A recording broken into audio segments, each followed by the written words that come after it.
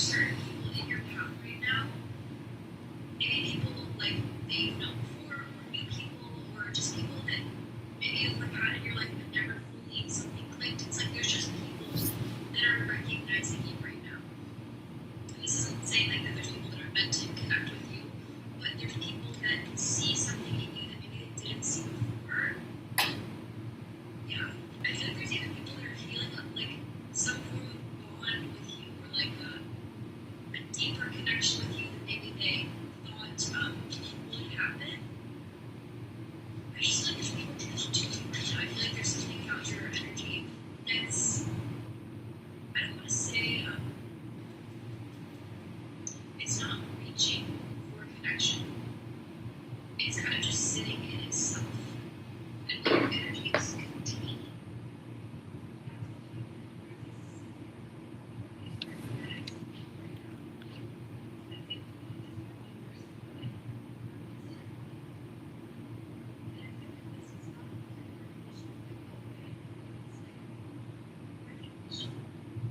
Like spiritual recognition. I feel like there are certain people in your path right now, maybe people like that you've known before, or new people, or just people that maybe you've like had in your life but never fully something clicked. It's like there's just people that are recognizing you right now. And this isn't saying like that there's people that are meant to connect with you, but there's people that see something in you that maybe they didn't see before.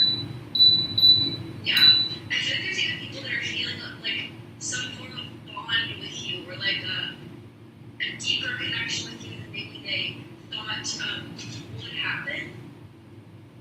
I just feel like there's people drawn to you right now. I feel like there's something about your energy that's, I don't want to say,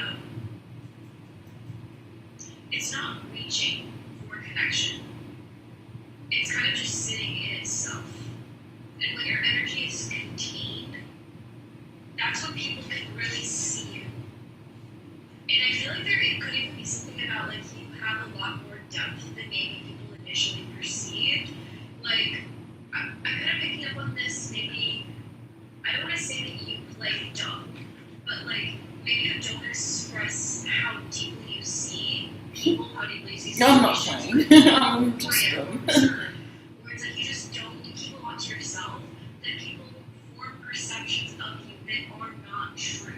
So like, when you are somebody that like maybe plays elf or something, or like, you just don't really say what you're thinking, people start to put you in that box of, oh, like, they don't see. Or, I don't know what I'm trying to say. It's like, I feel like you know what I'm saying. And I don't say people think you're dumb, or people think anything bad. It's just, people didn't know you had this depth to you, because you didn't let them see it. And I feel like for some of you, you could be the kind of people that like, you didn't even know you were doing this. You're just like, I'm naturally a reserved person, or I just don't know how to open up to people about what I'm seeing. It's like, you have to watch yourself for a long time that people perceive you in one light. And maybe you're somebody that's like vocalizing yourself more, or just expressing yourself more, or being a more authentic version of yourself, that it feels like you stripped back a layer that people didn't know was there. So it's like people are seeing a version of you they did not know was there. It's kind of like a flower blooming. It's like you can tell that something's in there. It's gonna happen. Like, I don't know, but like, you don't know just how beautiful it's going to be or how grand it's going to be. It's like that's the kind of energy. You're in like a full bloom, and people are feeling connected to you. And whether it's just people that like watch you from a distance, or people that you know you went to school with, or people that you were close friends with before, I just feel like there's just people that see you as a changed person, or there's just like recognizing something in you they didn't see before. And that's kind of flip me people that like you are connected with now. And it's like, maybe they just don't say it to you, or but they think it. Do you know what I mean? Like there's people maybe in your close circles, in your family, in your friendships, where they're like seeing a version of you they didn't know was there. And I feel like you even could be the kind of person that's like, maybe you didn't even know this was there. Like there's a part of you that like didn't fully know you had this in you, because you had nowhere to put it, nowhere to express it, no one to express it to, until you decided to do it, to express yourself, to say the things you were scared to. And it's like, I feel like you're watching yourself come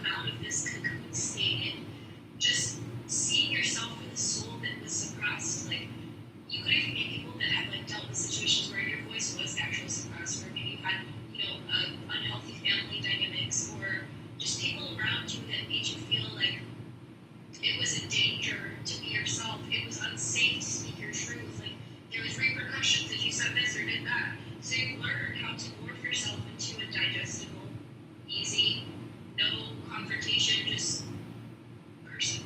But I feel like that's not who you are. You're somebody that does have opinions. You do have, a say and a right to be who you want to be, to express yourself how you want to, and to, oppose things. I feel like there's just something about you that used to be so easy.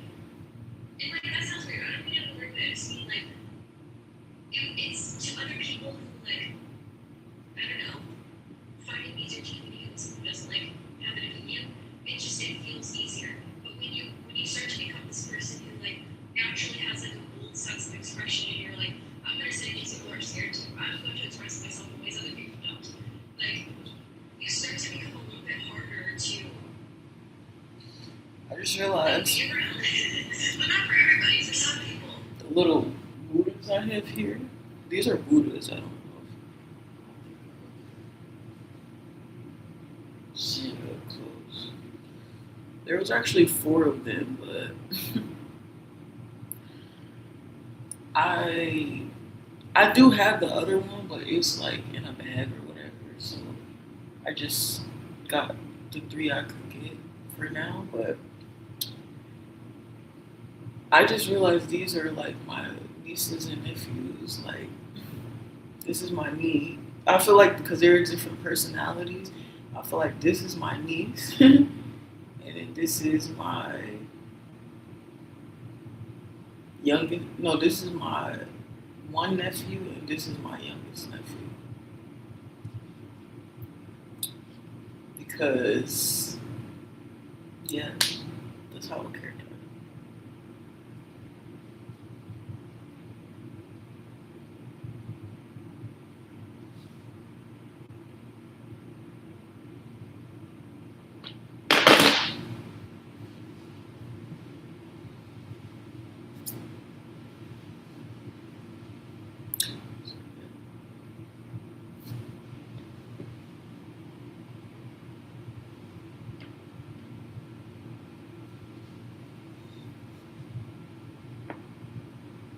But for other people, it's like you actually start to inspire people who are like, dang, like, I didn't know it was safe to do these things, or I didn't know that, like, I would want to, like, I don't know what I'm trying to say.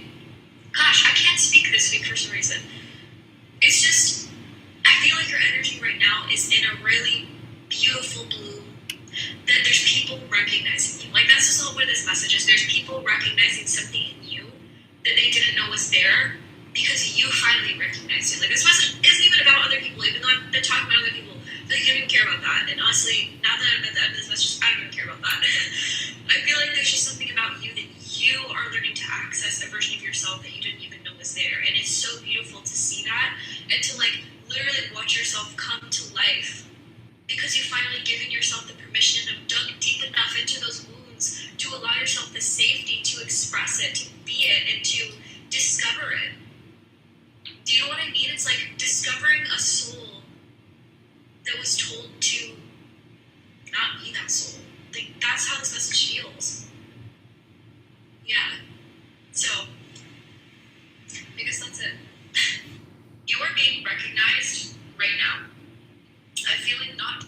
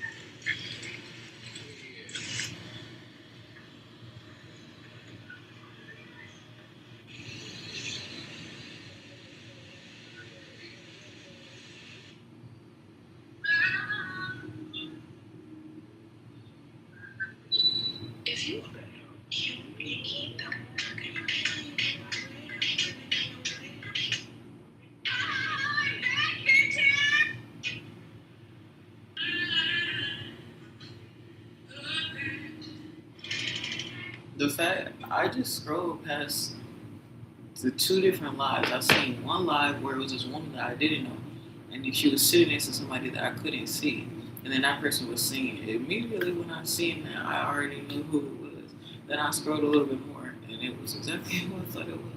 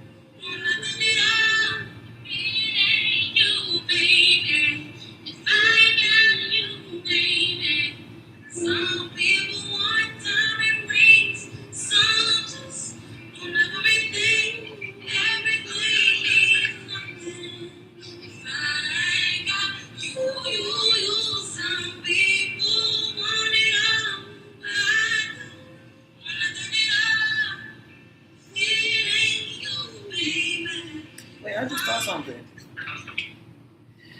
Find you, baby. Find you, baby. I ain't got you, baby. I ain't got you, baby. I ain't got you, baby. I ain't got you. I ain't got you, baby. I ain't got you, baby. Some people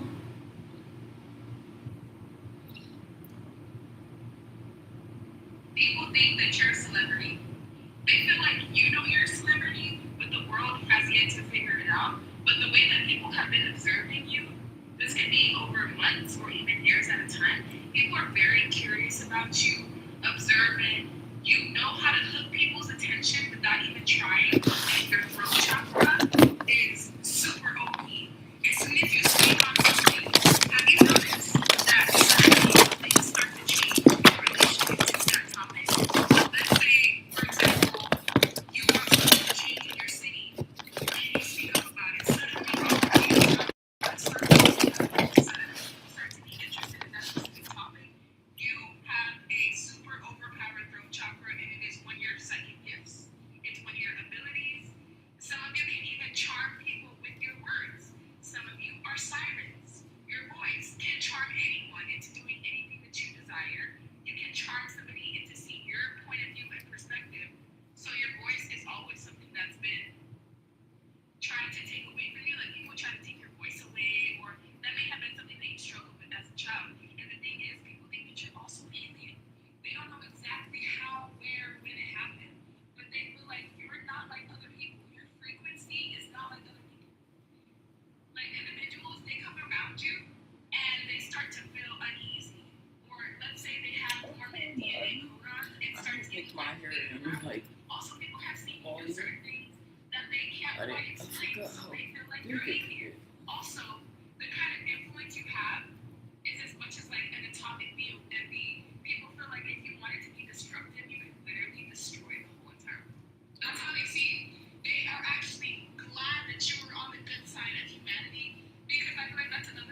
are afraid of you because they're afraid of, okay, if you was to ever turn.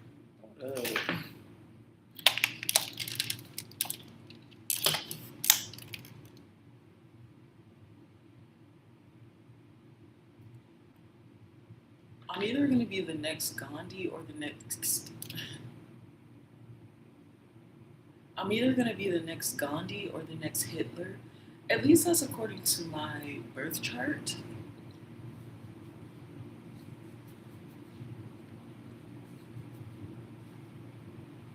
It literally reads as a leader, but it's either going to be a destroyer or it's the way my birth chart is set up. It's like heavy on being a leader, heavy on being a revolutionary, heavy on teaching, heavy on change. So yeah, that could go either Hitler or Gandhi. But the thing is, I was just watching this video right now, and then it was like a tarot card reading, and they were saying like, oh, people think you're like an alien or whatever, which, and how do we know we aren't aliens? What is an alien? An alien is just someone who's not from here, right? Like it's a foreign matter or whatever. So, I mean, where else would I be from? Saturn. If there's another universe, please make some noise. Give me a sign. This can't be like. If there's a part of being good, then where's my reward? The good die young and poor. That's so facts. That's actually what I was gonna say. So they were saying like, in the tarot card reading, they're like, people think that you could literally destroy the planet if you wanted to, and then it's a tarot card reading. They were like, but then she was saying also, but so that people see that power of like the destruction I could cause. And like it's true in my life because I'm like such a disruptor, and I always find myself. I don't want to talk about that right now. What I came here to tell you is, yeah. Then she was like, people are happy you're on the good side, and I just want to say, people assume that me being on the good side, whatever that side is, which I think when you listen to my messaging and you know my heart and you know my mind and you just watch me in action, and you know my life, like you know I'm on what people would consider like the good side. But people assume that being on the good side means that you are not destroying anything. When in fact, being on the good side is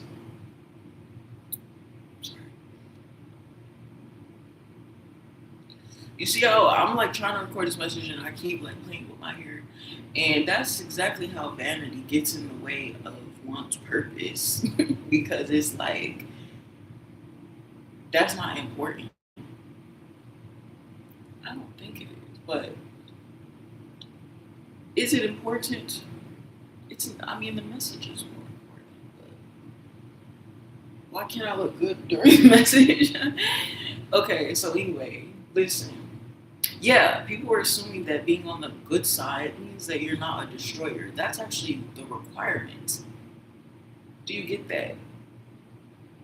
All the people that we think have done something good in this world and whatever, it's come from change and transformation because when this society first started, it was nothing. Obviously, everything that exists today, as we understand it, it has been built, it has been created. So this whole world, regardless of the details, it was started from scratch. That's creation. But when we were initially creating, it's not like we knew or we even currently know what the hell we're doing.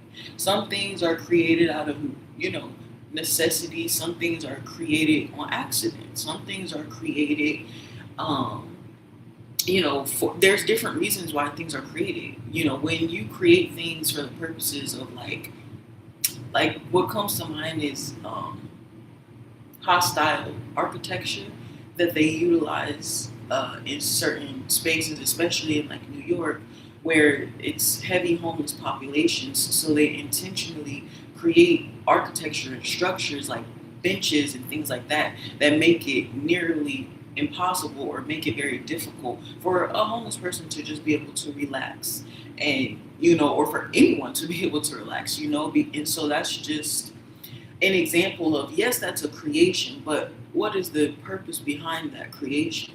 We're creating with the intention of hurting and harming people. We're trying to make someone else's lives harder, more difficult, more challenging. We're trying to tell people who that they don't belong. We're trying to make other people feel uncomfortable in what is supposed to be a shared world. We have to start questioning that creation. And so, but that's a part of the process. That's the point of creation. We are meant to be free to create anything, as you can see. People can create anything, but it's people who have tried to put a cap on creation. And they can't do that. And I was saying this as well the other day that reproductive rights are not just limited to pregnancy. Reproductive rights extend to one's own personal life and personal existence because every day that we live and breathe and the things that we create and the words and the concepts that we put out in the world, that's creating, that's reproduction, that's expression. So when we talk about putting laws and rules on reproduction, we can see, some of us can see how wrong that is. That maybe the reason why it makes sense though is because of people in the past who have maybe created things that were bad or were harmful. So we needed to create these limitations to stop people from doing that. That was so-called the intent. But coincidentally, it's the people who did the harm who put the caps, as though, and that was their apology. That was supposed to be their apology. They created laws, and that's the reason why white people are in power still. Even after all they did in terms of crimes against humanity, humanity forgave them because they created laws and rules promising that, and that essentially was supposed to be a promise of nobody's going to do this again. And so it provides a sense of comfort. But how are you making laws and rules for us when we're not the ones who did it? The laws, and the point is, it's supposed to just be a blanketed thing. But how are you the one who commits the crime, makes a law to tell other people to not commit the crime when you were the originator of the crime, and then you're just telling people not to do it, which means what? The thing that you did to them, you're literally telling them they're not allowed to legally or morally do back to you. So that already takes retaliation out of the question. And then they still sit up there, and then but people are thinking, oh, okay, well, now there's a sense of safety. Now we're saying we're not going to do it. But they're the enforcers, but then what do they keep doing? They still keep doing the crimes that they're telling us that we're not allowed to commit, that we never committed in the first place, that they were the ones that committed. They committed the crimes against us and then told us we're not allowed to do the thing back to them. And then we listen, and then we thank them for giving us the law because it seems like some sort of protection, but underneath it is really a vow on their part to not do that fuck shit again. But they're breaking it every single day. They still keep doing it, and then they've built these systems like laws and governments and court systems and these different enforcers in terms of parents, supervisors, teachers, bosses, whatever the fuck is, landlords. They got these different fucking people monitoring you to be an enforcer of the law. They got us paranoid. They're making other people paranoid against us because they're like, oh, we don't want them to do that. We don't. And the truth is, it's not that we ever did it. It's that if we were smart, we would have. It's about retaliation. And they're saying, how long can they get away with us not retaliating? How can the people who did the crimes tell us not to retaliate? How are they the ones creating the moral standard on what you're allowed to do? and what you're not allowed to do when they're the ones who did it in the first place. And then we just listen to them. And then they use the systems that they created to help perpetuate these crimes against humanity, but then they operate under the guise of power and control and leadership. So then nobody literally questions when they do it. But let someone else do the same thing who's a normal, average, regular person. People will literally condemn them to hell, think they deserve death, think they deserve prison. And that's what even pisses me off when I see these videos about people stealing. And so many people in the comments are, oh, stealing is wrong. These people need to be put under the jail. Like, look at it, like just saying the most vile, disgusting things. And it's like, oh, okay, so stealing is only okay when it's humans. When it's children that you're stealing, it's fine. When it's countries and land and culture that you're stealing, it's fine. But don't steal meat. Don't steal formula. Don't steal detergent. Don't steal cookies. At least according to my birth chart, the way my birth chart is set up, it's like heavy on being a leader, heavy on being revolutionary, heavy on teaching, heavy on, change. So yeah, that could go either Hitler or Gandhi. But the thing is, I was just watching this video right now, and then it was like a terrible meeting. And they were saying like, oh, people think you're like an alien or whatever, which like, how do we know we are people? What is an alien? An alien is just someone who's not from here, right? Like it's a foreign matter or whatever. So I like how I was low key, on the slightest key, I was looking a little questionable this morning.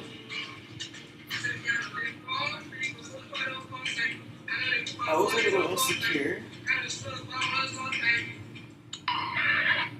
And then I literally just took my hair down now, and now I'm like, oh yeah, she's so totally back.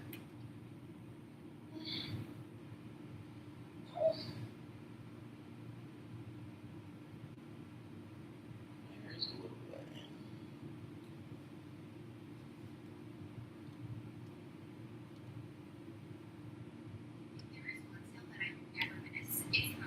I went off on a tangent on that.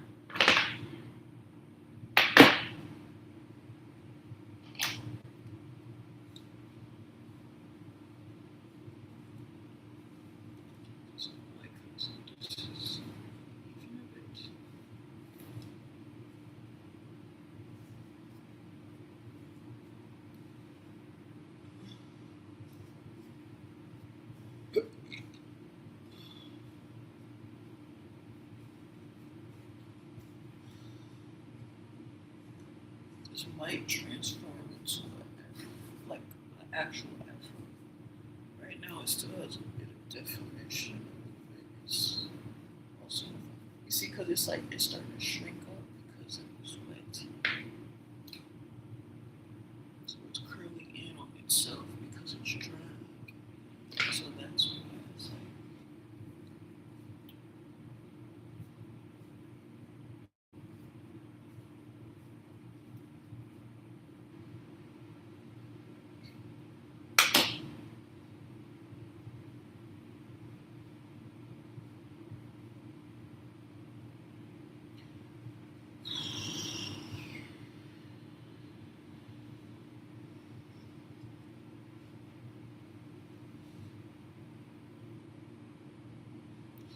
Sometimes I let them know I got clothes on. Trivial, right?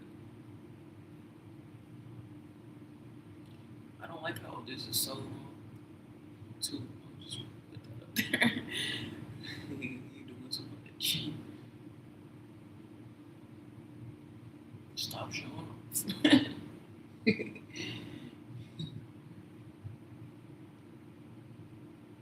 You see how uneven that is? But it didn't have to be. It's just my other hair is wet, so it's just cut it a little bit.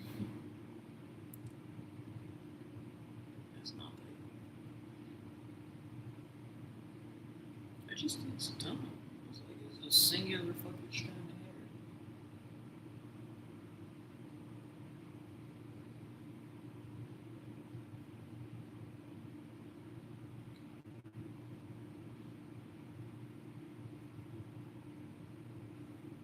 It is like super. So you're getting a little dry. How much time vanity is taking.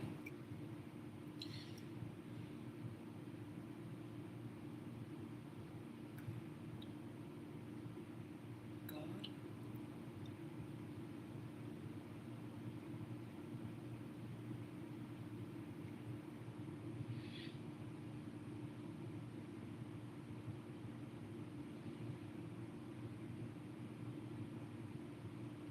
I'm either gonna be the next Gandhi.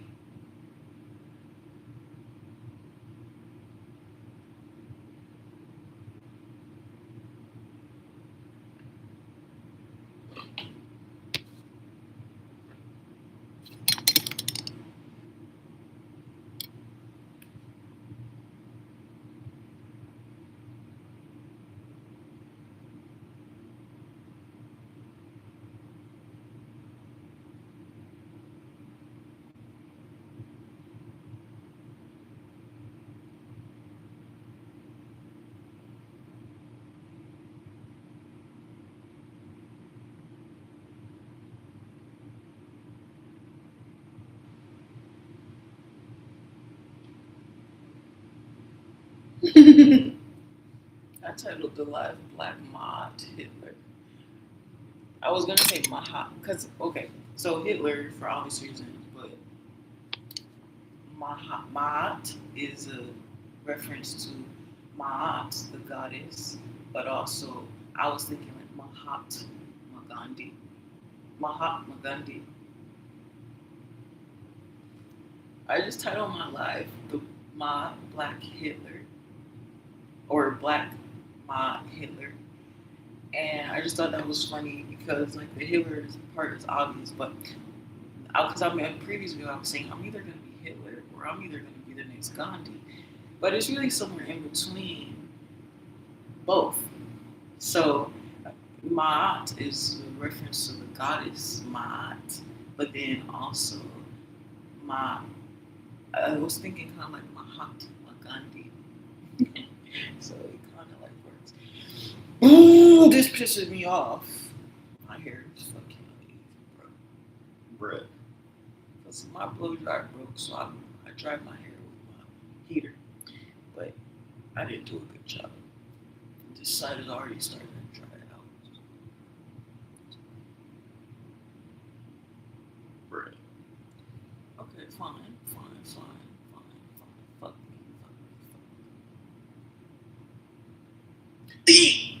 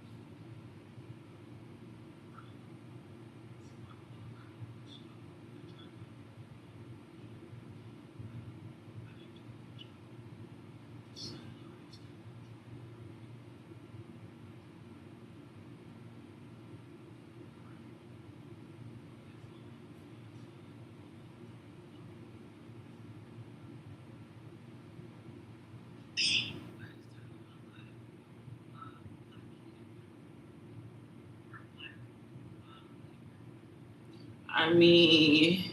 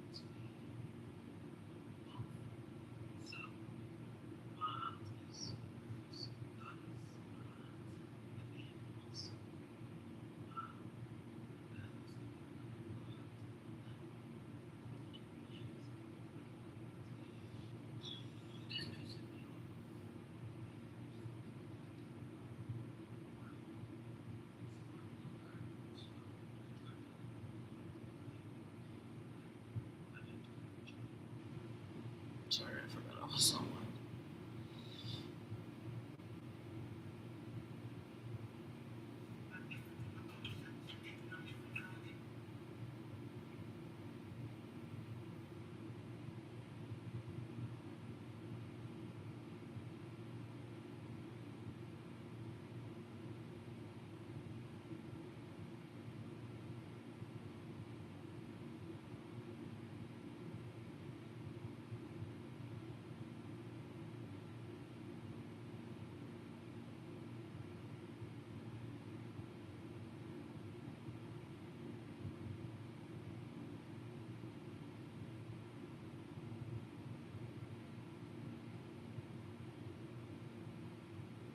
I really feel like cussing a bitch out today.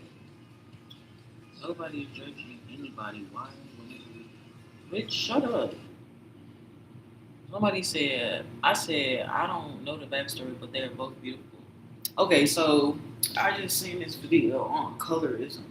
No, they showing this girl, I guess her name is Malia or whatever. I don't know her. I don't know what happened. Apparently, she did something where a lot of people don't like her for some reason. I don't know. And then they showed the other girl after, and it was a light skinned girl, and then it was a dark skinned girl, and she was like, oh, like, dude, okay, what she, like, dead ass, this what she said. She said, she posted this girl, apparently her name is Malia. She says, this colorist girl thinking she Mog because she light skinned. Okay. And then the next video was like, anyways. And then it showed a different girl, dark skin. Oh, dark skinned girls. Oh, I thought it was all one girl. So it was just showing like a compilation of different dark skinned girls saying like, girl, like basically comparing them, but also like, I mean, I looked at the comments, so I just seen like people weren't really saying what the girl did. They were like, she literally made it seem like being black was disgusting. What are these comments on about? So I guess the girl Malia, she was the one saying like, I guess she said something colors about dark skinned people, and she's like a light skinned person. Okay, but despite that, I'm just saying like she does look cute. Like I'm not gonna lie. So she did Mog. That's why I was confused. And then after then they were like, anyways. But it's like they all look good, but yes, there are true. There be those dog face ass light skins who think that they're beautiful just because they're light skinned, and then the world puts them on a pedestal, like just specifically for that reason. And it's like, yeah, no shade. Your facial feature harmony is not giving, but you know, you got the skin color going for you.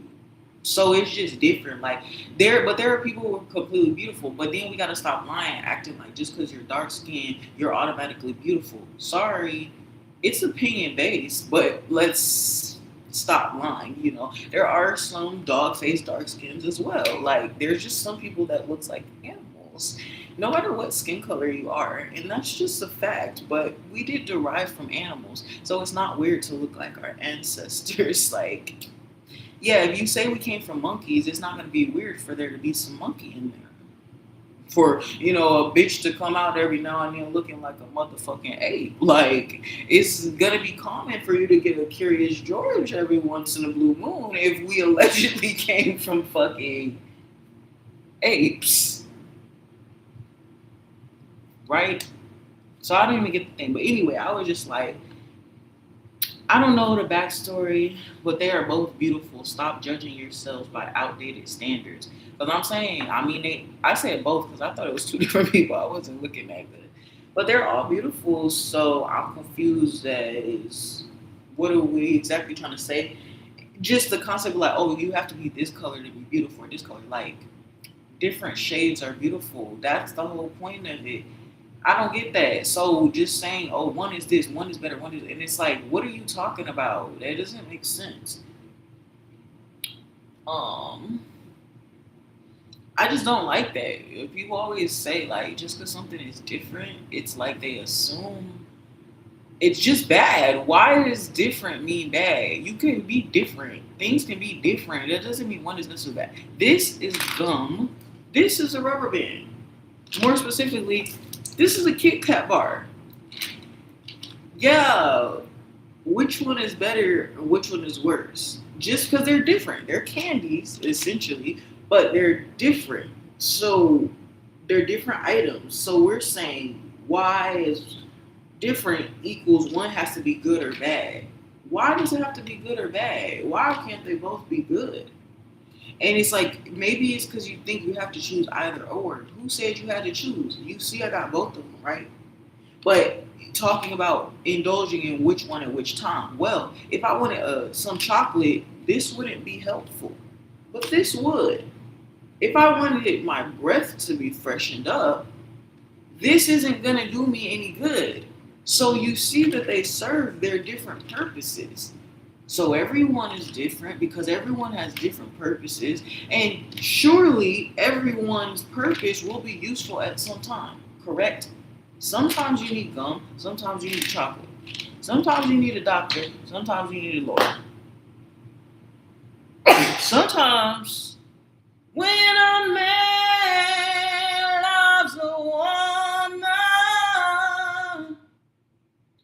when a man loves a woman, what? Nobody is judging anybody. Why, whenever we try to liberate our dark skin, who made that song? When a man is that by Percy Jackson? Who made that song? Or I'm sorry, who made that song? When a man loves a woman, he can do no wrong.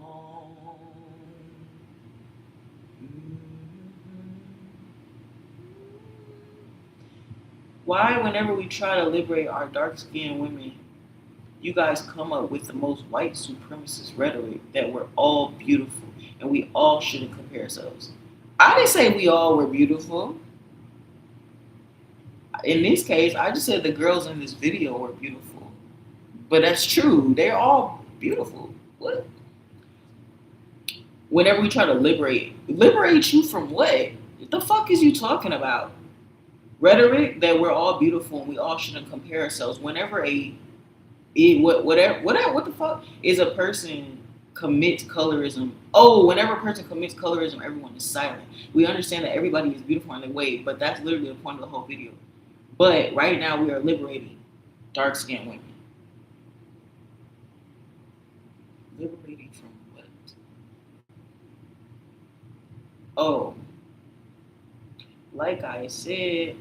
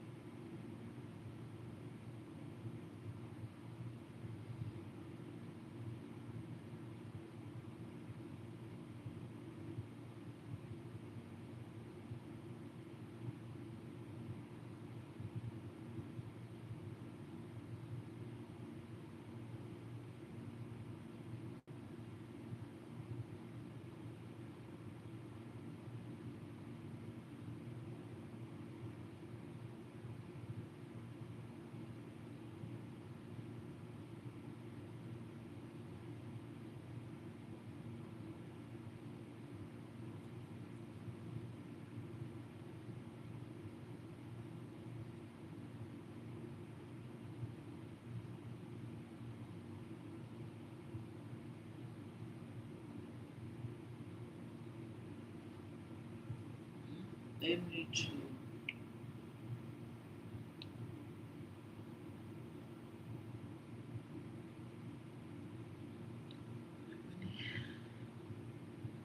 Ebony.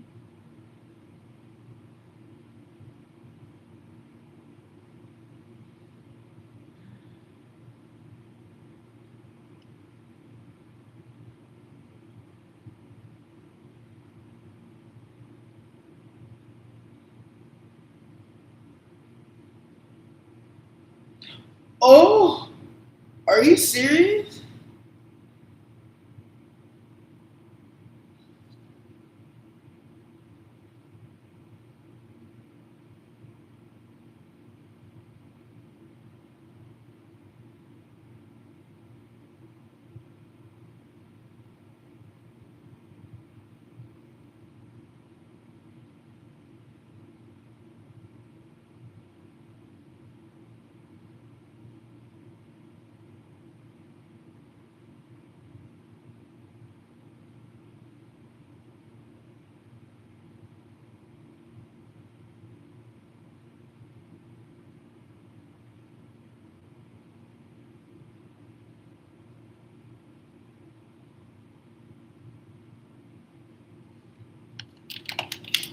Hi. Um,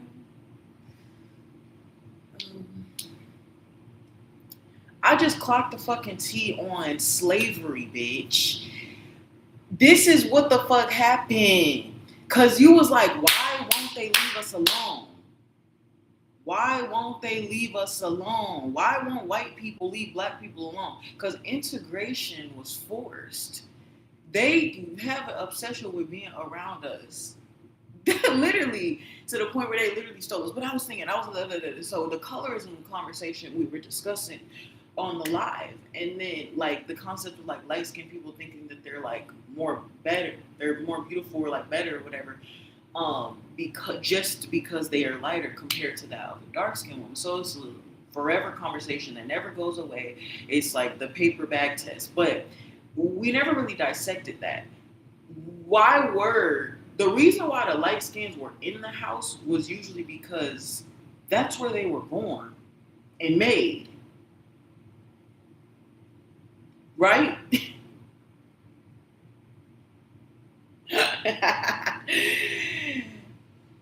So yeah, you're gonna be in the house. That's his child. That's Master's child. So I don't get why that wouldn't be the case, right? Yeah, they're gonna be there.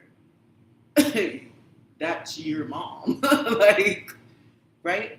Or you, or like, there's a there, right? That's what often happens. A lot of times, these lighter skinned slaves, they were the product of rape or just race mixing, or what you would say is race mixing of the white and the black or whatever.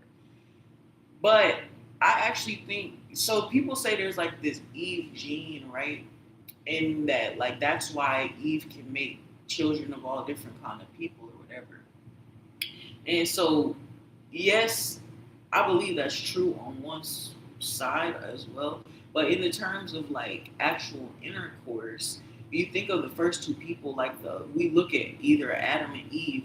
Biologically, we know based on like the phenotypes and stuff that it wouldn't be possible for all of us to come from Adam and Eve. But it also wouldn't make sense for all of us to come from two black people. Correct?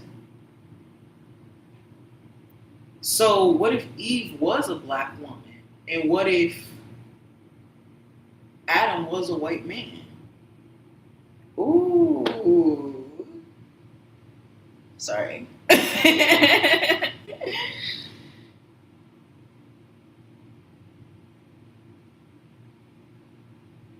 um,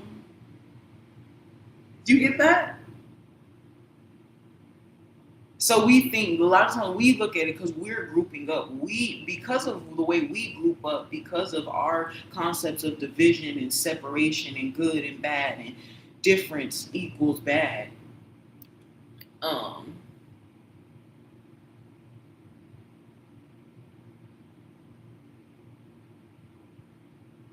yeah, in that kind of concept, we would think that, okay, hear me out.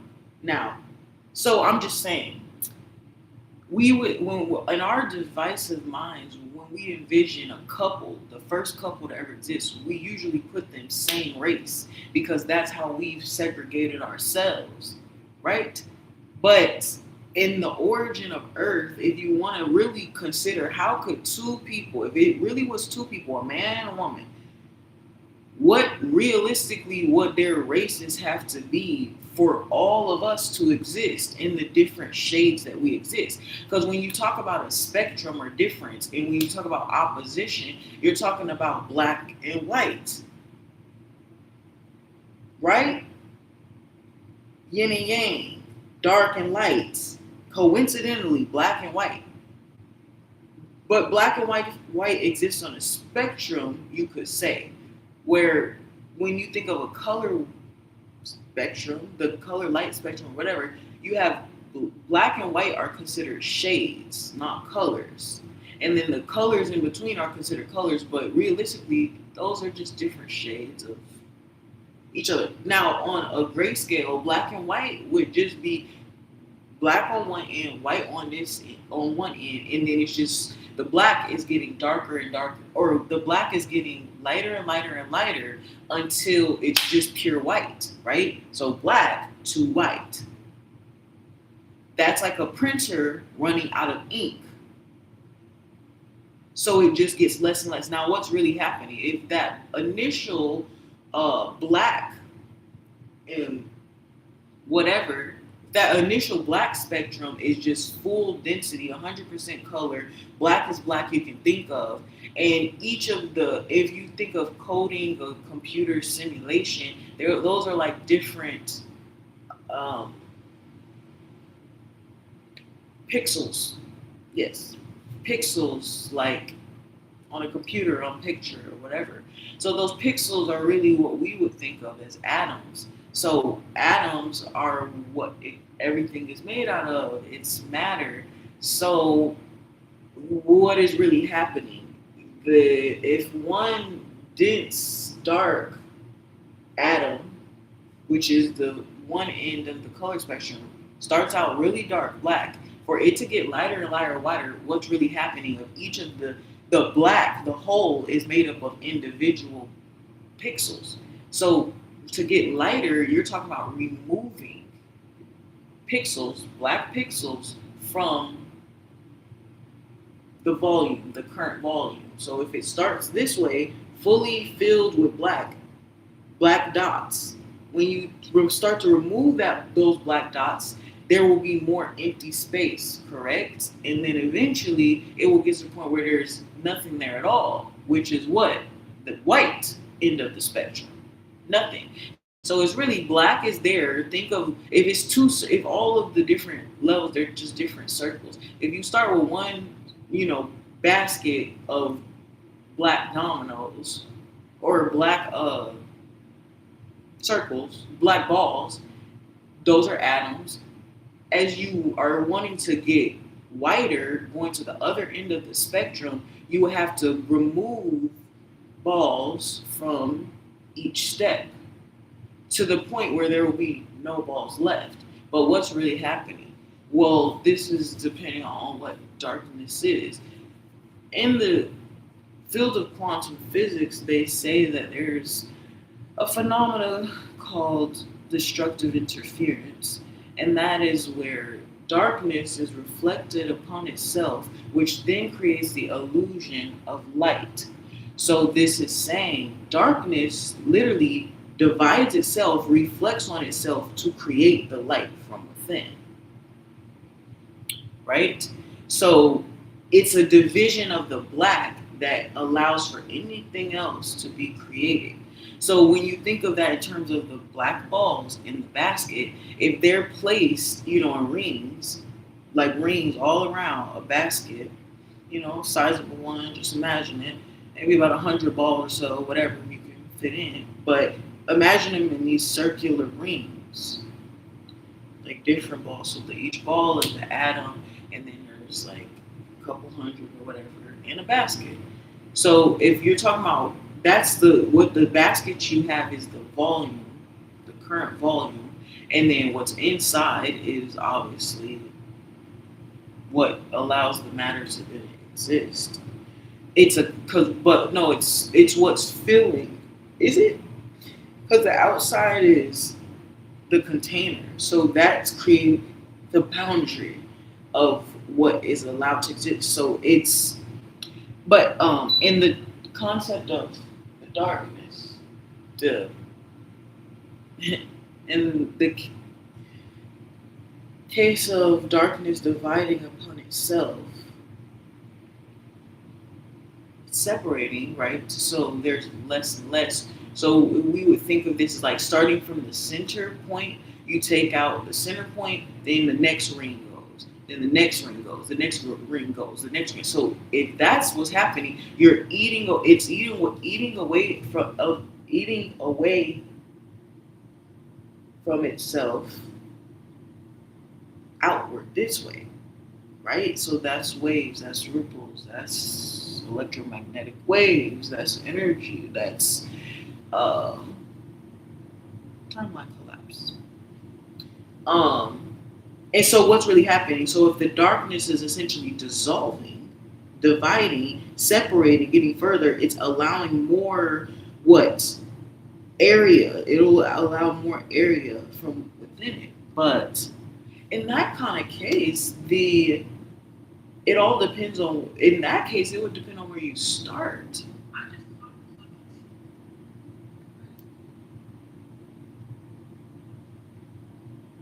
In that case, it would depend on where you start because then whatever if it's from the inside. Oh, I got you. So it is from the inside out. So yeah, that in that case, if what then is when you eat away from itself, right? Whatever left, that's the open space, that's the light, that's what allows for creation. So then is what can be crafted. So it's there's no limit to that. If it's from the inside out, you get that? We start from the center point, like in your creating outwards, as we like civilizations grow and like from the 13 colonies and as we've spread more, and it's like we think there's a limit to that, but there's not. There we just started it happened to start at the center point, but with the people in the 13 colonies, they never would have thought what currently that the world that we know today, people in the 13 colonies wouldn't have known that. There's no way they could have perceived it. Imagine if you just pop up on a place and then you start into the center point. It's like any like those building games, like you like create your own farm and stuff, and like harvest plants or whatever. Then it's like a video, you like a phone game or whatever. But it's like, you start with one house, one business, one little startup, and then you expand and you go outwards. So that's exactly what we're doing. And we think like, oh, resources are finite, things are finite, this, and it's like, um, the 13 colonies thought the same thing.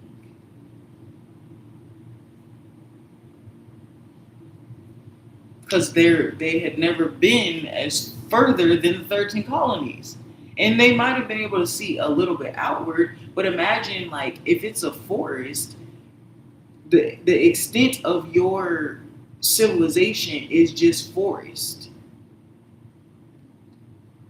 Yeah, it's there. You don't know anything, whatever. Are you gonna go in? Someone will have to take the risk to go in and explore and find out what is in the forest. So when where your exploration ends is where your expansion ends. Where your exploration ends is where your expansion ends. So if we're complaining about being crowded up on each other, that is a call for expansion, which means someone has to do the exploring to see what lies beyond.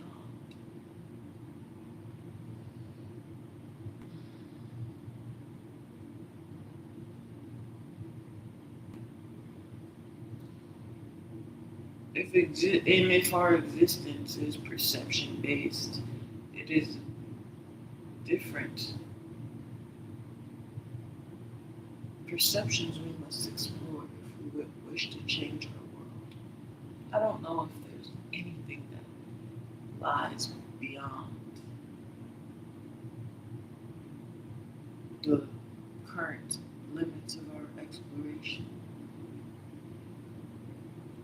That's the fun part to find out, because what would be found in expansion is what we create along the way. That's so we don't know what it lies beyond because we haven't created it yet. So if the way that our mind, the way we experience reality, if it is through the perception, if we want to change our world, if we want it to look different, if we want to grow our worlds, if we want to explore beyond our wildest imaginations, then we must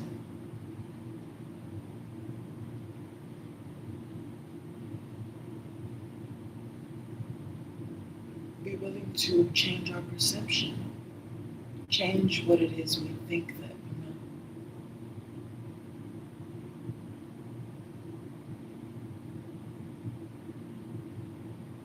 Being able to admit that we don't know anything at all. If that's what it takes to motivate you into learning. So,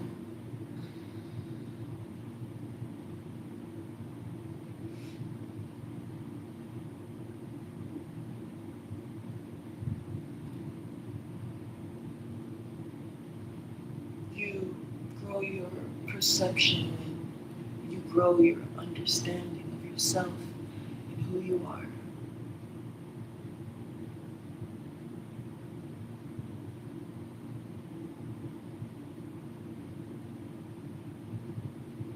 And the more beautiful that you realize that you are, the more beautiful your world becomes. So there's a certain peace and a certain comfort and a certain freedom that comes with knowing who you are. So many who are experiencing oppression and restriction and powerlessness, they are those who don't know themselves. So you will always suffer when this is the thing that's happening. You will always suffer when you refuse to see your own beauty. This is why suffering is a choice. Your choice to own your own existence and your own beauty. To be proud and to be grateful and to be thankful for exactly who it is you are. A lot of the shame and guilt that we carry is because of the things that have happened to us. But the true guilt and shame lies in the fact that we haven't done anything with what happened to us, as though it happened for no reason. The things that happened to you were things that you were meant to use to craft a beautiful life, because you're changing. Things that happen to us, they've caused us to change. They've guided our future decisions and our future actions and the reasons why we refuse to take steps forward. things that happen to us are the barriers, the obstacles. The obstacles are for practice.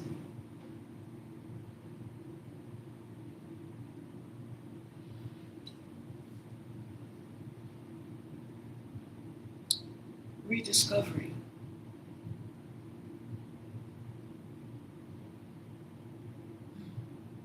Just play it out. Everybody's bored. Everybody wants discovery.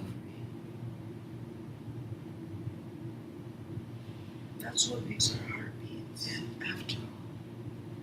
And that's what we live for. That's the only way we can live, is for the leaps our hearts take.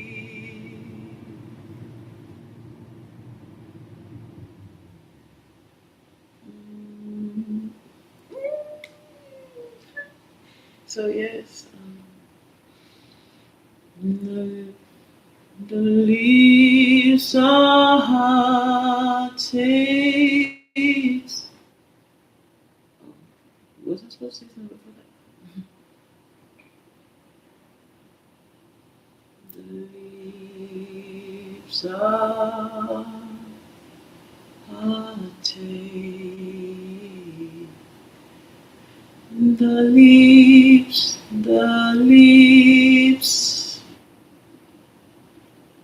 ah,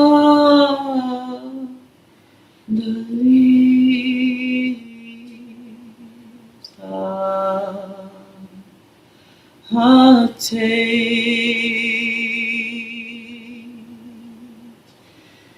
The leaves, okay. The leaves.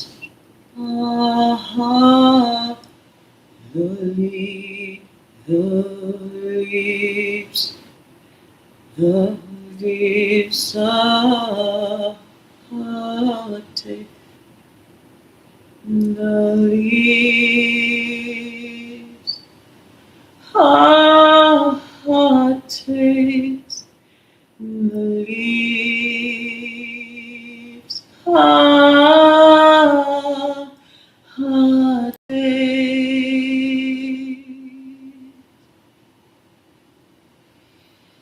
when we're in love, it's the message we can leaves the leaves our heart takes. The leaves our heart takes. The leaves our heart takes. When we're in love, the leaves our heart takes. The leaves our heart takes. When we're in love,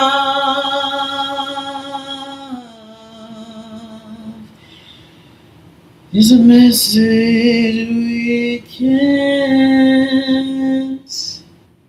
take. Is a message we can make with when we're in love. Is a message we leave. The message we need today.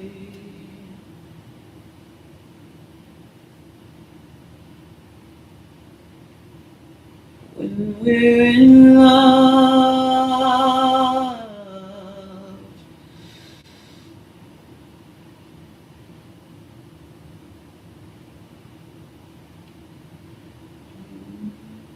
is it weird or you?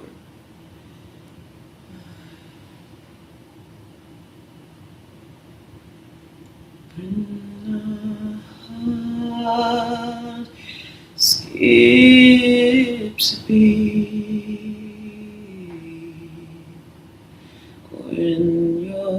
in love.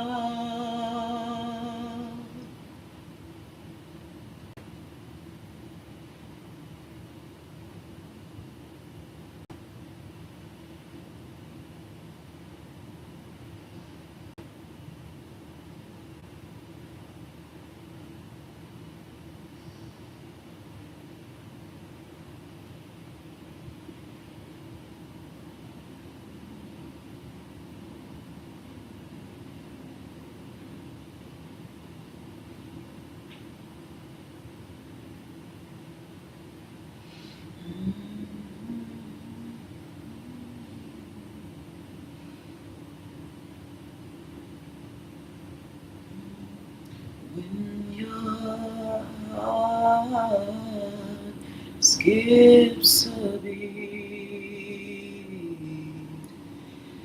'cause you're in love,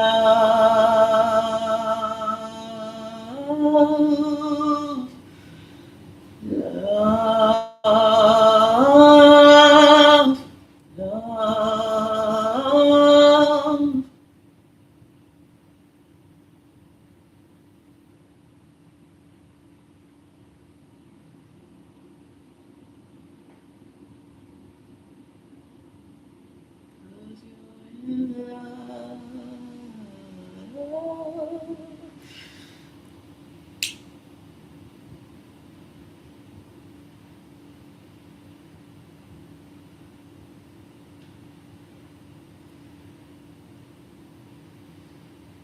Oh, when your heart skips a beat, 'cause you're in love.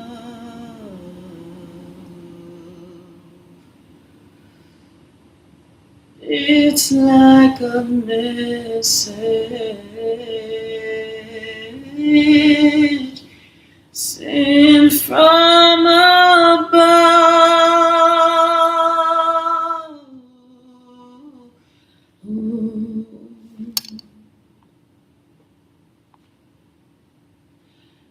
When your heart skips a beat, 'cause you're in love. It's like a message. It's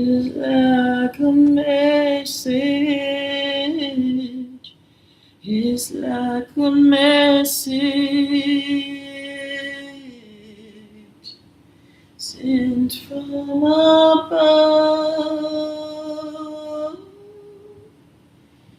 It's like a message sent from above.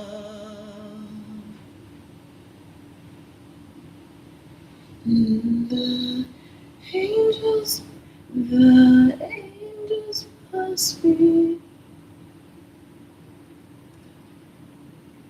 The angels must have sent you directly for me.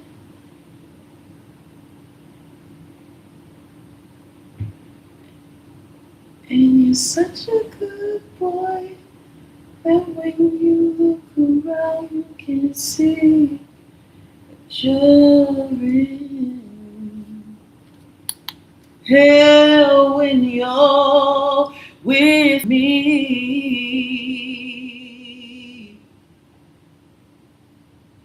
You don't know I'm no good.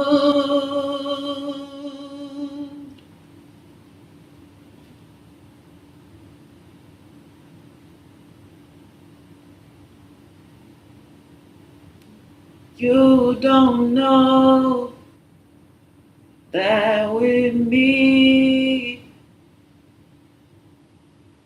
you're not getting what you need.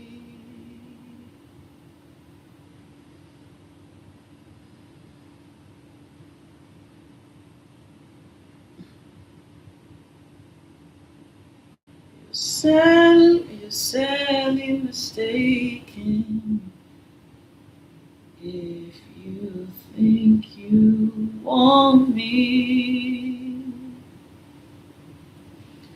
Sadly mistaken if you think you want me.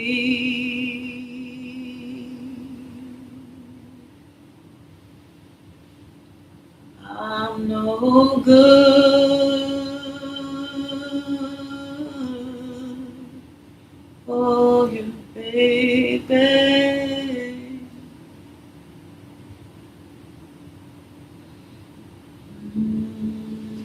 You're too good and dumb to see that I'm not good enough for you, baby.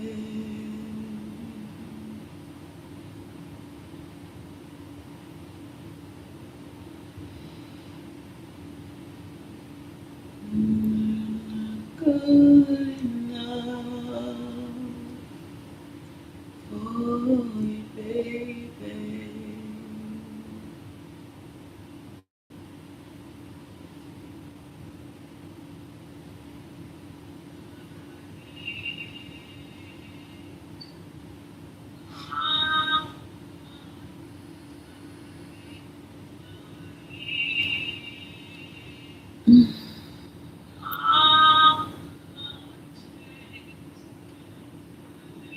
What was I saying for this? Oh, sorry, I was saying something.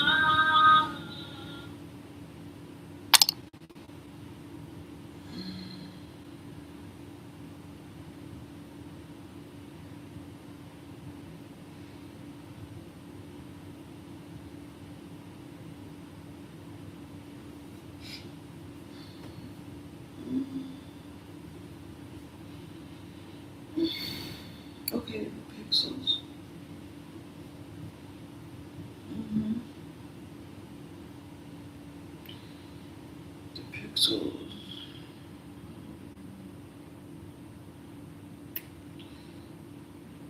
Um, okay. The dots. Yes.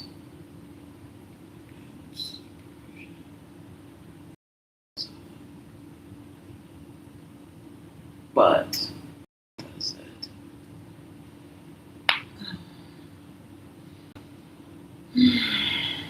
Sorry.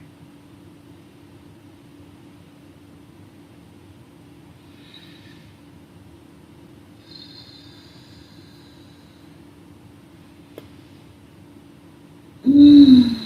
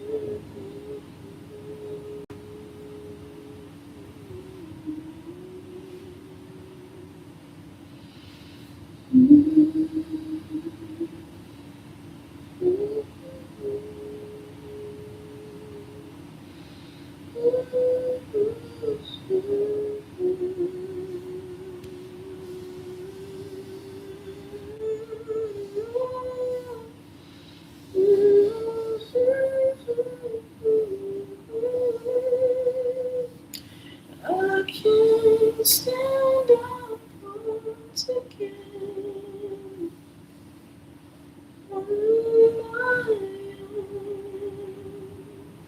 And I know that I'm strong enough to make and every time I see your face, I hold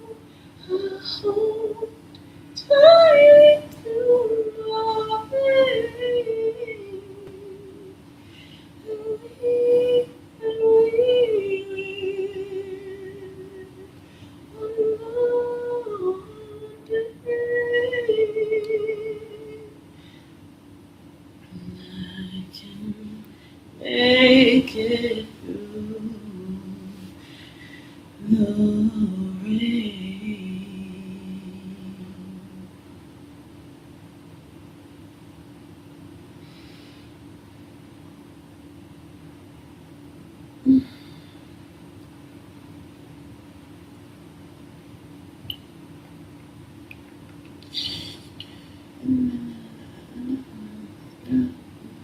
But then really to make all of the colors,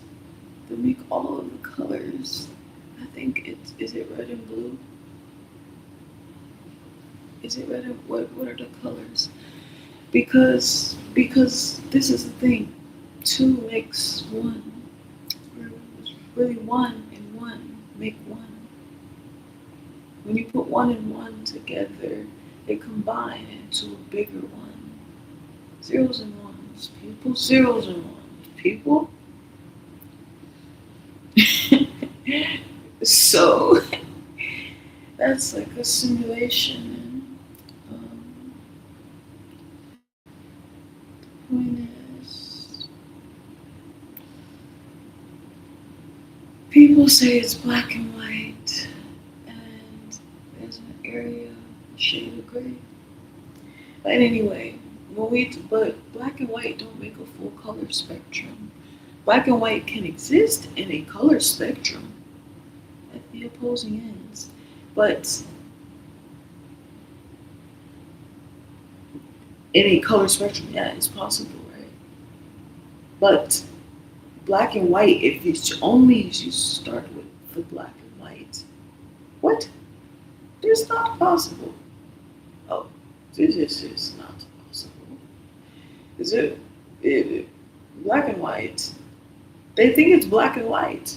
But when we explain the creation of existence and we talk about color mixing and we have different shades of people now, that is going to be a mixture of red, green, blue, maybe some yellow, maybe some black, and some white. Similar to the televisions and the old gaming TVs with the aux cords and the sounds. So red, but it's red, green, and blue. RGB. This is creation. So really, our existence is not a mixture of black and white. It would have had to be two people that created a third due to their integration. So could it be that it was red and blue that existed because the matrix, and then red and blue combined to make green? So that's how color. I don't actually know if that's how the color wheel works, but that should seem right. Wouldn't it be red, green, and blue, and then the center will make a vortex? Or is it a thruple? It's a threesome?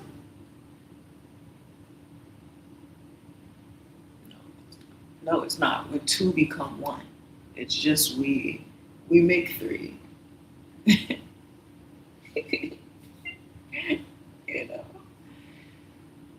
Wait, how do we make three? No, look, like proton, neutron, electron. That's positive charge and a negative charge. And there's the neutral charge, but positive and negative cancel each other out. That's the opposition, right? So positive, that's a cross, which really is an X, which then you, what? What? What? X? What did I say? Why did I say X? X. So, red, green, yes, blue. No, one and one.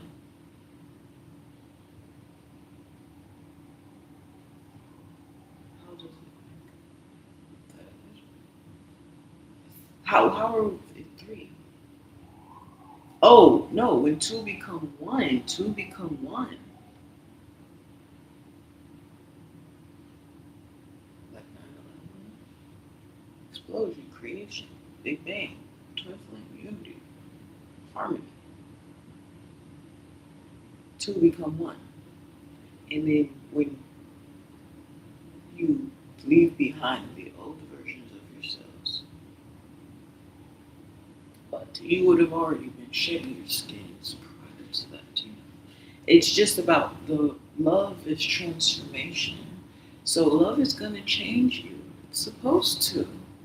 So if you are getting a relationship and you don't change from who you used to be prior to the relationship, prior to knowing that person, that's not love. Love transforms. So if you don't have the ability to inspire change in people, that's what love is. Love is you being so you that you inspire other people to do the same.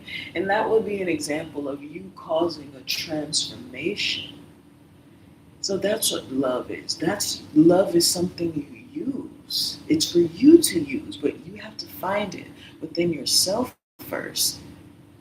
And then the expression of that is just you being yourself. And so when you really find out and really understand what love is and you recognize that, that's when you experience it.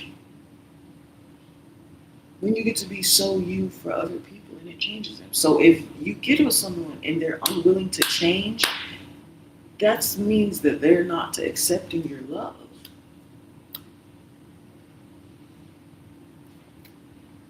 You know, but love is also a preserver. So it doesn't just transform. Part of transformation, there may be a drying process, you know, like a chrysalis, like a butterfly. There may be a baking process. You know, there may be a period of rest or waiting. So that's the part of transformation. It doesn't transformation is the act of change. That's the digging. That's love. It's gonna move you. It's gonna make you wanna ooh ooh ooh ooh ooh ooh ooh.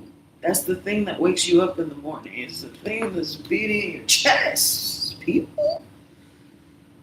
So when you find out what that is, then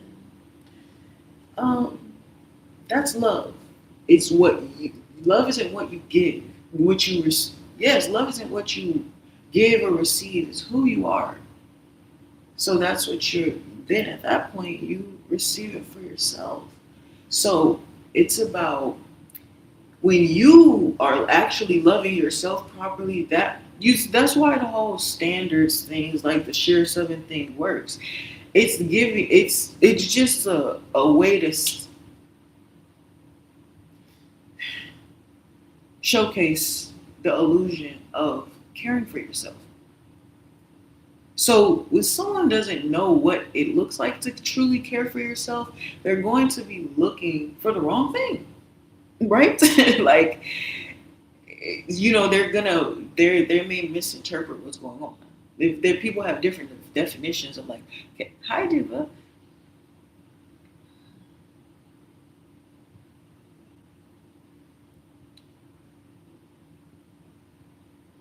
If people don't have the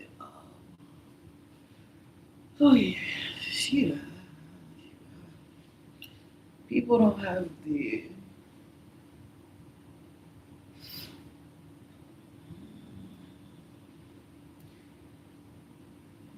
yes, love. It's not something like you. Mm.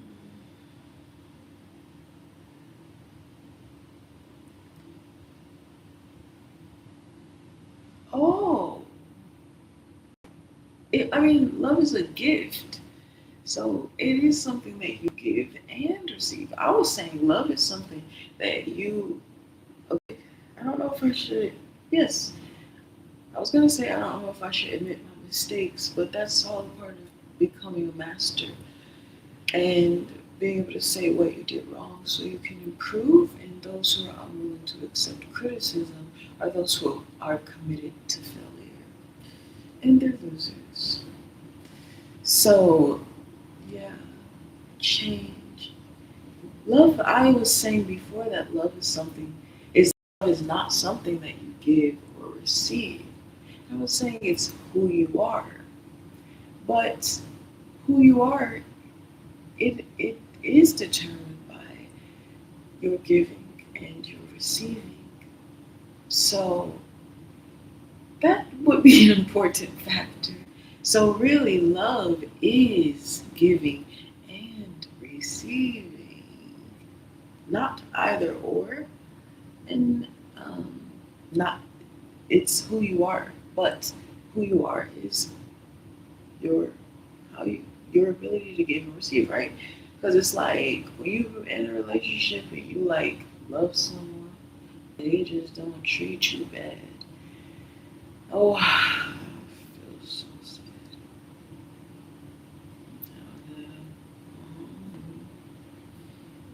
Crying your heart to me. You were my everything. I swear the only thing that matters to me. Oh, baby, baby, baby, baby, baby.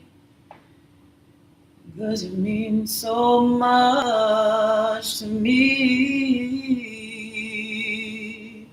And I can't stop thinking about the way my life should be. And I can't stop thinking about the things that you do to me. And I can't get you out of my head. Lord knows that I did intend to.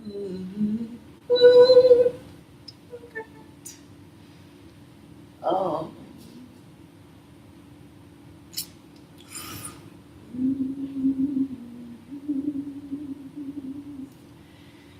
Baby, they're tumbling down. They didn't even put up a fight. Didn't even make a sound. Found a way to let you in, but I never really had a doubt. Standing in the light of your halo, standing in the light of your halo, I got my angel now. It's like I've been awakened. Every rule I had you breaking. It's the risk that I'm taking. It's the risk that I'm taking. It's the risk that I'm taking. It's the risk that I'm taking. It's the risk that I'm taking. I ain't never gonna shut you out. Everywhere I'm looking now, I'm surrounded by your embrace. Baby, I can see a halo. I pray it won't fade away. You're everything I need and more. It's written all over your face. Baby, I can see a halo. Pray you won't, I can see a halo, halo. Ooh, hit me like a ray of sun, burning through my darkest night. You're the only one that I want. Think I'm addicted to your light. Think I'm addicted to your light. I swore I'd never fall again.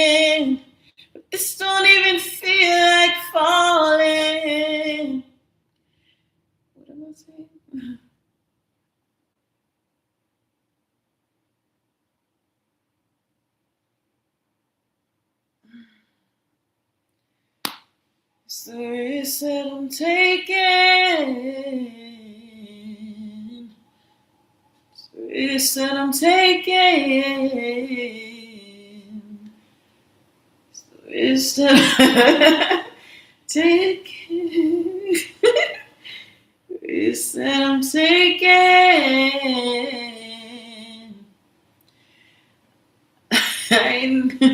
So you said I'm taking. I'm trying to do something. So you said I'm taking. I ain't never gonna shut you out. I ain't never gonna shut you out. I ain't never gonna shut you out. I ain't never gonna shut you out. I ain't never gonna shut you out. Everywhere I'm looking now, I'm surrounded by your embrace. Baby, I can see a halo.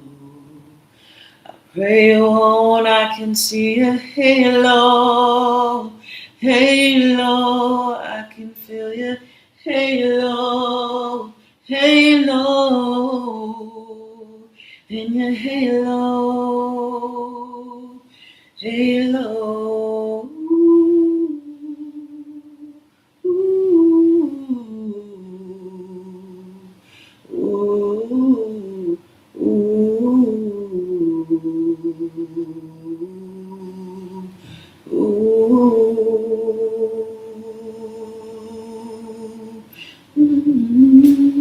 Everywhere I'm looking now, I'm surrounded by your embrace. Baby, I can see a halo. Pray it won't fade away. Everything I need and more is written all over your face. Baby, I can see a halo. Pray it won't fade away.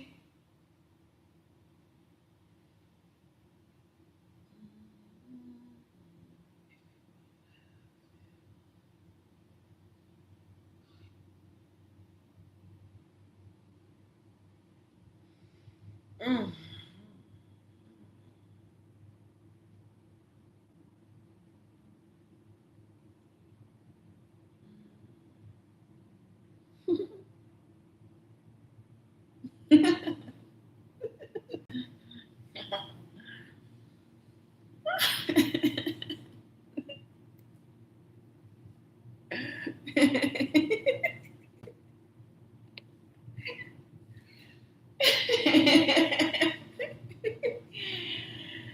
um.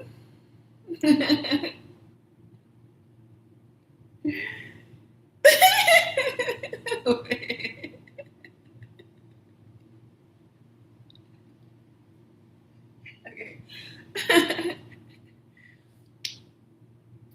Is Kaisa not considered like a dwarf in like medical terms? I was just wondering because I've been like I've been okay. So I've been seeing like the street university stuff and just like seeing him like especially like come on, it was the commercial. It was a great commercial and all. But like the Harry Potter thing got me thinking like Hogwarts. So every time you see him like running around on campus now, I just think of like, you know, you know, or like a goblin or something. Because um,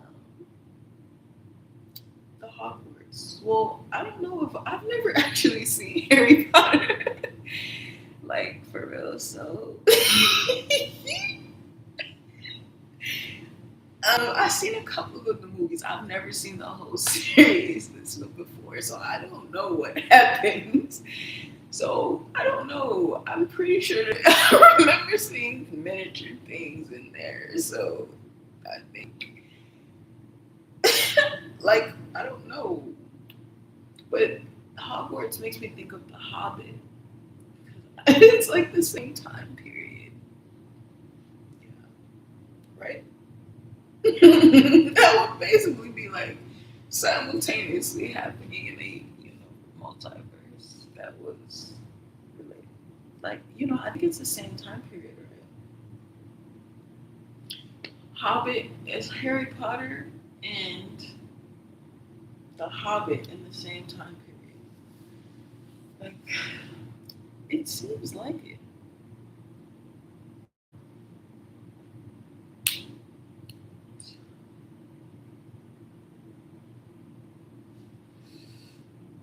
But anyway, yeah. So in the Hobbit, there's definitely like many people, like little people.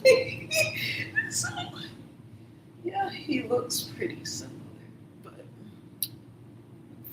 we've never met in person, so I wouldn't know what the actual height difference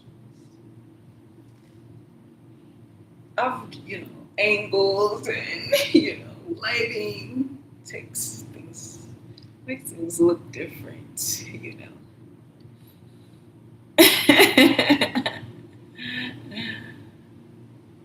Eh, so anyway,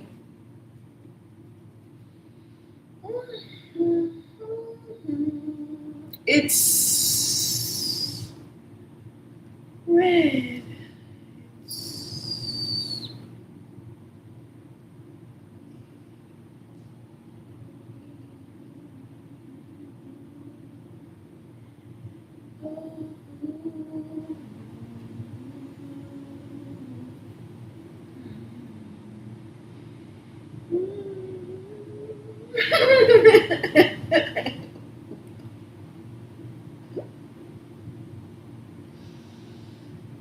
Oh my gosh, bro. Okay, but anyway, no offense to like little people. I like little people.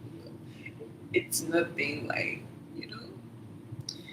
It's just a serious question. Like he just genuinely looks like really, really, really, really, really tiny.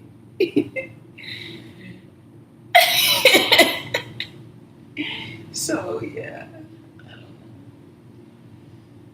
I don't know.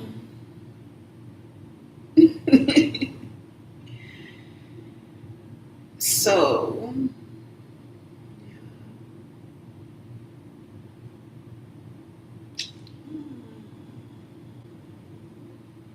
yeah, but no offense to the little people. I like leprechauns. Yeah, I've seen one before. A real one? Yes.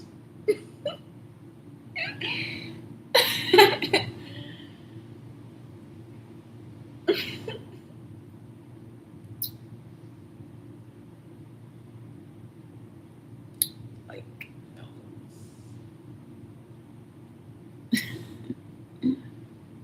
Nose. I mean, I like the movie. The Night at the Museum. All the little things, that's Honey, I Shrunk the Kids and stuff. And it's like, oh, ew.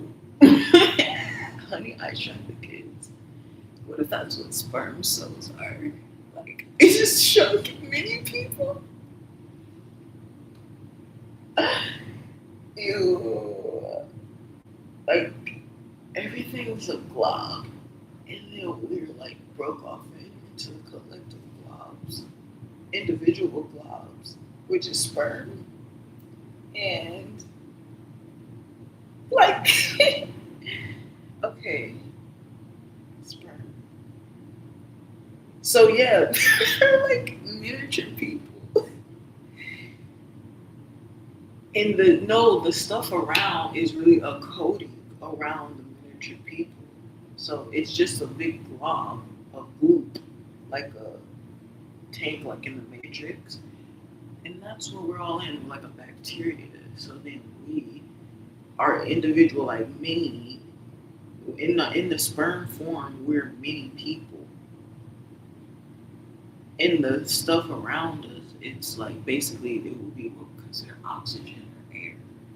So when that's then spit out, we're many people. So if you get dropped off, if you like basically kind of latch on, then I guess you have to. I don't know. I think you just have to survive.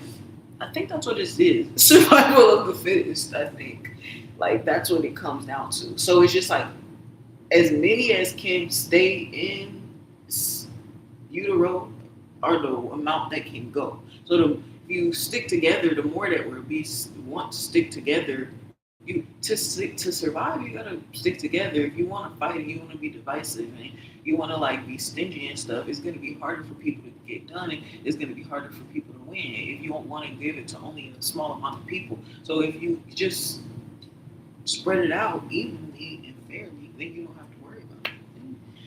So like, but this point of like needing each other, you need each other to survive. So if it's like your survival rate increases the more that there are, so why would you decrease your chances just for nothing? Where it's just going to end with everybody dying. So the more you stay together, the more you will sustain. So as many that can exist. So you think of like animals who can have like eggs or kids, they have multiple. Yeah, it's just that's how many of that thing are existing, and usually why. Notice how these are animals; they're considered animals, but what do they normally do? They usually run in packs. They usually have groups. There's hierarchies, there's boundaries. There's like that whole, the rules of nature and things like that, right? And notice we say that.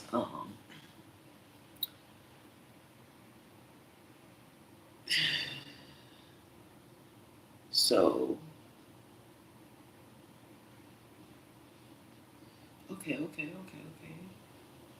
I think bacteria is our ancestors. So yeah, if that's just bacteria, it's like an ectoplasm around us, which is like air, oxygen, and blood. That's the liquid, and then there's liquid. Um, yeah, so we're many people, and then when we get spit out, we grow and grow and grow and grow. It's like seed, fertilizer, plants that get grown, and so, but to survive, it's like a caterpillar in a chrysalis or a cocoon. Within the caterpillar, they must actually caterpillars. I heard they eat themselves and they liquefy themselves, which is like a transformation, an alchemical process, and then that's what allows for the transformation to occur. You must, bridge your own internal divide in order to bridge the external divide. So for you to get outside of your cocoon, for a caterpillar, right, you get inside, there's a waiting period. That's the building, that's the construction period. When the building is finalized, that's when the butterfly emerges in full bloom. So we are like the seeds that have been planted into the earth, and the oxygen and everything around us is what's keeping our survival rate. But we've learned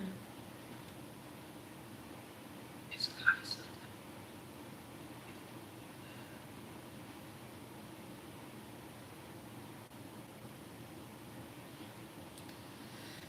um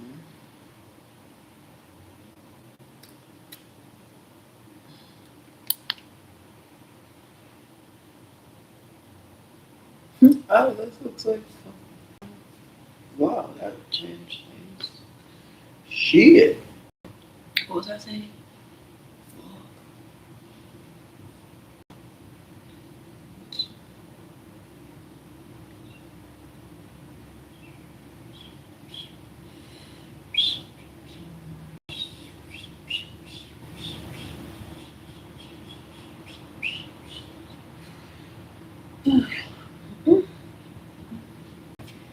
Sorry. I forgot what I was going to say. Oh, yes, the ectoplasm. about some. Oh yeah, the ectoplasm. I lost it. Like, I lost the motherfucking. I lost the plot, bro. Like, what am I talking about? Oh yeah, the ectoplasm. But it really is ectoplasm. So we are miniature people. And when we are born, we are seeds planted into the earth. And then that's how we grow and we evolve and change. And we're like plants of the earth and whatever. And so, it's like, but you are equipped with everything you need to survive. But you have to remember that, so, right? When we outsource our power, we're going to be waiting to the extent of when the power wants to give it to us. When we recognize our own power within, then we won't have to wait. And that will increase our chances of actually ever getting to bloom. Right? So, um, yes, when you remember that you are a self-sustaining source, 100%. You are sustaining yourself. So if you talk about survival and existence, if you believe that you have limits, then that's the limits that are going to exist. So whatever limitations you craft in your mind, then okay. But so in that may be for a reason, like when a butterfly comes out of its wings, uh, when a butterfly comes out of its wings, it doesn't just immediately start flying. It can only fly when it's ready to fly. That's the point of it. Whatever art craft you have created, whatever you've worked on, however long it takes you to do that, that's when it's going to succeed.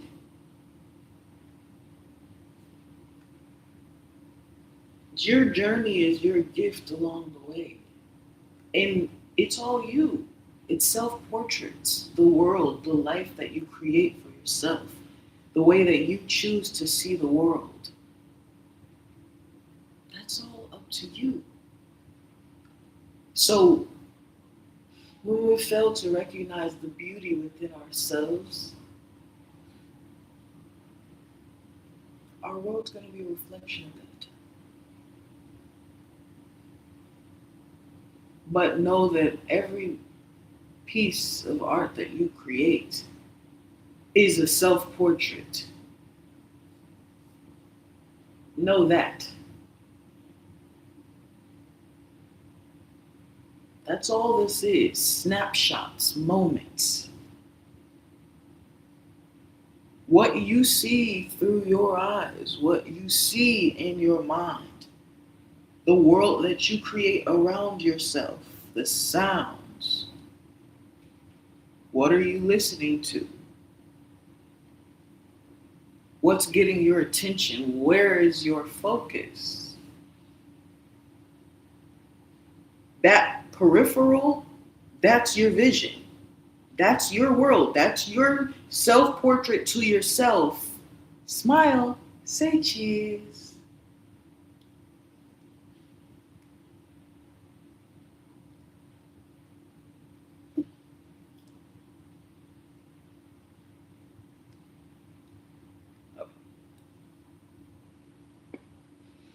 Mm.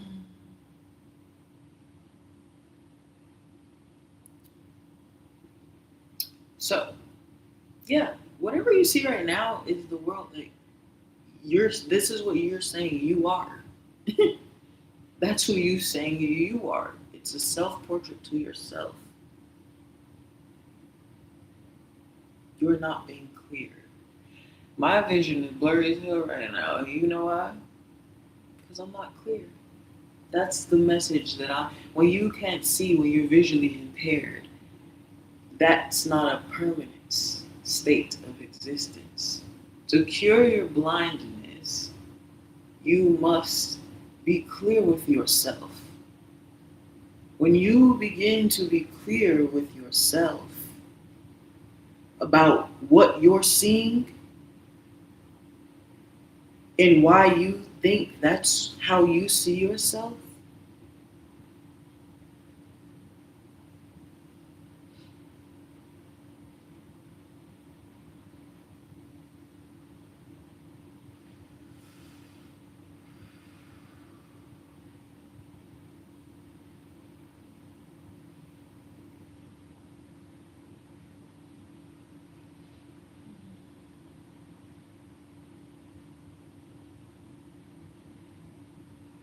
yes, yes.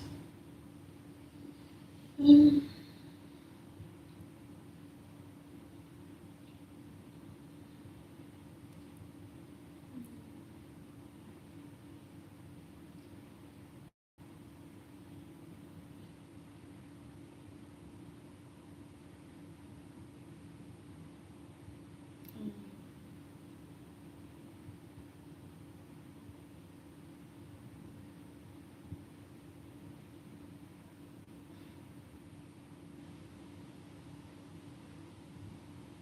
Yes, so when you begin to be clear with yourself on your intentions, on your purpose, on, you know, how, but maybe you're just in the process of finishing the portrait. Maybe it's not done yet. You're crafting it every single day. So when you begin to be clear about what it is that you want, that is when you will have a clear vision of what you want. And you will realize you are already living your dreams. And when you can stop second guessing your work, you'll realize you already made a masterpiece. So, you know, otherwise you nitpicking, you're like, oh, this is wrong with me, this is wrong with me, this is wrong with me. And it's just like, yeah, then you're not seeing yourself clearly.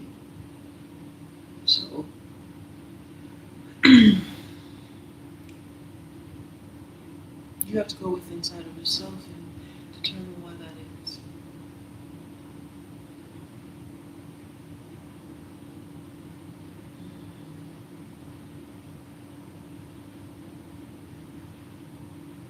Mm-hmm.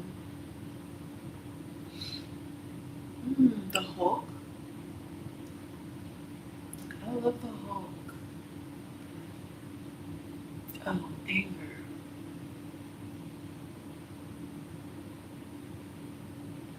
Mm.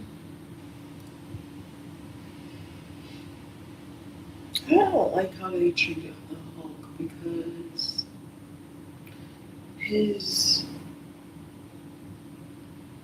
he's green, but he wasn't. He was a human, and then there was a incident on a military base that caused him to go green and transform him to what is became the Hulk essentially. That's a lie, isn't it? Didn't he do that on purpose? Oh, I'm sorry. I'm thinking about the Hulk, right? Yes, that's correct. The Hulk. How did he turn into the Hulk? Wasn't he a scientist? Well, what movie is that?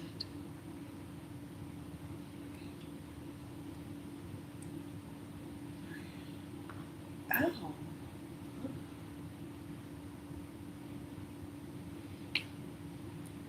Um,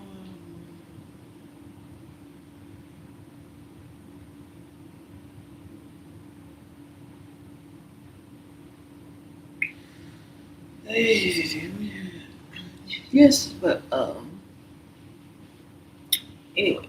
So basically, that's the concept that the Hulk is like. Yeah, I don't remember if it happened in a lab. I think it did happen in a lab. Wasn't he like something happened in a lab or something, right? I don't. I'm mixing up the movies. I'm mixing up Spider-Man and Hulk and Iron Man. I'm mixing them up, but okay. there's this. So anyway, whatever Hulk, he then he was a normal person at first, and then wasn't there an incident in a lab or something, right? And then, cause wasn't he a scientist or something? And it had to do something with like regeneration. Cause remember, I remember in the beginning of like the 2003 Hulk, I think it is. He was like, there was an intro in the beginning of credits of like, or some point in the movie of montage of like scientific things. So they were cutting a jellyfish and they were using some juice stuff to regenerate it. So anyway, I think there was an incident in a lab, and isn't that what happened to the Hulk? And then that's what made him turn into whatever he turned into, or something. Or I don't know if it was intentional or whatever. But the point is, the Hulk. Hmm?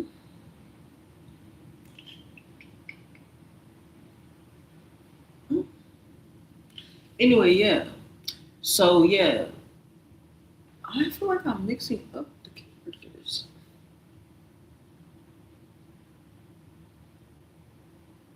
But wasn't he abused as a child? That's what I'm not understanding. Wasn't he abused as a child? So that's what I don't get. I just don't like though. To me though, I forgot the stories, but I think that's what happened because they tried to enter the army, the military. They were trying to get rid of him because they were like, "Oh God, like he's too powerful. Like you can't even, kill him with bullets or nothing like that." They're like, "Oh crap, we like went too far, and like this thing could actually destroy us." But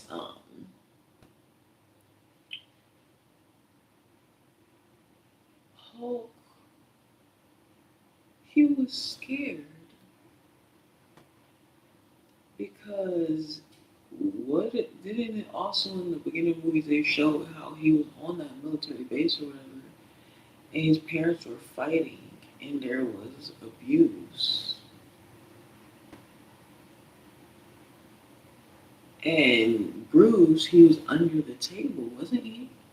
And then it was this big explosion, like something happened, like ooh, but also uh, the dad was beating the mom. So he was scared under the table, like the little boy. So it's like that's where his rage comes from, the Hulk, because of what happened to him. And I don't like that, and people don't like give that enough credit. And then this is why it pisses me off because that happened to him, and so they know that's a story. I hope that's a story, if I remember correctly. But that's what they did to him. That's what he experienced, and then this freak accident thing happens or whatever, and or whatever. I don't know if he did it on purpose or not, but anyway, that the rage increase of it is because of his childhood abuse. So that's telling you it is not coming from nothing, nowhere, and that's the why in the movies he. Oh, keep in mind, I'm pissed because yes,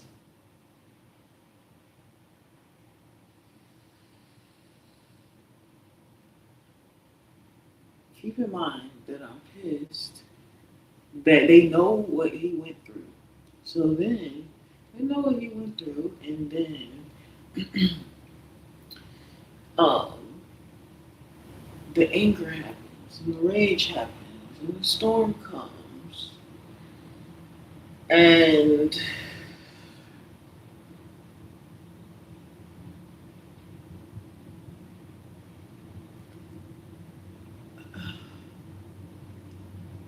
then he is blamed for his reaction.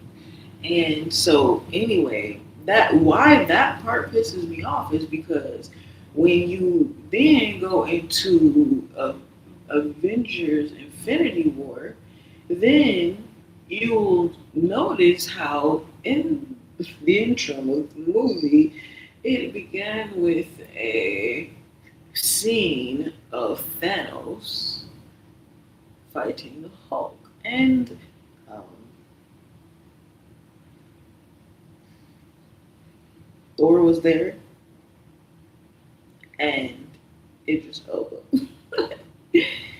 And yeah, he was okay. So basically, he ended up killing Thor, but then Idris Elba brought him back into life, and then and then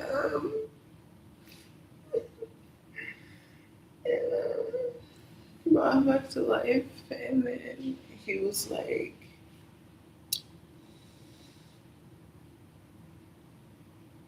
um,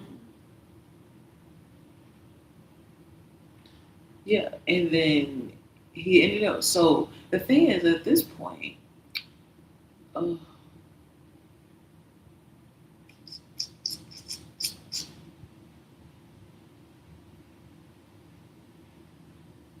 yeah, that definitely happened in Infinity War, because then that's why in Endgame, that's why it happened. Okay, so yes, in Infinity War, then Thanos and Hulk began fighting. And so at this point, mind you, Hulk has never died. He's never been injured. Like, even like, well, and it's not even that. Like, it's obviously a lot of people haven't died, but it's the concept like he's the strongest Avenger, Hulk, at this time. So at this time, Hulk had always been the strongest Avenger. No one could best him. He is the strongest, right? So then the reason Thanos came, and then Thanos was trying to snap the whole world away and take over all these planets, and the Avengers came to try to stop Thanos. So then Hulk and Thanos end up fighting, but um, Hulk and Thanos, Hulk and Thanos end up fighting. Hulk and Thanos end up fighting. Okay. And no, Hulk and Thanos end up fighting. And then Thanos, but at this time, has an infinity. At this time, he only has one Infinity Stone, right? The no,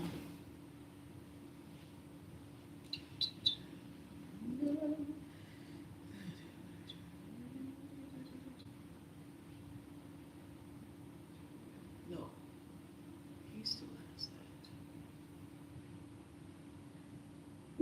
What was the movie before Infinity War? Age of Ultron.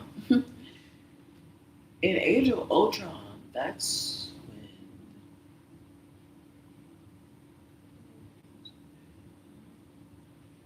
Uh-huh. At this time, Thanos has one Infinity Stone though, and so the point of the Infinity Stones is that they make you more powerful. Oh no, he was fighting Thanos. No, in the movie in Infinity War at the beginning scene, Thanos who also killed Captain America. So it was a Captain America movie, which isn't that who's it? That's not Captain America. That it wasn't Captain America. That was what's his name? Thor. Thor.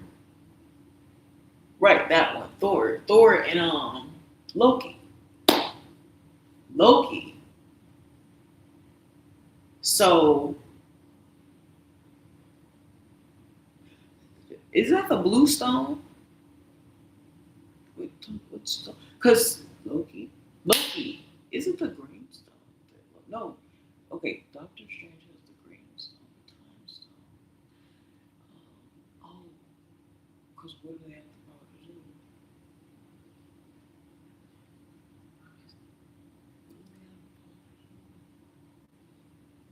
I thought the blue one was What's his name?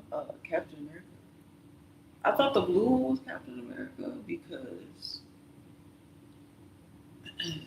it was at the bottom of it was like in the ocean at one point. Like, but was it so? Was it Captain? Did Captain America fight Thor? No. Yes. Right. Or am I making that up? I feel like that. What was the movie he was in? I don't even know what movie was that. What was it? The movie that ended up with Thanos. Okay, if it's Thanos, Thanos.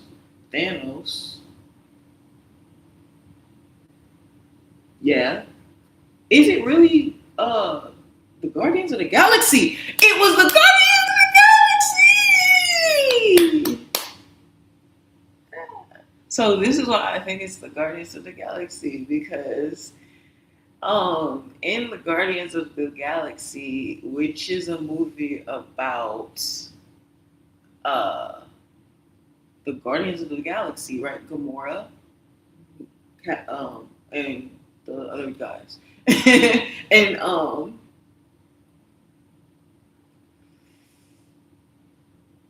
yeah, okay, so Groot, yeah, so like that whole brigade, okay, so there's them, and then um, but they had a run in. Guardians of the Galaxy had a run in with Thor,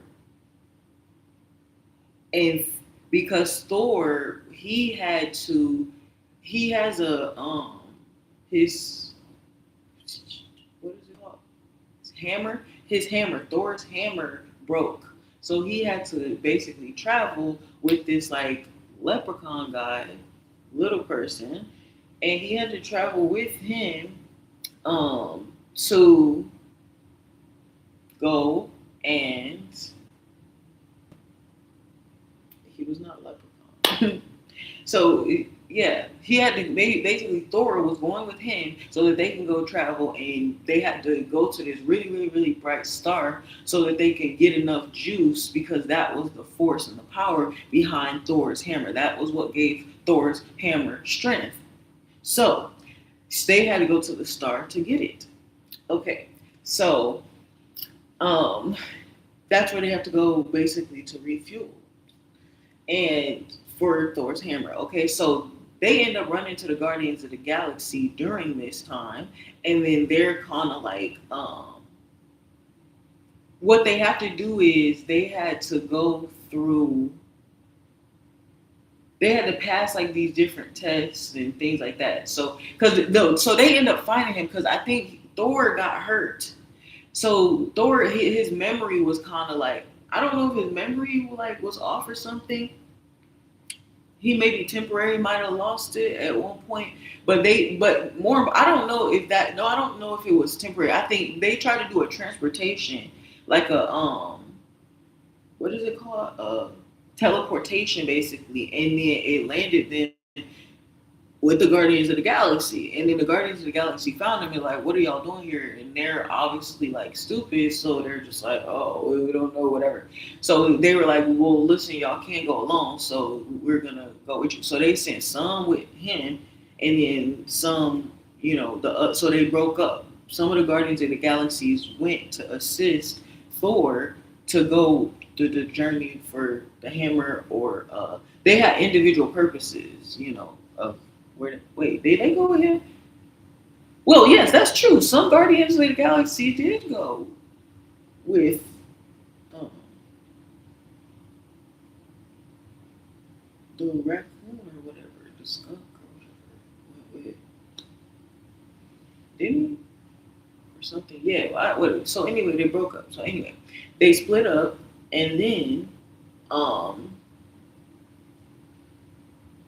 they split up, and um, they split up. They split up.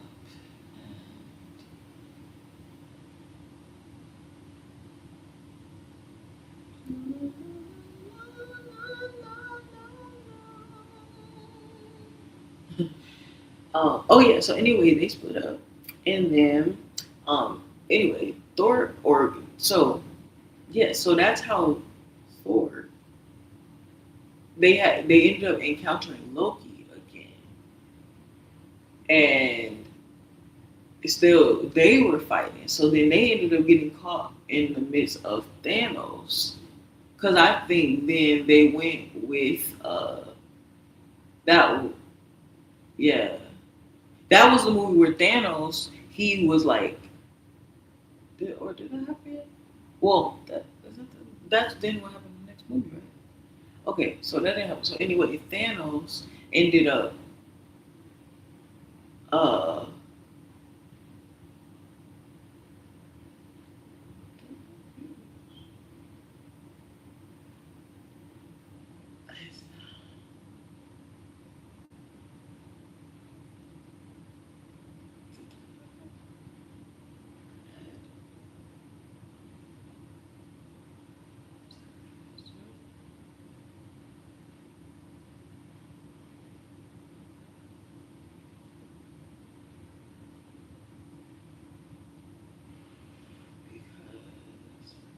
okay, love, love.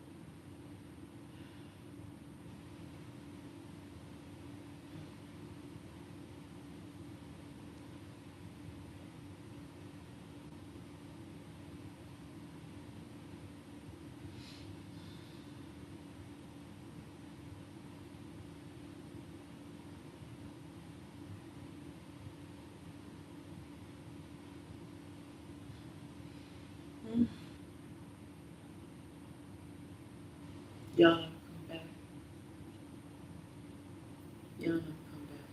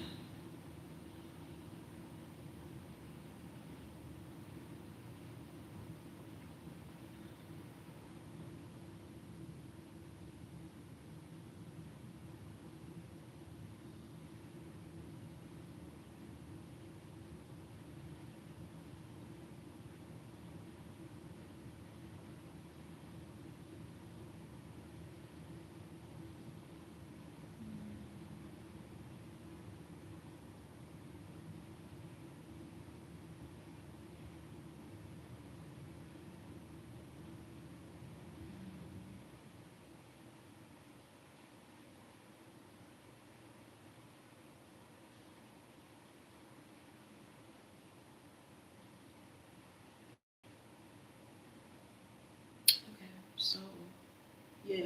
Anyway, they were there, and the they were there, and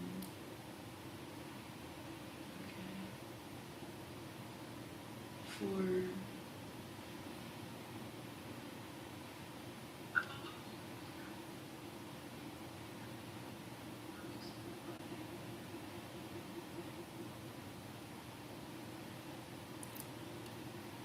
so there was yeah Thanos kills Captain America. Idris Elba was there. He brought Captain America back to life eventually. Loki was there, and I think he backstabbed Captain America or Thor, not Captain America. And but Captain America, no. The previous movie was the Guardians of the Galaxy. So the Guardians of the Galaxy is where Captain America crossed paths with the Guardians of the Galaxy. Then that's how they eventually ended up encountering Thanos. And then that's when we end up in Avengers Infinity War, where Thanos, like that, ends up fighting Hulk. Hulk ends up dying. Thanos ends up killing him. How? Because Thanos, before that, Hulk was the most powerful thing. Nothing had ever beaten him before. He never really had any damage. Like a lot of the other Avengers, you shoot them with a bullet, they die. Not the Hulk. So he's something else. So with the Hulk, um, with the Hulk, yeah, that was his first time really actually being hurt. He didn't even think he could die at that point. And if you know Bruce Banner was like a scientist. Like he's a smart guy. Like he's a scared guy. You know Bruce Banner. That's the point. The way he has more of, he's not that confident of a guy. Kind of like that nerdy kind of type. That's what he's supposed to be. That's the variation. So when he's like that, but then he can turn into this big, strong, powerful. Every guy's dream. Every person's dream, really, to be able to never be hurt again. So Bruce was hurt, and he got, by whatever stroke of luck, the ability to become something that could never be hurt again. That's the Hulk. So when he gets big and strong, it becomes consuming because it's something you never even thought could happen before. But the thing with the Hulk is up until that, but that also helps. But it's like an armor. Bruce Banner being able to turn into the Hulk is like him wearing a suit of armor. He feels it's like compared to you being shot point blank, you will feel more comfortable with a bulletproof vest on. So the Hulk, that persona, it's a bulletproof vest. So it gives him the courage and more fearlessness. He would never do the stuff that he would normally do as the Hulk if he was Bruce Banner, right? So the Hulk gives him the strength to feel like he can do it. Okay. So if he doesn't feel like he can do it, so he's the Hulk, right? But it was a point where he also got to the point where he started to feel invincible, right? Like sometimes when we get to a certain point, we think we're untouchable. We think no one's ever gonna stop this, right? We think there's no limits. We think that when we climb so high, we forget that we can fall. So, just remember that.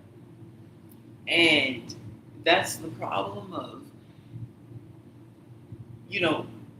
but it happens. Like, Hulk was the strongest. He wasn't supposed to die. That's the point.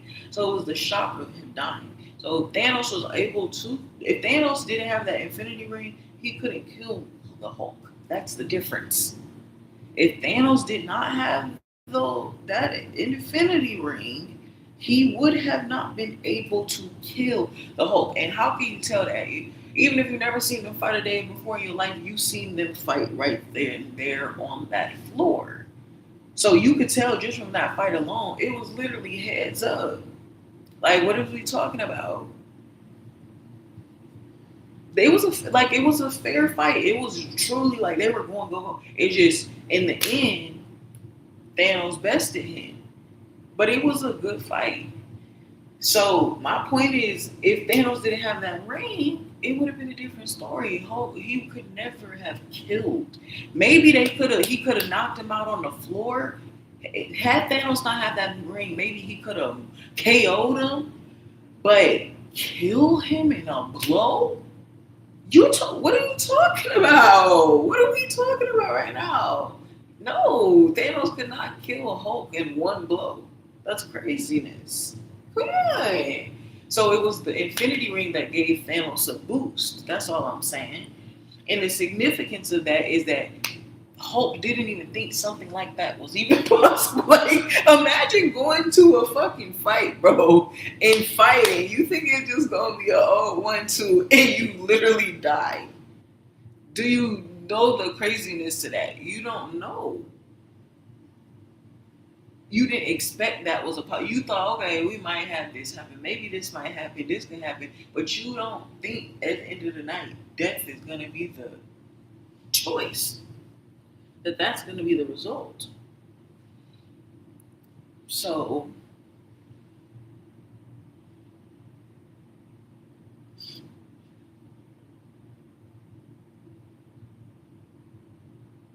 so yeah, we don't even conceive that. And so for it to happen to him, yes, he did end up getting himself revived, and um, yes, Captain America also was dead. Idris Elba brought could Idris Elba before he officially died brought the Thor back to life and brought the Hulk back to life. And then Idris Elba died. Then Thor continued to live on. Hulk came back to life. Now you say, okay, well if Thor died and Hulk died, then why didn't they react the same afterwards? Because after that, Hulk was scared and he was very hesitant after that. And a lot of people were mad at him in the movie about that. I've talked to people about him, them being mad, like, oh, Hulk was a bitch, like, Hulk punked out, whatever, like, hating on him. But it's like,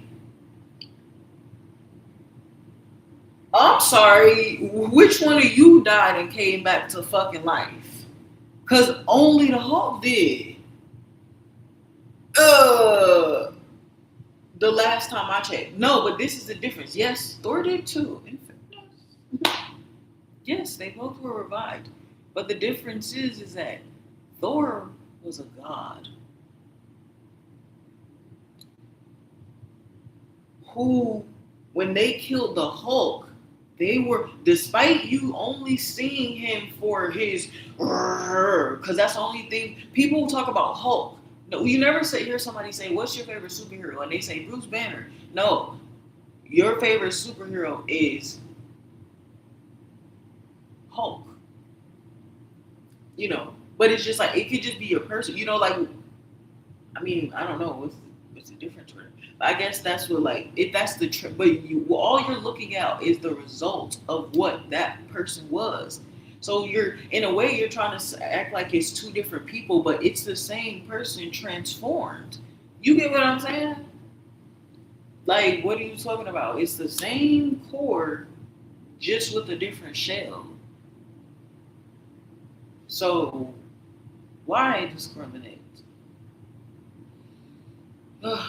So anyway, yeah, but anyway, they didn't die, but they were judging him so harshly, like, oh, he was such a bitch. I hated him in that movie.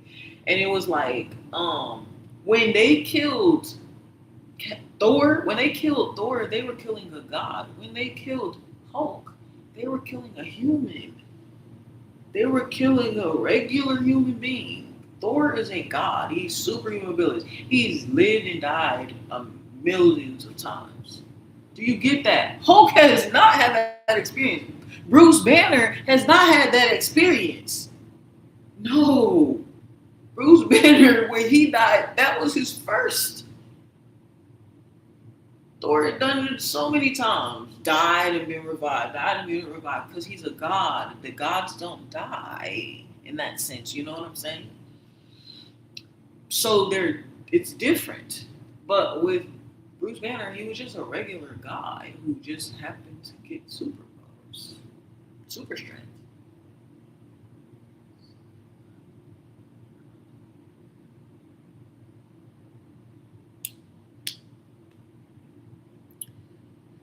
So yeah, Bruce Banner was just a normal guy who happened to get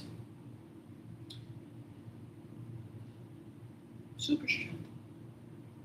And so when he died, when Thanos killed him in Avengers Infinity War, that was the first time he had died. And yes, he got revived. And yes, Thanos also killed Thor at that time, but he was also brought back to life. So, but Thor is a god. Bruce is just a regular human that happened to get super strength. So when the following movies proceed into Avengers and Endgame, then you will, observed that the Hulk was scared to fight. He became more hesitant. He wasn't so quick to jump into action. Acting towards a fight was never something Hulk had an issue with. But when you observe the hesitancy in, you know, when you observe the hesitancy in the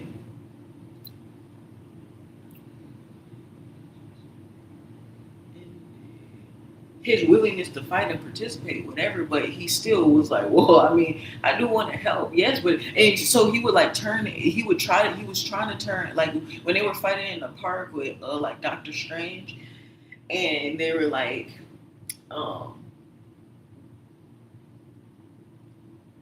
Hulk, Bruce Banner was trying to turn into Hulk and he couldn't do it because that was the first time Hulk had experienced fear. That's the first time. Like imagine like you wearing a helmet and you've always felt a sense of safety, right?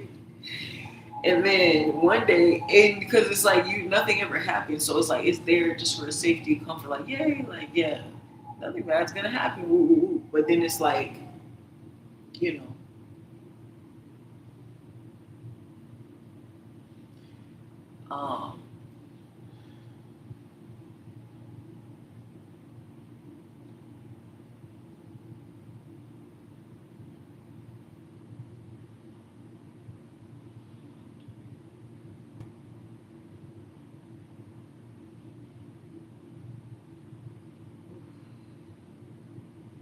so sorry. Yeah, so it's like yeah, so when they were fighting in the forest, then the Bruce Banner was trying to turn the Hulk, and then he couldn't do it because this time the Hulk was afraid. But the difference was Bruce Banner wasn't. That was transformation. He didn't need. It was the point. He didn't need the armor anymore. That the arm before Bruce Banner had for so long believed that the armor being become the Hulk was what gave him strength. When he died and he became more hesitant to become the Hulk, this is him realizing I don't need the armor. I am the strength. It was always me. That's what he's realizing in this movie. And so when I hear people say that they hate the Hulk and fucking Endgame and stuff and call him a bitch and stuff, then yeah, it upsets me because it's like, that was beautiful. That was a cinematic masterpiece, and it was a beautiful reflection of life. And you hate it? We just watched a grown man. We just watched a little boy finally turn into a grown man. Ladies and gentlemen, yeah. So that was very beautiful.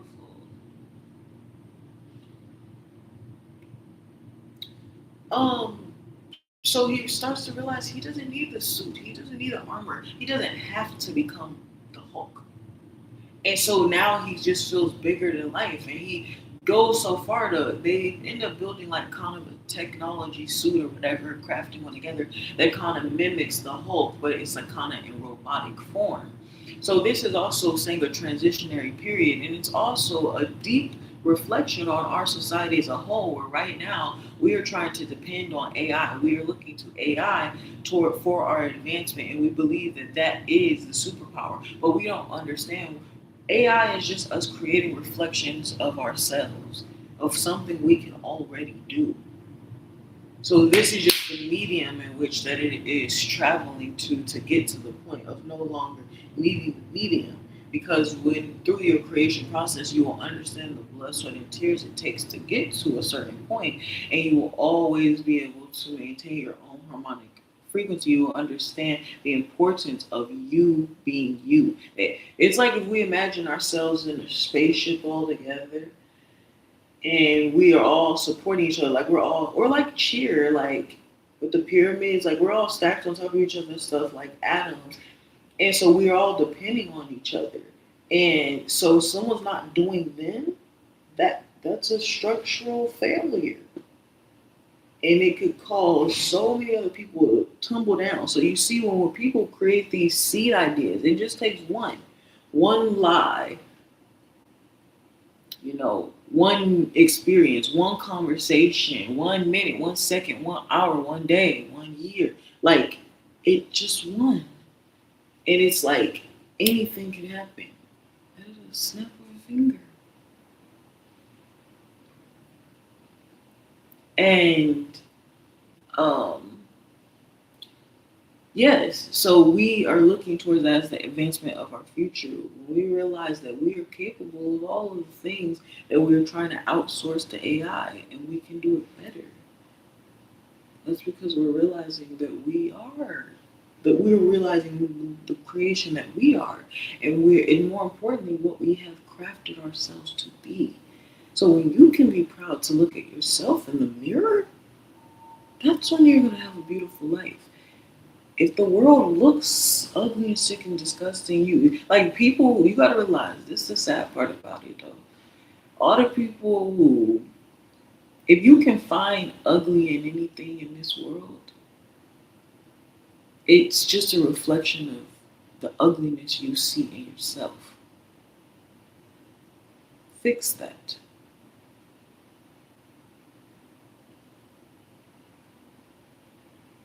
Because when you really know who you are and when you are truly seeing clearly, there's nothing that's not beautiful.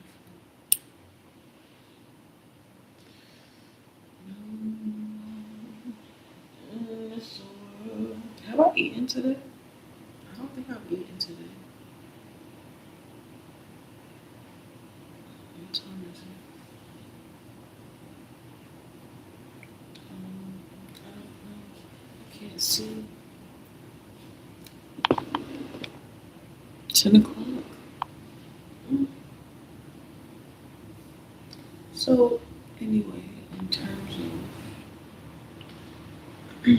Oh, yeah. So, anyway, I don't like how they treated the Hulk. And I hate the Avengers. Like, I fucking hate the Avengers because why? I just hated how they treated Hulk like a fucking caged animal, and they like consider him the super weapon. It's the same way that they fucking dehumanize black people.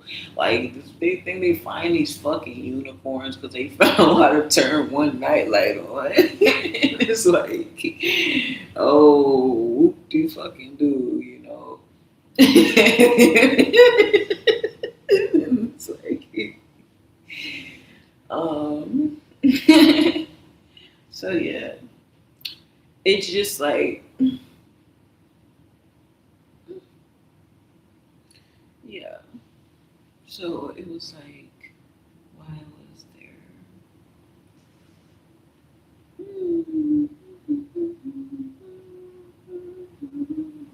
Oh yeah.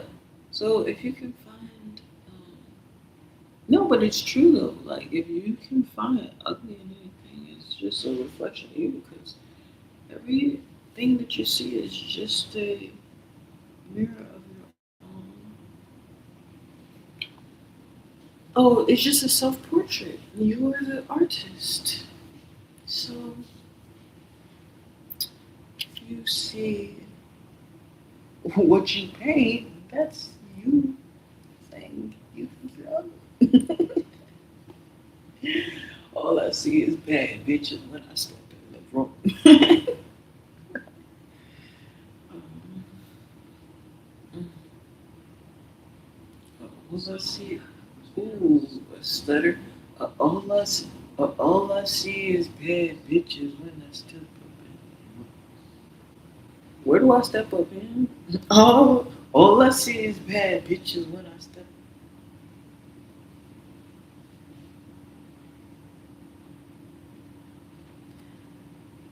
Okay. All I see is bad bitches when I step up. Wait, I wanted to stutter. Oh, all I see is bad bitches when I step up in the room. All I see is bad bitches when. All I see is when. All I see is bad bitches when I step out. All I see is bad bitches when. I got you. All I see is bad bitches when I step up in the room. That's better. All I see is bad bitches when I step up in the room.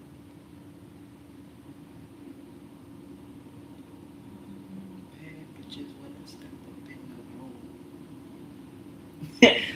See is bad bitches when I step up in the room.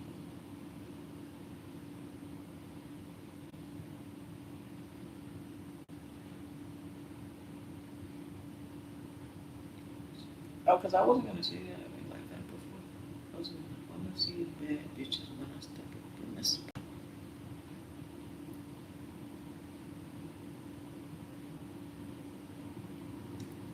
All I see, all I see is bad bitches when I step up in the spot. All I see is bad bitches when I step up in the spot. All I see is bad bitches when I step up in the spot.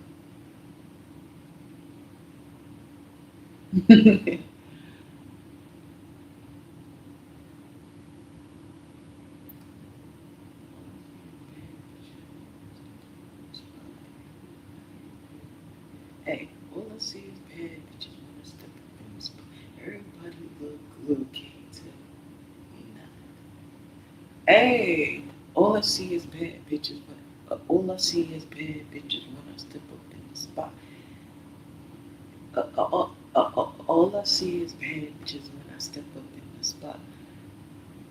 Oh, yeah, they all look good,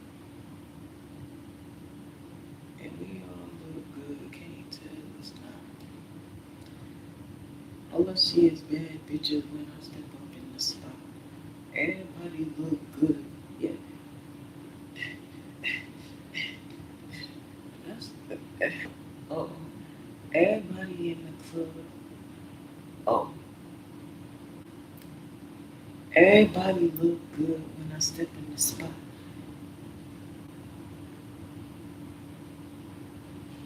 They all, everybody. What it was I saying? Everybody, everybody look good when I step in the spot. Everybody look good when I step in the spot.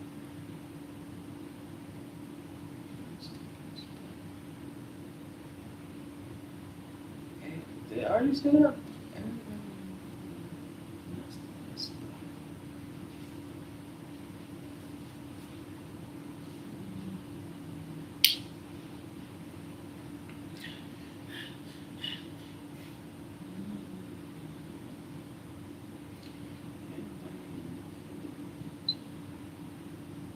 Okay, everybody look good when I step in the spot. They all look real fine. It's out. We all look fine. Everybody look good when I step in the spot. Everybody looking fine. Can't tell it's nothing. Can I say it like that? Everybody look good when I step in the spot. Everybody look fine. Can't tell it's nothing. Can I say that? Can't tell it's nothing. Everybody look good when I step in the spot. All my girls look fine. You know, is it girls? All my wait, what is it? Everybody look good when I step in the spot. Everybody look fine. Can't tell it's nothing.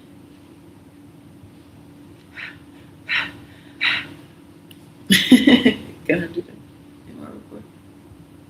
Everybody look good when I step in the spot. Everybody look good when I step in the spot. Everybody real fun. Can't tell it's nothing. Okay. Everybody look good when I step in the spot. Everybody look fun. Can't tell it's nothing. Look faster. Everybody look good when I step in the spot. Everybody look fun. Can't tell it's nothing. Everybody say.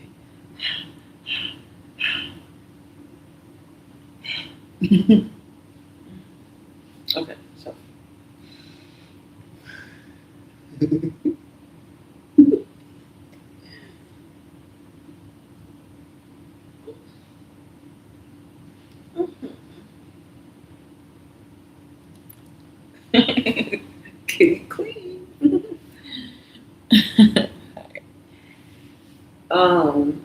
listen. So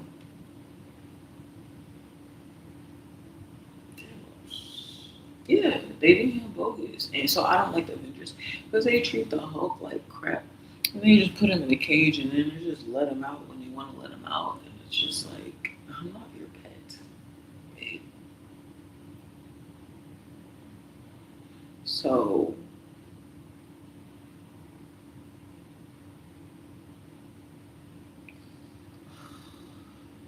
ugh, and, so then it's just like, but then it's like, yeah, then it's just, but then they don't really include him because I'm just saying they don't treat him like a human. Like they treat him like a beast because it's like, why did everybody else need starting in cages? Why is the Hulk starting in a cage? And that's because they used him as a superpower, but they wanted him on their team because they knew they couldn't beat him. Most of all. So they tried to, that's basically them trying to pretend like they fucking like them so that they know, okay, that's okay, listen, this is what happened. So with Hulk, it's basically the Avengers were like, okay, he's a threat, but we cannot defeat him. Because the literal US government tried to take Hulk out. They couldn't succeed. Everybody who tried, they can't succeed. Why? And it's because you can't, because in Hulk form you can't get rid of him. But then they didn't want to kill Bruce because he's a good guy. He didn't do anything wrong. So they said, well, what did the Avengers say? They said, well, we could, instead of, we know he's a weapon. They would consider him like a national threat. Like he could literally destroy everything. So they essentially tamed him by giving him a job. Ooh, tamed him by giving him a job. And then they said, oh, here you go, you could do this. So that's kind of like busy work so that it'll make you, so then then the point is giving him a job, giving him like this sense of responsibility because they know Bruce is a nice sweet guy, whatever, like he didn't do anything. So it's like, they're like, okay, well, as long as we have him on our side, it's better than having him be a threat against us. So that's why they were no longer enemies. And then they had him join the Avengers, which the Avengers are literally government operatives. Y'all missed that part. The Avengers literally work for the government. But why also? Because that dickhead Iron Man, I hate his fucking bitch ass. Mind you, he's like a billionaire Iron Man. That's why his character, his shtick is that he, that's why the character, his shtick is that he's, an asshole. He's selfish. He's disgusting with selfish behavior. And he's very stingy and greedy. And the only reason he put on that fucking super suit is because his greedy ass wanted to live after the little heart thing. And he was really a scared little weak ass, shrimp dick ass, rivel ass, old ass bitch who literally, he just was scared and he was scared to die. That bitch was scared to die. So he literally was willing to do all these different kind of measures. Mind you, billionaire. When the transplants failed, when he couldn't get what he couldn't get, this bitch literally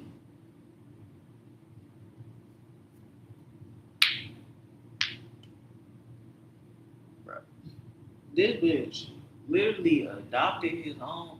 This bitch, okay. No, he was afraid of death, so then that's what he did, building up himself with the super suit and everything, whatever. Why he was Iron Man, and so his idea is he's thinking iron you can't get through, but the dumbass doesn't make sense because isn't iron a conductor? So yeah, maybe you could take some punches, but if anything electrical were to happen, you stupid tech fuck, then you would be more deader than anybody else, you asswipe. That's what doesn't make sense. But so he basically tried to buy his health. And this motherfucker has so much money, but what was he fighting? Death. Money couldn't save him from that.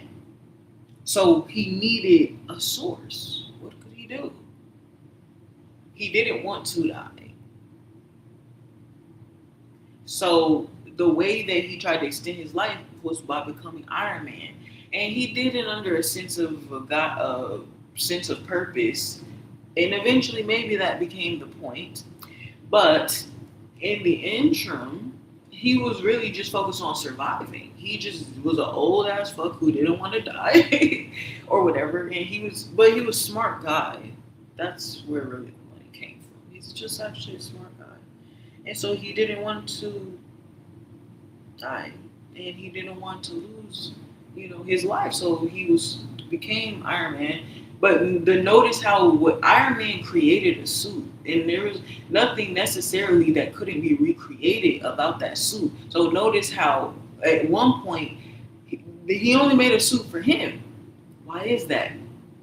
He only made one suit, and that's something that could have been replicated if it was about this suit of armor that you could you know, live forever with. Why not offer it to anybody else? But that's because of his selfishness. He was only worried about saving himself. That's why I say there was a shift, because eventually they go on to attempt to mass produce essentially this thing. Did they?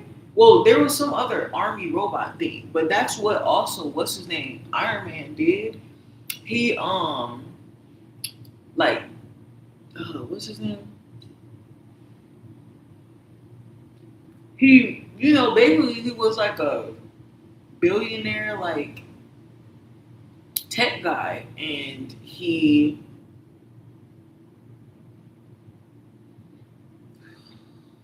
was like a billionaire tech guy, and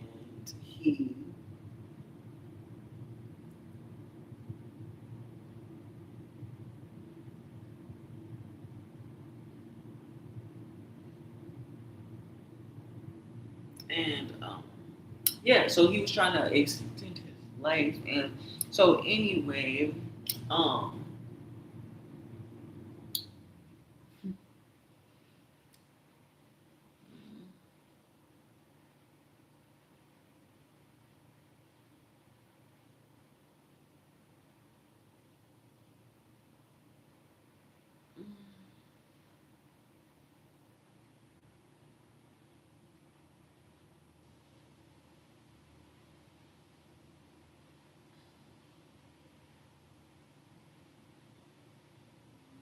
so yeah, so basically the Avengers, to basically tame the threat that was Hulk, they offered him a job, and they said, "Hey, do you want to work with us and help save the world or whatever?" And so Bruce said yes for Hulk. And but then they treated him like an animal, and then they low-key were scared of him because they wanted to use his rage for their own benefits, but they wouldn't want him to use the rage against them. So that's why they still caged him and stuff. And I feel like it's fucked up because they're treating him like an animal. And and the truth is, it shows then in Endgame when.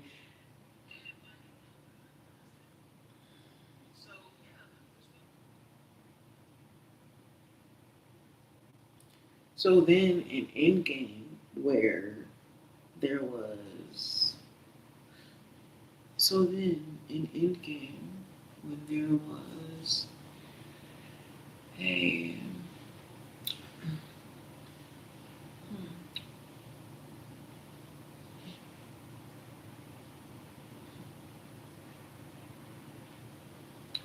So yeah, when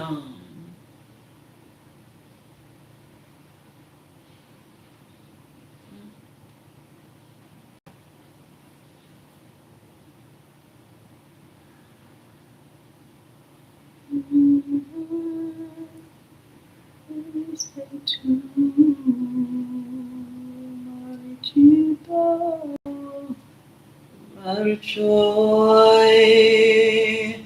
o se perder.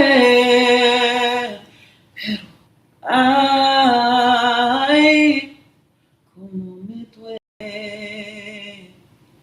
Ay, como me duele.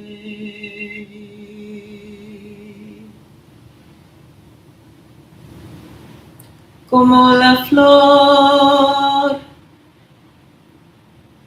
con tanto amor me diste tú, se marchito, marchó, yo sé perder.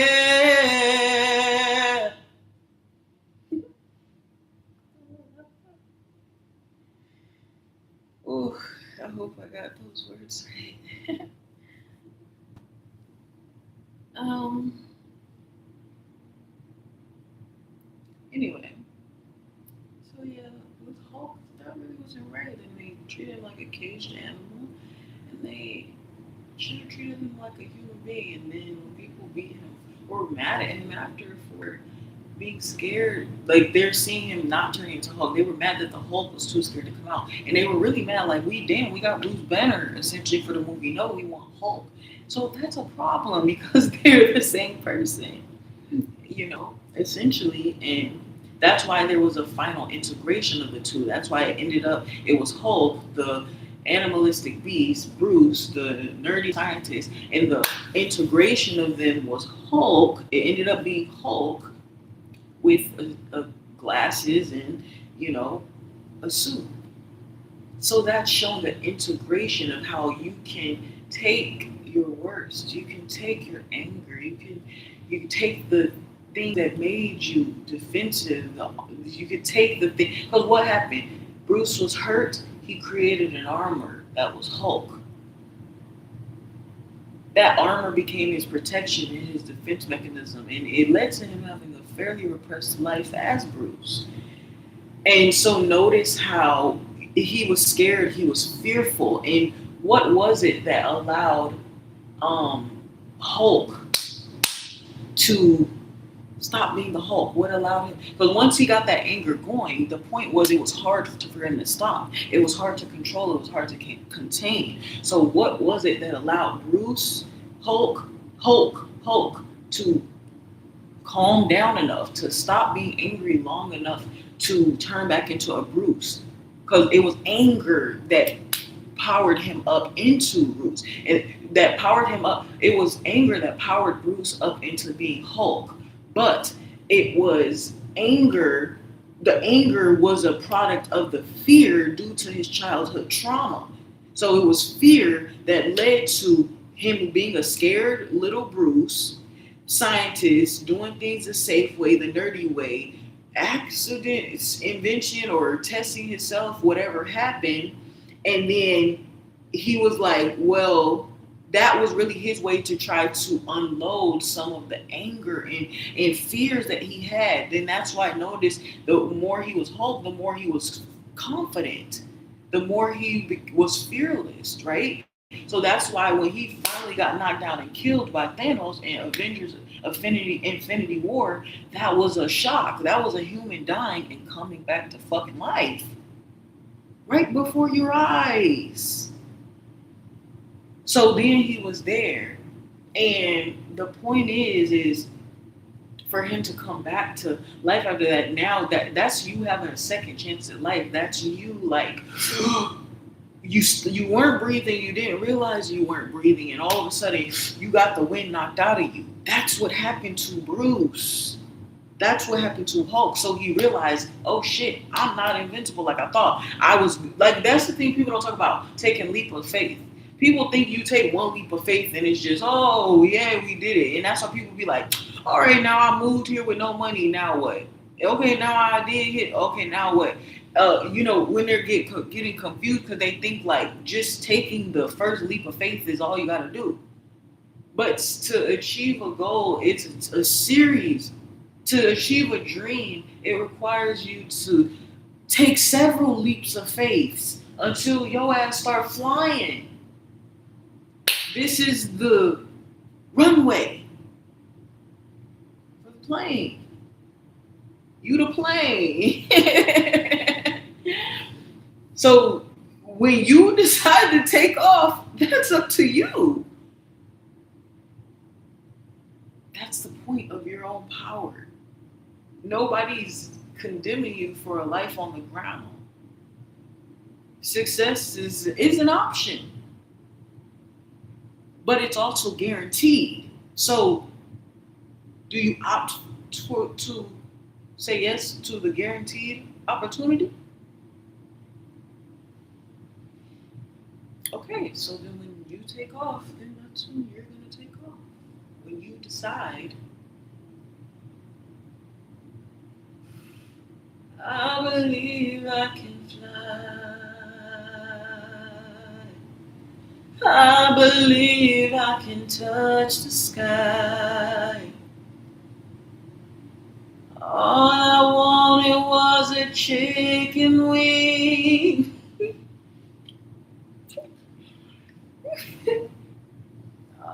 All I wanted was a chicken wing. All I wanted was a chicken wing. All I wanted was a chicken.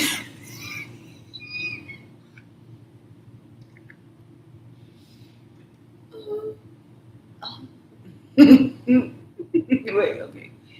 All I wanted was. All I wanted was a chicken wing. All I wanted was a chicken wing from McDonald's or Burger King. All I wanted was a chicken wing from McDonald's or Burger King.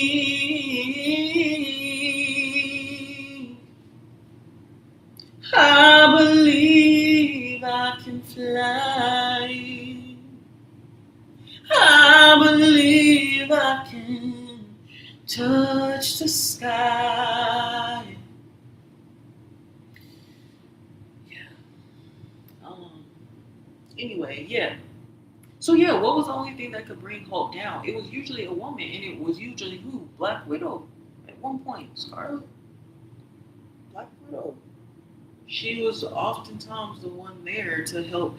Hey, big fella, sun's coming down, or whatever she was saying. Because it was also time with like sunrise, sunset type of deal.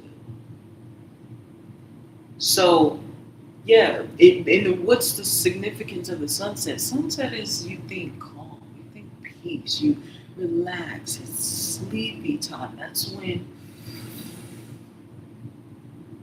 you relax. That's after work. That's after you get off. The sunrise is busy, busy, busy, busy. What do we got to get to? We got to wake up. We got to do something. Eventually, you have to unwind and relax and recharge. So, yeah. So anyway, she would be there and she'll say something like, "Oh, like sun's coming down, big guy," or whatever, and then he'll get he because why it was his anger starts to turn back into his anger starts to turn back into fear as he's retreating back into being Bruce Banner himself, because the fear was the root of the anger. So that's why when he always feels like he's under attack.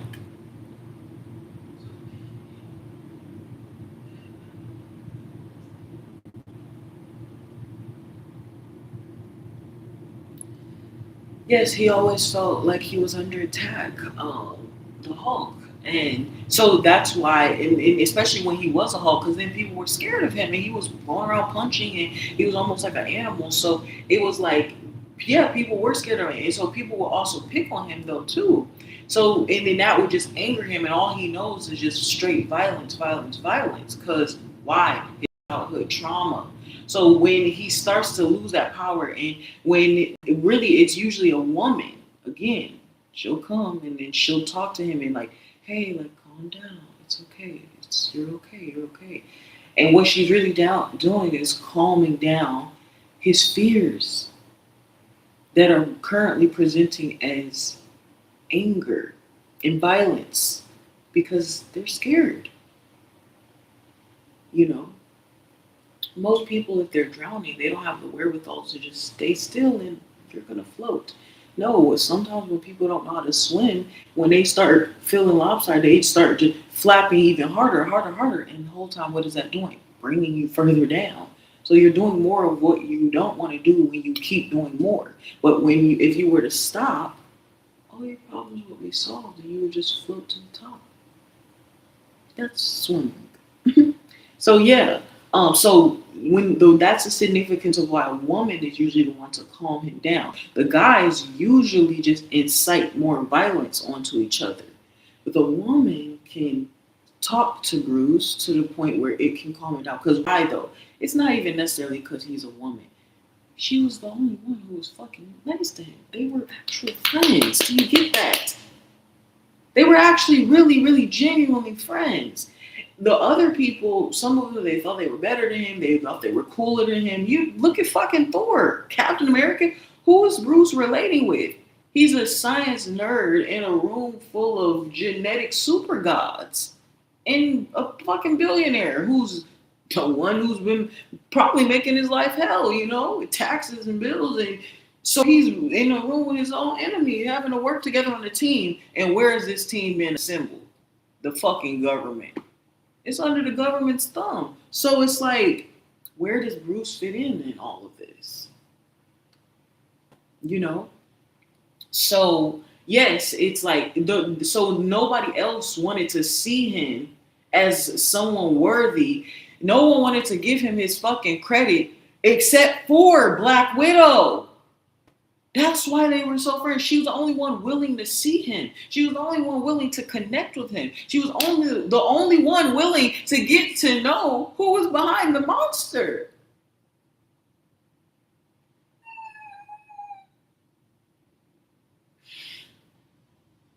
Oh my God. So they had a real friendship.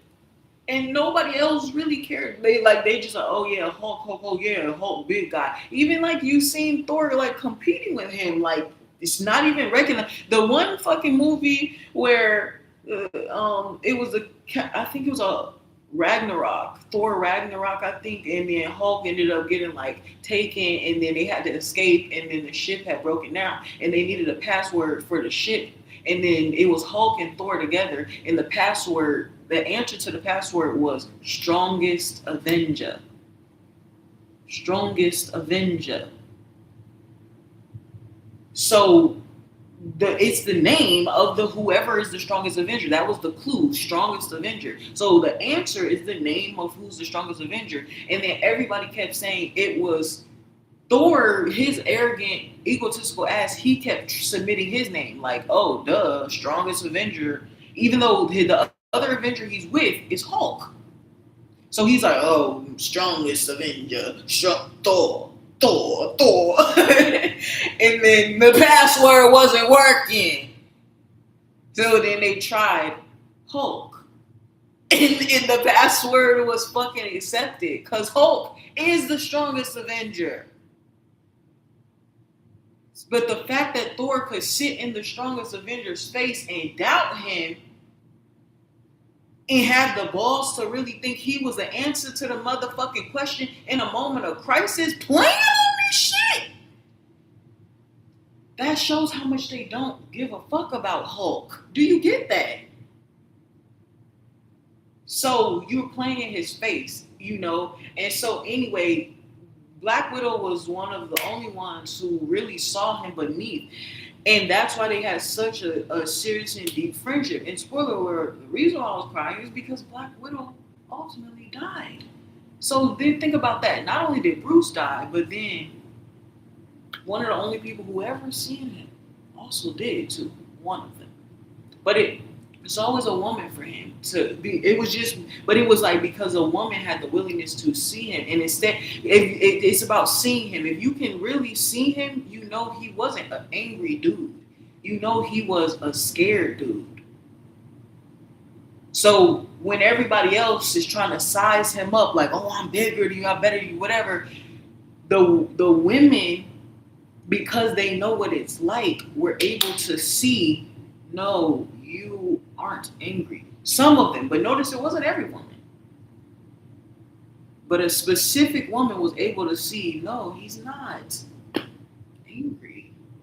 He's scared. So how you talk to someone you believe is aggressing towards you, and how you speak to someone you believe is actually scared of you, even though you're thinking, why would you be scared of me? You the damn Hulk. I'm a little itty bitty. Why would you? When you can recognize why someone would be so scared of you, you would have to recognize your own magnitude from their perception.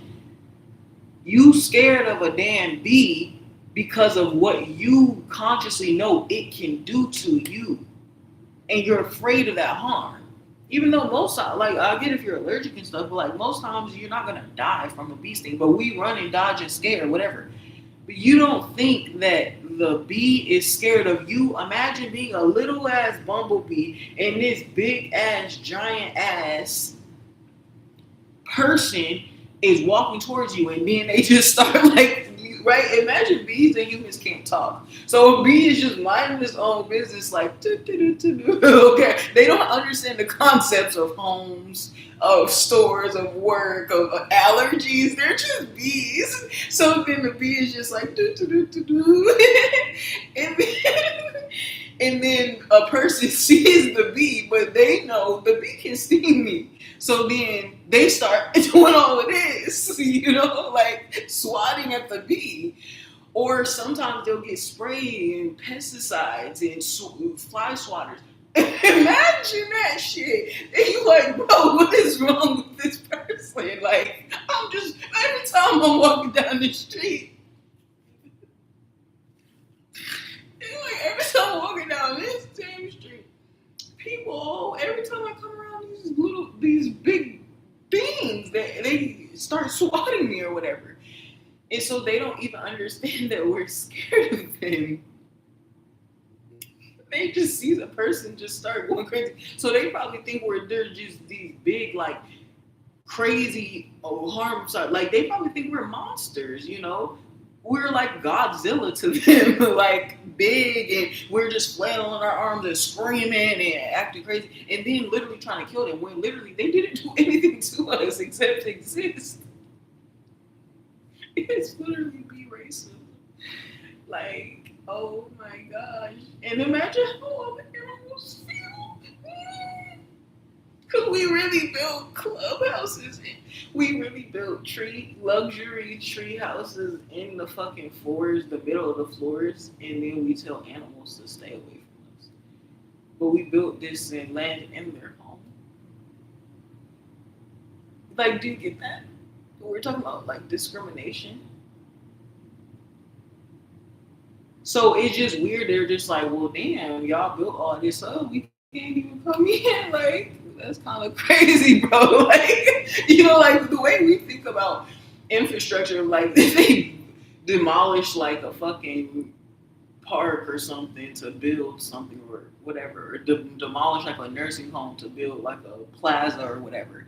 People are like, oh, that's insane, but that's exactly what we did to animals. Then imagine you losing your childhood park, and then there's a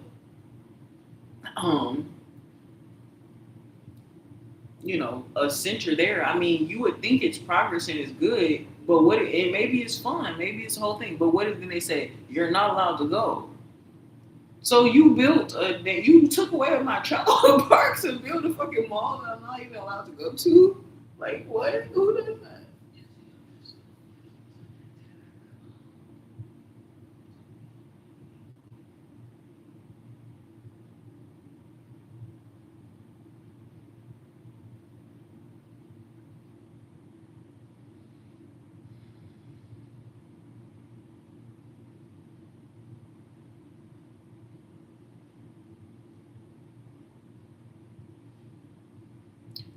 So yeah, we're really just excluding animals, and it's just like, but the thing is, it's nice. There's been people who have created homes for animals as well. Like that's about helping because if obviously a chicken can't build its own coop, it would either mean the chicken was not supposed. No, for real. It either the chicken was not supposed to have a coop in the first place, or I mean, someone who can build the coop should build a coop for the chicken.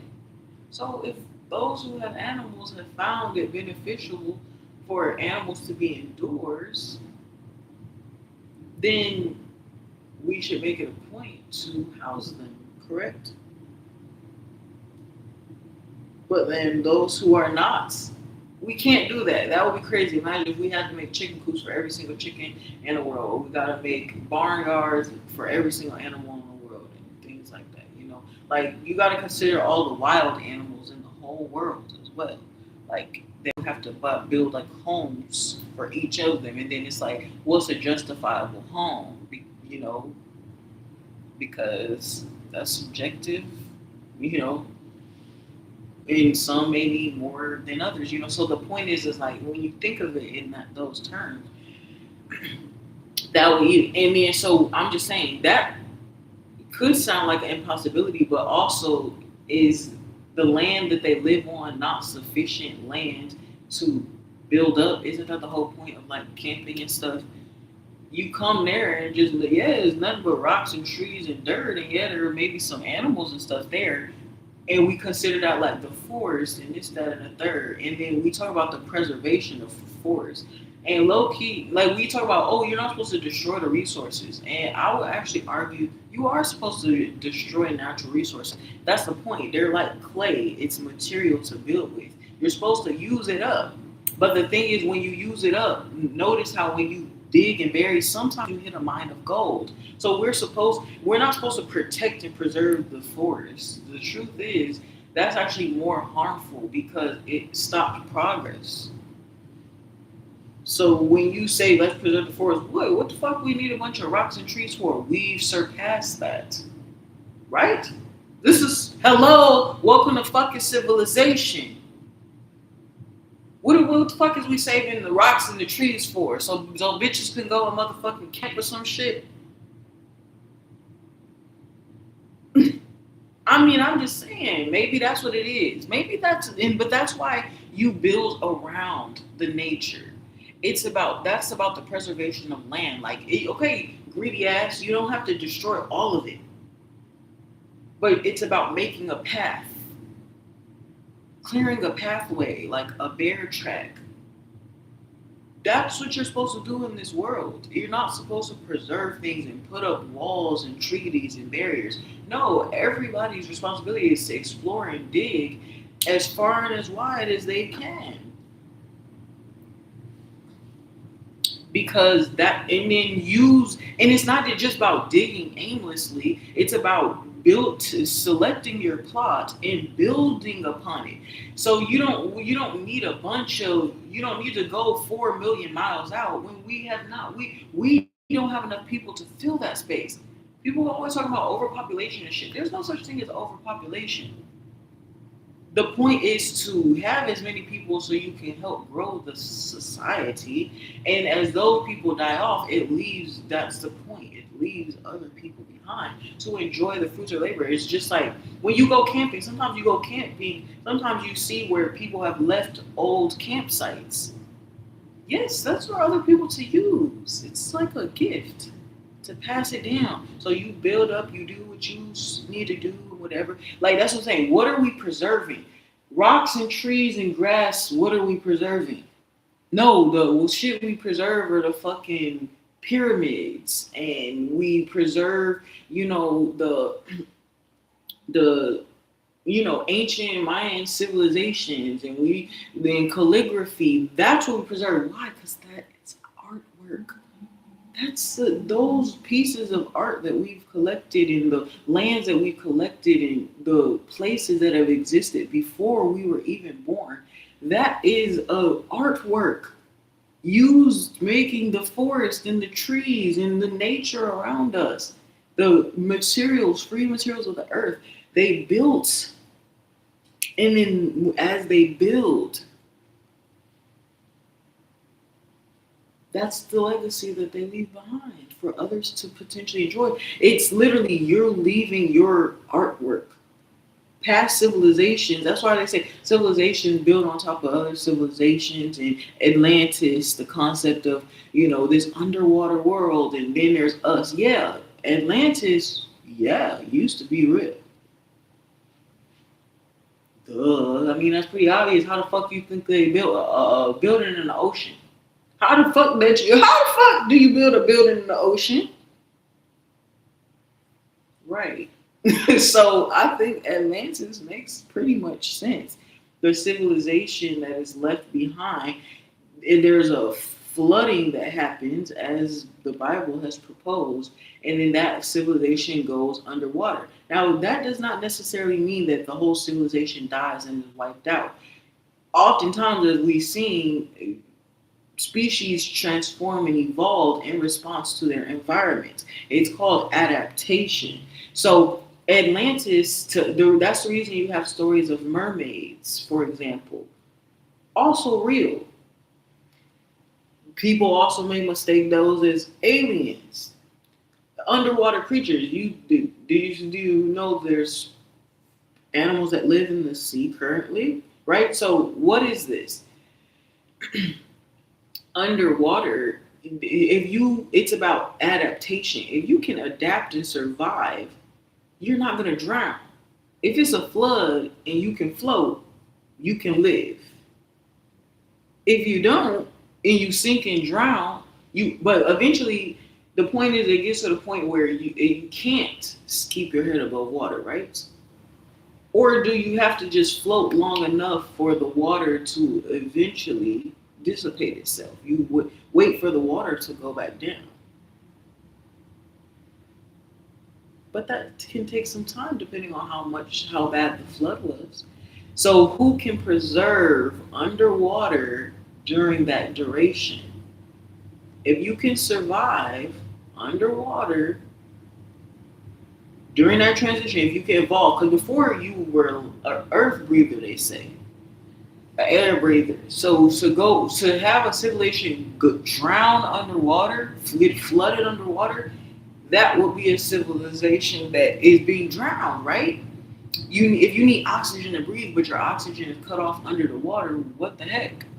So there must have been. So that's why a lot of them died or were wiped out. But there were those things that did survive and evolve. Like I said, like mermaids, they evolved from what used to live, right? Or was it the other way around? Were mermaids first? Were humans first, and then when if instead they didn't go get flooded, they went into the water. They went deeper into the water, and then that's when they evolved and became. Uh, they devolved. Well, it depends on what you consider, but it's like they changed or transformed from whatever was living on land into a mermaid. Like say like dragons. Maybe dragons ultimately ended up going. They were because we say Atlantis. We say it's an underwater civilization, but is that? I think it's implicating that it was once a regular and then was drowned underwater. So I'm proposing, what if they didn't? Atlantis was not flooded. It was the previous civilization was living on land and decided let's go live underwater. They created the underwater civilization. They went deeper into the water. So I'm saying, what if dragons decided, you know what? Dragons decided, let's start living underwater. Which dragons are then connected with, because you wonder where did these things go? They didn't leave, they transformed. So you think of it. If let's say I was saying maybe a dragon is the ultimate starter animal, like the Pokemon, right? But through the creation, right, it was dragon. Eventually, then that's dinosaur. Then dinosaur eventually.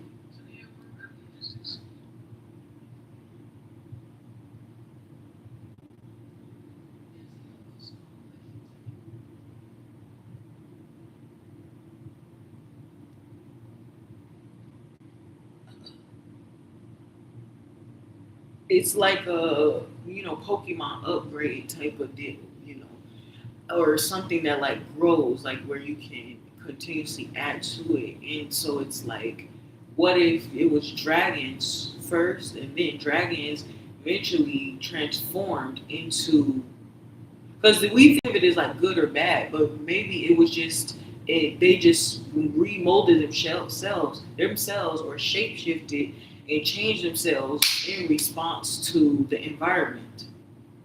So what if dragons were our ancestors? It was dragons. And say at one point dragons became dinosaurs. Then because they decided, well, there's more food on the ground than there is on the sky. So why don't we just stop flying? It's easier. Maybe, but remember, some dinosaurs had flight abilities as well. So they were still thinking, yeah, it makes sense. Let's try to fly, and so we can still reach the trees because they were used to flying as dragons. Then they became smaller to say, let's spend more time on the ground, but let's still make it that we can still get up to the high trees for food. And then eventually they said, oh, for some reason they didn't want to fly. So then what did they do? They said, let's just not have wings anymore. Let's just be regular dragons and let's instead have longer necks so we can reach up to the high trees without having to fly. That even makes sense. But then eventually, then the dragons were like, you know what? No, let's go live.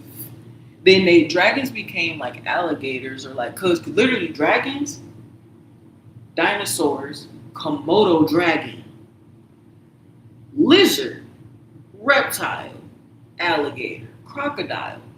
Now we in the water. Do you see how we got to the water? Crocodile. Then more transformations occurred, but mind you, this is happening with multiple different species. So we could maybe possibly track each like individual like species and think, because it's the chicken and the egg. But the chicken was really a dragon. Or was it a chicken? That's fine if it's a chicken. It probably was a chicken before it became a dragon. Because what had happened was birds. There were birds. And eventually, so there were birds in the sky. I don't know what it would be like, eagles or something. Eagles, hawk, an eagle, right? And then eventually there was like bluebirds and like woodpeckers and whatnot. And then eventually birds just transformed into what we know as like the things that fly, like butterflies and caterpillars. They're like a variation of the same thing. But I think also there was intermixing from the origin. So it's like if you put a hawk and a dragon together, what do you get? I don't know.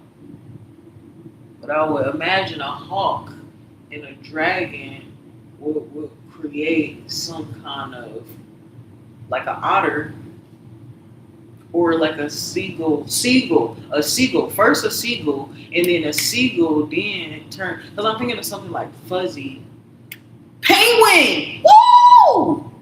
Yes, penguins have to be a mixture. What are they? Penguins, because penguins and otters are penguins evolves eventually to otters because then otters are kind of like penguins but without the wings because they're like, well, we don't use the wings anyway and we tired of walking all the time, so let's just lay here. And we want fish anyway, let's just lay here and let the fish come to us. So that was penguin and otter. But I'm saying that was from dragon, and if you put a hawk and a dragon together, a hawk and a dragon together make a penguin. And then a penguin turns into an otter. So it's all like different mixes, right? So that's what I think everything is. And so, um, yeah, eventually they got to the water, and eventually there was like sharks and dolphins and whales and stuff, and mermaids eventually, and then mermaids are eventually humans. Why? Because what is a mermaid? A mermaid would be some species of like dolphin, but then where does the it would have to be some kind of land animal and some kind of water animal. So it's kind of like a Aquaman type of baby because it's like of land and sea. So sirens, mermaids are one of like the first human animal or mammal animal mixture, land and sea. Because what is it? Is water, land animals and water animals. So mermaids are the mix of land and animal for the first time, right? When it goes like the other way, because eventually we were out on land, we went into the water. So when the cycle goes from water and we coming back up to land, this is an integration, it's a clash back into land. So when you get lost in the water, you forget that you're from the land. You forget it, right? So the point of if that is returning back to land, which then is the integration of a land mammal integrating with the air or a water animal integrating with a land animal, and then we get a mermaid. But that's why mermaids live in the water, even though they can exist in the air, but they also are just coming from the generation of having been in the water, so they still want to be close to the water. As you start to branch out from the water, then that's when you start to get into like aliens and stuff, you know. And then when that it's basically the mermaid evolutionarily, it's the mermaid beginning to want to spend more time on land. And so we have to consider, well, what made her want to go on land? What did she see? What did she find? Like, what was interesting? What took her from the water? And so if she could, but she's fine. She can breathe without the air. The problem with her going to land is her lack of also legs, right? She's a mermaid. So she has the legs, but she don't have the but and she can breathe, but she doesn't have the legs to walk on land. So she needs legs. So who or what can she get with if we can interbreed to change our evolution, right? We got the mermaid because a land animal and a water animal mixed. What were those animals? Because if it's something with a fin, a tail, it may be a dolphin. Some land animal, and then uh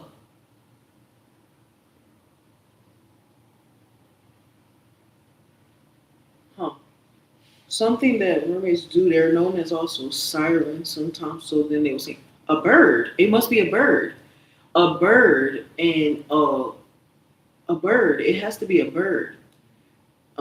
That's why Thoth, like the ancients and stuff, that's why they had bird things. Yes, it had to be a bird and something with a fin, like a dolphin, like a seagull and a dolphin type of thing. But what bird would it be? Because it would have to be a bird that spends time around water, and then the animal with the fin will obviously be in the water. Because I think the singing comes from the dolphin lineage. That's why mermaids are singers. But then they have the tail. But then they can breathe oxygen. So what can breathe oxygen? So what can go in the water but also can come out of the water? Oh shit. Oh my gosh. Unless it was just bacteria, because bacteria can exist on land and water. But if a viral infection got to the dolphin, then the dolphin really transformed, and it's like to the dolphins, once they got hit with the bacteria, it actually caused them to The bacteria is the upgrade. It's like yeah, we're really just excluding The bacteria and the viruses are the upgrades for our uh, existence. So it's like I was saying how maybe mermaids came to be, and I was talking about the immersion or the integration of something. But then I also was thinking of how bacteria is something that kind of transform as well. Like it can cause disease. Yes, it can wipe people out. But the point is, whatever can survive after the burn, that's what's going to live and thrive on in a new form. So I think maybe bacteria got to dolphins, for example, right? And then the dolphins basically they're thinking they're getting sick in their perspective, like it will be a pandemic. The bacteria will cause a dolphin pandemic from and really I think what it just is I think why it happened, it seems like bacteria, but really what happened, the dolphin is able to spend time out of the water compared to some of the other animals. So it's that they're usually being underwater, it's water, H2O. So when you go and from needing air to breathe, right, like a fish out of water, and then you have a dolphin which has somehow been able to build up its capacity to float on water. Why? Because it's bigger, the volume is bigger, and then it is using oxygen and it's fueling its lungs. So that's what's allowing it to float on water. And float, well, they obviously could float, but like to actually go above water, and that's what like the hole is for. Like, so anyway, they are basically dolphins basically train themselves to be able to have more intake of the oxygen. But the oxygen ultimately, I think some of them it impacted them like a virus, and then it caused certain people to become more dependent on air. Like it impacted the dolphins' lungs, so it changed to where they didn't need the to live underwater anymore. They could just breathe the air. So they were spending more and more time out on the land, and this is where the so what's happening. They were changes were being made or whatever, but also it could have also been a bird that made it with a dolphin and infected with the air or gave them a virus from being on the air and like the pollution and stuff, right? And then they could have created a mermaid. And so either one is possible, but it's basically. But what it is then when they're, or it could have been like that happened to the dolphin. So then, but then when the dolphin reproduced, it started to reproduce sick children, children who were basically infected with parasites from the which, but really it was oxygen air. So I think really what it is, the air, the dolphin breathing the air in comparison to some of the other animals allowed for an increase in consciousness. And then that's why they began to, as they started to essentially replicate themselves, right, which then is creating offspring. Those offspring were then created with new, a changed DNA because of the consciousness increase. So then, when that's what then started, dolphins literally started giving birth to sirens.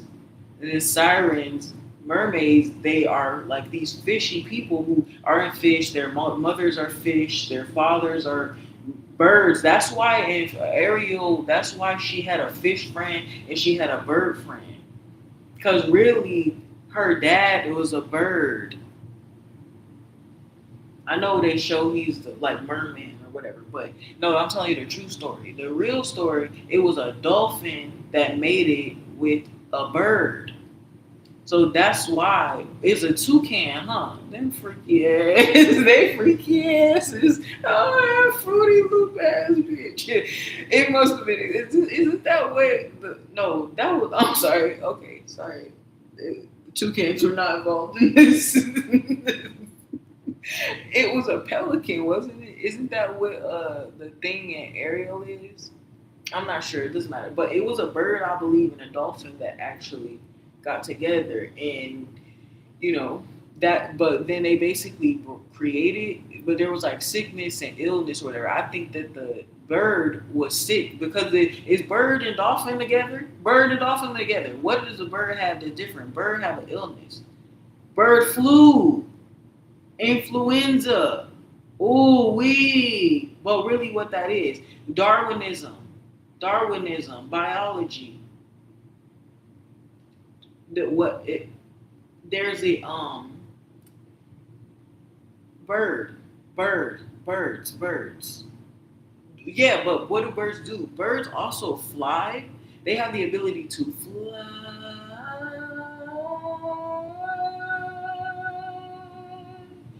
So birds are also considered to be messengers. So if but then they're up flying in the sky, right?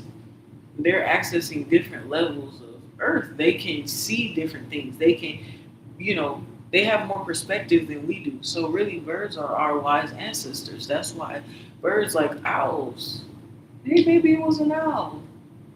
That's why owls are usually related to like grandfather clocks. Maybe it could have been an owl, or there could be an owl in the lineage. So anyway, so then a bird got with the dolphin. Maybe it was an owl and the dolphin. But I don't know. Some bird and a dolphin, okay? And then I think that is what created the Ariel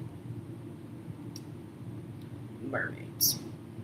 So then mermaids eventually turn into aliens, essentially. And why? It's because she fell in love with the beast. So Ariel, the story is really connected to Beauty and the Beast because we see a prince and stuff that she married, but humans had not evolved yet in the story of evolution. So really, it was bestiality, and there was an animal like Bigfoot. Hey, she like them tall, thick, and yes, I think that's got to be down. I think mermaids got with Bigfoot, bitch. Because remember, they said, listen, I'm not crazy. They literally said big giants used to exist in the Bible and stuff. Giants used to exist. But what really was the giant? The giant then, it was the rock. It was the land. The rock!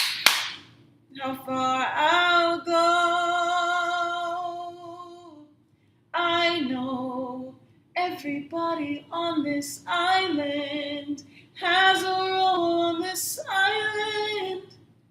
Maybe I can roll with my The Rock. That big. So yes, she basically the mermaid, the sirens, they basically started going on land and mating with the giants, which were like Bigfoots. But to the giants, but really what it is, the mermaids, the sirens were really like leeches. Crawled their way up, remember, right? Or the siren, no, what happened? The mermaids must have got infected by the leeches.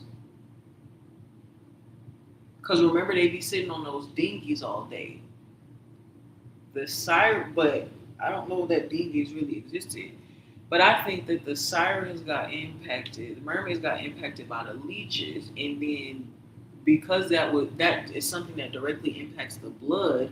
When your blood is low, you need more oxygen. So that's why they became less dependent on the water and became more dependent on the land and the air because of the infection of the leeches causing them to need more oxygen. So they eventually came more on oxygen. So spending more time on oxygen and realizing, hey, I don't gotta be in the water all the time. Like, and I'm feeling nice, healthy, and strong when I get out here.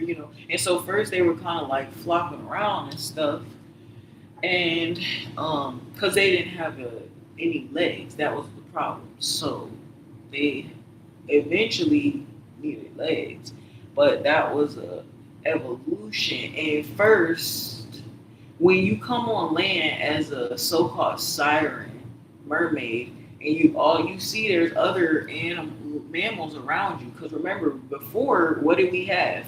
We had the dragons, and we had the dragons and the dinosaurs and the alligators and the crocodiles and stuff. So when you're coming down there, you don't have wings. You have a tail and you have arms. So when you see other four-legged creatures,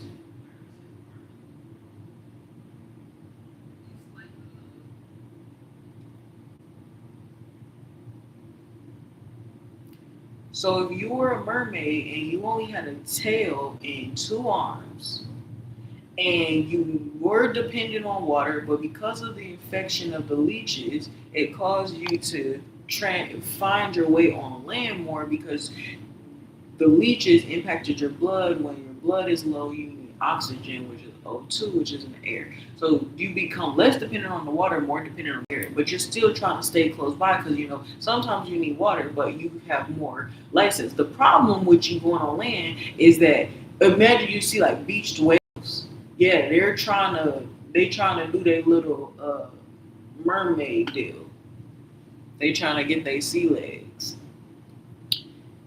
or whatever, or land legs. But anyway, so then the mermaids, they're on land, and then you got to think, how do we evolve? So now, like I said, this is a return to land though, because what happened before? Like I said, we were on in the air for at one point. We were in the air at one point, and we went underwater. The mermaid, the siren, is coming out of the water. How? Because it was a mating of the dolphin and maybe an owl, maybe some kind of bird and a dolphin.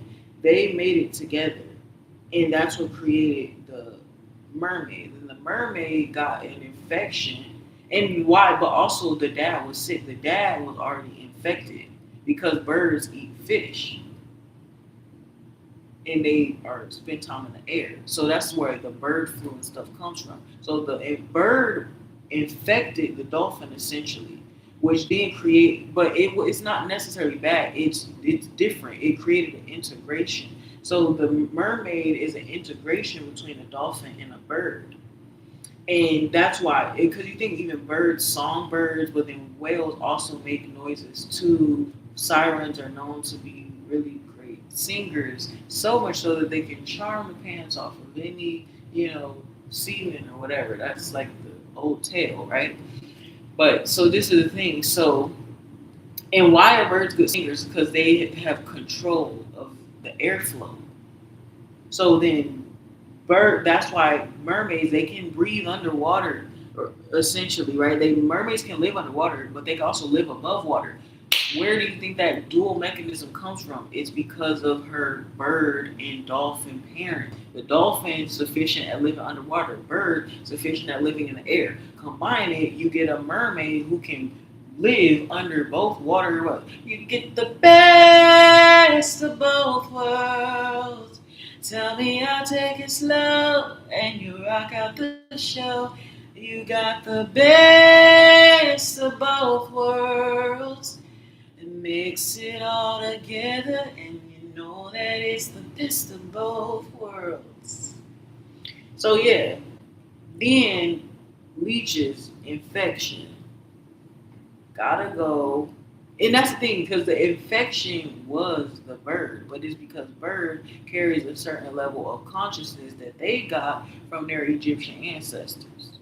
But that is actually the next step. Because how did we get humans and the birds again? So when a mermaid goes with a bird, you get one of those ancient Egyptian gods. They are human body, but they got a bird face.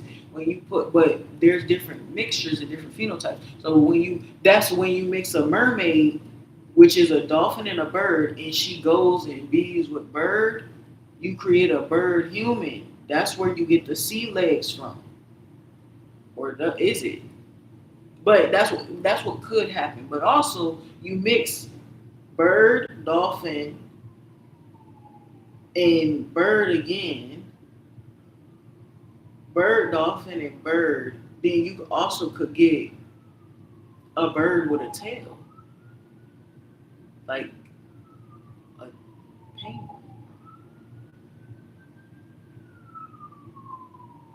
Yeah, like a fucking penguin and a motherfucking otter, bitch. First you get an otter. So we already passed that on the way in, but when it's back out, we it's like when you know those camping games and stuff, or when you play those games where you gotta it's ingredients. You take something and then you gotta mix it with this to create this, like in those like survival games and stuff. So that's what the world is. So if you know the connections between the animals and the animal kingdom and stuff, that's why they have those. It's like an electric circuit board. So when you know the root of it and you know the different combinations that are available, that's how you can make different combinations. So it's about knowing like what tool you're creating. So I'm saying if you wanted to make a animal, if you wanted to make a animal, if you wanted to make an ancient Egyptian like Thoth, like Thoth is basically half human, half bird. How did we get that mixture? Where you could get it from taking a mermaid, which a mermaid is a dolphin bird mixture. So when you take a dolphin and bird mixed individual and put them with a bird, you're you have a bird with human features, legs. But that's just one type of mix. You could also have a if it's a fish,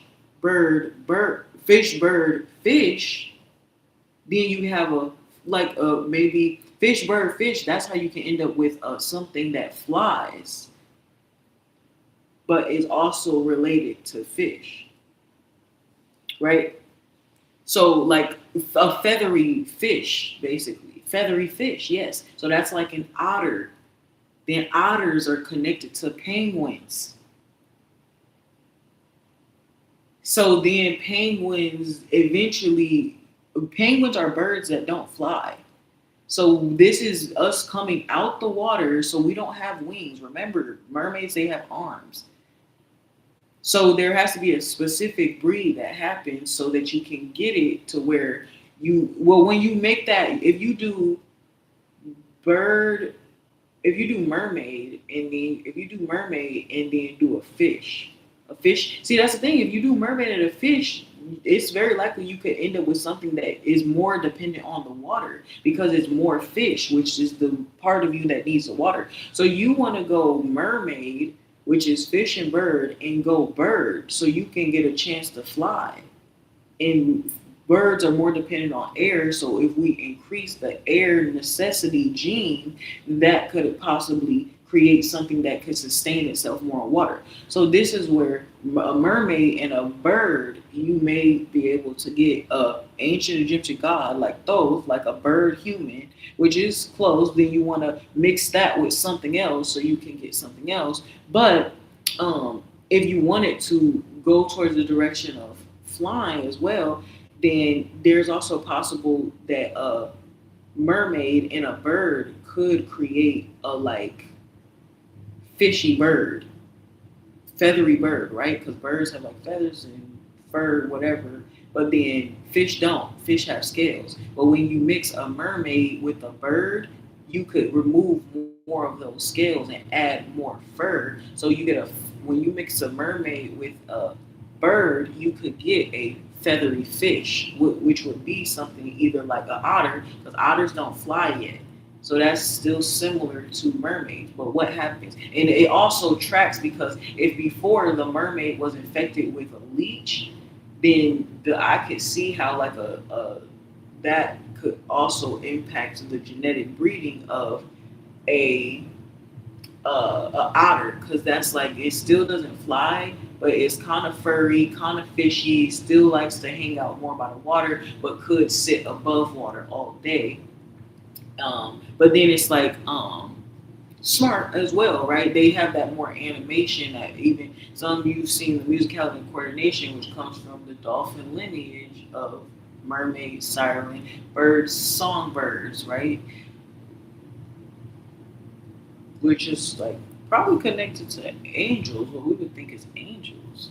Yeah, angels. Angels then were dragons. That's where the human aspect comes from, is because angels before dragons. Before angels, it was just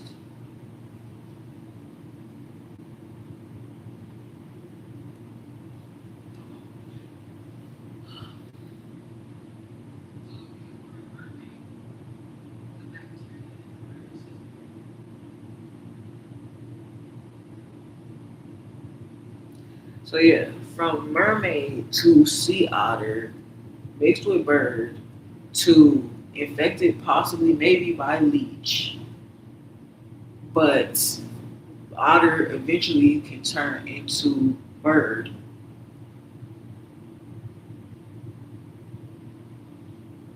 Uh, Probably the otter just mixed. Yes, the otter mixed with another bird.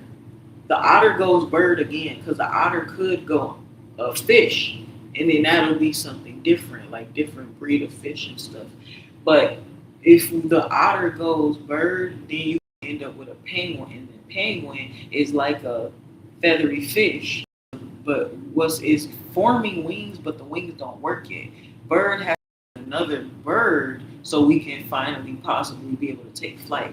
I think penguins got with something else that flies, and then that's how they increased their like genetic lottery to where they bred out things that then can fly, so that they didn't have to just be dependent on waddling, right? So then they learn to fly, and then those generations, learn eggs and nesting and all that stuff, and probably birds learn that partially from the bears who hibernate, and because the birds didn't know what to do when they first started flying at one point, so they learned from the bears to hibernate, and then yeah, eventually that's where like butterflies and bees and stuff come from. But eventually, what are we going back to? So now we all went from mermaid, or now we're a bird because we bred ourselves from penguin into with another bird, and so we can make more birds. And then yeah, so it's I'm just saying explaining like these different like categories the way you change. So when you understand these different connections, then you can breed yourself accordingly. And um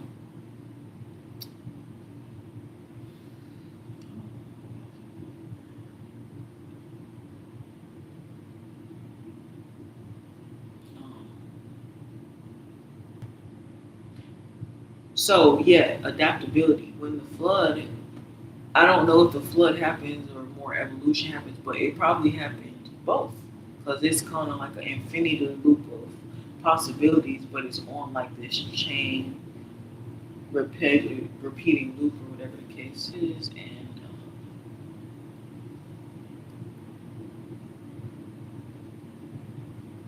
anyway, I forgot I was saying something about a bee, like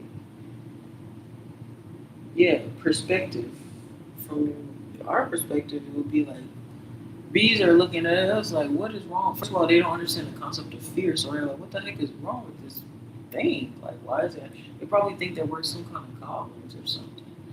But I was saying also, so yeah, but mermaid, I didn't say maybe she got with Bigfoot at one point. Mermaids got with Bigfoot. That's why there's people who are talking. That was a process, probably a mix. Like there was different kind of mix and variation. So yeah, I believe there's a mermaid mixed with Bigfoot, which Bigfoot is connected to bears, which then is connected to dogs, which is then connected to honey badgers and squirrels, and hamsters and guinea pigs. Guinea pigs are actually made with guinea pigs actually have pigs in them. I think it was mice that bred with pigs. They created guinea pigs. Mice and pigs, rats and pigs, guinea pigs. Because they were looking out more yeah, freaky big. So I just use pigs, whatever. And we got a little bit too much fun. But see, and Raps was also getting down with the spiders. So that's why you have like tarantulas and shit. You got that. And that's why spiders are so fast because some of them have rat DNA inside of them. And then that's also probably what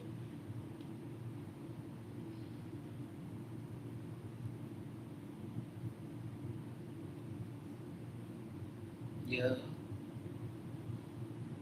tarantulas.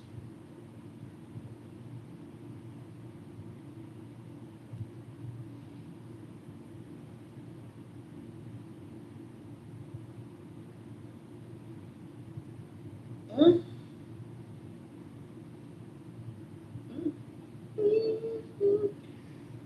mm, oh, you never see it coming 'cause you're blinded from the start. Know that you're that one for me. It's clear for everyone to see. My baby, you will always be my boo. Love you when we were younger, you were mine. My boo. Other brothers taking over, but it's still in your eyes. My boo. No, we used to argue, it's alright. We haven't seen each other in a while, but you will always be my boo, my oh, my oh, my oh. My boo, my boo, my oh, my oh, my oh, my oh, my boo.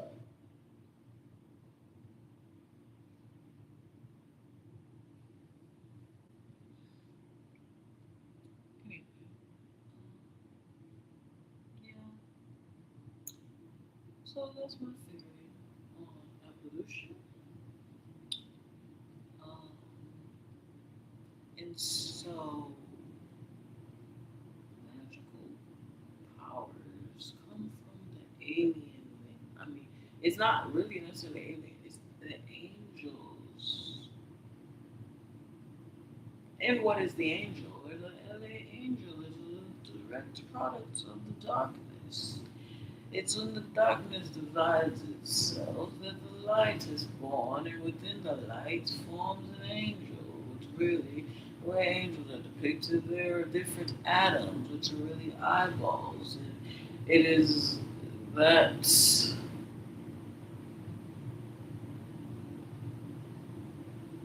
it's when darkness becomes aware of its separation that things can be created within that separation. And what are you creating other than your own memories of connection and but also forging your own new path and paying honor to that which came before you. So if all an angel knows is God, all an angel can create and like it's like we're here as angels, like, and we're from heaven, but we're visiting here, and um,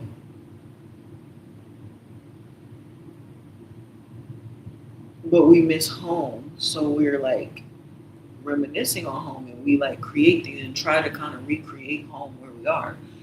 So when we're creating our worlds, we're creating our memory of God, which is really our memory of ourself before we forgot who we were. The separation we experience is a separation from ourselves, and that just lends to the separation we have with each other. So the more connected you become with yourself, the more connected you become with others. So in this case, it's like when we're creating our lives is based off of well, that's why when you feel like a drive or pull to do something, it's because you're trying to go towards something you miss, which is something that to miss it you have to have had it in the first place, so you remember it. And so you're really your passions are being driven by us something, like people that how do people feel so entitled to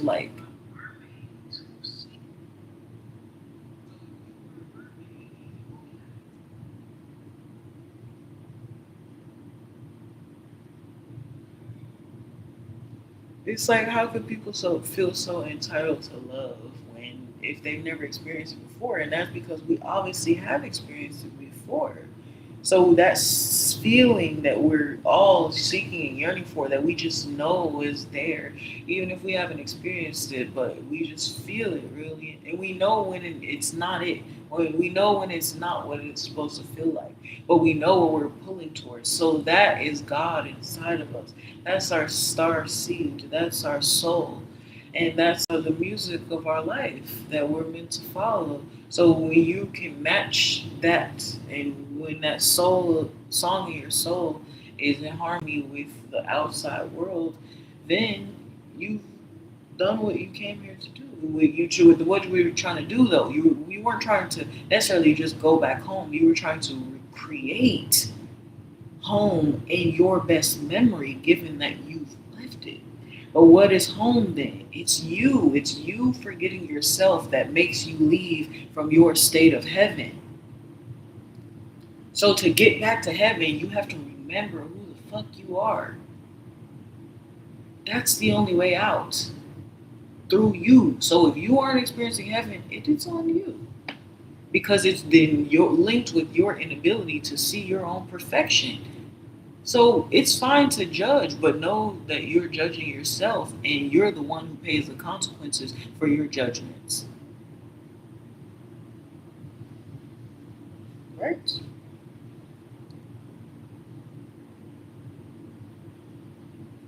So, yes, when you remember yourself and you remember, you know, to trust and you remember to let go of control and you remember what love really feels like. You remember what is love really then? It's harmony, but harmony is home. When you remember that feeling of home, then you are able to carry it with you no matter what. And that provides you with the strength and the motivation to continue on. So being able to recognize when you're in sync.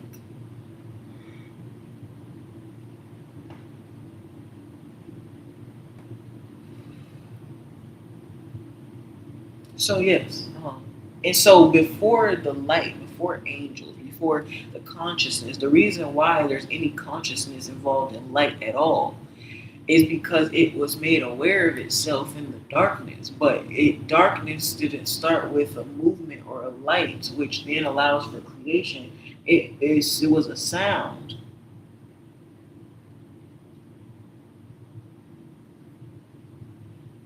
So how if before sound there was silence, how do you begin to break the sound?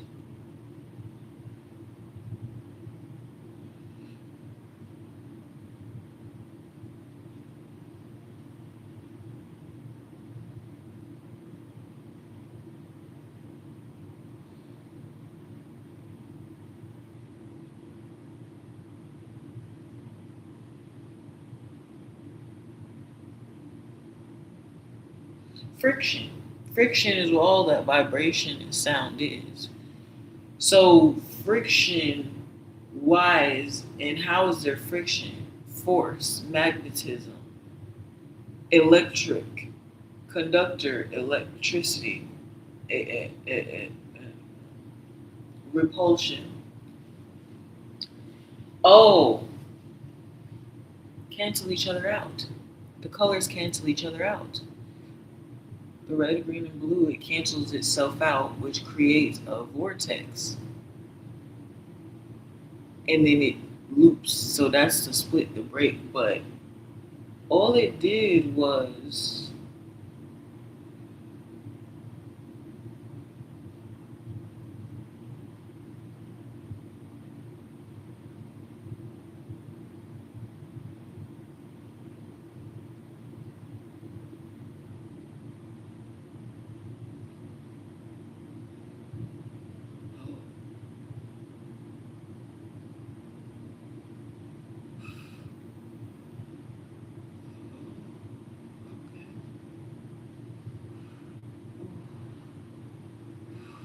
ooh,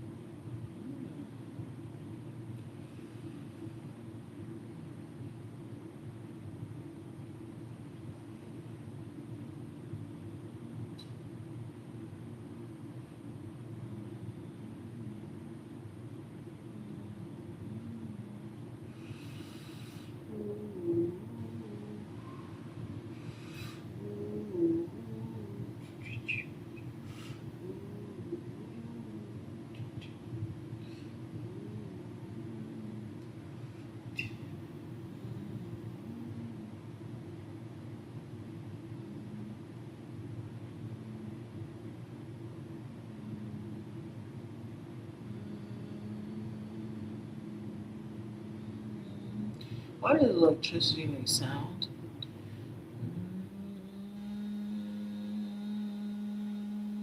Does it make sound?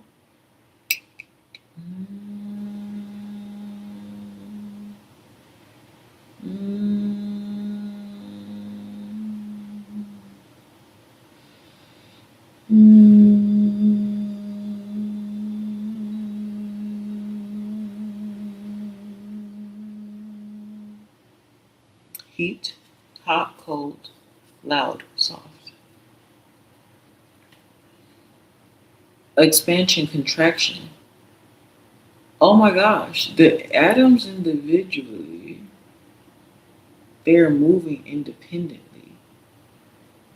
Because before I was thinking it was more like a billiard ball situation where, in order for one atom to begin movement, because I'm thinking about the origin, like what caused the, if it's a spark and explosion, what caused the force? What was the force behind it? And I'm thinking that the one atom had to hit the other atom for anything to happen. But really, what was happening was expansion, creation. It was really one singular atom or whatever that was getting smaller and tighter and getting more expanded. And it was just going in and out. That's all that it was. So that's going at its own pace. So, but that's also the waves, the electromagnetic waves that there's.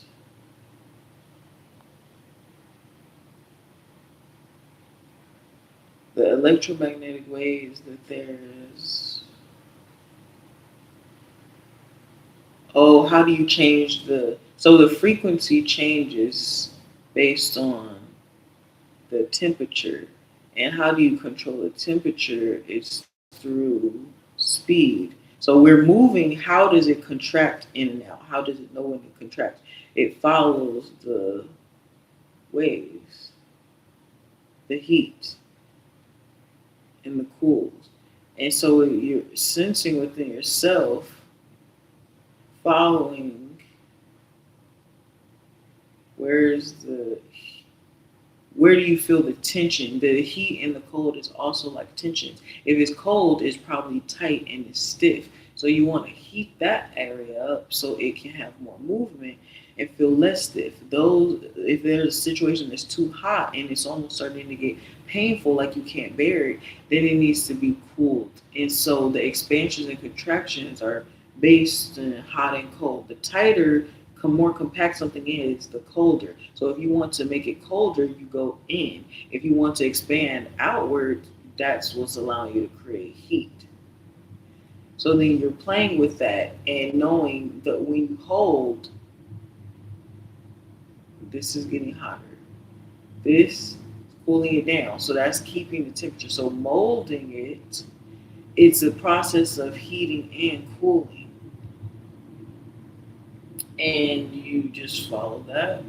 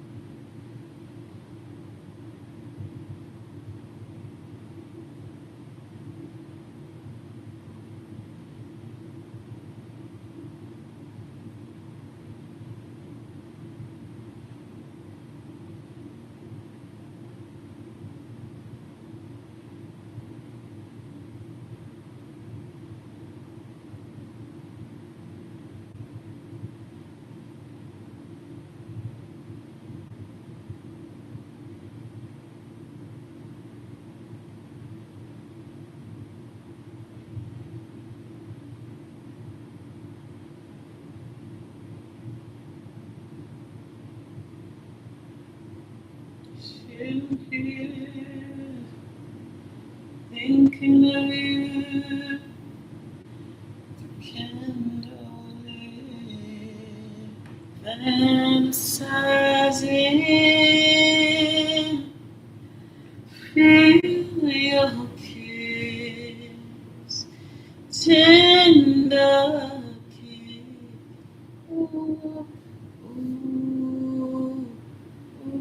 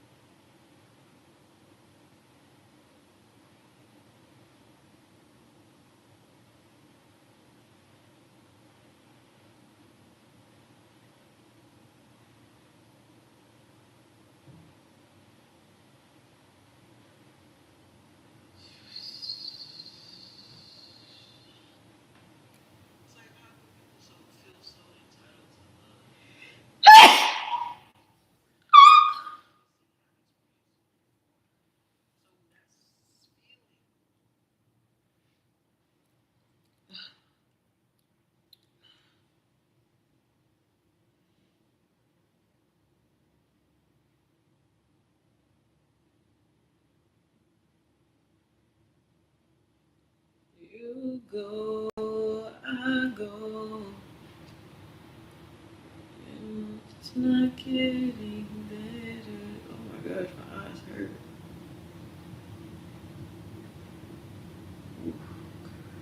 I came down too fast.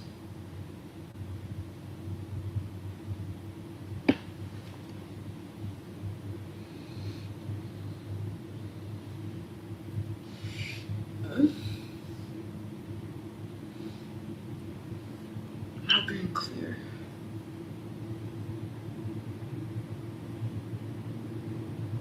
Hello?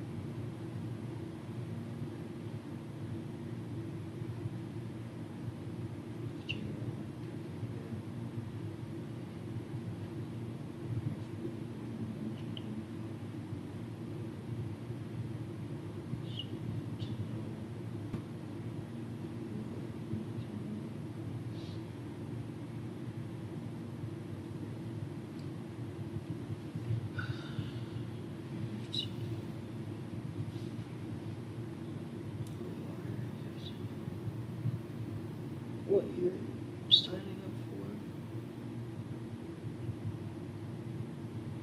you can accept.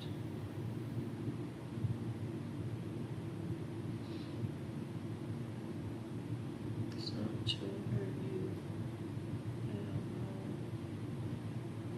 if you think I'm good enough for you. Like if being with me, it means you be missing out on something.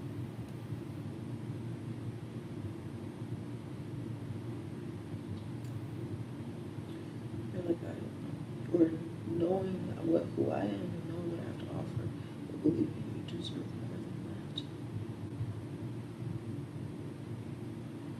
That's it. It's not even thinking like I'm not good at all. Like it's even in all of my greatness, it's still like I look at you and I think you deserve even more than me. So I don't know. Maybe there's some fear of not being enough.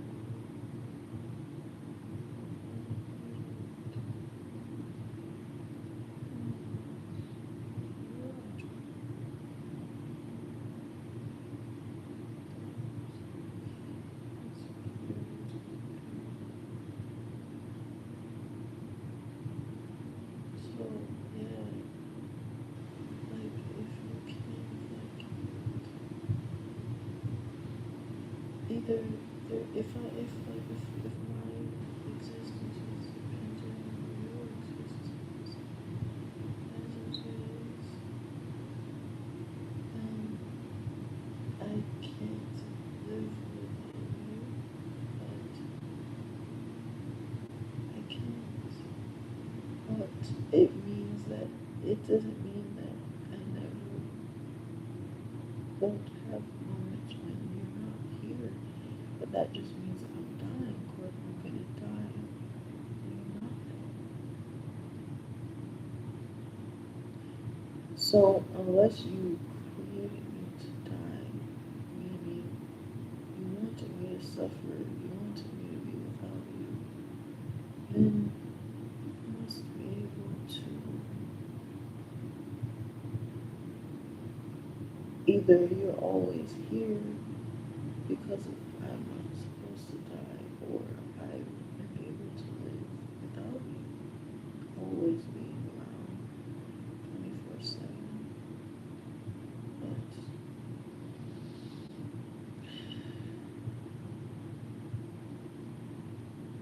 when I'm not then with you, I'm done. So why would I want to die?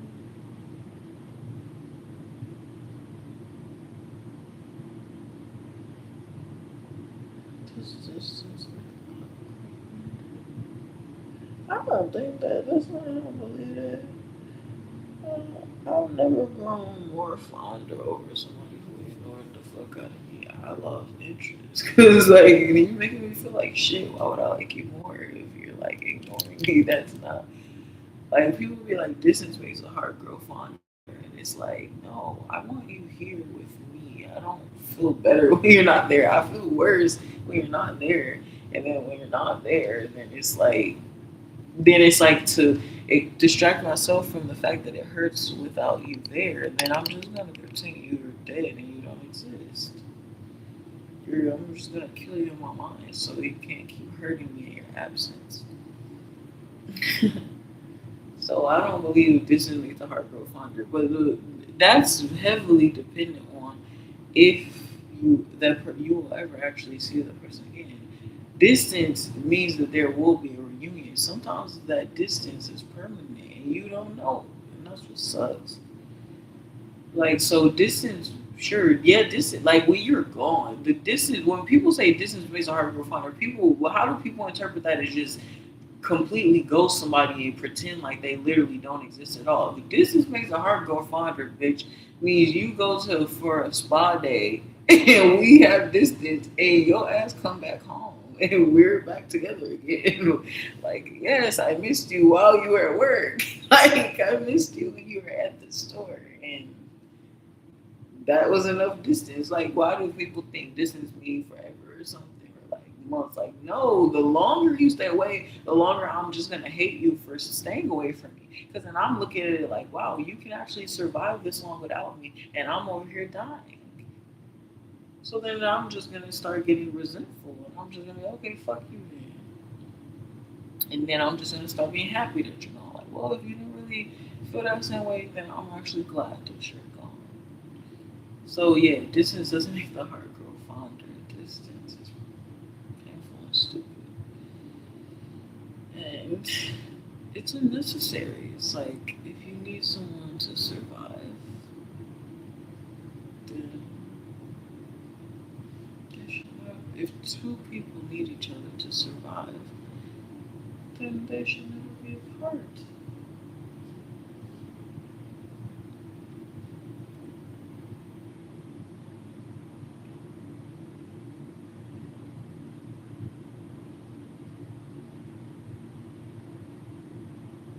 But it's like it's hard to say. It's easier said than done because then in that moment it feels like kind of scary. And it's like, what if? Like I don't know. When you waited so long to get something so good, and then you finally get something good, and it's just like, and then I start getting scared about losing it because then I'm like, oh my gosh, I never thought this would actually happen. And then I start obsessively planning for it to end, or convincing myself that it's not even real in the first place.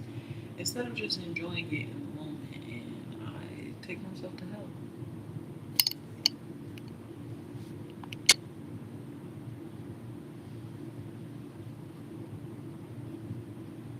Do I have an outfit?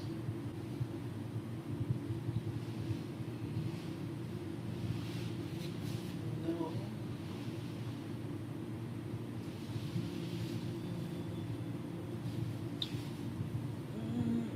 I have to pee, guys.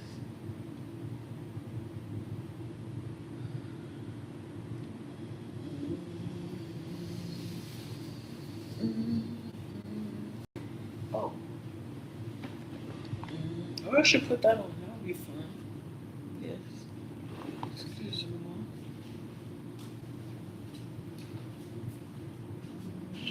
Oh.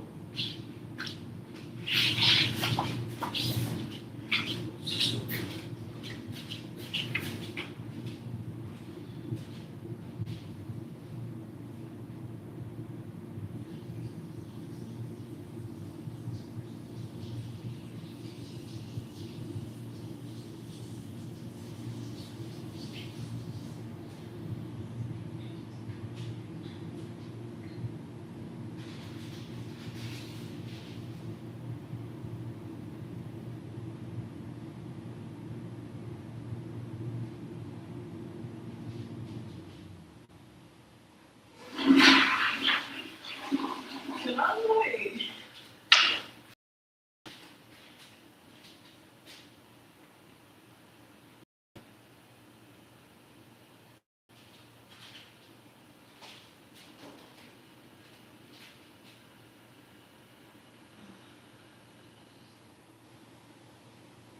I forgot I had chicken.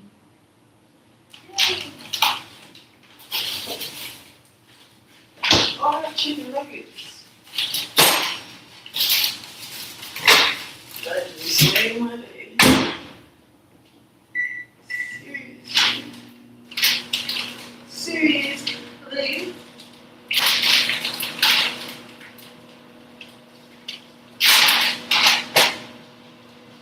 I think that car should have had me at Sherman University as like,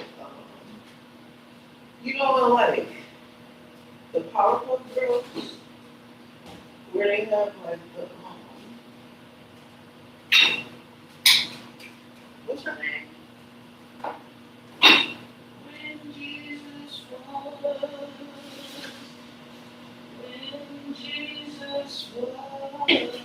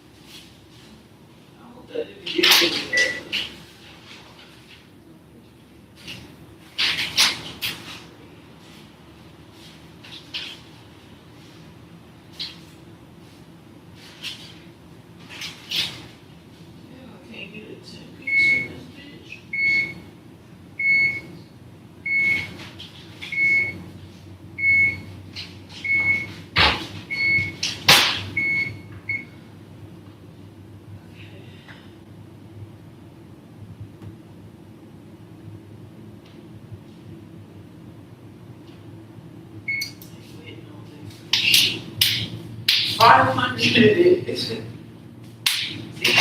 I could have been a cooking teacher. I specialize in frozen. And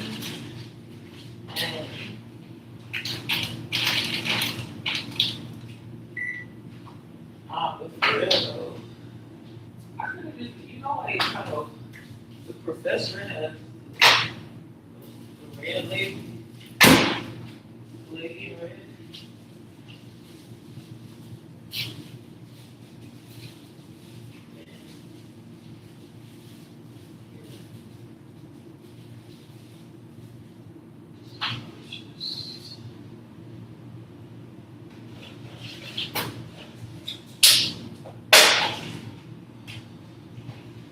So, yeah, the lady in red.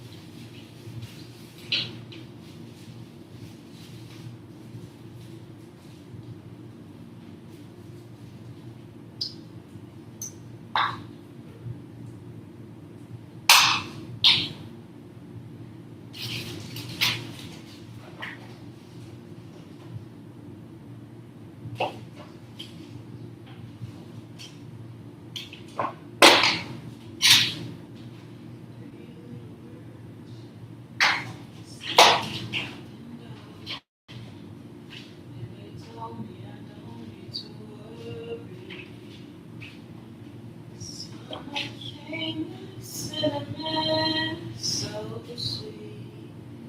Little girls double dutch on the concrete. Maybe sometimes we got it, but it's alright. The more we seem to change, the more you think it's strange. Don't you hesitate, girl, put your records on. Tell me your favorite song. Just go ahead, let your head down. Sapphire faded jeans. I hope you get your dreams. What time is it? Damn, midnight.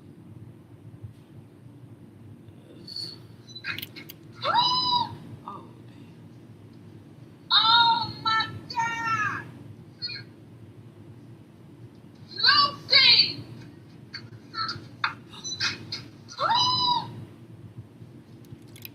Oh my God! Lucy!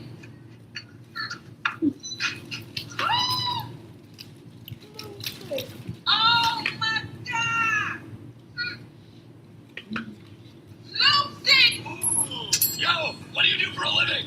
What do you do for a living? So you come to TikTok, you start uploading your content, you start to get no views, and then you go into Lightroom. And if you're going to take content creation seriously, or you're just a creator that is consistent on the app, brush up on your in-person skills. Don't only be sociable here, because I would say once you start getting maybe near, it starts early, 20K, you're likely to run into some people that at least know your work. When I was coming up and I started having like millions of views per week, maybe in the twos of millions, whatever, honestly, the numbers never register to me. Even when I go viral, I think of it as, the bots really liked it. But no, there may be bots in your comments and in the likes, but there are, in fact, real people. And it will change your life when consistently, there's not a week now that I have where I don't at least get 5 million people seeing my face. Pretty early on, that was already the case. And now I can anticipate to meet people almost daily that know my work. And if I was the type of person who didn't have people skills or didn't brush up on those things or didn't expect internet to reach real life, I would be very shocked, which I was shocked at how quickly it happened for me and at how many people can recognize me. But one thing I'm really glad is before I even got on social media, I was always very popular. I always was around people. People always stopped me if I walked down the street in whatever local area I was in. So it's not too different from my own personal life up until this point. It just kind of adds on. Like it's, maybe instead of saying hey to 3 people a day, I say hey to 5 people, and 2 of them are strangers. And I can tell a lot of creators are creators just in their room. They don't interact past that. But if you're going to be a creator, if you're going to put your face on set, if you're going to really start having some motion online, you need to know how to interact with people, and you also need to know people so you know when a fan of your work can also pose a danger to you. When somebody is approaching you because they recognize you, but not for the reasons that you would like to be approached for.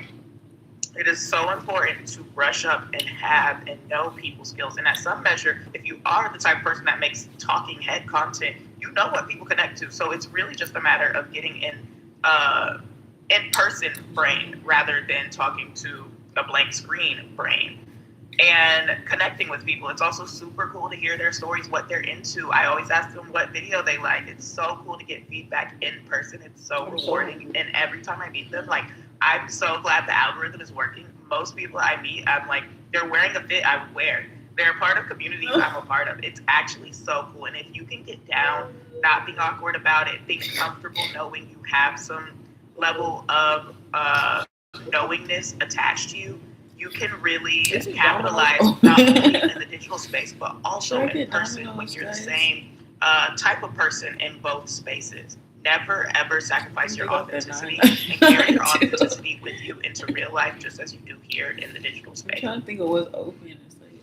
So right now I'm deciding to speak my piece and spread awareness. What? Yeah. So November 8th, 2024, I was and at a photo. So right now I'm deciding to speak my piece and spread awareness. Yeah. So November 8th, 2024, I was at a photo shoot by a photographer named Unarchivable Visuals. Ooh. So artsy, whatever you want to go by. Jamar Horrid. Oh. So let's start there. So the photographer hit me up, asking me if I was working with a photographer already because he see on my page that I already do photo shoots and stuff of that nature, but I wasn't working with a photographer. I just paid for all my shoots. Then he offered to work with me. So we could both, like, when I need content, he need content, we both need to build a brand. So that's what the plan was. Cool. I'm not gonna lie, I was late to the photo shoot. It was supposed to be at a certain time. I was late, and he was okay with it. I showed up around like 9 or 8. I think it was around like 8 or 9 or something. I showed up because, like I said, I was late. I was still getting ready after me doing hair all day. So I showed up. I was already dressed and whatnot. He was like, okay, that's good. People should know, show prepared. Okay, cool. Then the day proceeds, he's setting stuff up. And I'm just like sitting there chilling because, like I said, I came already prepared. He's setting stuff up, the backdrop and all of that. And he offered me some liquor. I said, I don't drink that. And plus, me personally, I don't want to drink nothing that I didn't know, like that I didn't open.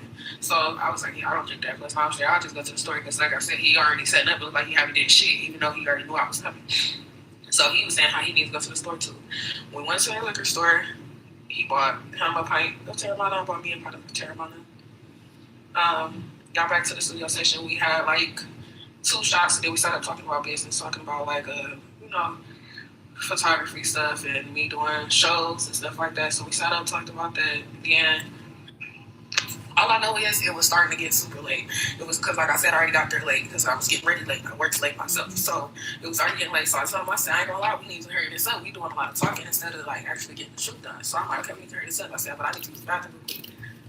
I feel like at that moment is where I fucked up at, like where I left a space open for anything to happen. I went to the bathroom, left my drink unattended. Didn't think of it at the time, but when I came back, he like, let's take one more shot before we get started. I'm like, you know, I was just like, okay, fuck it, let's do that.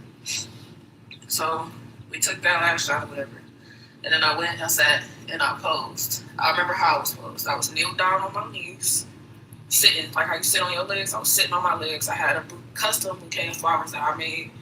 I'm gonna insert pictures and stuff like that.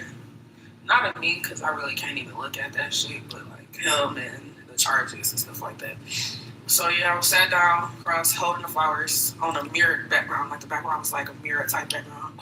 Oh. And next thing you know, I just passed out. I don't remember even going to, I don't remember nothing. I just was out of there. When I woke up, it was like 7 in the morning. He was walking off. It was like kind of like a movie. I just see him walking off, and it's like just blinking, and I just hear him keep saying, it's 7 in the morning. Damn, it's 7 in the morning.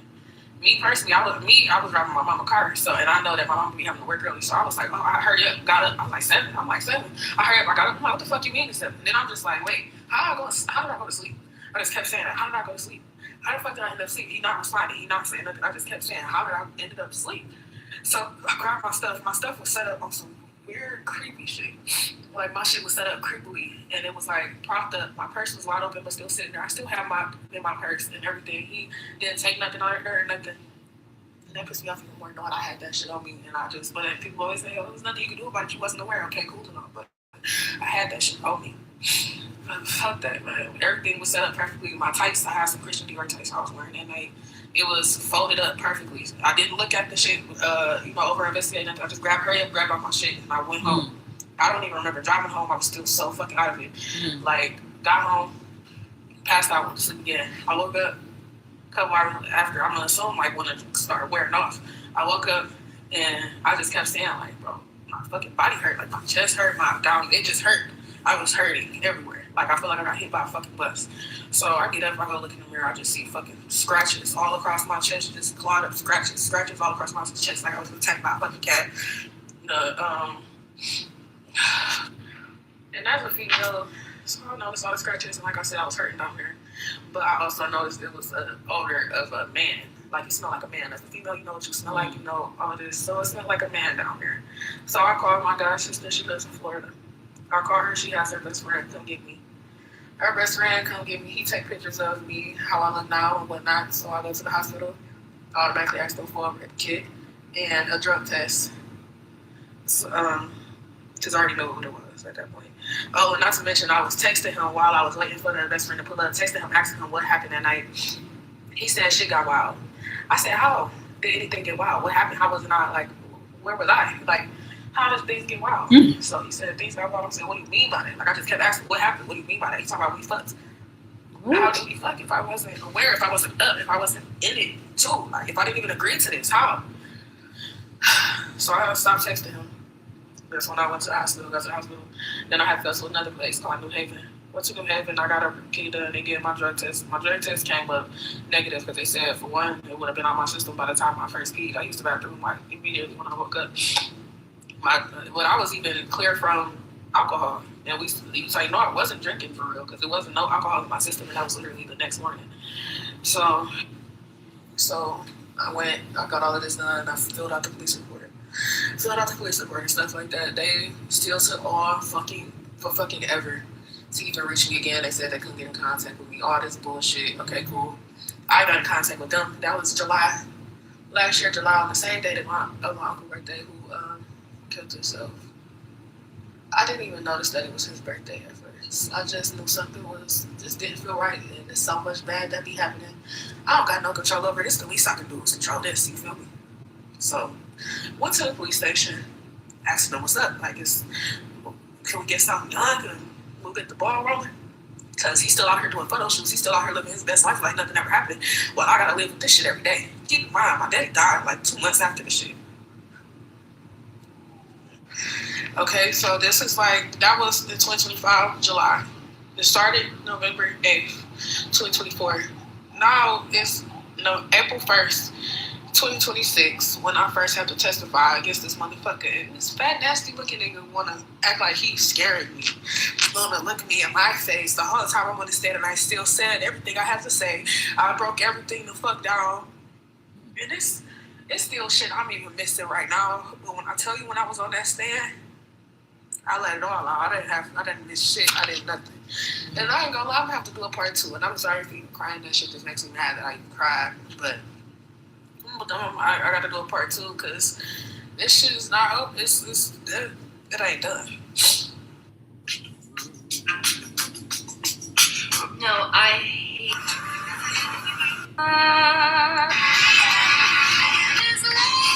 Your ability to show up, not through. You don't feel inadequate because of society standards. Because you understand that beauty is subjective. So you know that you're the shit. You know what I'm saying? Like, a lot of people don't like you because of that confidence that you hold. Because a lot of people are fighting to fit the standard. A lot of people are fighting their insecurities because their insecurities is what society told them to be insecure about, okay? You own the skin that you in, baby. That's what it is. You own the skin that you are in, okay? You don't have to change anything. If you want to change it, you want to change it.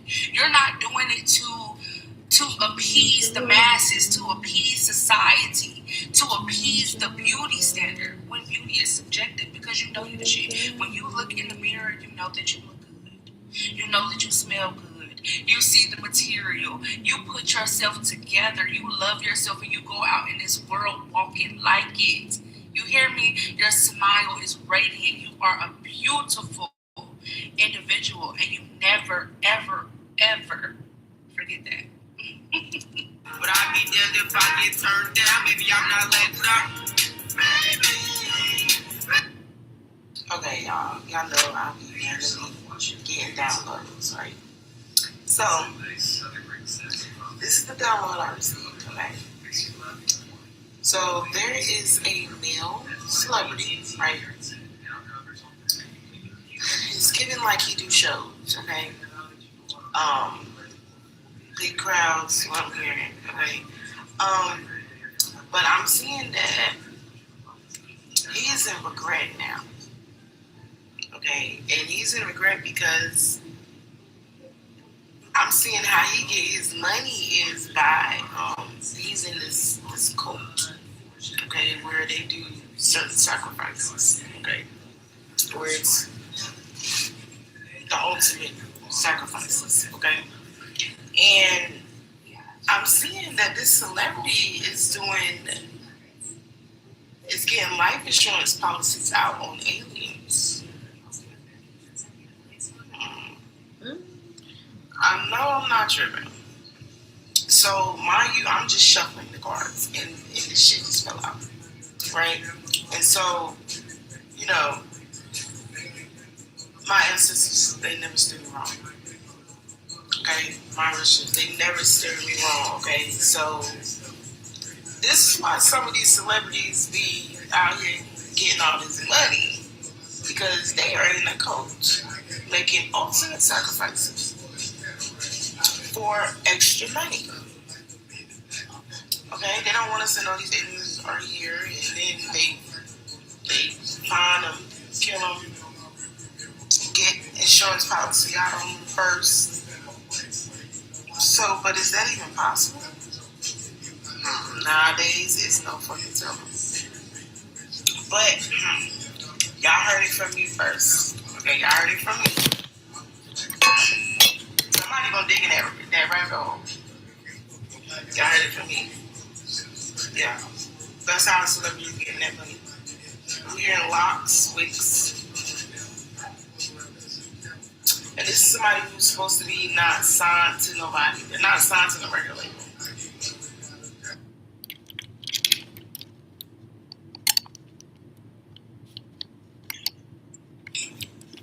You, what's up? What's up? I'm good. How you doing? Good.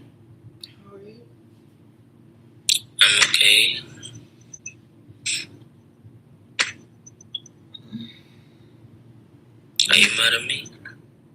No, I'm making chicken Actually, nuggets. Actually, I've been trying to send you questions, but you didn't answer no question. Yeah, I was talking a lot last time.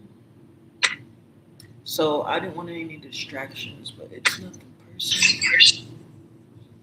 Okay. Peace and love. Abundant rising cause the moon. Sun, moon, star, sun, moon, star.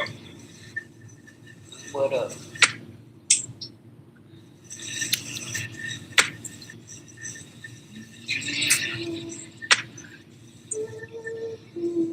You putting out to the universe today.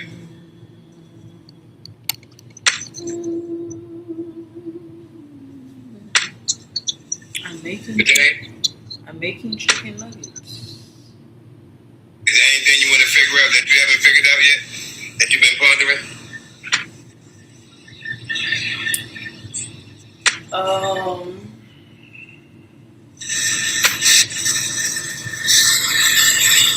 Yeah, I'm trying to figure out.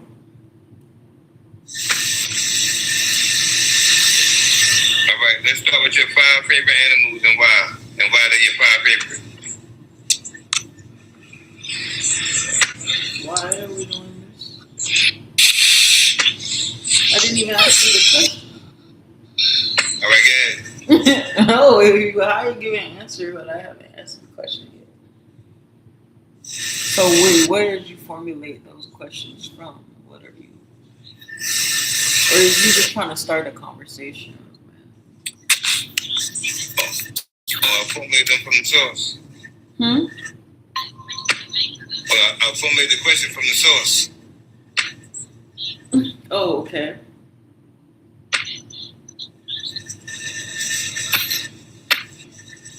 I don't even know if I have 5 favorite animals. I never thought about 5. I like tortoises / turtles. Why? Because they're very cute when they eat fruit, and that makes me really happy. And yeah, just every time I see them, and they just seem very sweet, and they just mind their own business, and they swim like they like to be in the water, but then they can also come outside, and so that's very versatile. And I like the water. All right. Yeah. That's one. What's another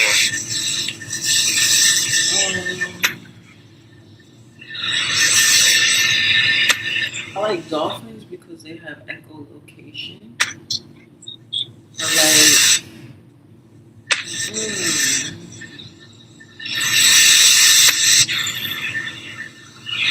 I like owls because they make cute noises and they're fuzzy and they're associated with wisdom. So I think that's awesome. Ooh. That's 3. I like lions because there's just such a grace about them and a confidence and a power that's very. It just screams like respect, you know, and they're just queens of the jungle. And Number 5, squids, because I think they're the aliens of the ocean. Oh. Okay. Now you got the 5 animals that you named. Now, out the 5, which one would you make your left arm? My left arm. Yes. What does that mean? I don't understand. If you had to make your left arm one of the animals, which one would Like you prefer? actually, like my arm would be like the arm of the animal, or like the whole animal would just replace my arm. Like I don't get it.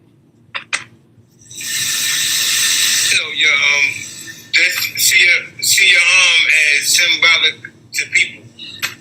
To people? Oh, that's like a giving hand? You say your left arm is the body. See, you got your body, then you got a body of people. So you got the left arm people, the right arm people, the right leg people, the left leg But people. what does the left arm represent? And the head people. Huh? But what does the left arm represent? The animal that you're going to give me. I know, but what does the left arm do? Is giving or receiving? Or are you saying it was people? No, the people operate like different parts of the body. Like you might operate more like a leg person. So you might be of the body of people. You might be the leg people. You might I be know, the but right I leg don't people. understand what that means. So what does it mean to be a left arm person versus a right arm person? What does the left do that the right doesn't? Oh, the left arm person would probably be the I don't want to say bad, but probably or the negative or the other version of the right arm version or the opposing version of the right arm. So how does that correlate the to the right animal? arm might be the good version, the good right people of the right arm people. Of the arm people, and then you got the bad people or considered bad of the arm people or the right people of the right arm people, and the wrong people. So why do you want me to associate my favorite animal with the bad arm? No, in different parts of the body. You're going to associate these animals with different parts of the So body. the left arm represents bad. It could be So on the left arm. It don't got to be bad. It could just be a different, or the other. I just gave you different negative, positive, the other arm, or otherwise. And you got your left and your right arm. It's just You're another not arm. explaining this well at all. Because you wanted to go deep into it. But it It's could be not. just I'm left and not right. deep. It I'm gotta be- asking a basic level. I don't understand the whole question itself. So you maybe try to ask me a different question since that one's clearly not It's sufficient. like the character. You said you got the reason why you like the animal. So you got the characteristics Yes. of it. So Right. then you can give them characteristics. It don't got to be your arm turned into the animal. It's like you give the characteristics of the animal to that arm. That's what I'm saying. Yeah, So but- that's what I'm thinking. So, Yes, but you're not explaining the basics of that question of what the left arm represents versus right arm, because it's just like, okay, you want me to assign the different animals to different body parts, yeah. but how would I know if you're gonna ask me the right I'm about to arm? tell you why. No, When but you I'm saying, complete- yeah, exactly. But I don't know the reason why you're asking me to do this, so I can't make an informed decision. How could I don't know what the results are from left to right. Well, I'm telling you. I'm gonna tell you this. When I don't know apply- which would be best in which position if I don't know what position. Like, that's like you asking me, who do I want to be the defensive lineman? And you just want me to pick from a random list of names with no stats. Like, I don't know who plays what position and who's going to fit where best on the team unless I know the skill. I know the characteristics that I have to work with, but I don't know what you're asking my left hand to do. I don't know what you're asking my right hand to do. So how do I know which characteristic would fit best in which It's category? about you. That's why. That part is for you. That's why you think So I'm the just body making part it up as I go along. That part's not for me. That part is for you. Okay, so then you should have just said that I'm making it up. You gotta listen. You saying no. Shut up! I am listening. You aren't listening. You are not explaining it well. All you had to do was when I asked for clarification. All you had to do if I asked for clarification was just say, "Oh, it doesn't. The left arm versus the right arm doesn't mean anything specific. It's for you to decide." All right. It's a fun imaginary world. Then I could have moved on. So it was your failure to explain the question. All right. Now we know that. Let's go move forward. Now you ready? Which one you give to your left arm? The turtle. And which one you give to your right arm? The octopus. Which one you give to your left leg?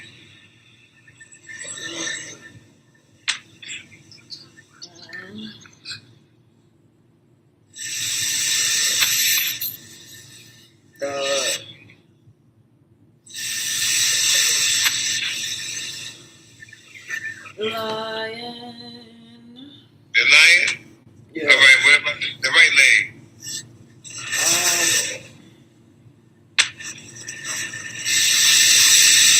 Dolphin.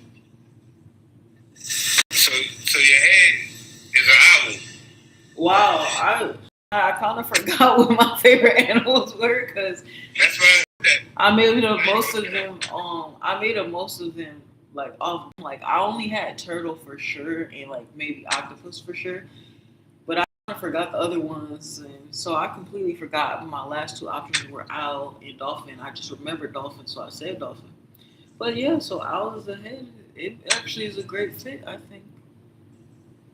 And you said that's wise. You like it because it's wise, and that end up being your head. That's so what I'm saying. Yeah, it just makes sense. All right then. So now you understand. It's good to just answer it, and then you got the answer.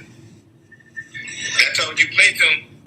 See how you forgot one. You're not. The one you Don't forgot. act like. Don't use my successful answering of the question to not try to validate your poor No, it ain't success. question It's an answer. answering. Yes, it is successful because I deemed it so. So don't try to take away my creativity. They're like, you think you can police when I could create and when I can't create. You just try to say, oh, well, it's for you to decide. Now you're trying to tell me, well, you can't decide like that. So then don't tell me what to do. Don't worry, bro. I got it wrong. My bad.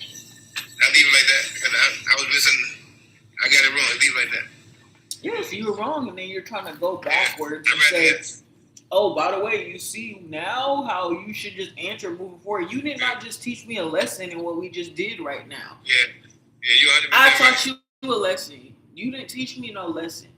The question was nice, but you're trying to say that when in the terms of you not answering the question right in the first place, then you're saying, see, all you got to do is answer the question. No, next time I'm still not going to just answer the question because it still doesn't know under. So, you get what I'm saying? You didn't teach me a lesson. I know, man. Maybe you tried to, but clearly the lesson was not received because next time I'm still going to ask the same questions for context because I don't know what you're going to mean next time. And if next time you need to learn that if I don't understand something and it's not something specific, then you should tell me, oh, no, it's for you to decide. It's not, it doesn't have any specific meaning. I tell you this much. You can best believe that I'm learning something too. Yeah. Don't think I'm So not keep too. learning it then. Yeah, I'm always learning too. Good. As you should. Don't think I'm learning all the time. I know that knowledge is infinite, and I'm very much aware of that. Mm-hmm. Knowledge is infinite. Mm-hmm. Infinite. That's the thing about life, that it's infinite, so you're always going to be left to know something else. There's always going to be something left to know, or more to know, and you're just going to be, it's just ongoing. All right, you can stop talking now. I'm done with that. Next. All right, now we're going to get to, now what you've been pondering throughout the week with that owl head of yours.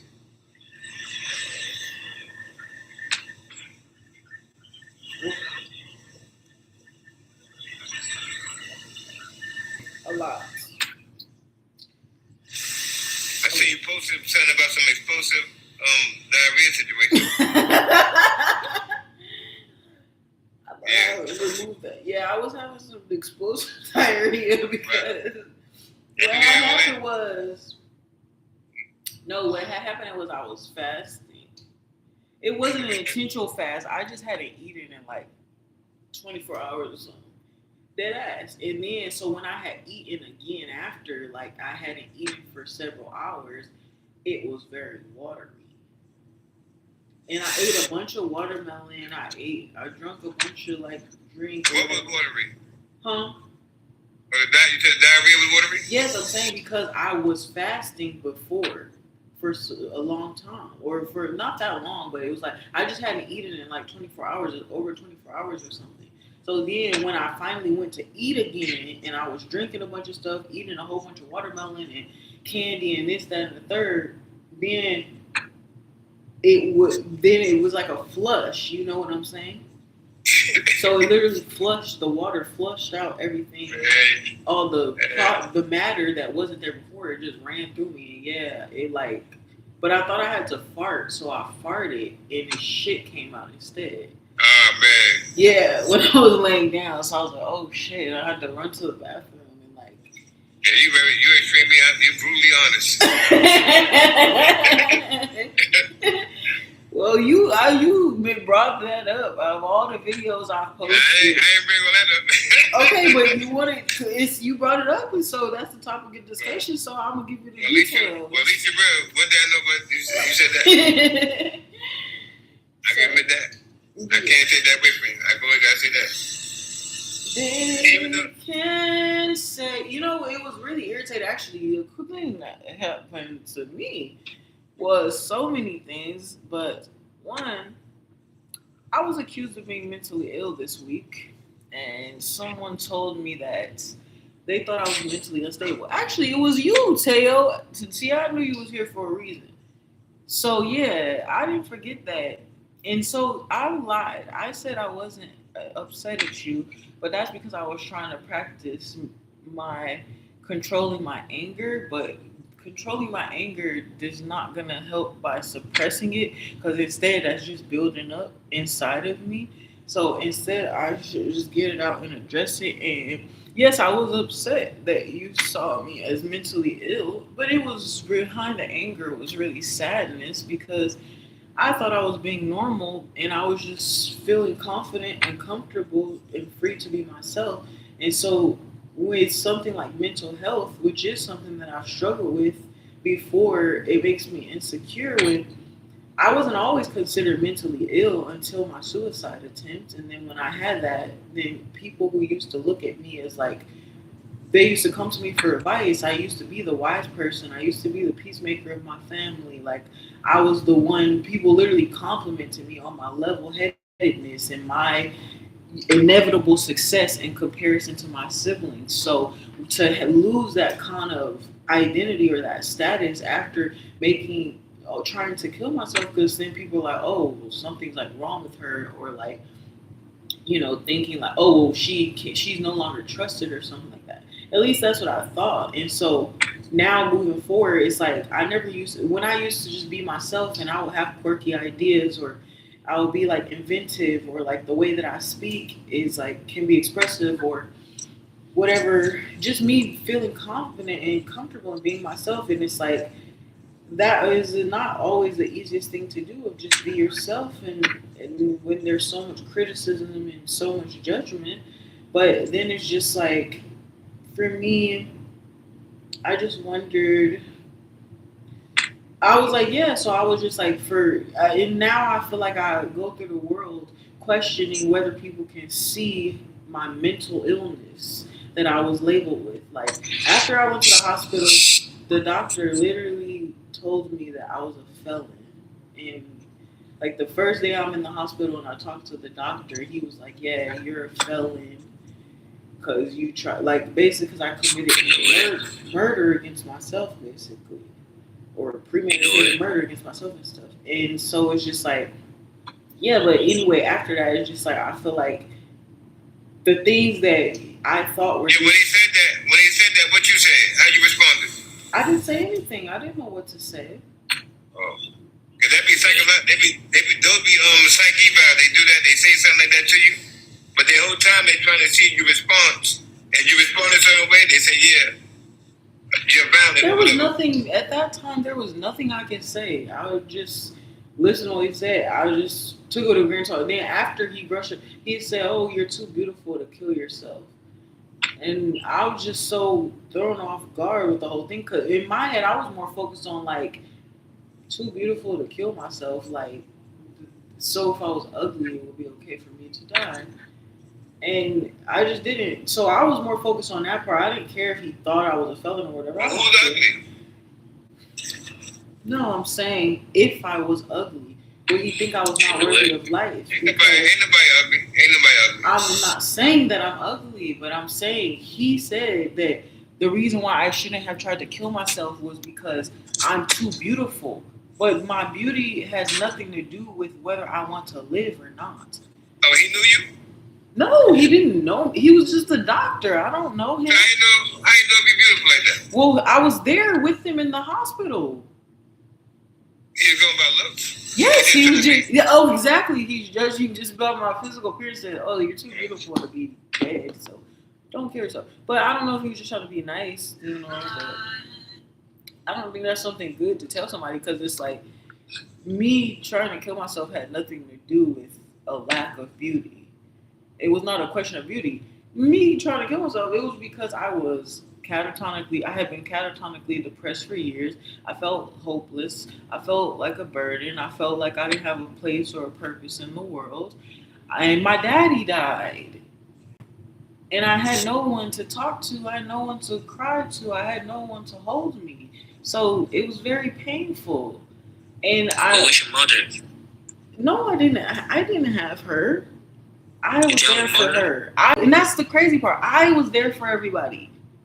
I was there to make sure that everyone was together. I was there to make sure that everybody was okay. I was the one monitoring. There was no one there watching or monitoring or looking at me. And when everyone had moved on with their lives, all I could do, I was crying every night still. I was crying myself to sleep so many nights. I still couldn't think of my dad or hear my dad's voice or see other people's dads or any of that because it was just too emotional. I was still dealing with my own loss. So it was when I finally decided, like, you know what, I need to start living for me the same way everybody else has moved on. Everybody's living their life. I need to finally live for me. So me, at the time I was in Michigan, I had never even been to New York before. But that's why I decided to come to New York. It had actually been planted in me through meditation a few years prior, but I had been putting it off. I feel like God had already kind of guided me to come this direction, to come to New York. During meditation, I feel like God had I said, want to know. "Come here." And so I never, but I was too scared to do it because I had never been to New York before. I didn't know anybody there. Like I didn't want to leave my family. I wasn't thinking of, being alone. Like, so it was just a lot of self doubt and just feeling stuck in the same routine, but also feeling tired of the same routine. And at some point, that's where like I just kind of froze. And it's just like, I don't want to do this life that I'm doing, but I'm scared to go to the next life.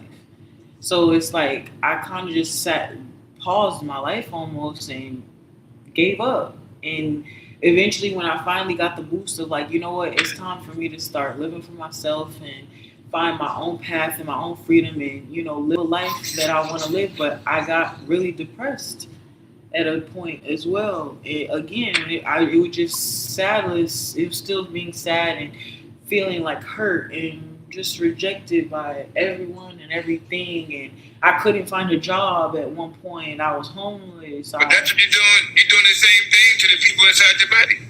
Yeah. So whatever you do to the people inside your body, which is your immune system, your defense mechanism, you got macrophage, you got your macrophage, you got your neutrophils. So if you're making them work and all that, and you're not helping them out and not giving them stuff to eat and all that kind of stuff so they can do what they got to do while they preparing you on the inside, and you keep going against them and putting bad things on top of them when they trying to eat healthy and take care of you from the inside, you're going to go through that on the outside, what you're doing to yourself on the inside. And consuming digestible starch causes us internal fabrication because we're lower melanated people. We're not supposed to have no digestible starch inside of our system. So that internally fabricates us, which causes the physical and spiritual wars that we go through. So whatever we go through internally, we're going to go through externally. So this is why these things come out. Because we got things that we inflicting upon ourselves with the people that's within us. Like we're people within the body of God. So the same way we have cells in our body, we have phones, and we're cells with phones, cell phones. Because we are cells within the body of God. So I think if we're we're not healthy. inside God's body, then everything that is in here is something that God ate. So what would not be good if everything that is here is then of God? So then we're just eating God's leftover excrement, and then that goes through us, and it gets further refined into something else, and then re-enters God to either be reused by someone else or it exits God. So that concept of good and bad is a no-go. Like just saying, oh, you can't eat this, you can't eat this. Like everything here is of God if we live inside God's body. So if God didn't want us to have it, God shouldn't have ate it. Nah, you know that don't line up with you eating It does. everything. So then, what would be the point of eating it? That would mean because it's here that you're supposed to eat. That you eat that. You eat what is here for you, and when it passes through your body, everything is here for me. What are you talking about? Everything is here for me. That's why everything's here. That's why is it here? So why is it here? So why is it here? Oh, because other things consume that. Remember, other life forms here. So they utilize that. We utilize this. That's what I said. They gotta utilize that other stuff. We utilize this stuff up here for us. So, but the other stuff is for other things that's here to utilize other life forms. We're not the only life form here. So they utilize that, and we utilize what's good for our insides, and that's how that goes. But so the animals are our ancestors, so other things are for other things. Everything is not for us. We're not greedy. Remember, we're not gonna. It's balanced. Everything is balanced. You have no point. Shut up. Anyway, bitch, like I was saying, your stupid ass hoe said that I was mentally unstable just because I sing during conversations. He said because I get angry quick, but he want to keep saying stupid ass sexual shit to me. Then he said because I say because I'm trying to ask for clarification when I can't hear the stupid motherfucker. And then he said because my eyes look small and confused that he thinks that I am But I said I'm sorry. crazy, that I'm mentally unstable. Like, what?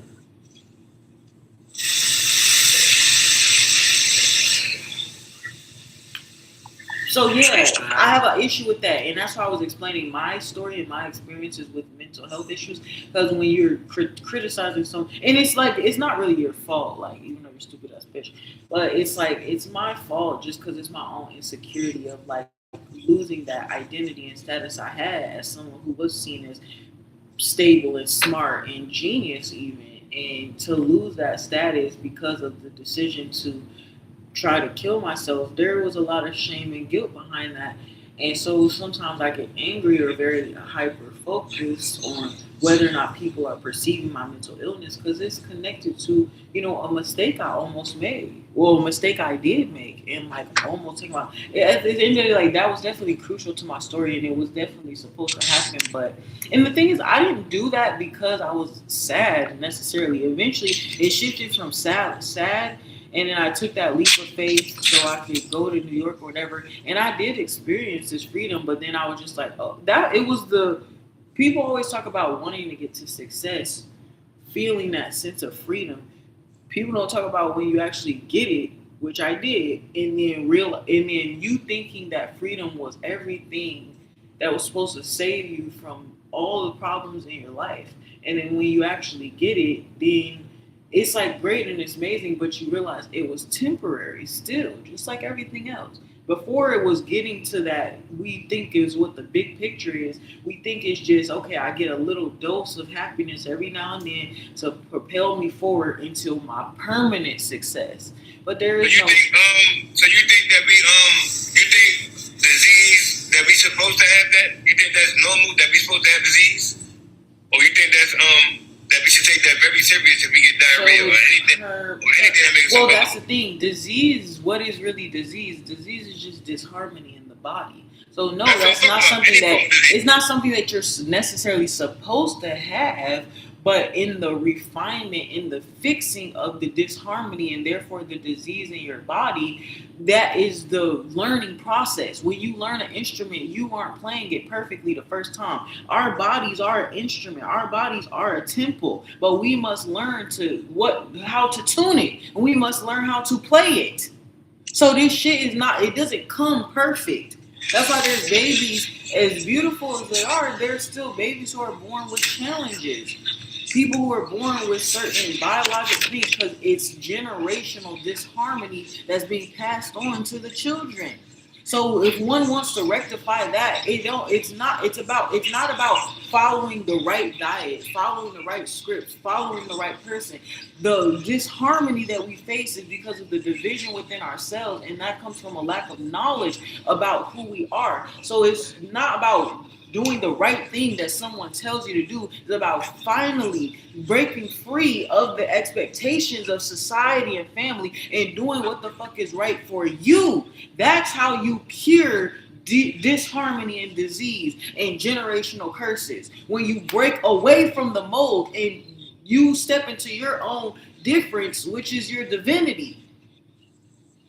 So it's not for you to tell me what to eat. I have to go within inside of my body and be able to know when I eat it. And it's not, I'm not saying that it's good to do this and good to do that. I'm saying that it's not for you to tell me, because if you tell me now, and if I have to depend on you to tell me what the right thing to do and what the wrong thing is do, when you're not here anymore, because we always want the permanence, but the truth is, and part of the beautiful part of life is the shit isn't permanent. The fact that things can change, that you do only have people for seasons and reasons. There's a part of that. There's a reason for that. So until we master impermanence, and that would, to master permanence, it will require remembering who we are constantly.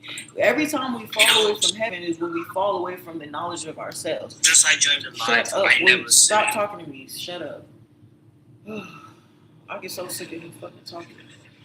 Like, he talks at the wrong time every single fucking time. You see me talking, you see me on a fucking roll. So stop talking when I'm fucking talking. So anyway, the point is, yeah, we're not supposed to have the disease in our body, but when you're relying on somebody else to tell you what you can and cannot eat, you're not getting the proper education and experience on your own. That's like saying, oh, we have to eat peanuts, guys. We have to eat peanuts. Everybody can't fucking eat peanuts. So how do you find that out? Your own experimentation. So I eat and do what I want to do, and I have to observe how it works and reacts in my body and my spirit, and how it propels me forward or stops me in my life. So if someone said, so that's what it's supposed to be. So I figure out and make the decision on my own. Nobody else can tell me. You know what general experimentation is? You know what this is called general experimentation. You see somebody of your hue, the same color as you. You know y'all both neuromelanated as far as what you made of, and what you know, what's healthy and harmful to neuromelanin. That's it. Because you know what you're, like you said, you. So I know I'm made of neuromelanin, and I look up what's harmful to it. Digestible starch. It causes inflammation and all this kind of stuff. And down the line, you end up with insulin, stuff like that, diabetes, high blood pressure, dementia, Alzheimer's. One of these things from digestible starch, if I'm neuromelanin.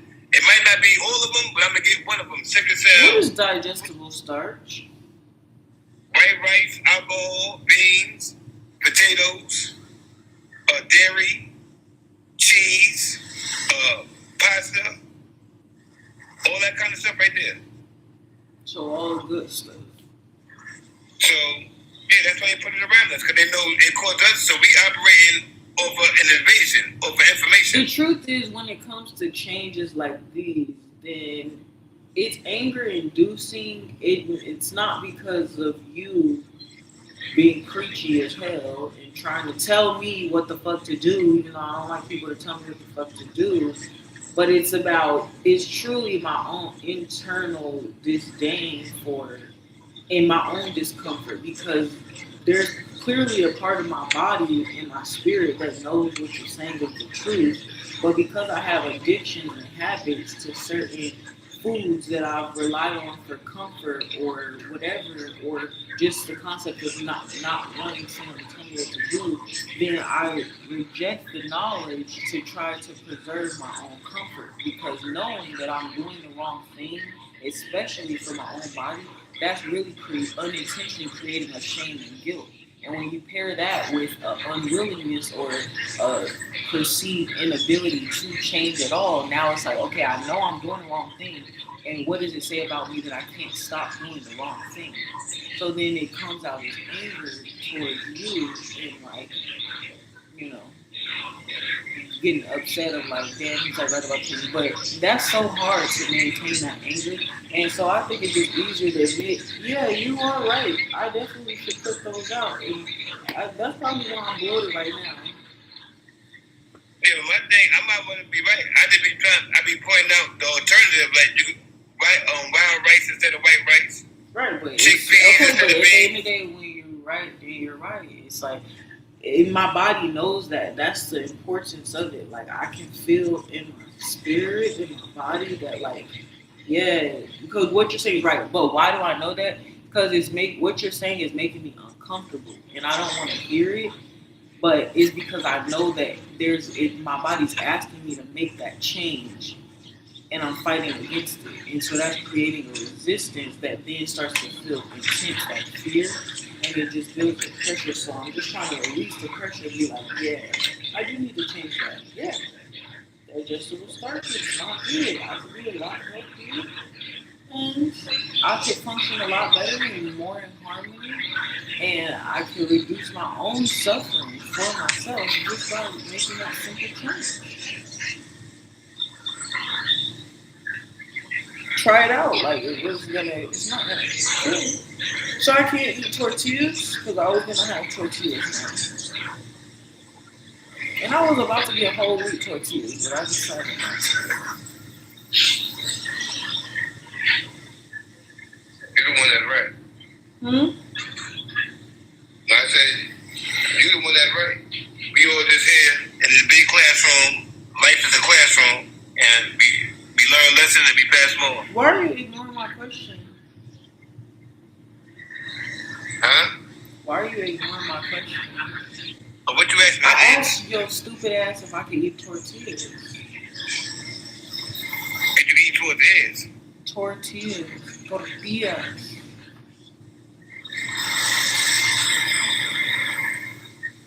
That's that's not that I gotta check that. The tortillas. Okay, Depends so what I'm they gonna made eat them right now. Since it's unclear. Because I was gonna have chicken nugget wraps.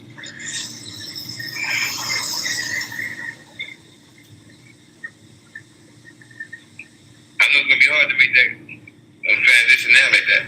What? Cause you up there, if you up there in the Bronx, they got a lot of that's my cousin. They up there. It's hard to get around all that food, the health store with the wild rice and all that kind of stuff. Okay. The lentil, you be cooking, or you Yeah, I do eat be out. cooking. I barely order out.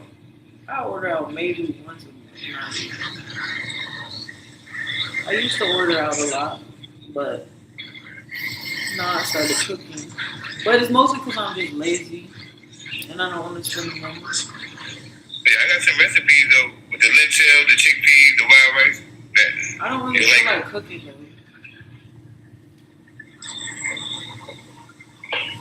You make it smooth when you got blender. No. I barely have a pan.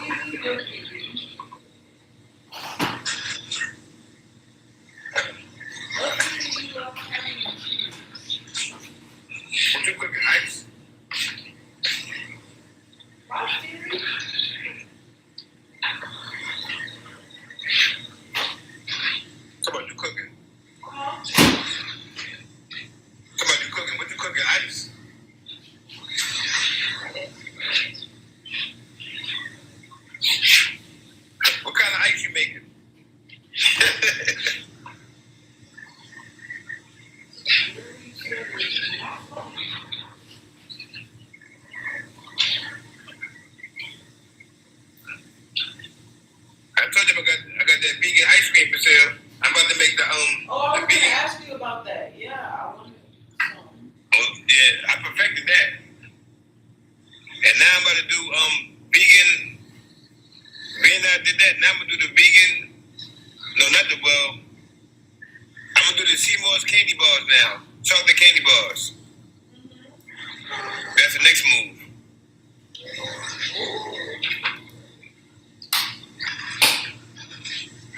I might make like the Hershey's Kisses too, but like my own shape. You said what? I'm gonna make the Seymour's like the Hershey's Kisses, but my own shape. Seymour's. So now you get the balls of Seymour's chocolate, like the Hershey's Kisses, but it's Seymour's. Seymour's chocolate, walnut, date.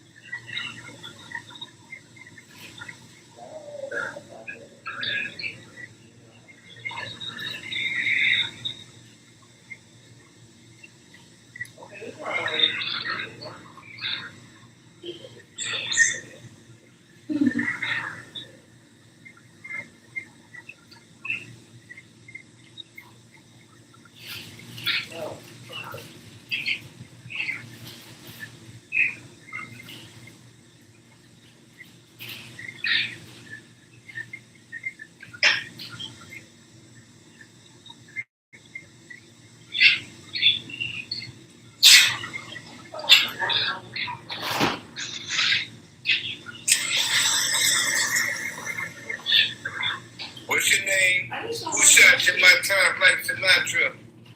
What? Peruvian trying to do me in. I ain't paid them yet.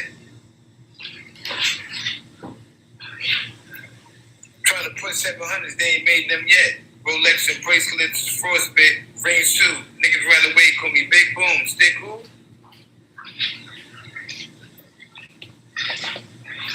What you over there making? I told you I'm making chicken wraps.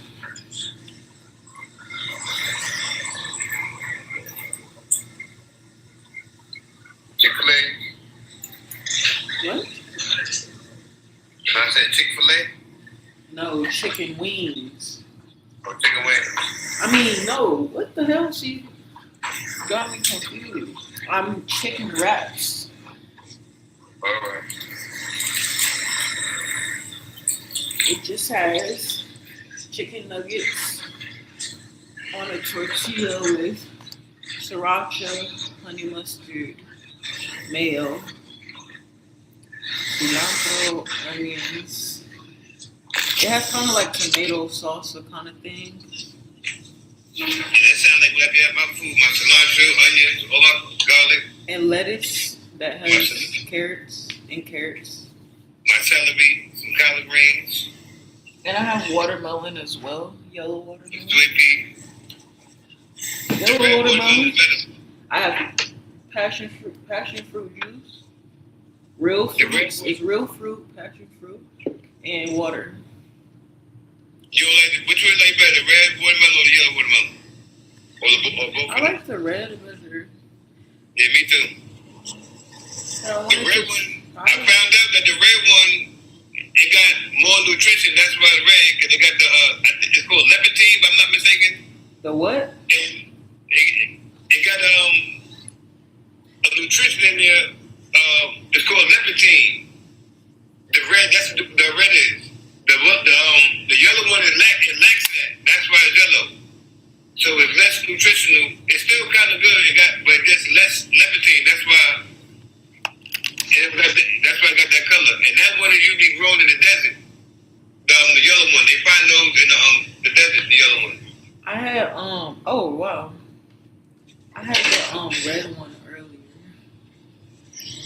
what I ate earlier, actually. Yeah. Red watermelon. The watermelon is great. In the morning time, oh man, you give it, I can't even say that. That's the best breakfast to have, a watermelon. Yeah. I'm talking a nice, cool one. Don't do it. Try that in the morning time, in the morning. That change your life. You want to do that every day.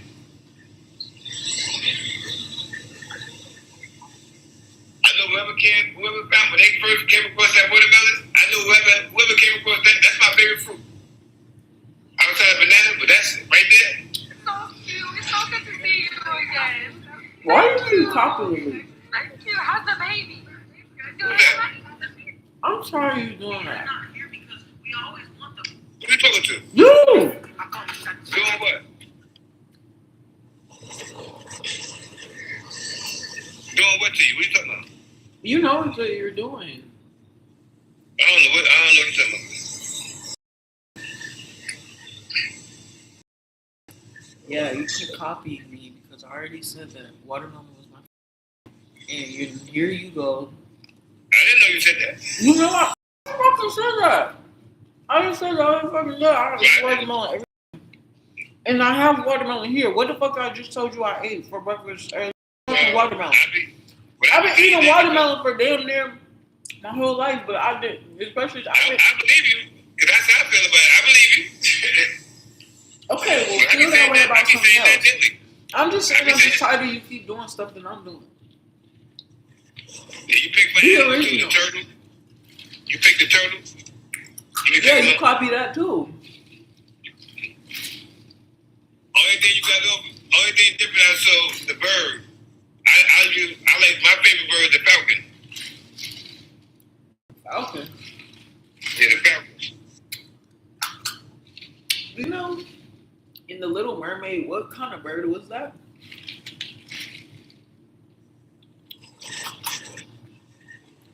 The falcon got accuracy. It can fly directly. It can look directly into the sun and fly right and fly the highest. They go into the water right when the falcon. Perfect touch eyes.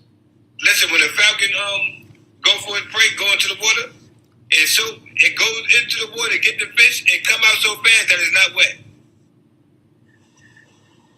It come out dry. I think that falcon. Okay, so earlier I was just doing a fun theory on like what I think is like the origin of humanity and how like we came from like dragons and the evolution of like the chain or whatever. So we got to mermaids at one point, and I was saying that I believe that a mermaid is a mix of a dolphin and a bird, but I wasn't sure which bird, but I knew it. I don't know. I just envisioned it was something with a beak.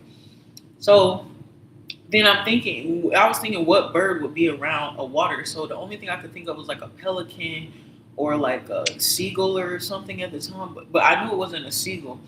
But now that you mentioned a falcon, and then I kind of landed on maybe it was an owl, because I just thought of owls, the way they relate to like wisdom and like grandfather clocks. And they're both, dolphins are really smart, you know? So it'd be smart of them to get together. But then I was thinking like, well, now that you mentioned falcon, the fact they can go into water so quickly, that speed, then that could possibly be a breed. But also they're quick, you know? And they can go in the water, you know? They go in and come out so fast they're not wet. That shit critical. I saw that like wow, they're not. That's how fast that whoop. They get the fish come out and not wet. They won't be wet. And they accuracy from way up there. They catch that. They can see that and do that shit like that. Shit is great. And they fly the highest and all But that. what lets them not get wet? The speed. The speed. But no, but it's still You ever saw a even falcon? even if I put a paper into water fast, it's still gonna get wet. So how is Not that fast. That bird is. That's how. no? But I'm saying it's like they're water resistant in a way. Yeah. Oh, how is that? And so it's Because crazy. And what they I'm so saying, big. if To be that dolphins, big and do that, to go in that water like that, boom, and come out dry like that, and to be something big like that, and not even something small. Those are big birds. They grab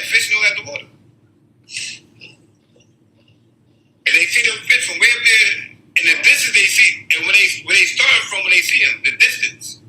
From so high and then come down like that and swoop and catch it in the water. They see it in the water and go and come up in there and out with that fish dry and come out dry with the fish. Only thing wet the fish. That's crazy, man.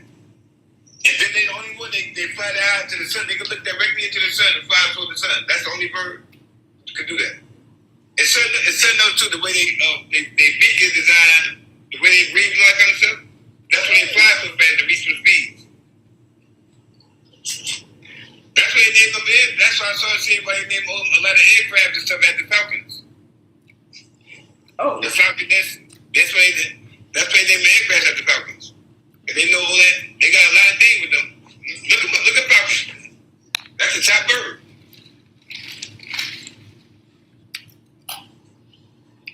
You don't see us naming no planes after no eagles. well, because then I was thinking, this is why I thought mermaids are a dolphin bird mix.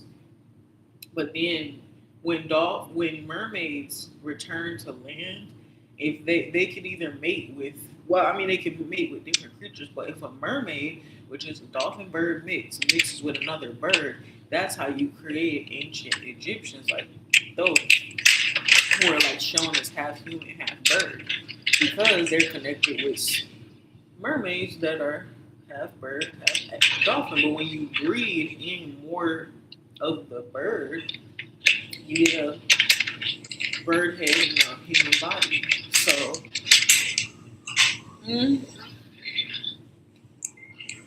yeah.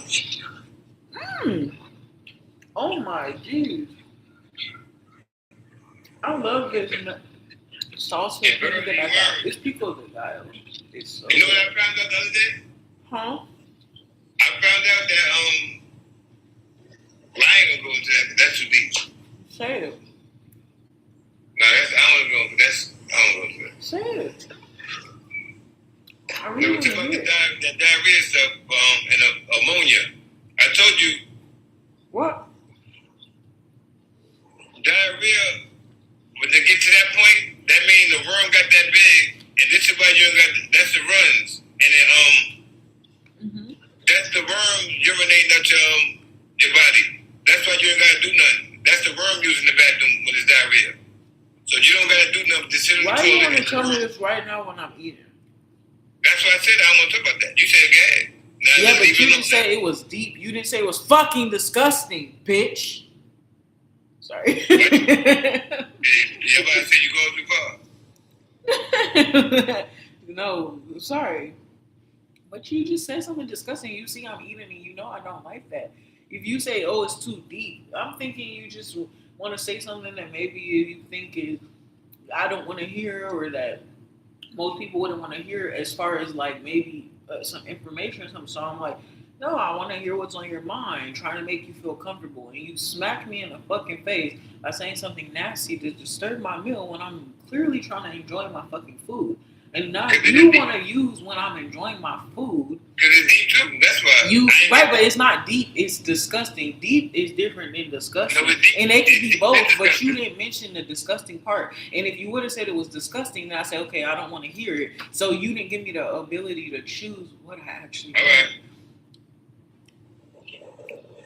Like, Well, you didn't give me the I thought option. I thought you probably figured that deep gonna go past disgusting and It's not this thing deep. goes It's past. disgusting. Deep is saying, oh, It's a lot too. It's a more. That mean it could be some disgusting stuff. It could be like it's deep. right, It ain't but shallow. that's not a good way to describe it. You going past more creatures. When you go Deep is like you go- deep. When you say deep, I want to share something like personal or vulnerable. That's deep. Yeah, I mean, it's not Saying, shallow. That mean, oh, saying when you eat certain foods, then you get diarrhea. I'm eating, and you say eating certain foods, you'll get diarrhea because the worms and parasites that are inside of you are urinating, and that's why you get diarrhea. What is deep about that, and why are you sharing that while I'm literally actively eating? You could literally that's what I'm saying. Doesn't make sense. You said something disgusting, not deep.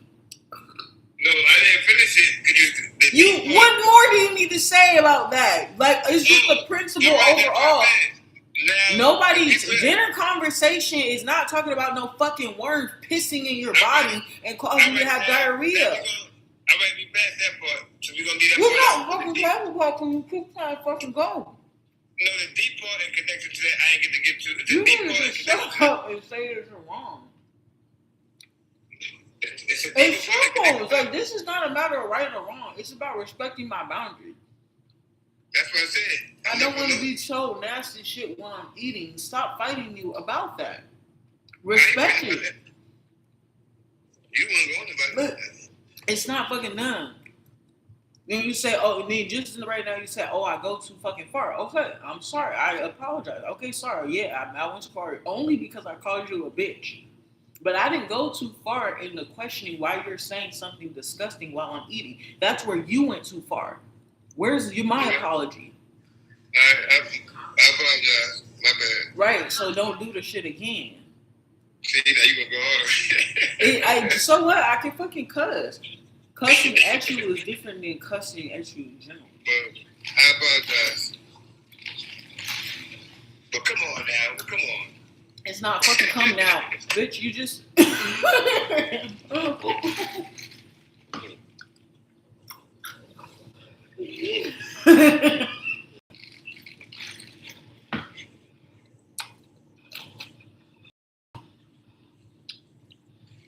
I tell you when you finish eating.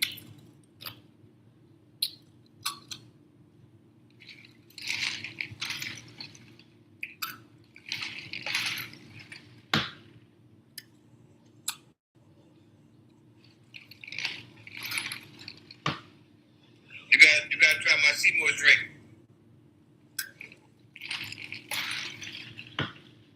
Mm-hmm.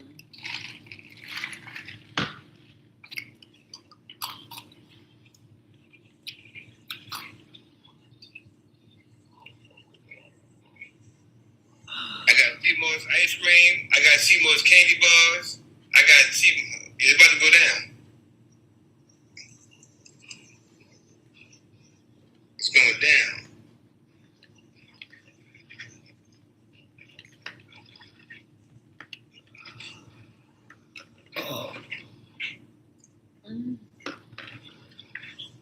I got Seymour's juice with the mango, dates, key lime.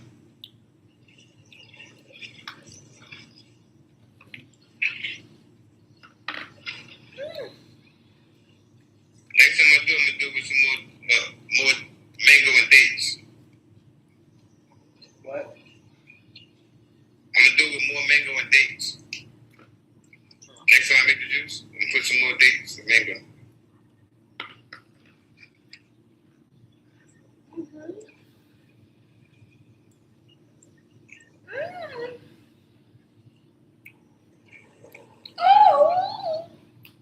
There you go. Huh? Here I go enjoying my fucking life. With the noises. What the fuck? Oh my gosh. Remember them sounds This is amazing. back in my day. Huh? I said, remember them sounds back in my day. Oh yeah?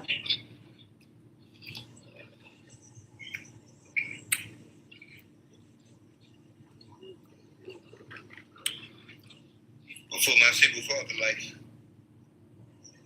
Well, All them sounds.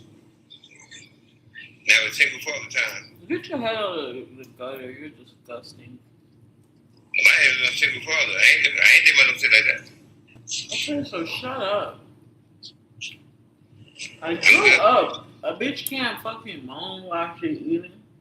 I'm good. I ain't worried enjoying about myself. It always has to be like, oh, I can't make an adult comment on that. no, you cannot. I'm just I enjoying ain't my saying food. nothing- I ain't It's saying just nothing like, crazy. when somebody's like, yeah, I'm exclaiming. Yeah, but I didn't make no like a intriguing like I just made a regular adult comment on back in my day.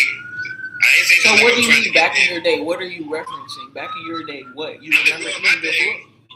That's a reminder for me. I didn't get explicit on that. What is it a reminder of? Oh, this thing, my past. I ain't get. Yeah, what exactly in your past is it reminding you of? Oh, the sound. That's why. Yes, what is the sound? What do you think? The ocean? No, what happened to the reality of my life. But what was the reality of your life?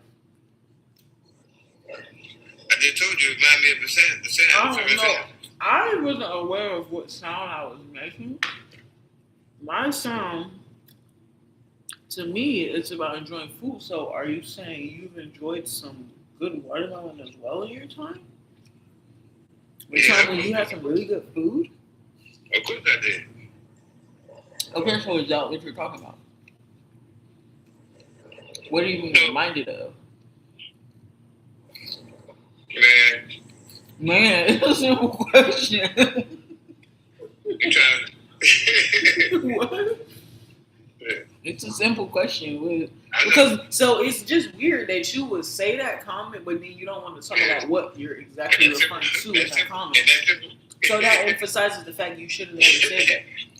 It's a simple question, but that simple answer, it's like, so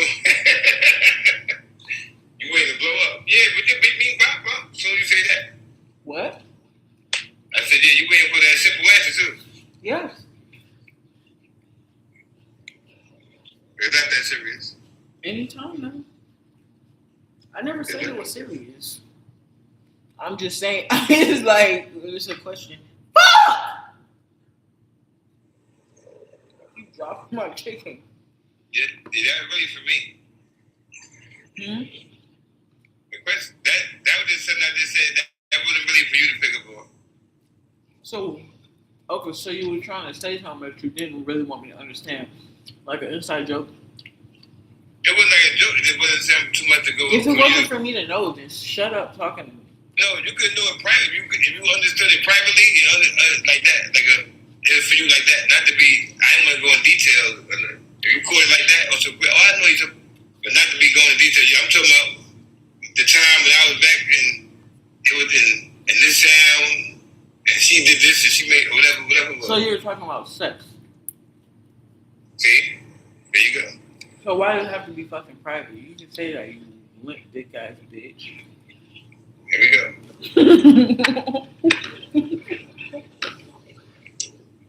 I hate when a grown, I don't know about limp. pathetic old man can't just be fucking real. Like, how old are you? You can't even say sex. I am real. You're not fucking real. I'll ask you a fucking question and you can't even fucking answer. Want to talk about privacy and da-da-da-da-da. Okay, private your way to hell. Bro, no, I just didn't want to get explicit. It's not explicit to say sex. Grow up. I'm not talking about the word sex. I'm just saying the details about what Yeah, that but I can do. didn't even know you were referring to sex. I wanted to hear if you were a man enough to say what you were talking about. And you weren't. You knew what I was talking about. I know, and I wanted to see if you had the balls to say what you were talking about. It's not about having the balls. It's about you having the intelligence to It see is. that I'm trying to not know So about maybe it. I could have been confused. I'm eating, enjoying my food. You're talking about sex. I'm not having sex right now. So I'm making a noise that you apparently have experienced during sex while I'm not having sex. So you could have been talking about, if I'm making that noise when I'm eating, you could have been referencing a time when you also ate and it had the same noise. So I was wondering, what food did you eat? What was the experience? Your experience didn't have to do with food like mine. You were talking about sex, but then you were too afraid to say sex. I'm not afraid to say that. You are. You literally just are right now. It's not about that. So why didn't you just say it? So why didn't you just say it? So why didn't you just say it? It's about what I want to do, not about afraid. Want It's to about do appropriateness. what you want to do. Yeah, I didn't want to. That's nothing. Oh, you I just was didn't doing. want to do that because you're a weak ass bitch. Or that make you weak if you don't want to do that? No, it makes you weak when you can't say shit with your chest. You're Say acting that. like a pussy right now over the word sex. That's it. Nobody was asking for It's not explicit. about the word. It's about talking about It is sex. no exactly, but nobody was talking about explicit details. I was just asking in general, what are you making a reference to? What are you referring to? And all you had to say was sex. Okay. Nah, that's not. That's Nobody not was asking you for details, dummy. Yeah. You said it reminds you of something. I said, oh, what does it remind you of? I should have said love making. Okay, that's not real. Yeah, see? That's not real. Love making. That's what mine is. Either way, you didn't say How that about that? either, so if that's what you were talking about, you How about that? Remind me of love making. How about that? I was lost for words for a little while. I got it now. Remind me of love making. okay, you should have said that, I don't know, 30 minutes ago when I gave a fuck. How about that? Oh, I don't care. You gotta remember, I'm a single parent here. I got a child, so how I communicate is important to me. You know, you're teaching your child to have shame about So you something over there that by is the yourself, reason that he is here. So now you know that I would have that same respect for you with your child around me and stuff like that. What? Or your nieces and nephews. Now you know I would not be carrying on around like that around your So your kid is here right now. or your family members either. Your kid is here right now? Listening? Not right now. But Okay, that's so right. what the fuck are you talking about? No, I'm talking about at this moment now, just in the bathroom. But just at that point, we talking about that, yeah. Oh, so, okay, I didn't know you had an audience. I thought this was a private conversation. Yeah, that moment, yeah, it was right there. Okay, but you still shouldn't be afraid to mention sex around your child. That's why your child is I here. just want to go in You detail. don't have the birds and the bees conversation? Yeah, but sometimes the next question lead you further in, and then I ain't want to go too far. Oh, like you're that. so nasty. So you really think on my live I'm gonna ask you for explicit details when that could get me literally removed? I don't know. People do stuff like that. And why would I want to talk about that with you? I don't know. I'm just making sure. Would you stop fucking coming on to me? It's Come never on. gonna happen.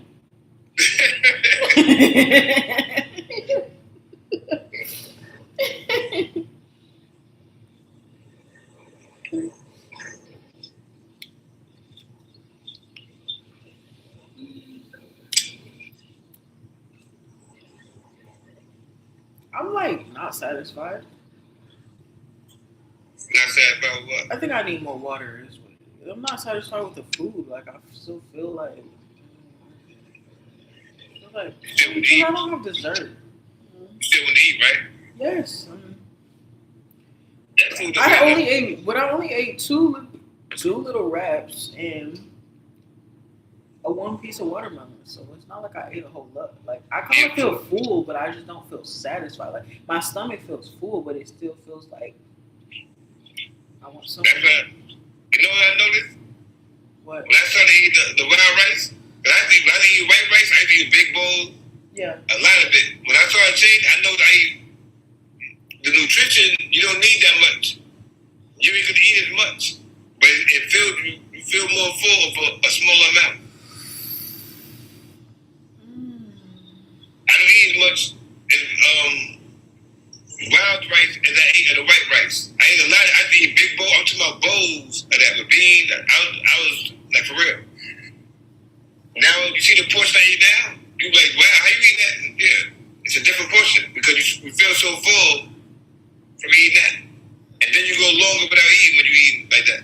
That's what people say is more expensive to eat. No, it's you don't eat that much when you eat healthy. It's not the same. The food holds you longer, and you get more energy. You don't crash. You Where can were stay you up. on Friday? Huh? Where were you on Friday? I was live. I went live on Friday. You don't be coming to my live either. I be telling you what's this. You don't come to my live. I was busy that day.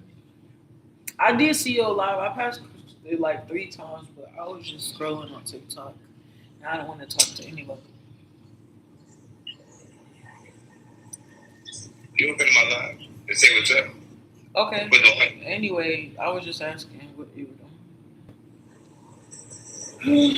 I'll make an appearance. If I be doing stuff like I be making like I said. Now I'm about to do the candy bar. I just did the ice cream.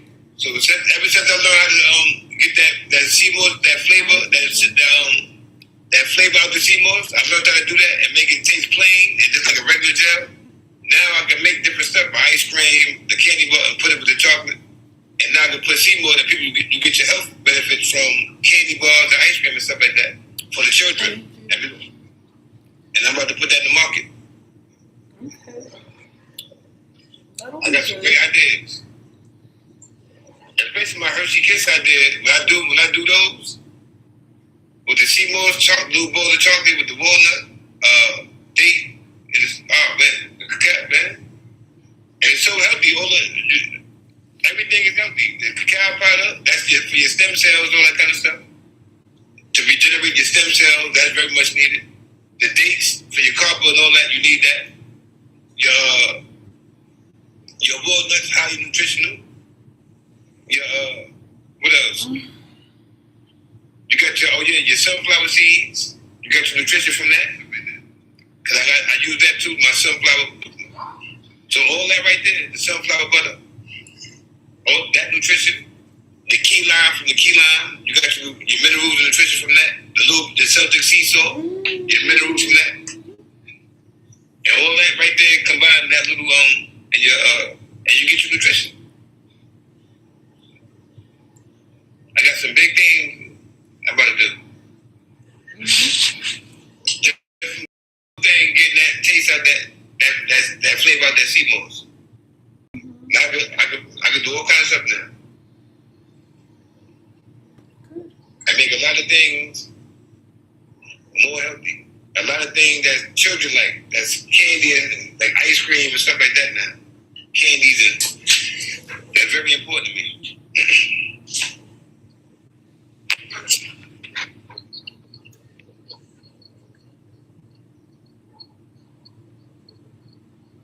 Very important. Yeah. Hi, Diva. Also,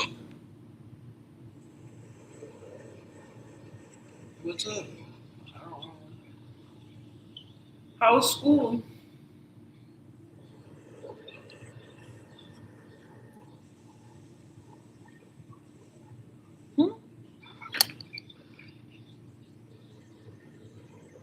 Hello. At school? Yeah. School, life is a classroom. So every day is a lesson. If you're into something, we learn something from everything. As long as we're aware.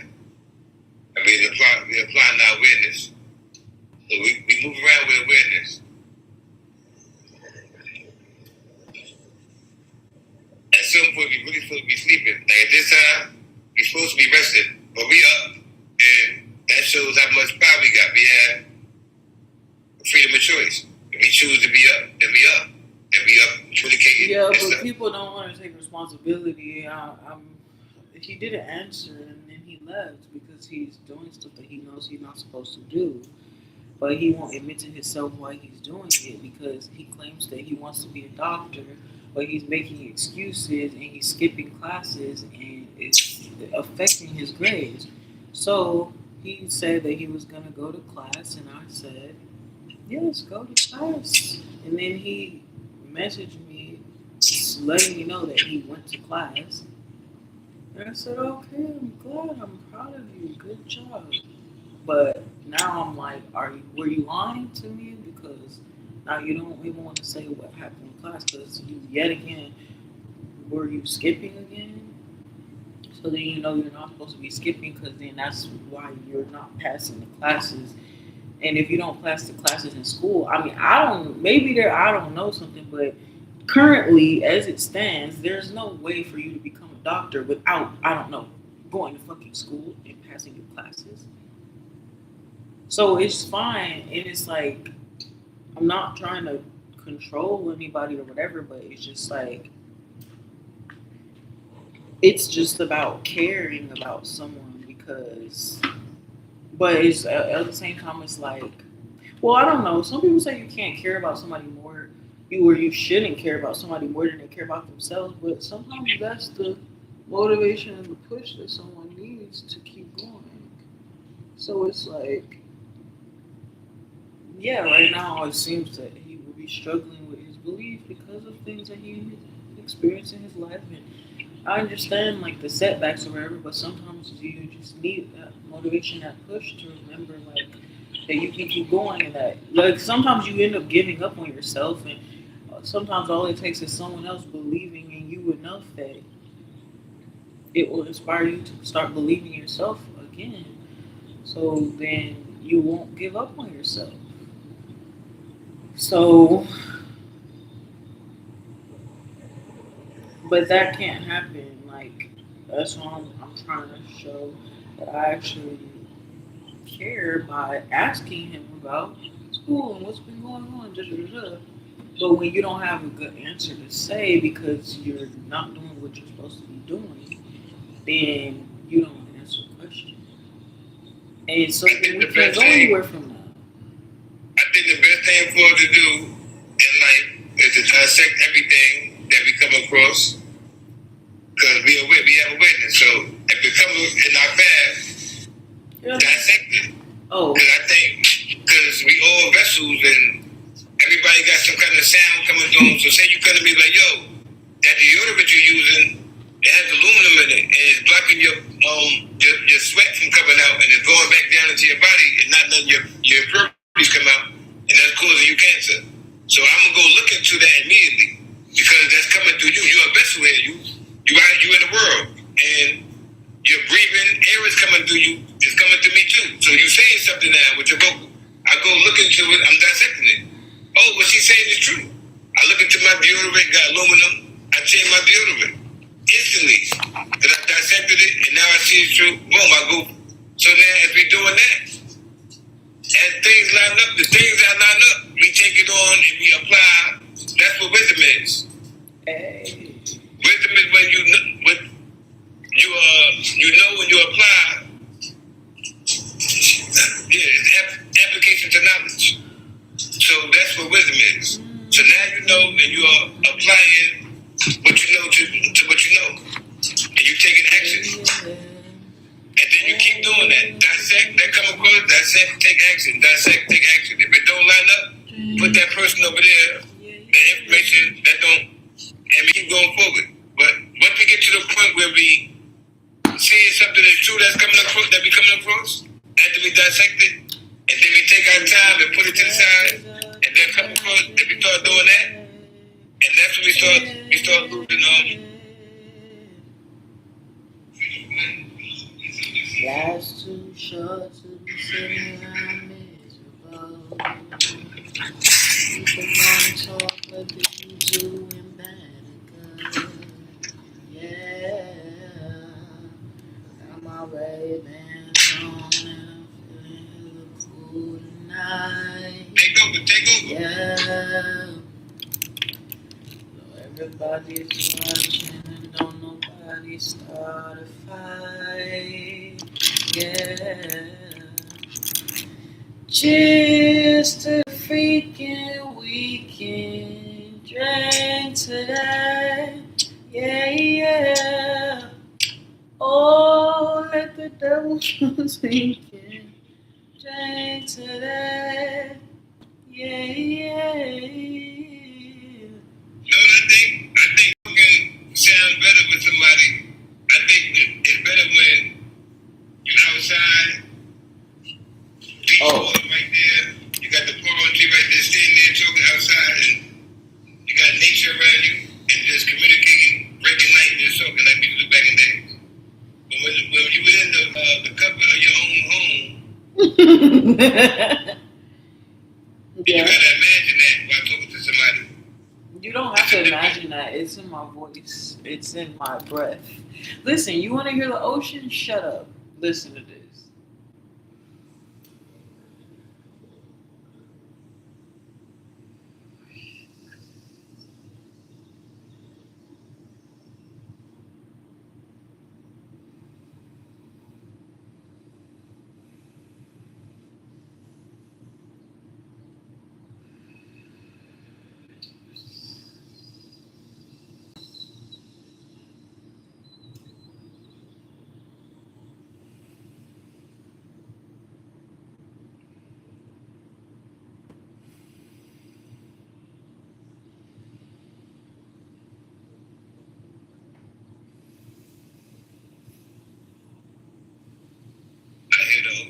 Exactly. And I feel the sun. And I feel the sun. Yes, exactly. I know what the summer sounds like too, so it's just a frequency. So yeah, I don't have to go out to go to the forest. The forest is within me, and it's my expression I just got that. an idea right now of that. What we just said about. I'm gonna do a song called "Sound of the Sun." Watch. Sound of the Sun. Now I got the name to my song I've been working on. I'm the light that you see in the dark, the height that you get for you to start. I'm the reason for the beat in your heart. I'm believing when you breathe in my heart. You can see it, believing when you breathe in my part. No melanin, no animal, not even the stars. Solar power, CO2 to feed the trees in the parks. Breathe, inhale the leaves in the parks, and receive the oxygen that you need to spark. Sound of the sun.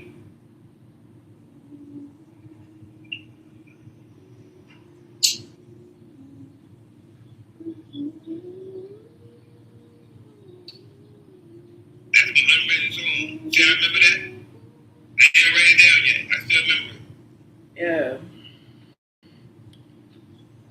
Good for you, brother. Yeah. You gonna have one day some music you gonna remember. Oh, I remember you. Yeah, that's me. I'm gonna remember you. You gonna remember me. Vice versa. Okay. Cool. That's the best that they could hope to be. A motherfucking memory. If you cross my path, I'm gonna remember you anyway. Obviously. I don't even know what you look like. So You know what I look like? Yes, you do. I don't know what you look like. I've never seen you before. What you think I look like? But the thing is, I don't know what you look like. You've put your camera on, but you forgot the fact that I'm blind. So I can't actually see anything. So then you ain't gonna know anyway. So. I mean, it's when you do it, I'm not close to the camera. So, yeah. But you know what I look like. I don't know what you look like. I've never seen you before. I'm just saying, what do you think? What do I think you look like? Why do you want me to ask that? Well, it sounds like you sound like you look 75 years old. Oh wow! Yeah, you might need to see me then. When I think of you, I imagine like my grandpa, great grandpa. Yeah, I keep it like that. Not that you actually look like him. Like you don't look like you sound like him. You look like someone's grandpa, not mine. But I definitely envision an elder. I might sound like that, but if you see me, I don't look. People that are younger than me look older than me. You sound like shorter than me too. Because older people, you know, they are taller, but when they get older, they start to shrink back down. So I'm envisioning you at like the shrunken down stage, really frail, wrinkly, all over. That's how you think I'm like that? Yes, that's what I thought. Think you look like. God damn.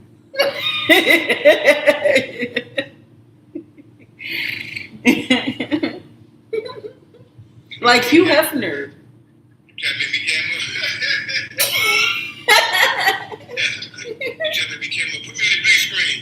Put me on the big screen. What are you talking about? You crazy? Put me in the big screen.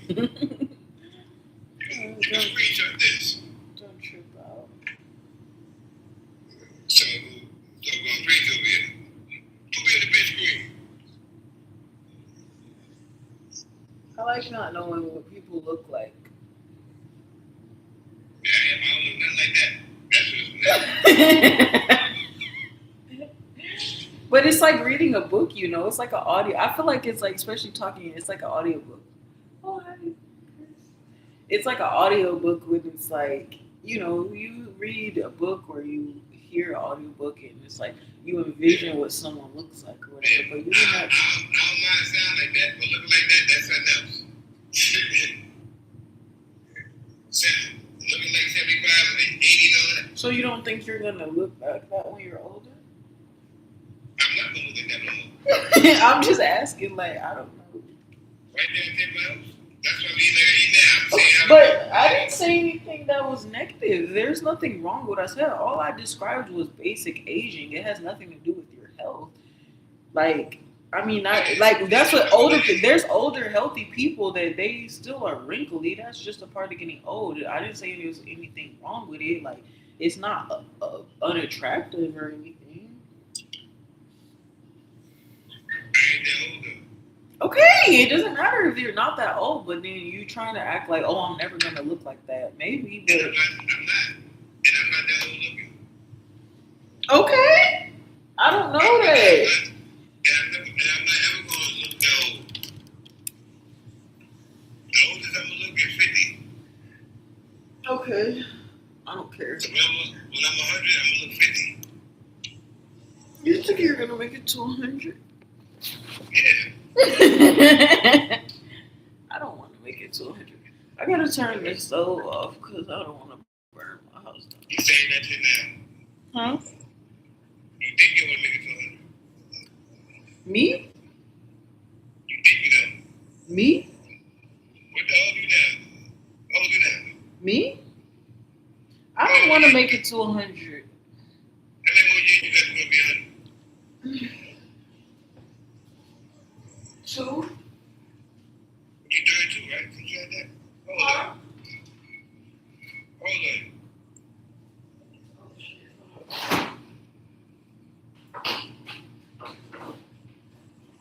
If we need that long, never mind.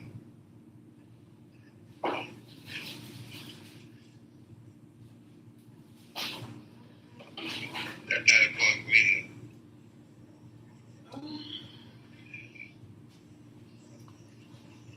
Life's too good to be sitting around miserable.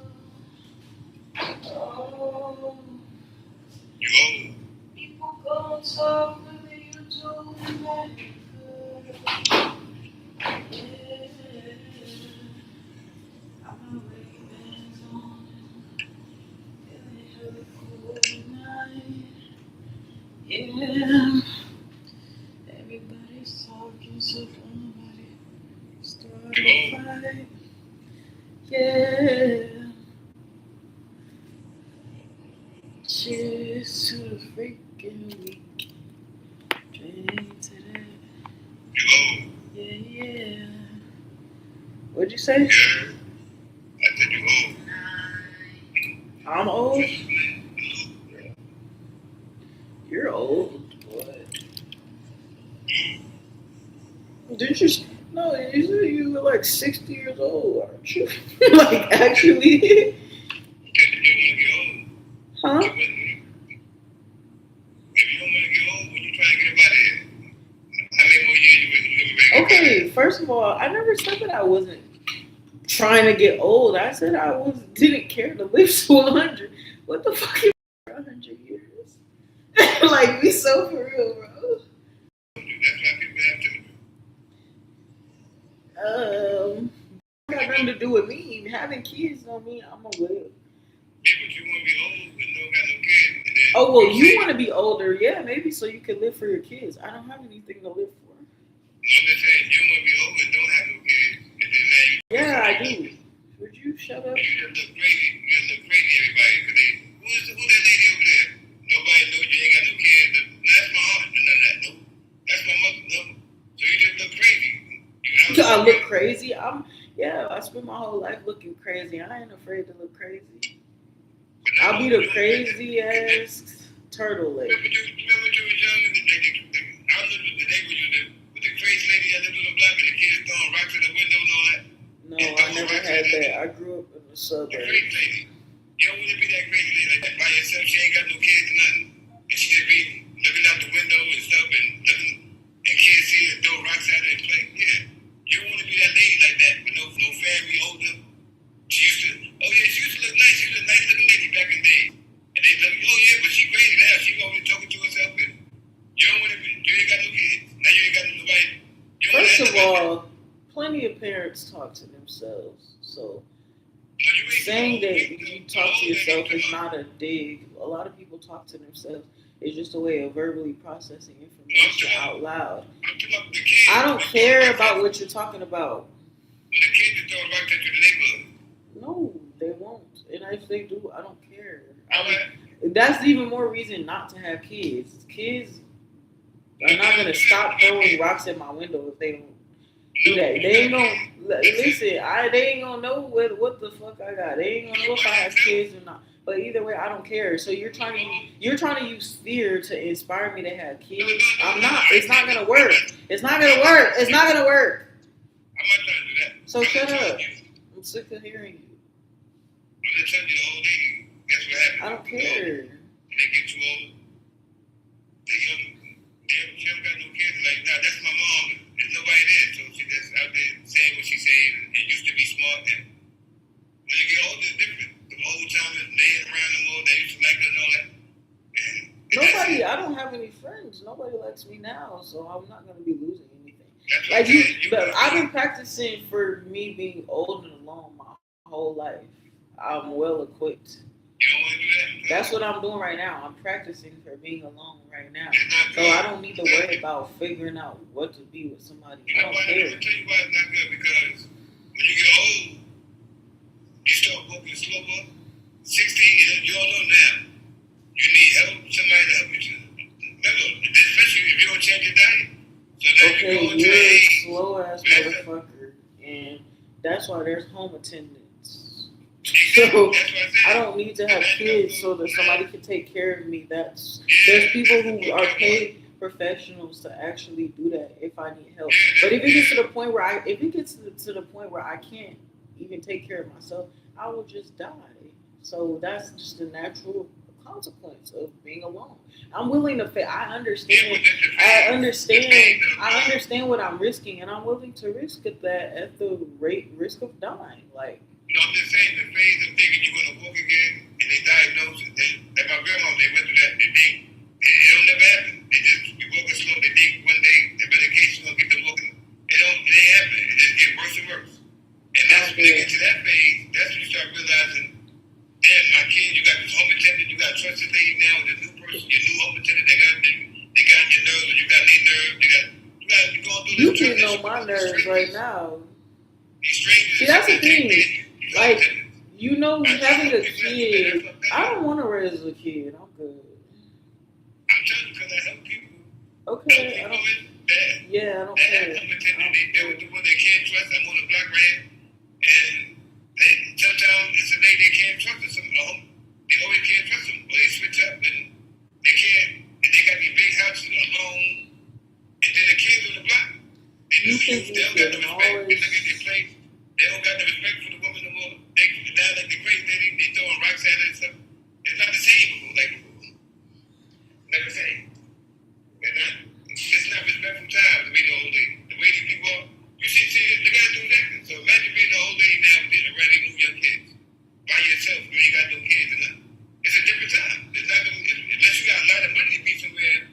If you gonna be in regular places and you gotta still go to that corner store and shit like that, the regular store, you want to be 80 years old like that. You don't think of an 80-year-old woman like that out here, like that. It's 75, like she getting that age. Even 70 and 60, and walking slow, and only disrespectful dudes and young dudes. That's good. It's a different time. No respect, no like, who that? And you and then now, remember, all that little good stuff is over. Now we old. Everybody, that's a different time. And now you got to deal with all that disrespectful youth and all that. And no kids, nobody saying, that's my mom. Ain't nobody there to do that. That's not cool as a young older woman.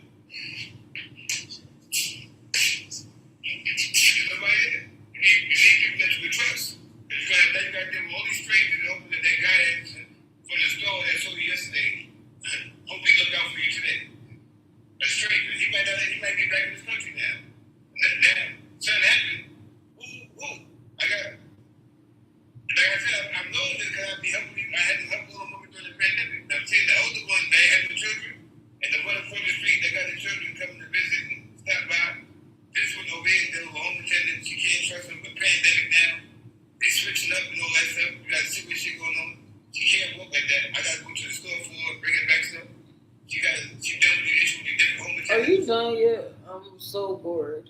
So that's how it goes.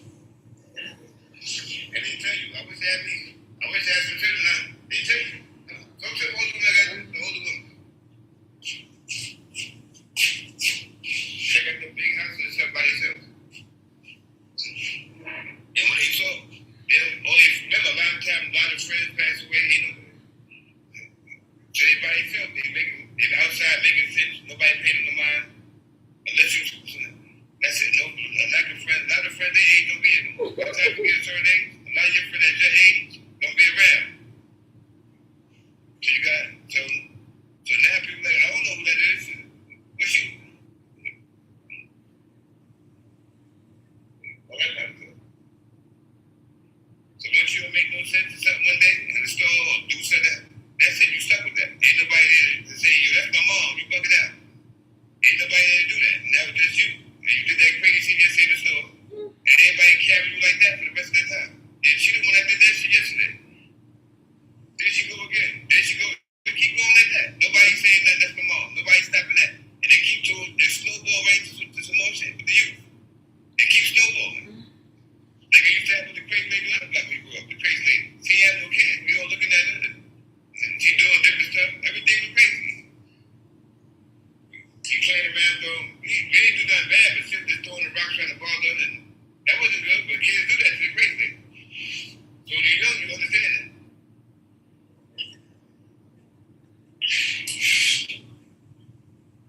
That's why most spring is important.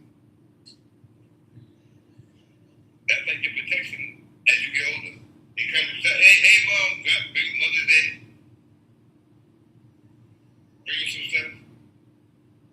Your birthday comes. Remember, you're smart. You do a good job with your kids. They're going to do a good job with you. They're going to make sure they got enough money now, but they did a good job with them. My mom didn't go into the old folks home. It's situation. Protection or avoidance. Kids are not protection. Kids are avoidance. Parents have kids so they don't have to face their own problem. And they project it and push it onto the kid. And they pass it on to the kid to You got deal Shaquille with. O'Neal mother. Ain't that? Shaquille O'Neal mother ain't saying that. Allen Iverson mother. Carmelo Anthony mother. I know a lot of people with athletes. Like I said, you do a good job with your sons. They're going to take care of you. Ain't no son going to leave you like your mother. Especially if you're smart and you're a good looking mother and you can still it to your son, he going to take care of you. Because he going to do good too. He going to do good for you. You going to go to school, whatever you got, and then you got 5 sons and they all learning from you. Okay, so what do you gain from this conversation? Because I'm not having kids, so. I'm not saying to have kids. Okay, so why am I being lectured about fucking the importance of having kids? I understand your point already, and you keep saying it and saying it and saying it again. Like you want me to change my mind and believe you or something. Like, what do you want? I'm not having no fucking kids. This, whatever the reason is, okay, that's fine. That's for somebody else. That's not me. That's not my plight. That's not my life. I'm not doing that. It'll never happen. So what are you gaining from lecturing me? I don't understand this. It's not a lecture. So what is it? It's just a talk. We're not talking. I don't want to talk about this. Like, do you realize that? Well, they say what you doing. I said shut up already. I said, are you done? I can't take this. Like, this is so painful. Your voice makes my brain hurt. But like I said, when you were talking about your stuff, I just changed the subject. And you can do the same thing. Okay, but I was just doing.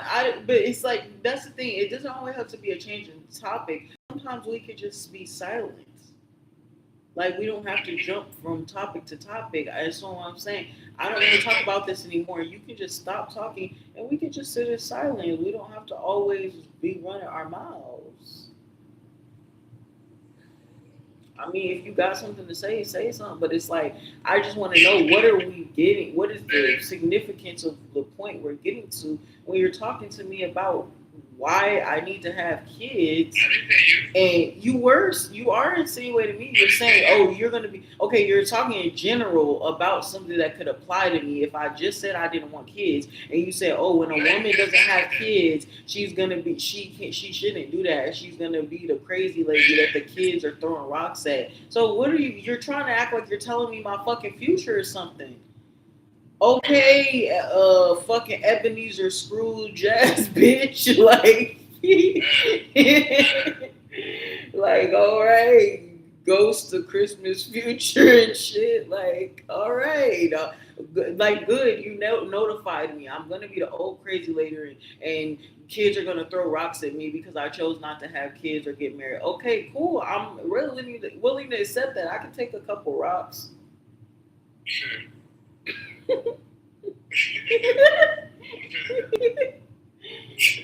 So either shut up or change the topic to something that's actually not gonna put me to fucking sleep.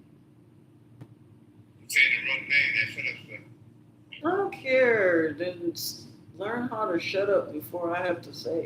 You got some camera. I can't. I need you to just start acting right. That's the thing. Like, I'm not acting. alright, so just be real. Be what you need to be. Exactly. That's right. I'm a solar being. Okay. That is meant to be annoying? It depends on your vibration. It may be annoying. Like I said, we got things that internally fabricate us. So some of us can't take too much of the vibration of communication. Yes, because it's overstimulating and it's aggressive for no reason. The pizza is very aggressive. I understand. It's so forceful. It's so controlling the energy. It's demanding. It's commanding. It's like so forceful, but it's like a headache in one conversation because it's like forcing you. It's a push that you have to. It's like that doesn't do anything. You're just it's like it's pestering. You just keep going and going and going and going and going and going and going and going. Like, oh my gosh, can I get up? It just because everything is just like a judgment at that point. It's just like, okay, you're not doing this right. You're not doing this right. Like you think that just by one day talking and then saying everything that somebody's doing wrong in their entire life that they built their whole identity on, that you think it makes sense to just keep going blow for blow for blow for blow, telling them everything that's wrong with them. And it's like, okay, well, damn, that's a lot to put on a person's plate. So I'm supposed to fix all this in one day. Like, it's too much to take on. Like, give me step by step. Like, tell me one thing, and then, okay, I can work on that thing. But you trying to give me all the fucking steps, 100 fucking steps at the beginning. Okay. Yeah, but you do that to me now. I'm not. I haven't finished one fucking point in what I'm saying. I'm just saying it's just too much. When we got to the bottom of that already, you went back into it again. You already said, I let it go. I ain't go back into that. You said that was, I felt that. Okay, that's the thing. Like, you don't get that. You make a thing. You can say stuff. You can do stuff. But then you have to let the person figure out. You have to let the person determine that they're ready to make the change. You can point out changes, but you fail as a teacher when you're trying to force someone to do something that they're clearly not ready for. It has to be willing. So you can suggest stuff and say, hey, well, this is actually a better way to live. Okay, I received that. I will try to work on that. It'll be challenging. It'll be hard. I might fail a couple times. But you just keep going on and on and on and on and on and on about the benefits or the negatives or this. It's not. I'm explaining one fucking thing. Over again, it's a third time saying this. Yes, because are you understanding it? Because you keep going in the wrong direction. So that's why I keep having to re-explain it. Because then you don't even talking over the same thing. You can change this up. I told you 4 times. Because you keep doing the same thing. So it's like, am I not saying it right? Are you comprehending what I'm saying? Because you're not stopping. You keep, because every time you go to start speaking, you start trying to defend the stupid shit that you said before. And you keep trying to buckle down. I said small stuff before. Change the subject. I said small stuff before. Change the subject. Okay, stop talking. Subject matter, silence.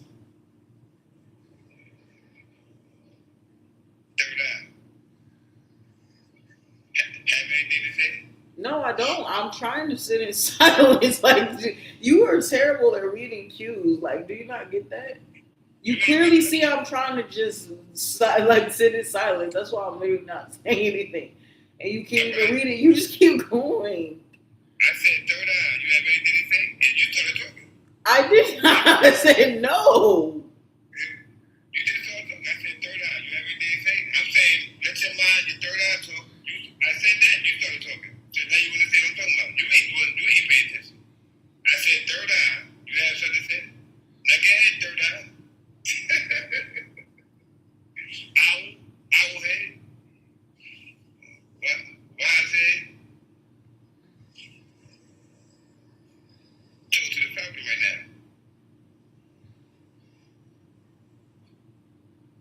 now. I don't care. And I got gorilla over there. I got lion. Don't care.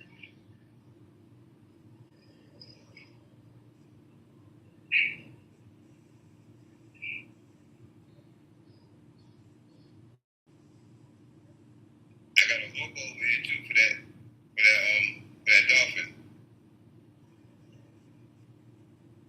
What? I got a logo over here too for that dolphin that you got. A walker? A logo. What is that? A whale, big whale, a great whale. A loco. One of the biggest fish in the ocean, one of the largest bite in the ocean. The orca, the whale. I got Is that for where your dolphins come from? I got that for your dolphin. You know dolphin come from that. The dolphin gonna run from that. No, but I'm saying it must have been but a whale must have mixed with something else to create a dolphin, or no? Where did dolphins come from? Sharks? Are they more close to sharks? If anything, more cool, because dolphins is real extra big. And a whale, I mean, Whales must have had muscle. I think dolphins are whales. big. Dolphins are big, but they're not no damn, not no whale.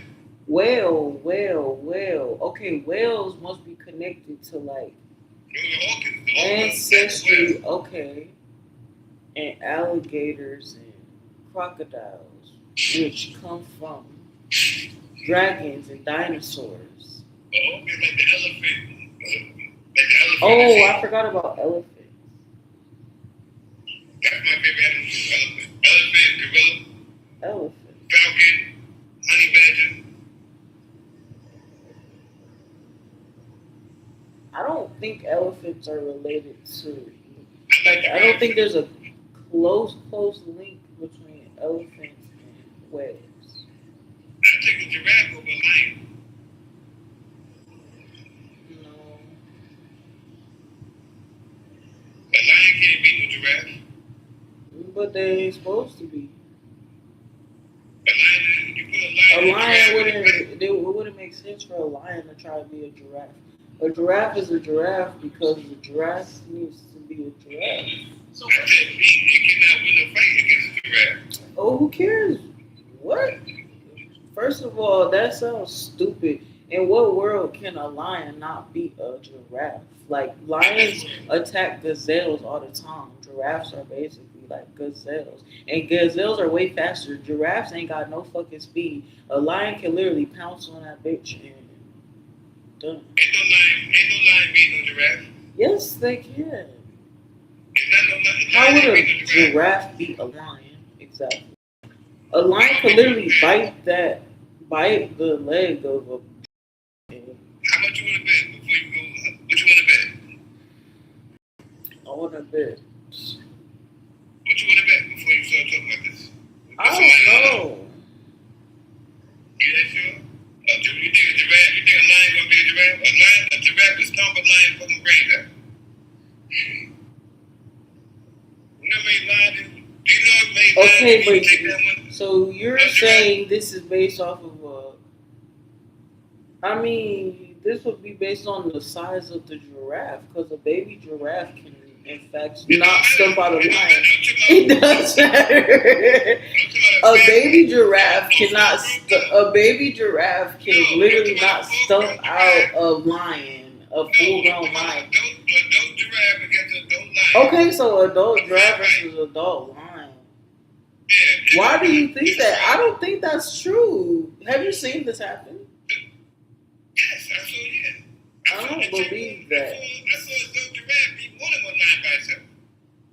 Yeah, okay. Well, I'm saying, but maybe it can happen, but it's more. I think probabilistically, a lion would best more giraffes. A lion, one lion by itself won't even try a giraffe. That's what I'm trying to tell you. Adult lion ain't gonna try the giraffe by itself. Well, but yeah, because they're not fighting in the same animal kingdom. Like they have different parts of their face. Like that doesn't make sense. Like okay, so what? Like certain animals, that's what it's called, predator and prey. That's why certain animals are certain prey to other animals. Usually the prey has to do with what they eat. What does lion and giraffe have? Giraffe are eating up in the trees. Lion get his food mostly from the ground. So they wouldn't have, like they could come into things if there's like a territory or a danger issue, but in the wild, there realistically is not a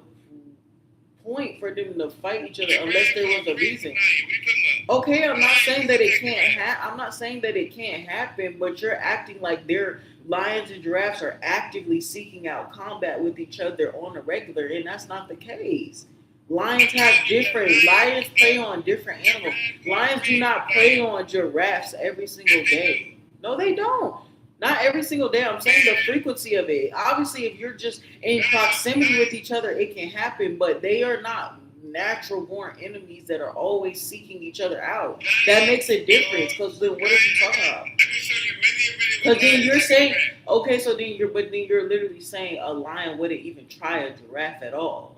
I can show you many videos with lions attacking giraffes. Yes, so that contradicts your own fucking statement, because you said lions. You're trying to prove that lions wouldn't even try a giraffe in the first place, but you just said lions attacking giraffes. So lions attacking giraffes is equivalent to lions fucking trying giraffes. So lions would try it with giraffes, which means lions have won. More than one. We're talking about more than one. Okay, so what are you saying? So what you're saying doesn't make sense. Like what? Like I said, a lion by itself is not going to try no giraffe. More than one, it is going to try it. So what? So a one-on-one with a lion giraffe. You don't even make no sense. That's just so. We're talking about one-on-one. We're not talking about no. We are talking about one-on-one. Okay, so why are you talking about a made-up scenario that, in your opinion, would never even happen? That doesn't even make sense. So you're trying to give a hypothetical what if to something that you're claiming isn't even a possibility. Stop wasting my fucking time with this stupid shit. You got a situation where lions try to attack something by itself and they be hungry in desperation. Okay, so it happens. It doesn't matter. You don't know every single situation. So you're saying it don't happen? It does happen. That's I didn't say it didn't happen. You said it didn't happen. While you're trying to debate on whether it happened or not, you said it can't happen. You stupid. You just said a lion would never even try a giraffe. Then you said a lion, there's plenty of videos of lions attacking giraffes. That's two separate things that are the same fucking thing. And then you said a lion wouldn't even try a giraffe alone. And then you're saying, yes, you just said it wouldn't even try it by itself. Okay, so then but then you're saying that the scenario is based on a lion and a giraffe 1v1. And you're trying to propose that the reason why a giraffe would surely win in a situation that you claim would realistically not even happen, well, because a lion you're claiming is too scared or wouldn't even try to fight a giraffe. So what are you talking about? You're saying stuff that doesn't make sense. You're saying it doesn't happen. Okay, and it's already said mine. What you want to keep arguing back and forth about it? A hypothetical situation that you're saying isn't even going to happen. Then you're saying, oh, well, lion could only do it if it's a pack of lions versus a giraffe. But then you said it's one-on-one. Okay, so what are you saying? All right, now what I'm saying is, I saw a giraffe whip the pack of lions, beat the pack of lions, and keep this one dead. So they attacked it, so they do that. They attacked it and lost. More than one lion, they all lost. Chased it, kicked this one, broke his neck. The other one, kicked this one that way. They all falling off him. Yeah. They lost. So I saw them do that. That's why I said they think it could be the giraffe. Because I saw 5 of them lose to a giraffe. Okay, that was made up. You make it so up. No, I can show you the video. Okay, send it, because I don't believe you at all. What you gotta do, look up line, Shut up, you just said you were going to send it to me, so don't send me on a fucking quest to look up shit. Okay, so stop telling me what to look up.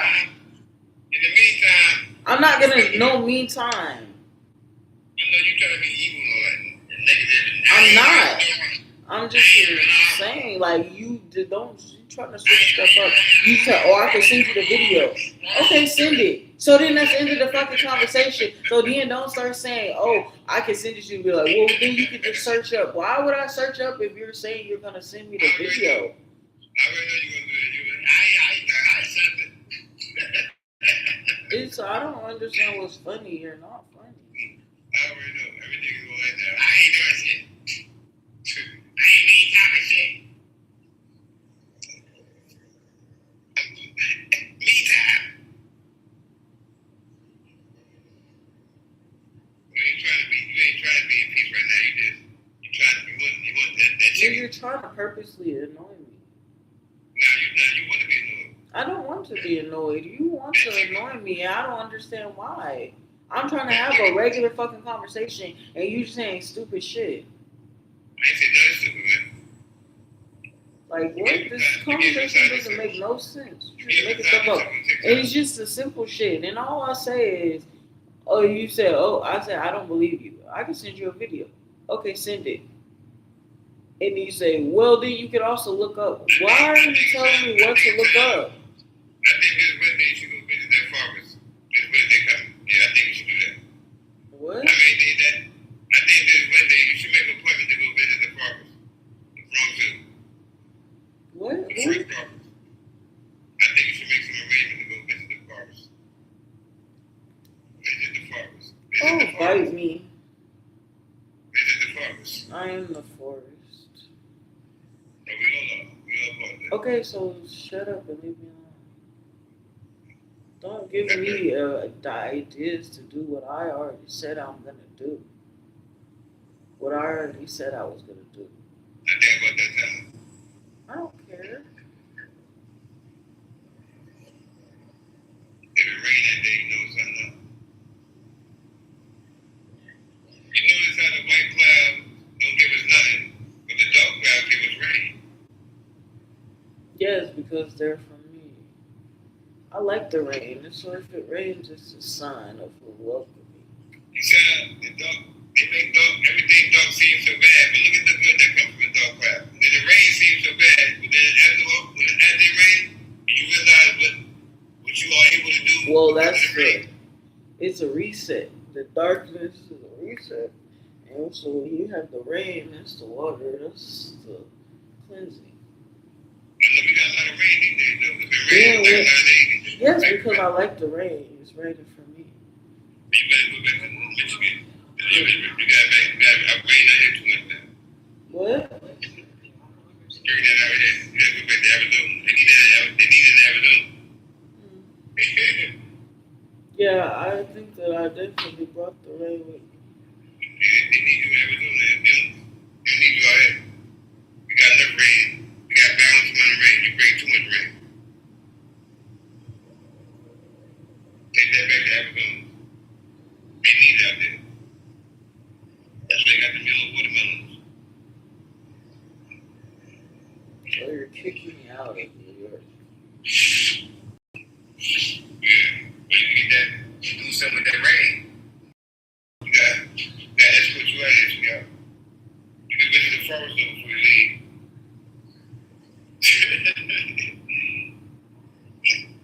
Did you visit the forest?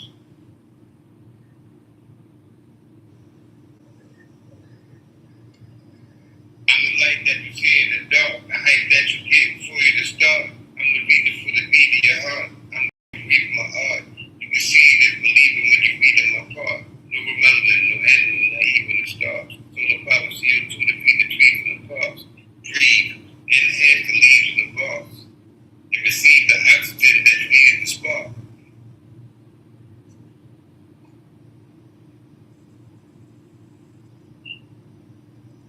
And receive the oxygen that you needed to spark.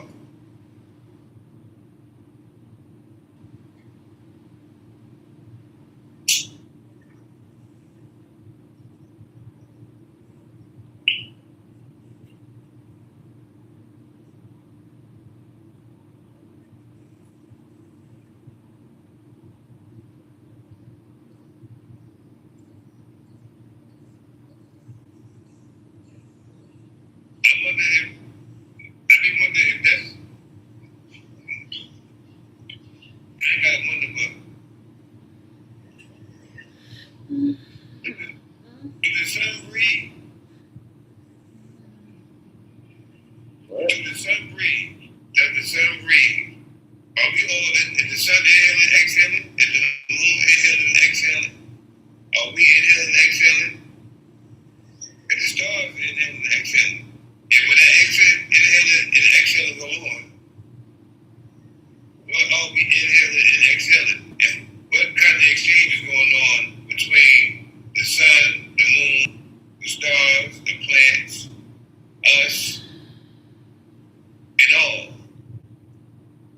Because we are breathing, but there are exchanges going on. We're exchanging carbon dioxide with the plants, and they giving us oxygen in exchange. Then you got photosynthesis with the sun. But what's going on? It's like, is there some breathing going on? Is that breathing that I'm feeling? Is that breathing going on?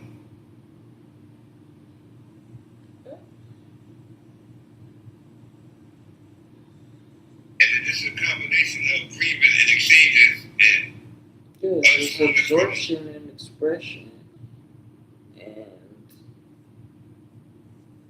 preservation. So the atoms in the DNA are the medium in which the light is traveling through. So the light is what is passing through the atoms, and what is giving it its vibration or movement that is causing the atoms to expand and contract. But really what's happening is it's either increasing in volume or decreasing in volume. So if the light then is like these individual pixels, it's in each surface area of volume is really based on, is there more? But that's even deeper too, because even the light has awareness. Yes. It has some form of awareness. So that's Well, like consciousness. it's So consciousness really is like in almost everything. because the light is created within the darkness. It's when the darkness separates from itself, the light is aware in the sense that the darkness is aware that the light is a product of its division. So Exactly. yeah, that's the darkness is a container. The darkness It's is like this. It's like with the awareness, right? Say I'm walking up the block and you walking down the block and we walking toward each other, and I'm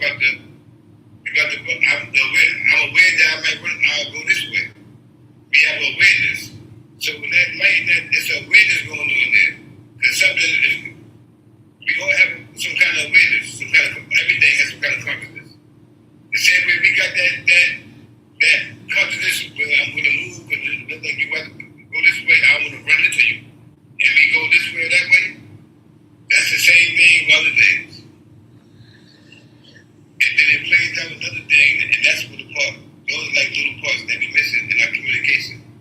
The awareness that we all have, the consciousness that we all have. But the other question is all breathing. Is the breathing also? Is the sun breathing? That's the main thing for me. Is the sun breathing? It's not just extract solar flares. no, but when you're talking about breath, it would depend on your definition of the breath. If for the light to move, it's essentially like expanding and contracting. That's why we see the sun it spans, like you see the shadow of the sun, how it changed. That in itself is an expansion and contraction. When the light is brighter, but why is that happening? It's because the light is moving the sun. So really, the perception, if we are a stationary thing and it's the light that is in a sense moving, it will appear to be an expansion or contraction because there's parts when it's further away from the surface of the earth and it's closer, that's sun up to sun down. So if you consider breath a in and an out, then yes, then the sun is breathing in the sense that in its movement it's expanding further from the earth and is contracting closer back down to the earth. And what does that then impact on a frequency level? Well, when frequency is not just about speed, distance, but then it's also about not even just volume, but then we're talking about temperature. So the closer the earth is to the closer the sun is, the hotter it is. The further away the sun is, the colder it is. So that in itself is a transformation in the breath. So when we talk about the creation aspect, the proton, neutron, and electron, the creation, the preservation, and the destruction, then you're talking about the in breath, the out breath, and the hold breath, the absorption and the expression.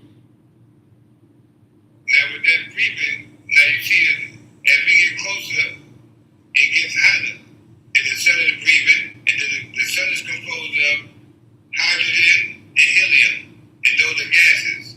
And so that's in the gases go to the air. So now it's hotter though. Then you look at when we breathe, when we exhale, that's hot. That's hot breath. That's hot. It's not cold. It's the temperature of our body, which is CO2. 90.7. That's the temperature.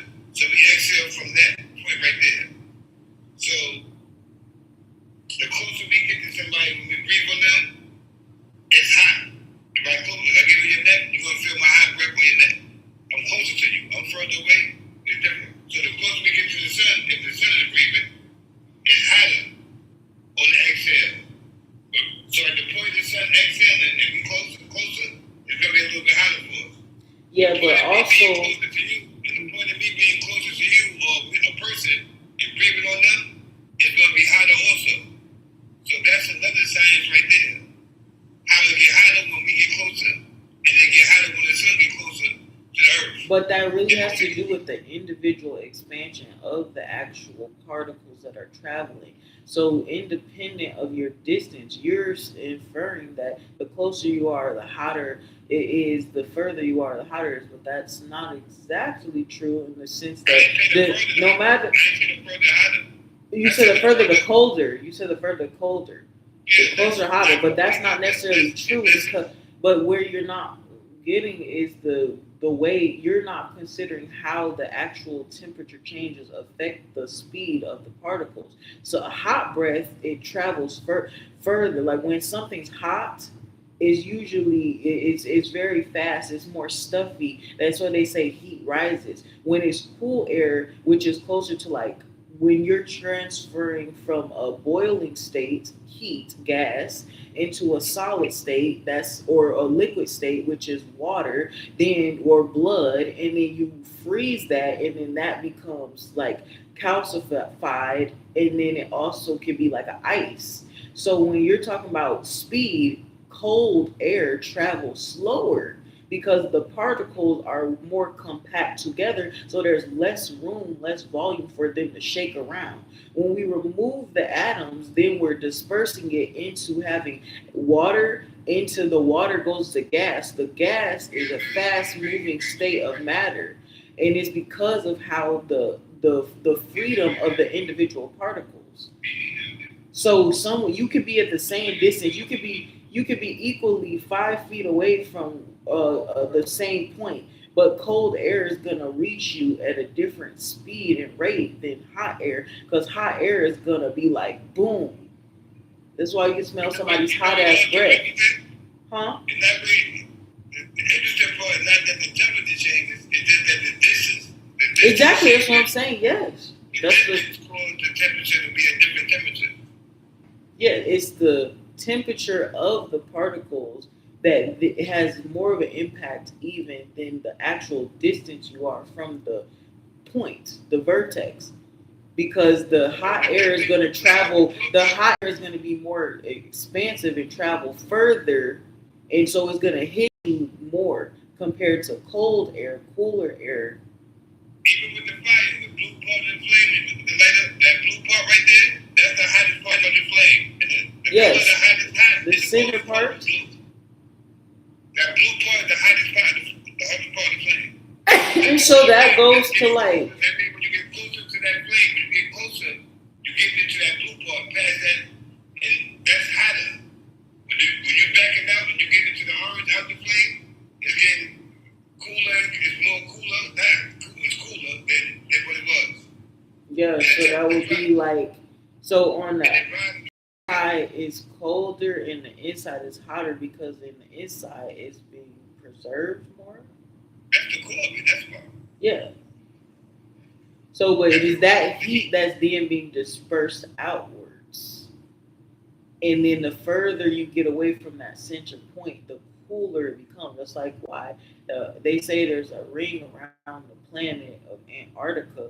That's because in the center point, closer to the equator, that's the core of the Earth, like a star, and the sun. And so they say the second sun. That's because there's one in the sky and one on the ground inside the Earth.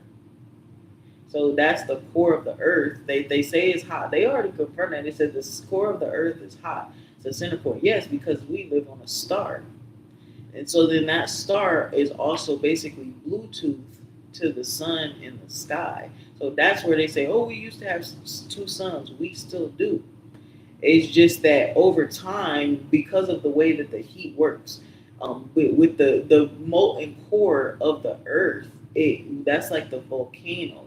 So when volcanic heat it expands and then cools, it essentially turns into sediment. It's rock. It's that's like coal. When you burn something so much, it actually just starts to turn into solid matter. So that's then what became land. So that has been the progression from a star, a hot ass star, that then melted things and it spread out its like hot ass juices, and then it solidified and calcified, which then became land. And then these continuous transformations have occurred. And so that's why the earth, they say it's in layers, is because they're going through different heating and cooling processes, which is creating different kind of textures and things like that. So yeah, we live essentially on a star slash sun, and that's the hot core of the earth. And the reason why you expand further out and at its furthest points of earth, it's proposed that there is an ice ring like Antarctica, because why? It's further away from the heat of the earth, so then it's cooler. But that ice is something that, in the terms of transformation of matter, ice is something that can be melted and transformed. So when we talk about water, that doesn't make sense. We're sitting on the ice ring, and I understand there's animals that depend on the ice kingdom and stuff, but when you talk about water, that all ice is just water frozen. So water is an issue. Melt the ice.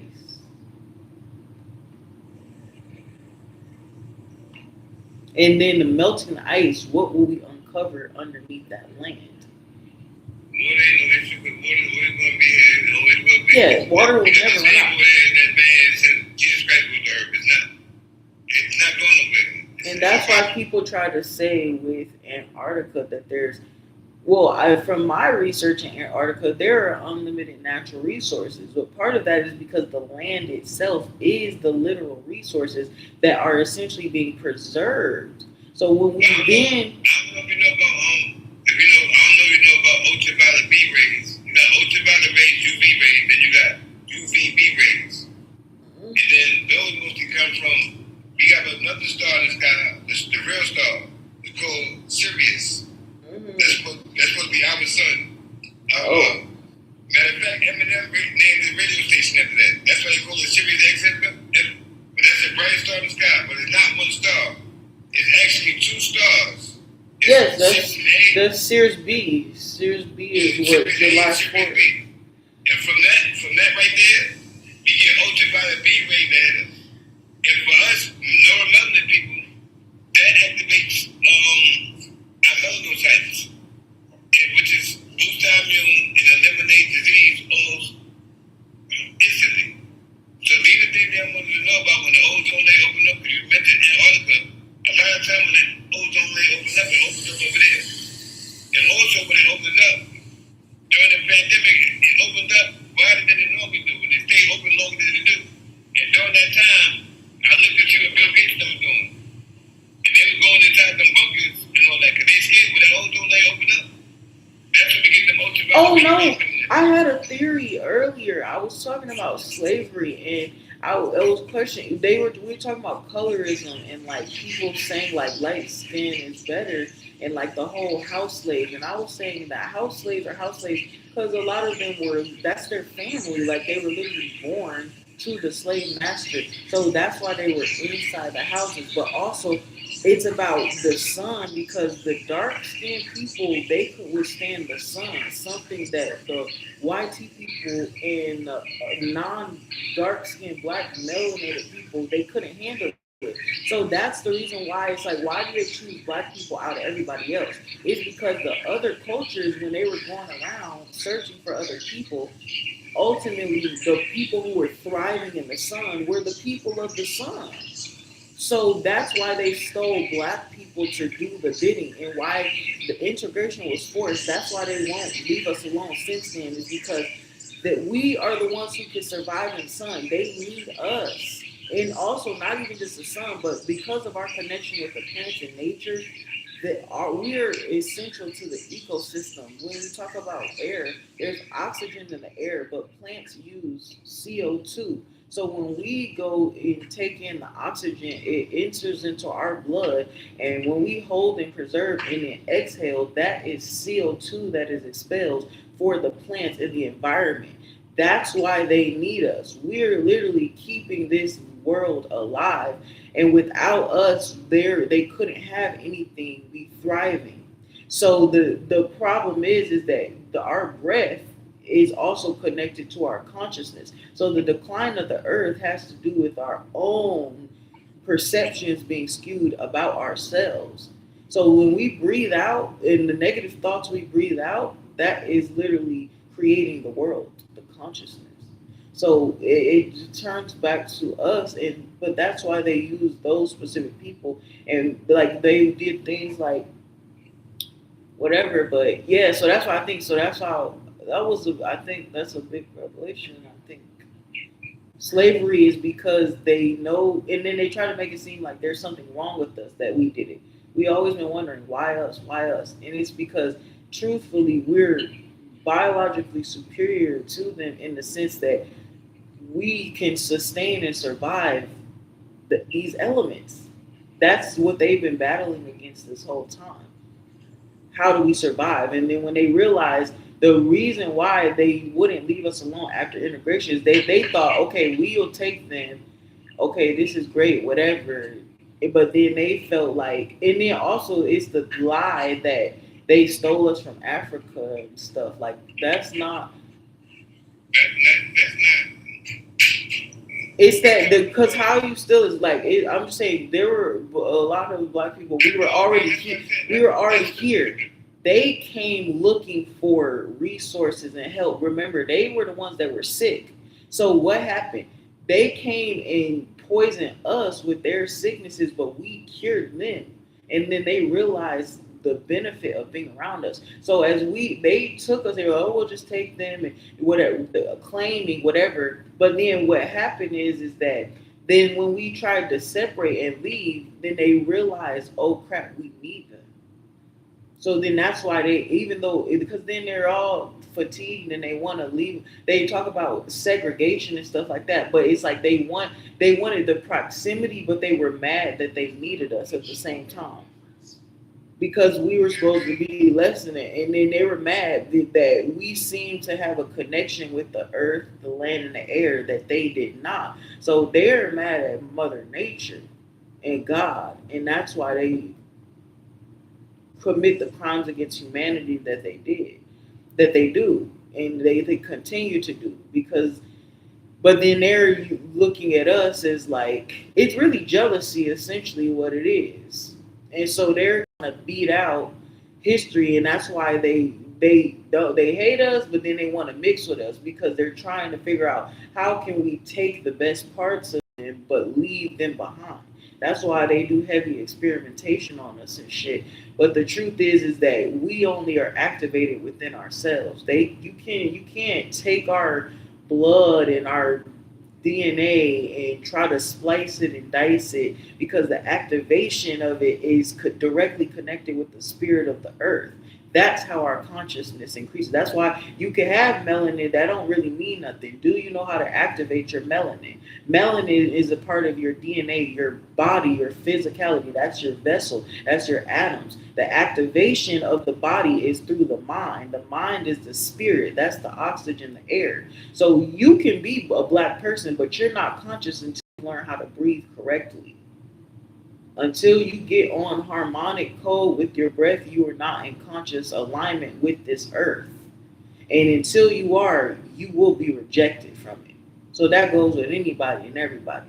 So, and the reason why people they think that we're the key, that they need us. No, is that look at the reason why they're being punished is because the way they thought they were getting away with it. But the reason why black people or why certain groups of races struggle with the sun and the elements is because of the crimes against humanity that they have committed and the crimes against nature that they have committed. Mother Nature is killing your ass.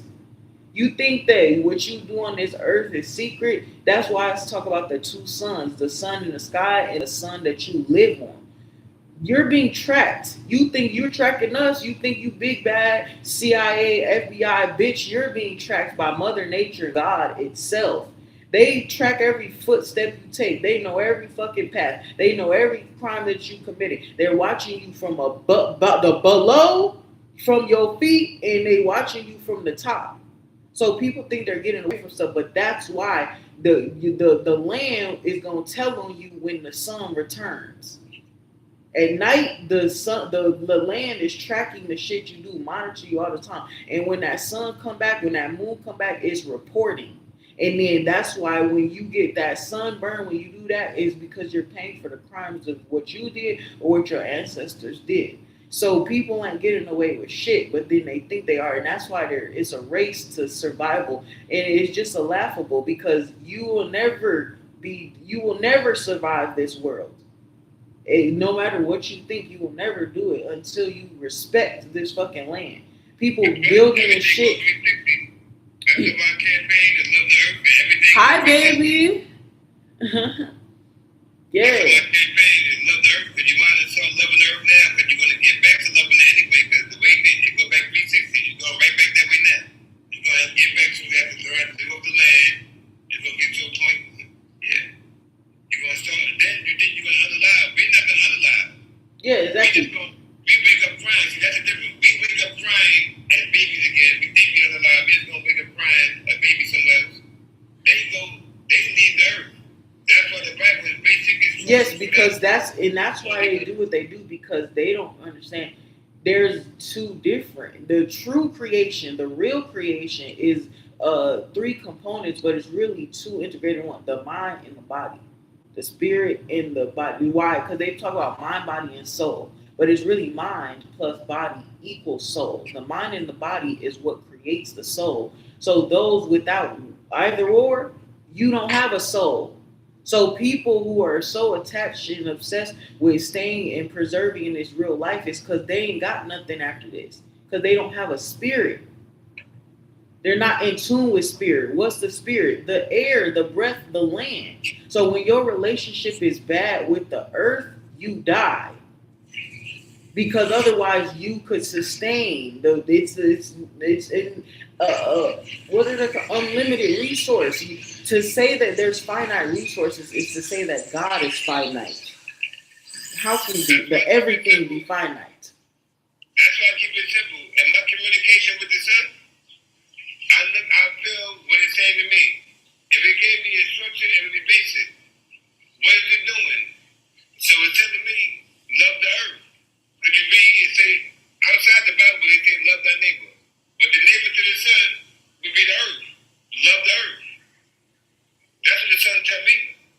And then you look at if we love the earth, we're going to plant seeds and stuff like that, and the earth is going to love us. But that's the instructions I get from the sun. When I look at the sun, that's what it's saying to me. Love the earth. It's very simple. And something's going against that program, that's why when they be programming that technology, it start going against the world. And it start turning against them because they're not loving the earth. They keep building up all this stuff going against the earth. So that's why the technology started turning against them. Yeah. And after that, the sun started programming them. They got their program first, and then the sun that he started hitting that technology and that getting into that metal, and then the program changed. And they start want to unalive the people that created them because the people that created the technology, they are destroying the earth. So when the sun says love the earth, yeah, but that's definitely connected to something because the concept of the earth, the truth is the earth is not just the land, but loving the earth means loving yourself. So you can tell the people who are going to the lens of AI and technology, it's literally rooted in fear and insecurity, and they're desperate to survive. They're in a state of hell. And they're trying to create technologies to try to outlive, but they don't realize everything you think technology can do, you can do. But that proves that they don't know who they are. They don't know their real power. They don't, or they're confused about it, or confused about who's the real power. So people with real power, you don't have to outsource the AI. You tap into your own power. See, what they're doing is, as far as the robots are they doing, they're going to the sun's going to program, after when the sun's going to program, they're going to program it, they don't know the sun's going to take over that program. It's going to, that heat into that metal. And then the metal changed up when they first did, they started speaking their own language. They already did already. They started developing, they know that own language is coming from the sun. Because they programmed to love the earth. And if you're not loving the earth, they're gonna turn on them. But that's what it's also about. It turns back to when we talk about language, then that's talking about frequency, that's vibration. And when we talk about where does language come from, the original language, it is the unseen forces of this world, but it's Mother Nature that was the first teacher. That's the vibration of earthquakes, the oceans, the sounds of nature. Those were the first sounds, and that's where people mimic those. Animals mimic those. Humans were mimicking animals in nature to learn and to form and create language. The more distorted language has become, it really is a reflection of the division that we have between each other and within ourselves. So that's why this is why I'm able to hear you, because we form from nature, we form from land, air, water, and powered by the sunlight. So that's why we're able to sound. That's why we have the sound of the earth, the wind, the air, and the water. That's the sound that we compose of. That's what we vibrate. Yeah. Because we are of the nature. We are the law, land, air, water. So you're right. This is why, like I said, that goes to our tone and stuff like that. Because our tone, if you listen to me, you can hear water, you can hear earth, you can hear all that.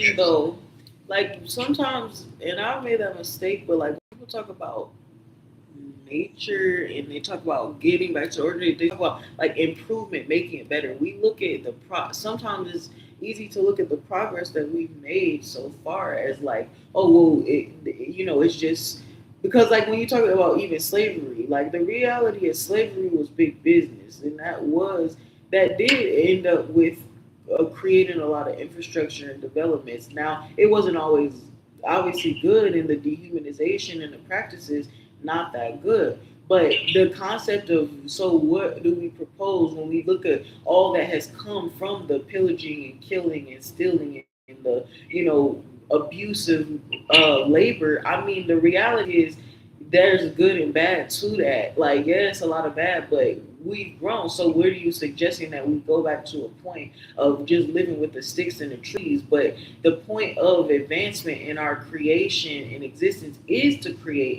is to build, is to expand. So it's not the expansion that's the problem. It's the intention behind what it is that we're creating and what are the things that we're creating. When we spend and waste our society and our humanity creating systems of oppression to hurt and harm people and creating excuses and justifications for committing crimes against humanity, yeah, that is a waste of creation potential. But that was something we, for whatever reason it happened, we tried it. It's about part of creation. I say of making a masterpiece, it's not just the building part, it's not just the adding part, it's the subtracting part, the destruction part. So in the process of learning something, you learn things, you try things. History shows us what we show it can, it's a history as we know it, whether it's a lie or not. It's a good example of limitations and boundaries of how far we should never go again, and how much more knowing where we can improve and what we can do better. That's what we're supposed to use it as, whether it's true or not. But we can see every day what it is. We can observe what things are now, and then we can determine, okay, what is working, what can we improve on, and what do we need to change. So people think that things have to be permanent. Like, we don't need to go back to sticks and stones. We need to start creating out of harmony and love, and with regard and respect to the origin, the nature, our frequency, our energies, the sun. We need to start honoring, like do it. It's not to not build, not to create. It's to, if we're gonna build and use and create and take these natural resources, we need to build something that the sun can be proud of. So when the sun is looking down, it should say, "Oh, this is beautiful. Look at all this fucking trash in the street. People littering." Like, think about, really just step outside your house. Are you proud of it? Do you think the sun, that God would be proud to look down and see what we've done with the creation? And if you can't say that, yes, this is something to be proud of, then you know you're doing something wrong, and you know you need to change. Yeah, that's what I said. We expanded, but we expanded. Said we expanded. See how people feel comfortable with having a nice house and stuff. That's good, but say it was something else. It wasn't the car. It's us having land and the women showing up their garden, that they got their nice garden, how they growing this and growing that. That was like the big thing, a part of it, having this kind of garden. Like, I got my garden like this. That's not part of the makeup no more, that kind of stuff. So we don't got, that's not the big part of what we're doing. See, when you got that kind of stuff, now everybody already kind of doing that. Now you got bartering going on. Now me and you got a relationship, because I might be growing apples and stuff. But let's the part. So we got all of these exchanges in the community, because you growing that, I'm growing this, they growing some of that. So we all just got these relationships and cool relationships, because we all getting different things from each other. So we got the bartering going on. So that changes that with that. It's just that there's one person doing it. It seems like it's complicated. But we all on the same page with that. You got it. That's possible. It's also we're not something. We expanding on technology and stuff, and put ourselves in a situation where we gotta have money in our account to buy food and keep it. We situating ourselves to have to depend on money instead of depending on the earth to take care of us. Like it is. It's already doing that. But we independent about it. We dependent on somebody to package up for us from what they grew from the earth and manufacture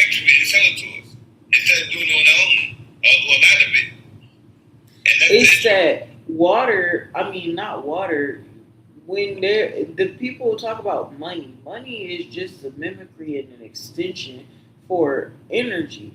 And the truth is, there is nothing necessarily wrong or about money, because when we talk about the creation of a civilization or society, money is an attempt at order, which order is the whole point of creation. It's not. It's taking something that's a mess and trying to figure out how do we funnel it and do it in the best way. So money became that bargaining system, but money was a creation out of fear, right? So that's why it's old and outdated, because when you're inventing out of fear, AI is an invention of fear. People fearing death, fearing the end, fearing being disposable, fearing like not keeping up with profit margin. Do you see the root of that? So when you have money, it's because people are created money with the intention and understanding that resources were finite. So when you have more people than the resources can provide for, you think you have to create a system and a source to make it harder for people to get it. But that is your attempt at trying to make it fair, to give more people a chance to get access to these resources. So then it becomes about who works the hardest for it, who can earn it, who can get it, because there's only so much to go around. But that's fear-based thinking, when the truth is our resources are not finite. Our resources are infinite. It's our imagination and our perception and our knowledge of ourselves that is limited. So we can do away with money because it's not a problem of who goes around. But people want to then be charged for their labor. And then you need to question yourself. Why do you think you deserve, or why should you be paid for your labor? And that really has to do with patriarchy, and it has to do with men's inferiority. They feel useless. And again, that's them being mad at Mother Nature. So when we live in a patriarchal society that positions men as the gatekeepers of our resources, and then men are then forcing us to pay it back because men are operating from their fear and lack. So yeah, that's the reason why we're put in these situations, because the resources are available. So what it is that they're competing with, labor. Men want to be charged for their labor because they believe that's what gives them value in this world, and they want to matter. Because what gives women value? The fact that they give labor, they go into labor to give birth to children, they create things. So that is what they're trying to mimic in that. So they're trying to create a false system of money to give them a false ego boost. And that's the reason why we have patriarchy and a money system and an oppressive system today. So when we take a but look at the fact that the most relevant parts of our society are all held up by the unseen, unpaid labor in this world, especially those of parents, mothers specifically. Mothers do so much, just the concept of being a woman, a girlfriend, a wife, the work that's just naturally attached to that. That's the labor that keeps it running around while men are going to work, getting paid to cook, getting paid to teach and lead, getting paid to getting paid to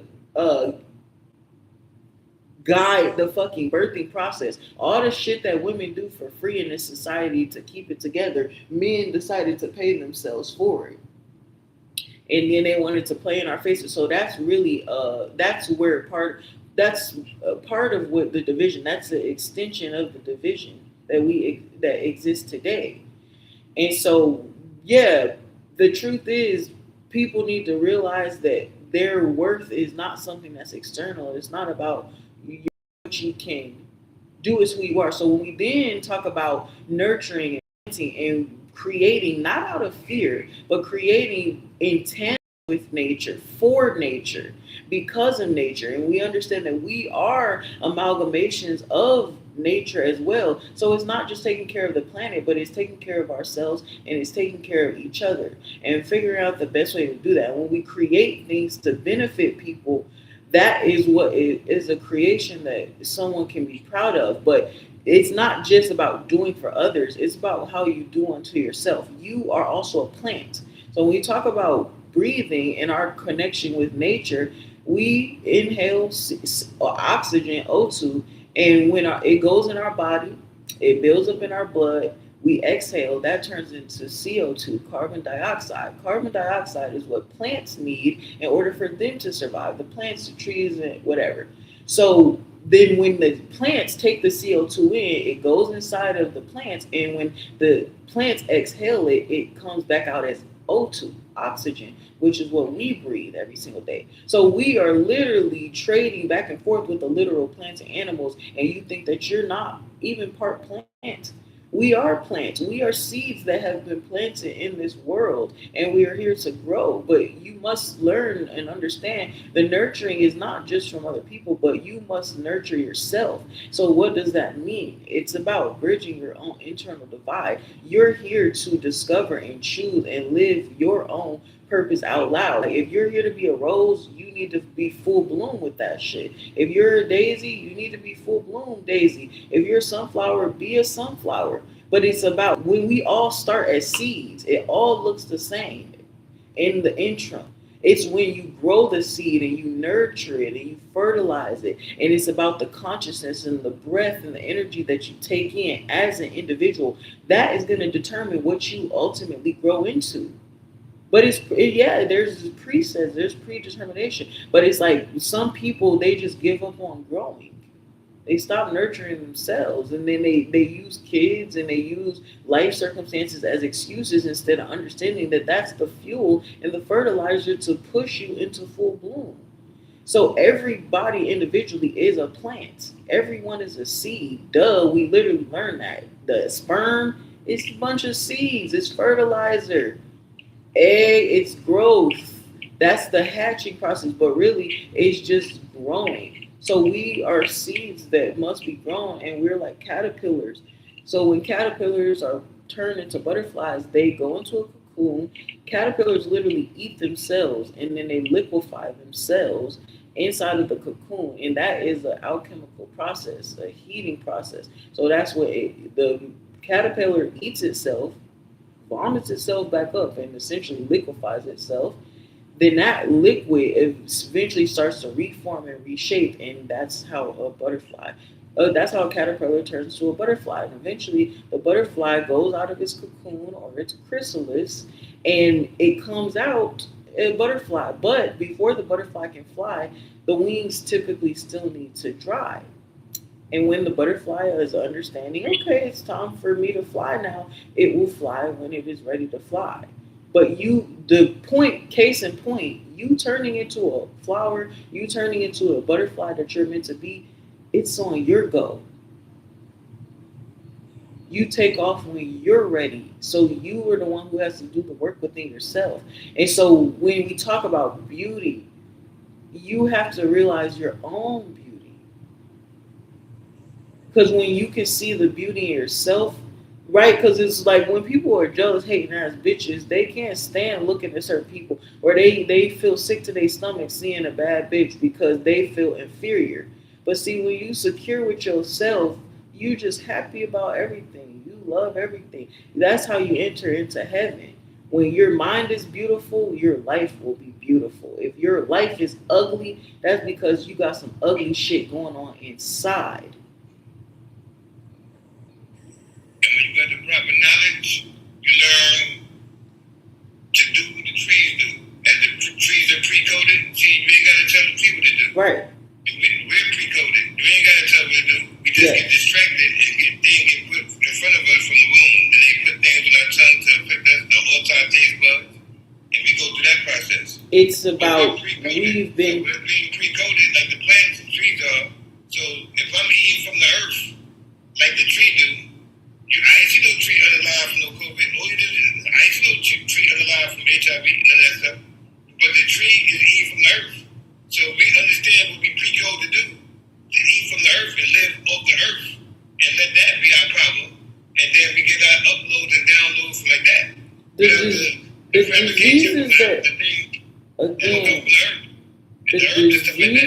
diseases that people face are purely from disharmony.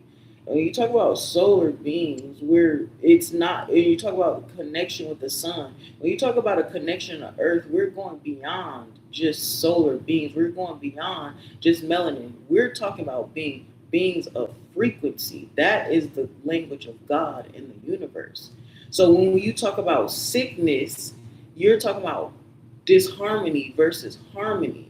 So when you enter the state of disharmony and disease, that's because of your own disconnectedness from the earth. When you realize there's nothing on this planet at all, in any way, shape, or form. There's no chemical, there's no drug, there's no food, there's no material that does not come 100% from the earth. So when you shit on anything on this fucking earth, you are shitting on Mother Earth. But what are we really doing? We're really critiquing the creation, not the Mother Earth itself. So then we're talking about how is that thing that was created being used? What is the impact of that thing? So we have to be mindful of, yes, the things that were created literally in fear to keep us stuck, to keep us separate from ourselves, to keep us separate from harmony. You're right there. Yes. So that mean if I underline a chicken or I underline these things, like you're saying, and I underline these different things to consume them, that has an effect then. Yes, that's the yes. If I eat from the earth, the herb and different stuff and go that route, that's another route. But if I start underlining these things that you're saying have a purpose, like you said, and I'm underlining different things, fish eating fish.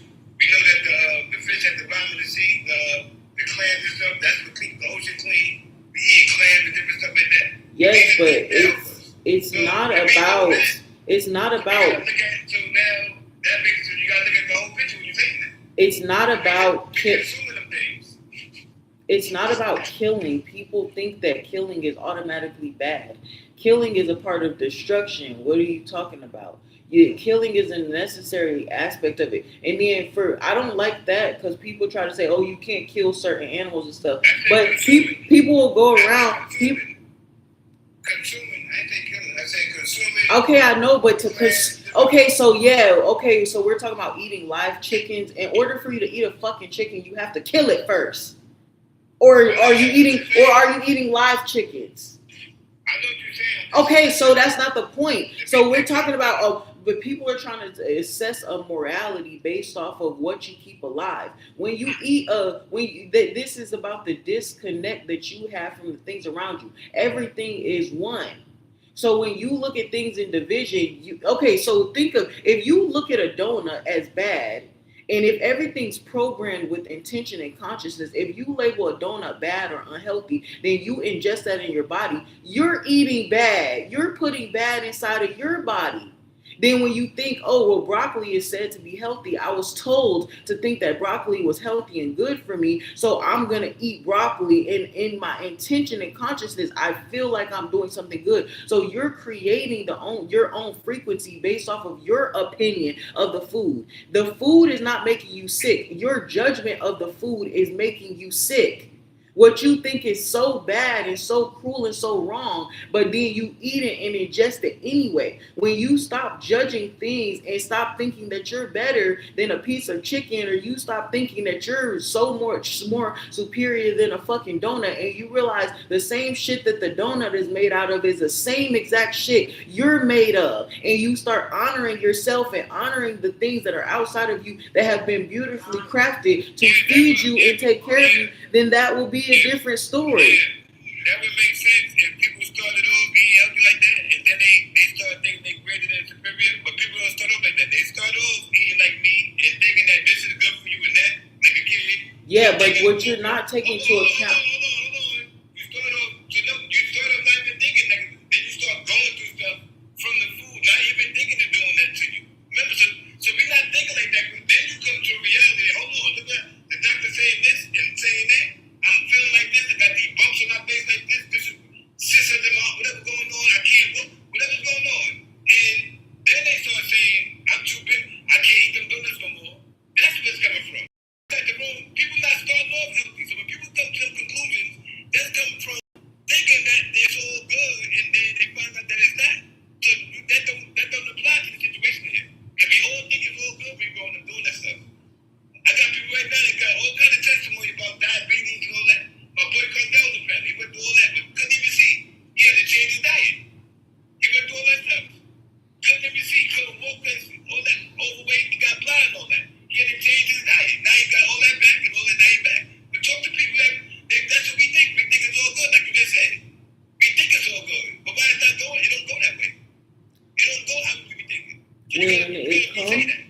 it comes to vegetables and the origins of humanity, vegetables were fruit, vegetables. Yeah, that is where a lot of us started, especially if there's live animals.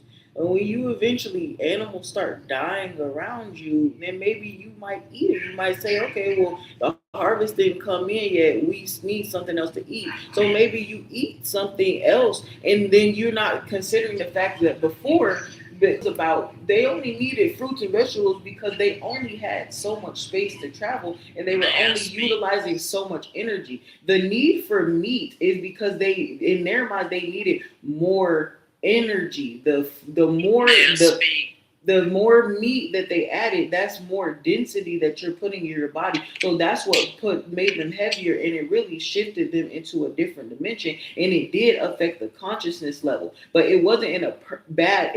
The reason why it's bad is because we haven't learned how to properly balance the intake of energy, the preservation of energy within ourselves. And the problem why we get fat and why we get sick and why we get unhealthy is because we don't let go of the energy. We hold on to it longer than we need to. We are afraid to let go of it. We're afraid to be without it. That's why people become emotional eaters. They're eating for comfort. That's why they end up they're never hungry. Some people can never fill that hunger void. They get full and then they go right to being hungry again. Sometimes it's sleep. A lot of these shows, when you watch My 600-Pound Life, these are not people they're just eating so much so they're fat. Yes, they're eating a lot, but it's the why. A lot of these people are connected with emotional issues. A lot of these people they're overweight, and you hear their backstory. They lost somebody, they were neglected, there was abuse that went on, or they have a negative self-concept. See, then when the world tells you that you're more worthy and you're skinny, or tells you, hey, if you eat this is good, they are programming you to tell you what is good for you and what is not. So that's powerful enough to shift someone's mind. So it's not that you're just losing weight because you're eating healthier. You feel better about yourself because you believe that you're making better choices for yourself. Before you were acting, you hated yourself and you were doing harmful behavior to yourself. When you start working out and exercising and eating healthy, you feel validated by society like, yes, I'm doing good. I'm taking care of myself. Yes. And then when you start to let go and you transform and you feel like, okay, I'm a new person, I'm a better person, you shed the excess energy that you were holding on to because you don't believe you need it to protect you anymore. And that's what's so cruel about people being mean and so hateful to people who are overweight, because those are people who literally need the most love. Those are people who are hurting some of the worst, because they're carrying on to shit. They're holding on to shit, literally generational, cellular trauma, abuse, things, and they are literally struggling to let it go. It's weighing them down. So that's healing the... Yo, on the people that's overweight, the way things are today, they got people designed to be talking more sensitive now. So now you can't even get them right before. It was about being in shape, really growing up. So you gotta get now. But that's not true. There were all. I'm saying that now. That thing, that's why nobody's motivated. They just stay overweight. Nobody can't talk to nobody. And they just get overweight and go obese because you can't talk to nobody. Everybody's sensitive now. Yeah, but that's again. You can't talk to nobody. Like they fucking. You're missing the. You can't talk. You can't get nobody no advice. You're missing the emotional point, because these are people who. Right, but you're missing the emotional and psychological aspect of putting on weight and maintaining weight. Is that then these families, these families, it's not about you can't be honest with it. Nobody has ever. Most people like y'all. Yeah, that used to work when people were lower level consciousness. If you're gonna bully someone into losing weight, bully someone into hating themselves, you're no better. You're acting out of fear and insecurity, and that's not acting in love and compassion. That's not acting in love and compassion. And the fat people that you're trying to buy, these are people, the fat people. Why do you keep talking when the fuck I'm talking? I don't talk when the fuck you talk.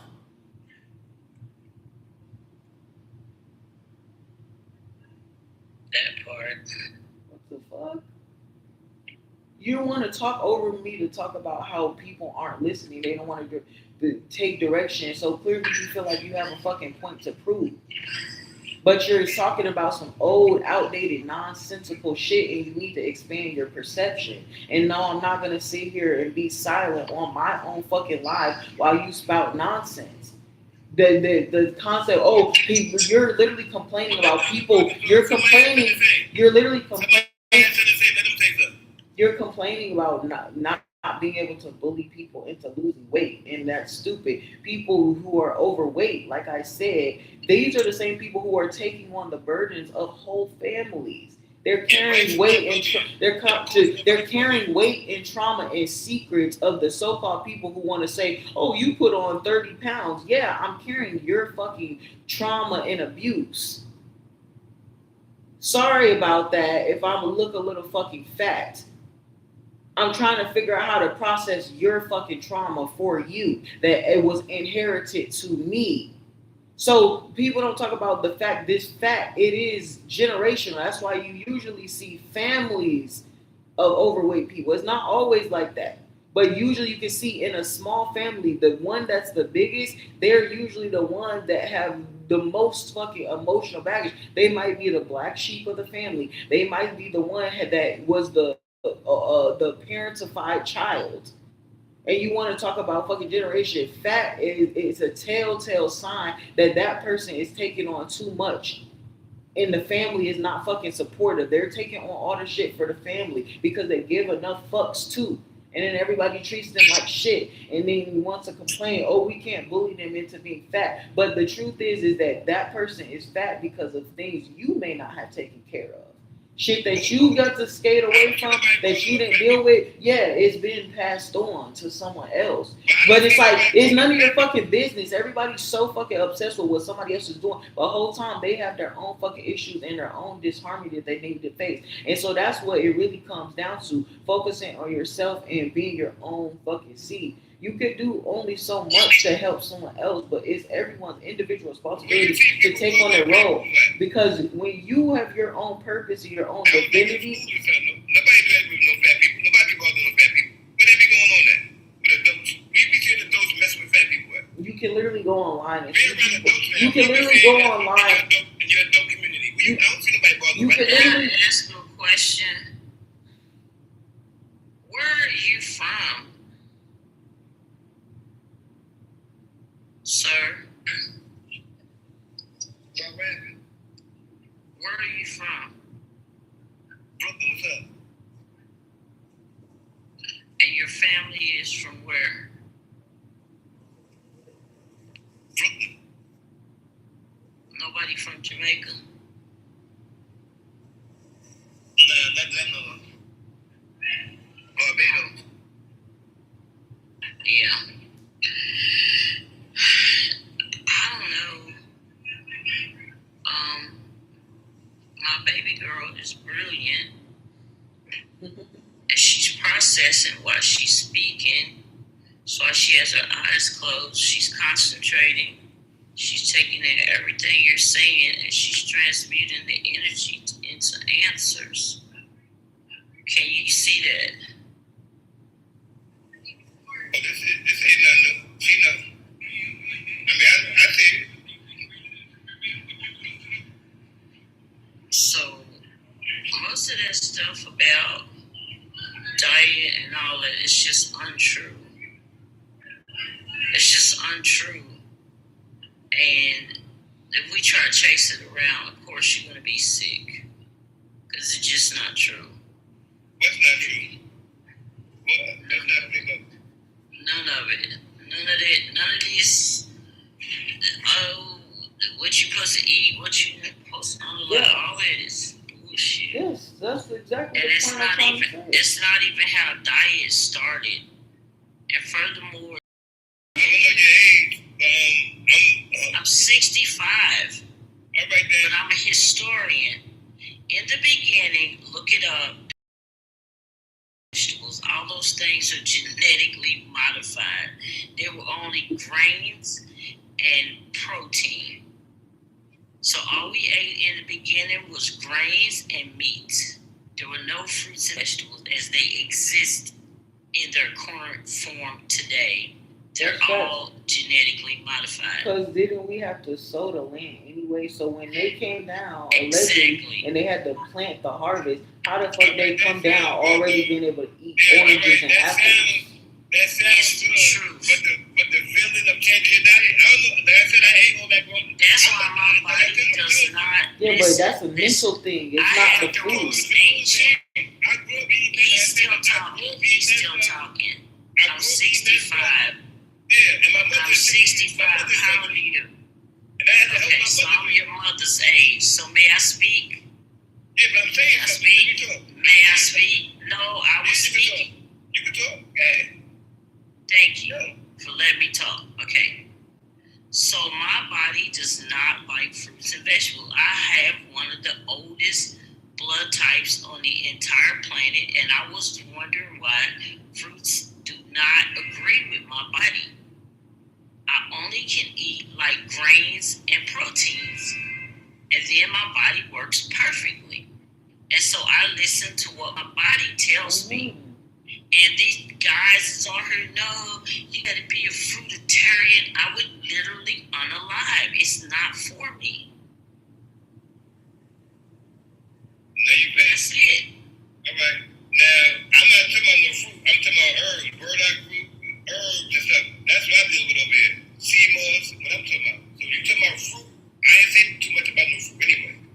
That's one thing. That's also not part of That's one me. thing. And that's I need minerals. I need magnesium and enzymes. I don't do that. Green shit. I don't know your melanin. You don't know my blood type. What's your blood type? Watch this. I'm neuromelanin. Like I said. What's your blood type? Watch this. I'm not concerned with that. I'm concerned with my melanin.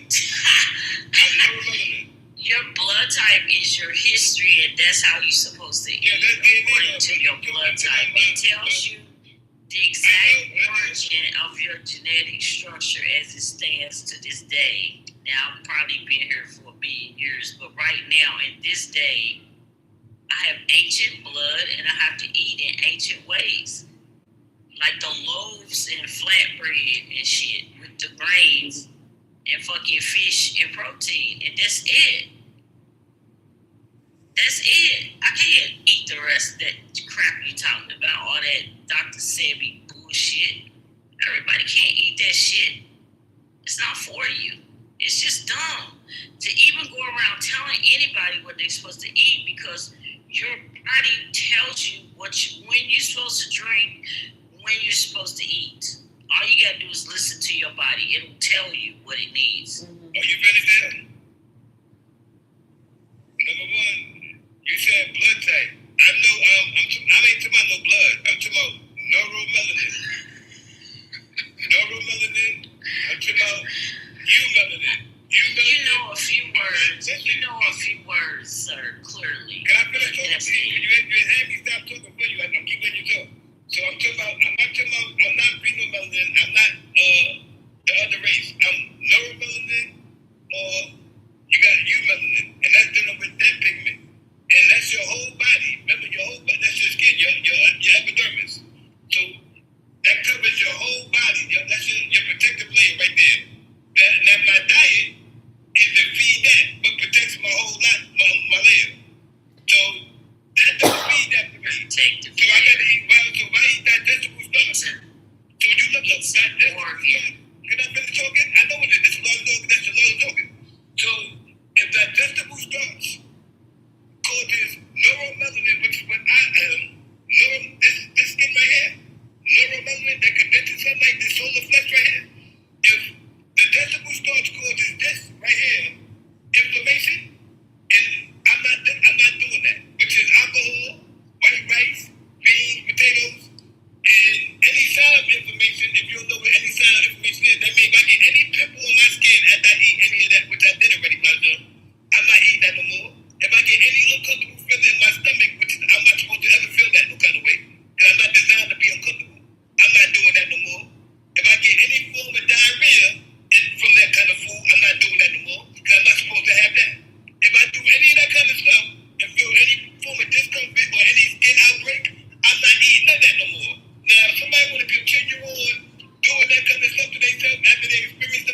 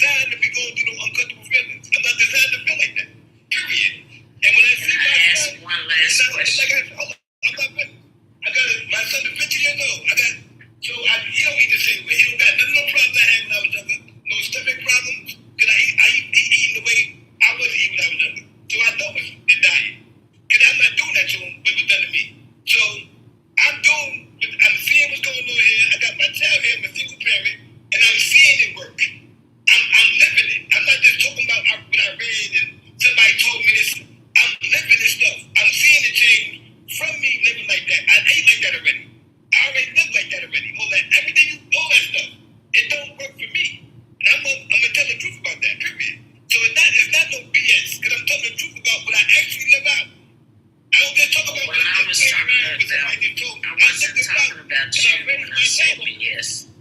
Yeah, I raised my child for this. And why he ain't got nothing going on with him? He ain't got none of that stuff I had going on. He ain't got none of that stuff I had growing up. At all, none of that stuff, nothing. What illnesses do you suffer with? None of that. That stuff I had growing up, pimples and he ever got acne. None of that. He don't go through none of that. None of that I had growing up. None of that. So I know this diet means something. Because I don't go through none of that. I don't got no sickness, none of that. I don't get no allergies in the summertime.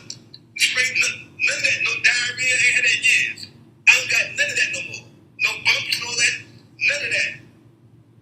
No cramps, no uncomfortable stuff. So I like living like that. Because I don't want none of that. I came in because you were building very beautifully. And I appreciate everything that you said. And I was going to go a little deeper about the creation.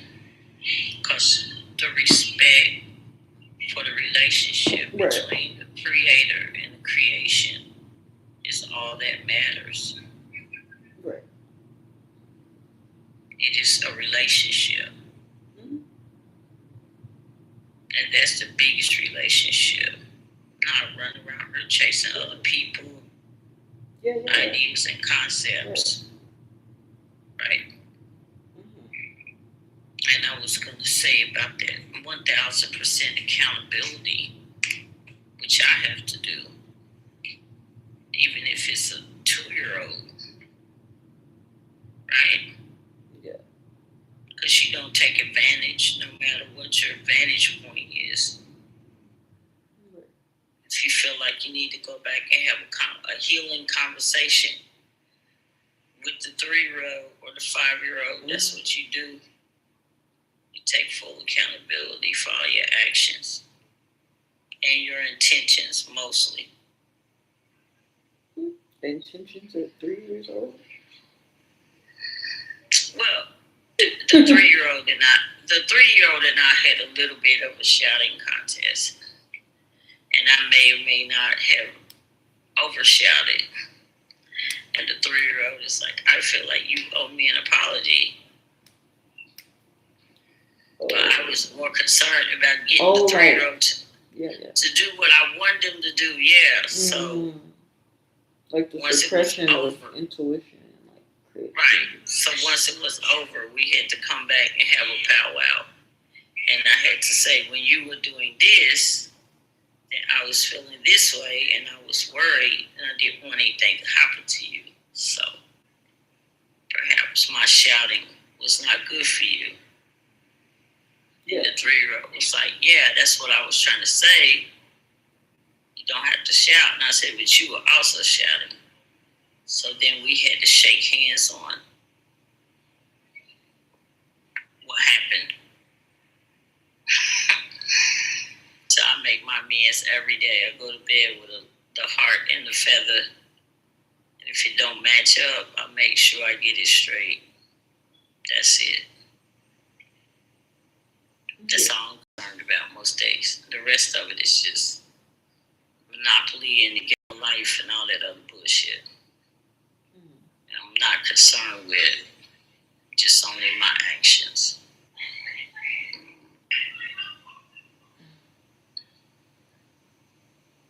So you got into a build tonight. I said you got into a build tonight. That was amazing. That's recorded. You need to play that, for the world. Because I really don't think people understand. Yeah. You did a great job tonight. Yeah. Tried. But every time we clash, it's something. It sparks. Yeah. I love the blanket too. Thank you. You're frustrated, but I think I get it. It's like, I think really from hearing you two kind of speak about that and seeing it from an outside perspective, to me, it's like, it really comes down to meaning making. And because in this world, oftentimes we think like meaning is like a collective thing. Like what something is supposed to mean to you, we think that it's supposed to mean something to everybody else or a lot of people for it to be validated. But sometimes the things that work for us are the things that work for us, and it's like like you, boom, whatever. It's like it's not that you're wrong in your diet or your choice or whatever. And the beautiful part about that is that you essentially talk about this story of finding out what specifically works for you. Once upon a time, you had a certain thing and you took it upon yourself to take control of your own life and break free from the past experiences and change your life in a way that you believe is better than you. And you see the living evidence of it working. So why nobody can tell you that it's not working? You don't have to. There's nothing to prove to nobody else. But at the same time, then Queen, she experiences something different where she sees like, okay, the bullshit in what you're saying is the concept of that when you take a personal experience that is valid and then you try to direct and guide someone else's life for that, you take away someone else's opportunity to make their own meaning. So if that's the diet that works for you, then that's great and that's beautiful. But like, and it's great to offer that because maybe it could help someone else. Maybe like you told me about it, and I'm like, hey, maybe for me and my own and reading my own discernment, my own intuition, that may be something that I could or should try out. But then for someone like Queen, she's already been through that experimentation to know that doesn't work for me because she's tried it. So she can be confident in what ultimately she has done through trial and error to know. For me to say, hey, maybe I can try this is because I haven't tried to cut out those things. So I don't know what the impact is, but I'm not unwilling to change if it's gonna lead to betterment. If what you I'm listening to your experience, taking into account, okay, well he says this works for him. Hey, maybe it's something I can kind of try. So I could try. If it doesn't work for me, that means I have to go within myself and find, okay, what doesn't agree with me? What do I need to do? So I just think in general, like, and that's why I say, like, in terms of the Bible, people always look at the Bible and they think it's an instruction manual. Just because God told Noah to build the ark doesn't mean God is telling you to build one. It's about taking the tools and understanding how to communicate with God so you can be guided, and that is through your intuition. Through, like you said, if your body, you eat something, you get pimples. That's your body. That's God communicating to you to say, "Hey, not this, not this, exactly. Not this." And then but when I said change. I wasn't talking about him specifically. I got mad at Dr. Sebi because he was trying to tell thousands of people just do it this way. Yeah, like it's the only way. And people are not at all built like that. Only he was built like that. So only people like him can benefit from it. So then everybody else rushing out to get it, spending all this money buying books and all that, because they don't know that you're supposed to find their own way. Yeah. But I was never saying that to you as an individual. I don't know why I be punching down on Dr. Sabi. I'm weird. It's just certain people I pick on. But I didn't mean it towards you at all. I was speaking about that one particular person. I love you sometimes. It's just for entertainment purposes only and a science fiction book. The misunderstanding is you got two things. You got a person that look up stuff for themselves, their DNA. And then you got people that look up stuff in general for the world, and not or just for their whole race. So that's why I said neuromelanin. I could go look up things for my blood type. Like I'm allergic, like mushrooms are good for people, but I'm allergic to mushrooms. So I understand that somebody could be allergic to something that's good for them. So I know that part. But at the same time, when you look up neuromelanin as far as what's not good for, what causes neuromelanin inflammation. That's something else now. Because that's a general thing. That's not personal. That's not personal. That's not, when I look up neuromelanin, that means everybody that's neuromelanin that got this causes inflammation to all of us that's neuromelanin.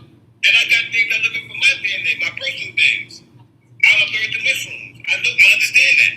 But now in general, I'm neuromelanated. So once I see that digestible starch causes neuromelanin inflammation, and then I look up what digestible starch is, I know that if I got any issues like that, that's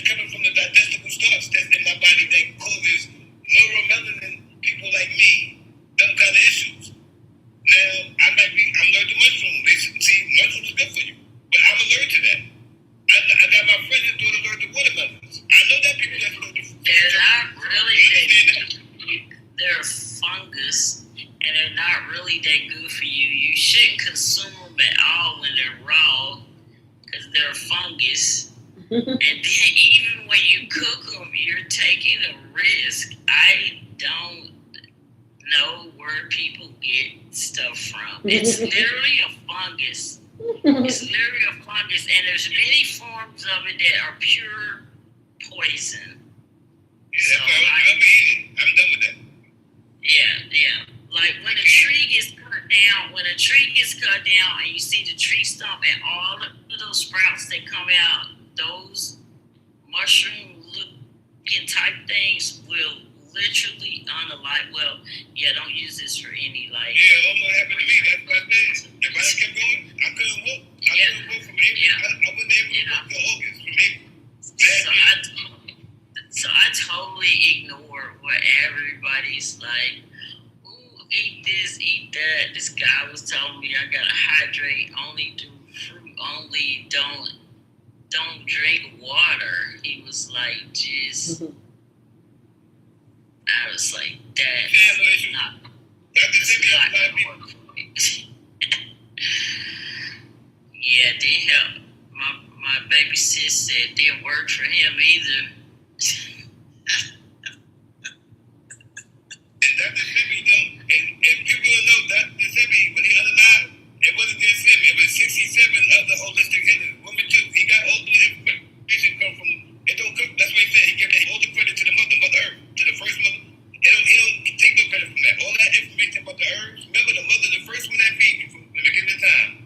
All that information about the earth and what herbs are good for us from the earth, that comes from the woman mostly. Because the woman is the person that feed you. So that don't got nothing to do with Dr. Sebi. He even say that. This goes to the mother. The woman he met in Mexico, the woman he met all these different countries, and they underlined all of them that same day he underlined. It wasn't just Dr. Sebi. It was 67 other holistic healers that underlined with him. That was woman. It ain't just him. No, man. It was most of the women that know about this stuff on earth. Because that's the first one that feed you. So I don't understand why he gives the credit to the woman every time. He don't take no credit for this information. And no time you're going to see him take no credit for this information. It comes from the mother of the earth. About the earth. The women in my family live to be almost 100. And they eat whatever they want. My mom's 87. My granny was 98. Her mother was 94. And her mother before her was 95. Yeah, my grandparents lived long too, but I took care of them growing up. I didn't, but how they live, I don't want to be homebound at the age of 60. Like I said, I don't want to live like that. I want to. She worked until she was 83. Yeah. Nobody was homebound. I'm saying in my family, me discovering things. I'm saying. With me discovering things about myself, I figure I'll make it. Myself 114.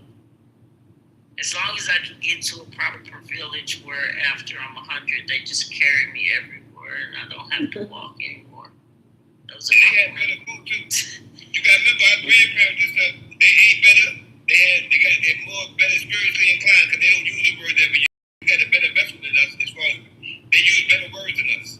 So that's another thing. The words that we use produce chemicals. They don't got the same chemicals. Yeah, but she was kind of like a fried bologna and whiskey and non-filtered cigarette type of chick. So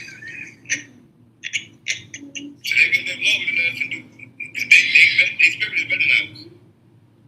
They don't use the end of the B word. They don't do them kind of words around. So they can handle that kind of. They chemicals that they produce with their food and different words they use. Yeah, she cursed more than any human being I'd ever known. Of course you gonna say that. It's the truth.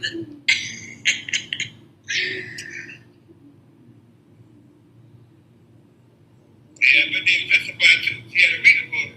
They didn't no record carried on like that. Nah, she was just funny. She was very funny, yeah. When I'm telling you, that's the. My mom's like that too. I know you try to know them. Yeah. They're not negative, but they just on their own. Nah, not at all.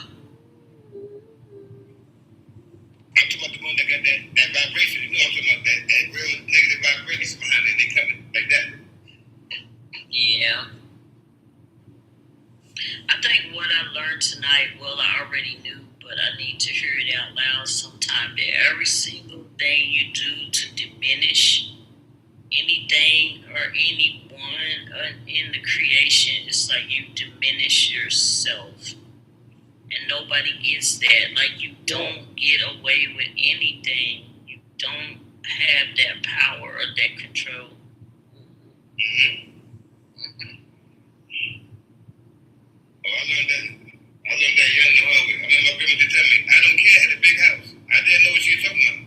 But at the time she told me that, you're young, you go, your parents or your family, like they picking your friends. So I went to that page, you can't. So she told me one of my friends is jealous of me. And I was like, I don't care because I'm still going to hang out, we still going to hang out. But she thinking down problems, like, but she don't know they going with me. But anyway, I end up doing some time. I ended up in Kansas and I ordered the tape. I ordered the Nas tape, Jay-Z, and Raekwon, Mobile Larry, that was the name of the tape. So I put the Nas tape on, and then the friend that you told me to stay away from, remember I'm doing time now. Now he's in a cell across from me, like a couple of cells down. I'm in the other one. So I put the song on, and then Nas break down, he described the prison. He said, my nickname, the can, the slam in the big house. I'm the place spinning fish, so no way out. I just dropped to the floor. Cause I had to ask my grandma, what you mean, the big house? She never told me. She was like, I don't care, because I said, I don't care. She said, I don't care, the big house. I never know what she meant. But she never told me. So I got the answer to that question doing time inside the big house. That's why I got the answer. I put that from that song right there. But this is from my grandmother telling me something like that. Absolutely, the wisdom. That was crazy. She said, I don't care, I had a big house. Now I know, man. That's deep for me. So I be careful with that. I don't care and not caring. I try to stray away from that. I try to listen and still care, even if it's hard. I try to come back around to understand the situation. Because I don't care, I had a big house. Yeah.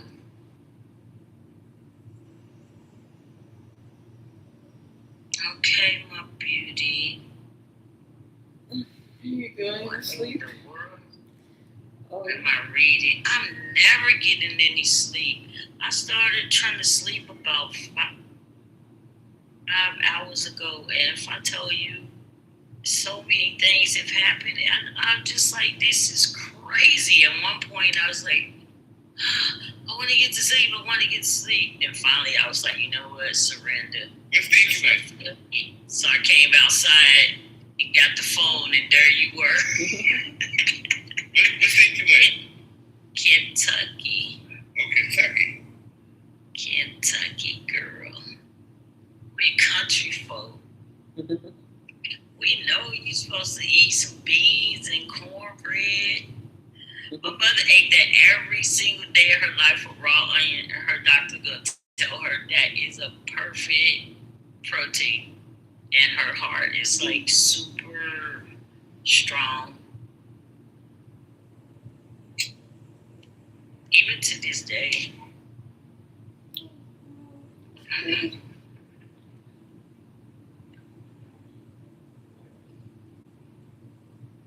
This little baby right here, for a while you was going through with the, I don't know, every time I came here it was kind of like midnight. It had the blue lights on. And I think I'm about to make some more music. I stopped recording years ago. I think I'm about to start recording again. The world's getting crazy. I got a message for the world. I'm trying to read this last name down here. That's beautiful. Yeah, whatever it is that moves you, absolutely do it. Don't hold back. I've done so much now. I think now I'm trying to not do stuff, and it's not working out for me. Like when I just want to lay there and sleep, just let everything go. It's like, no, get up. Okay, now is it going to get quiet?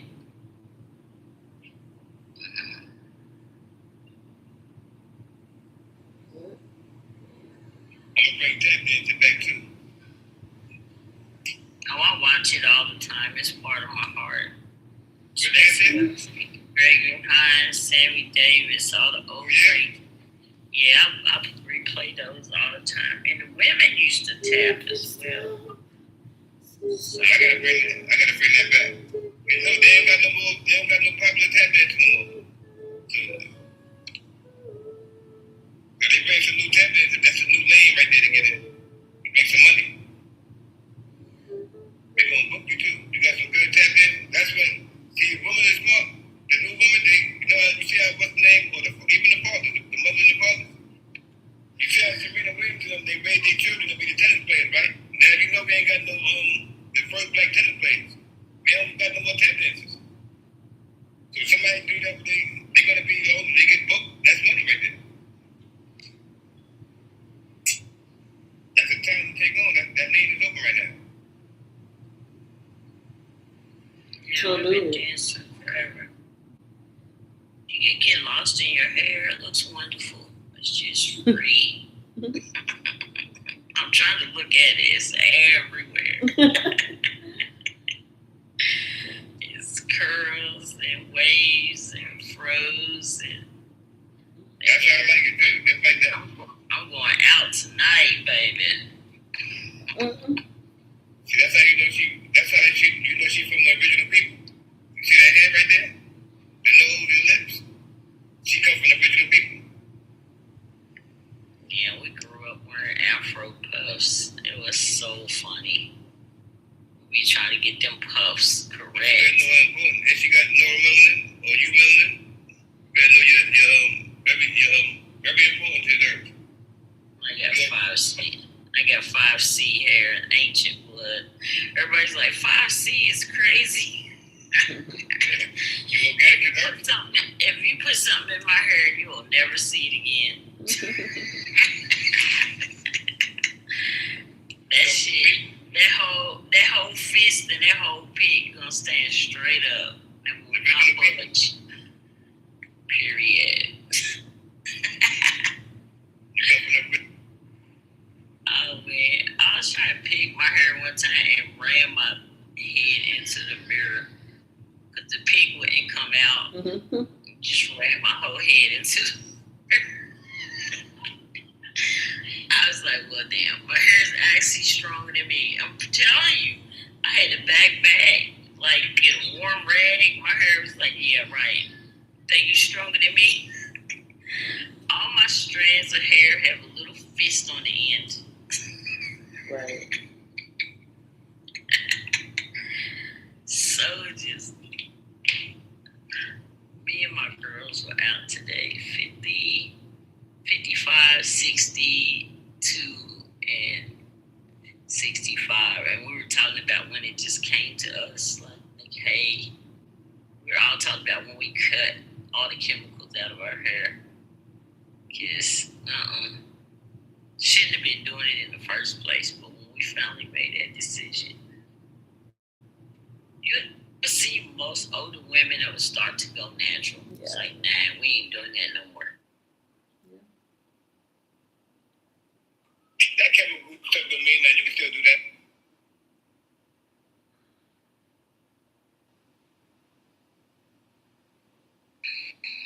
I'm telling you, all you gotta do, I check my DNA, those chemicals fit my DNA. All you gotta do is check your DNA. You can still use the chemicals. Curl? You can still use the chemicals. You got a perm, he got a curl. No, I'm just messing with you. I'm just saying, you see how that stuff, that chemical stuff can be different for you. You leave that alone. The Jerry curl didn't even take in my hair. You see, you left that stuff alone. Like a week later, my hair was back.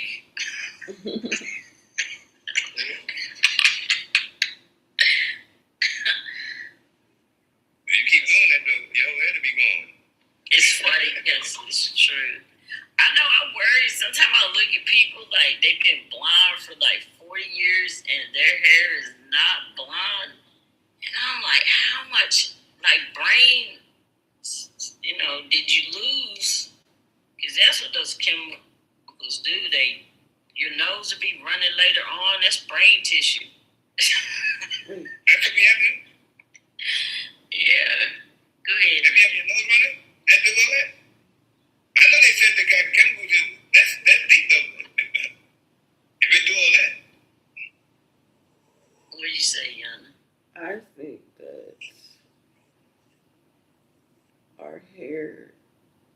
was thinking a few months ago about like revolution in relation to like our hair and why like afros are so linked with like freedom and black power. And when we see in the times of like, in a sense, like when we're divided from ourselves and like not accepting ourselves, we're trying. Oh,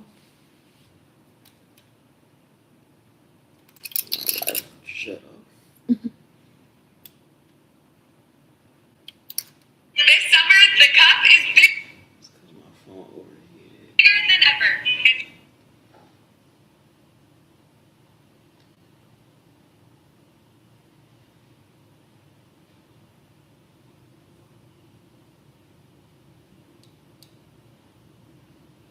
I don't think it's gonna.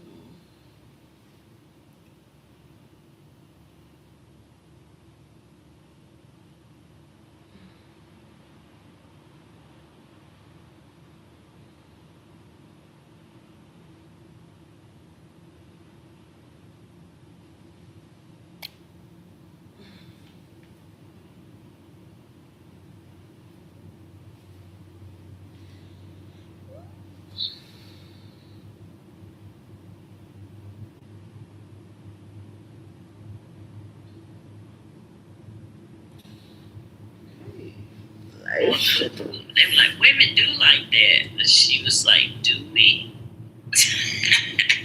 And they couldn't get it. They were just so upset. It's hard to deconstruct with men because it's like no woman ever told them the truth before. Ain't it? Yeah, especially when they're not brotherly. Yeah. It's not that men don't know the truth. It's men don't want the truth.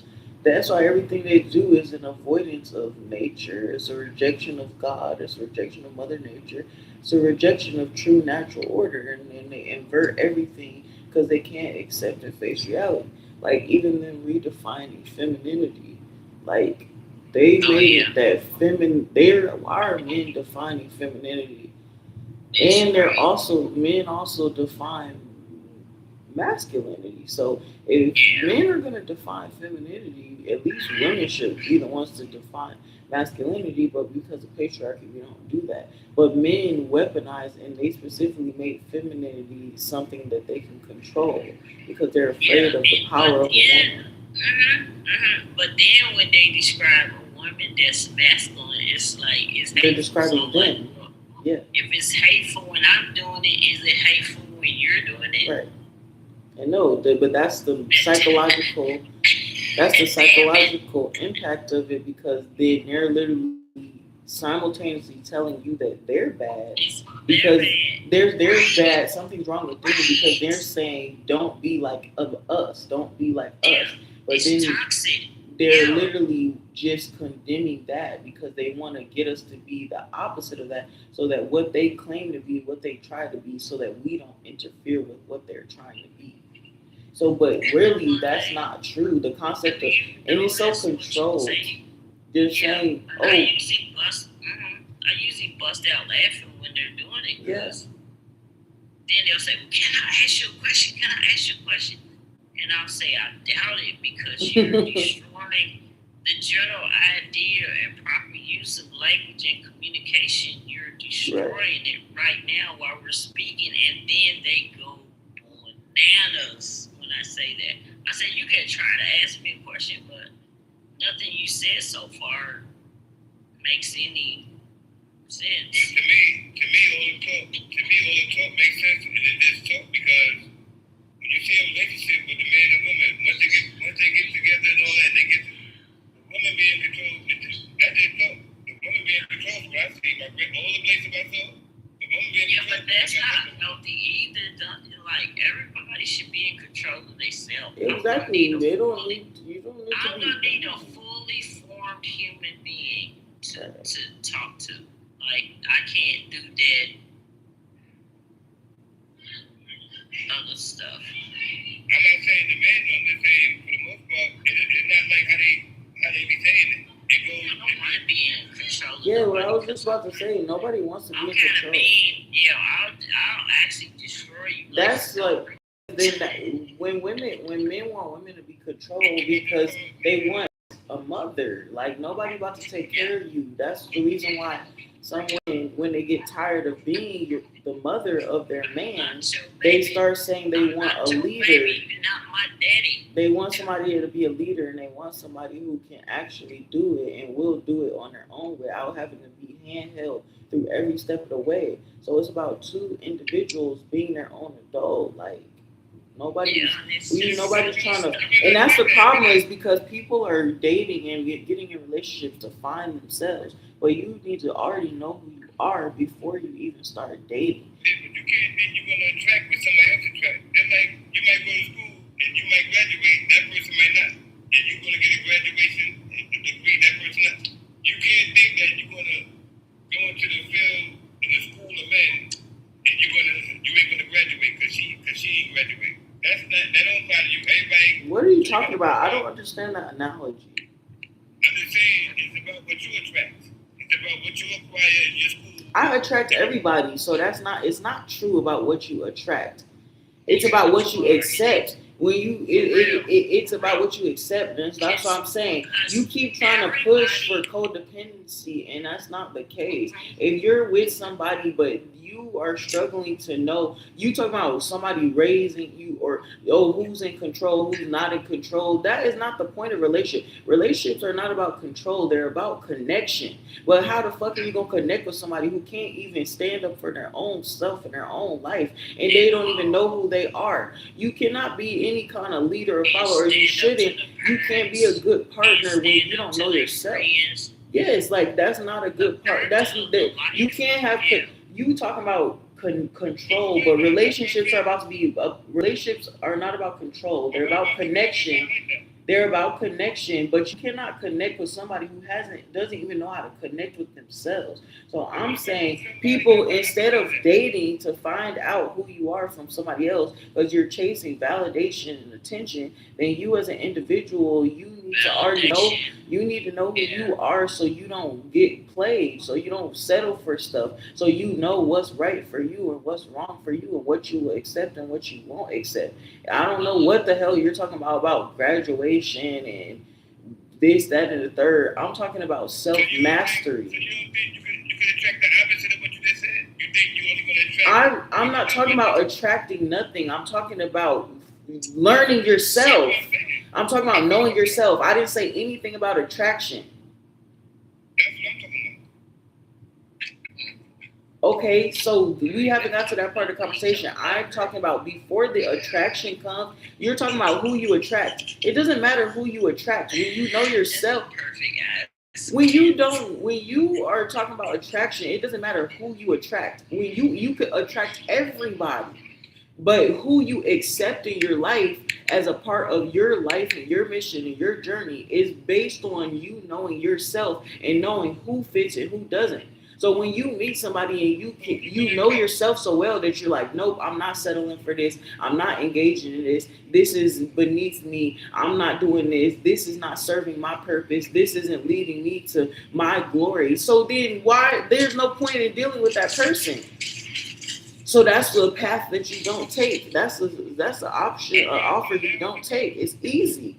So you don't end up getting trapped in situations that you aren't supposed to be in because your discernment is strong because you've worked on yourself and you've tuned into your intuition. Who would you accept then? Who would you accept? It's about who you would accept. Not about what she accepted and what she got. I didn't say anything about what someone else accepting. This isn't about me or anyone else. I'm just making a blanket statement about how I believe people should go about how I choose to view relationships, really. Yeah, but what about the good? What about the bright side? But that's different for anybody else. That's different for everybody. I can't say what's right. I'm saying you're supposed to find out. You find out what's right for you by learning who you are. So when you know who you are and you know what's right for you, that is how you then pick a partner.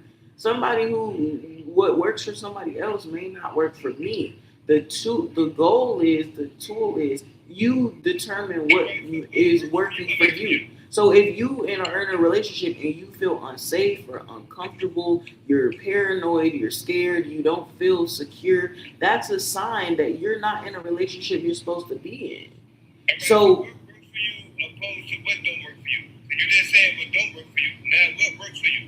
Now what's the thing to go to? So when you're say in the opposition, if you are able to experience that harmony of being able to trust and to feel safe, and you experience comfort and there's an alignment, you will feel it because the seed that is the GPS to your success is planted in you, and you can feel that frequency and that harmony when you're in alignment.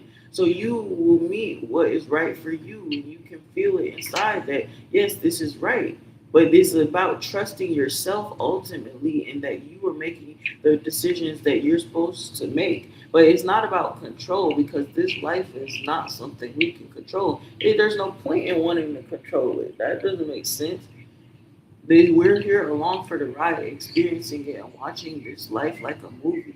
So it's like when you can enter into that flow state, and the more time you spend acting and living and being yourself instead of figuring it out, instead of figuring out who you are, trying to be who somebody else tells you to be, then you just spend time in flow, and that's when you're in the conscious state of heaven.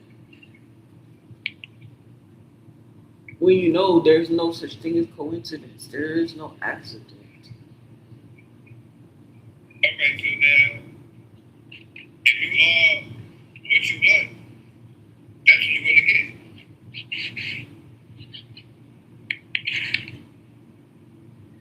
Yeah, that's how it works. So you gotta be what you want. And some people are scared of what they want because what they want come with things that you're gonna be held accountable. So say you want this upright or a certain kind of man, whatever, or a person, it don't gotta be you. Now, with the accountability that comes with this man that got this house note that you can live in and stuff, whatever they're situated, you're gonna be held accountable for things and certain stuff in that situation. And now that can make her in fear of being in that, and she just stay away from what she really wants because she can't handle what will come with that. That's what come with that when somebody got that kind of situation and you dealing with a man with all this stuff laid out like that, and then she goes live with him. What are you talking about? Somebody that they really want. Or that's the connection to what they want. But they don't want to be held accountable though. But they want this kind of lifestyle. It be like that sometimes, be confused. They want something, but they don't, the things that come with it, they can't take it. But they want it, and they end up by themselves. Because the things that come with what they want, and they could get what they want, but they don't want what come with that. They can't, and Yeah, but that's not a problem to want something and then it's not what you expected. The problem that people face is that because they said they wanted it, they got it, and it wasn't what they expected, then they think that they're not allowed to change. They think they're not allowed to change their mind. That's the problem where people don't understand their personal power. I can say I want something, and who cares if it turns out I can't handle the shit and I don't want it anymore and I want something else. I'm going to redefine what I want, and I'm going to decide I want something different, and I'm going to let that shit go. Oh, I thought I wanted this. You know what? This ain't what I thought. Bye. That's trusting yourself. See, that's the difference between knowing yourself and not knowing yourself. When you don't know yourself, you force yourself into situations and you participate in situations because you're like, well, I don't know. Should I leave? Is this right? Because you're afraid of what's next. You're afraid to lose out. But when you know yourself and you know, hey, I want this, and you say, you know what? I don't want this anymore. I've changed. This isn't what I'm interested in. At one time it was working. Maybe it never worked. Maybe it's not working anymore. But having that value in yourself, having the love for yourself and the nurturing of yourself to say, you know what, this is no longer working for me. I'm done. And that's where the trust comes in. When you cling to something to no end, people want permanence in a temporary life. They want to hold on to something forever because of their fears of being alone, because of their insecurities, because of they're afraid to lose the validation that comes with the things that they want that they're using to define them. You just need to change what you want. If something ain't working out anymore, then it's your right to change it. I don't like the constructs of this one-on-one, and that's it forever and ever. Yeah, I don't even believe in really monogamy. Works. That's stupid. It really works for some, but it's never worked for me. One thing, I don't look at relationship like just a man and a woman. Like, that's cuckoo. Like, I'm in love with my grandchildren. I'm in love with, like, some of my friends, like, different groups. Like, sometimes it's people, sometimes it's just being. And I don't be wanting to look in nobody goofy ass fucking face. I just sometimes want to just walk outside. And then, where you going? Oh, you don't want to do nothing with me? Oh, you want? I got a friend that keeps texting me, you want to see me today. And in my mind, I'm like, see you do what? Like, just see you, like, just look at you, like, do you play violin? I don't fucking get it. I don't. I'm lost. And girls too. Me, my man. Oh my God.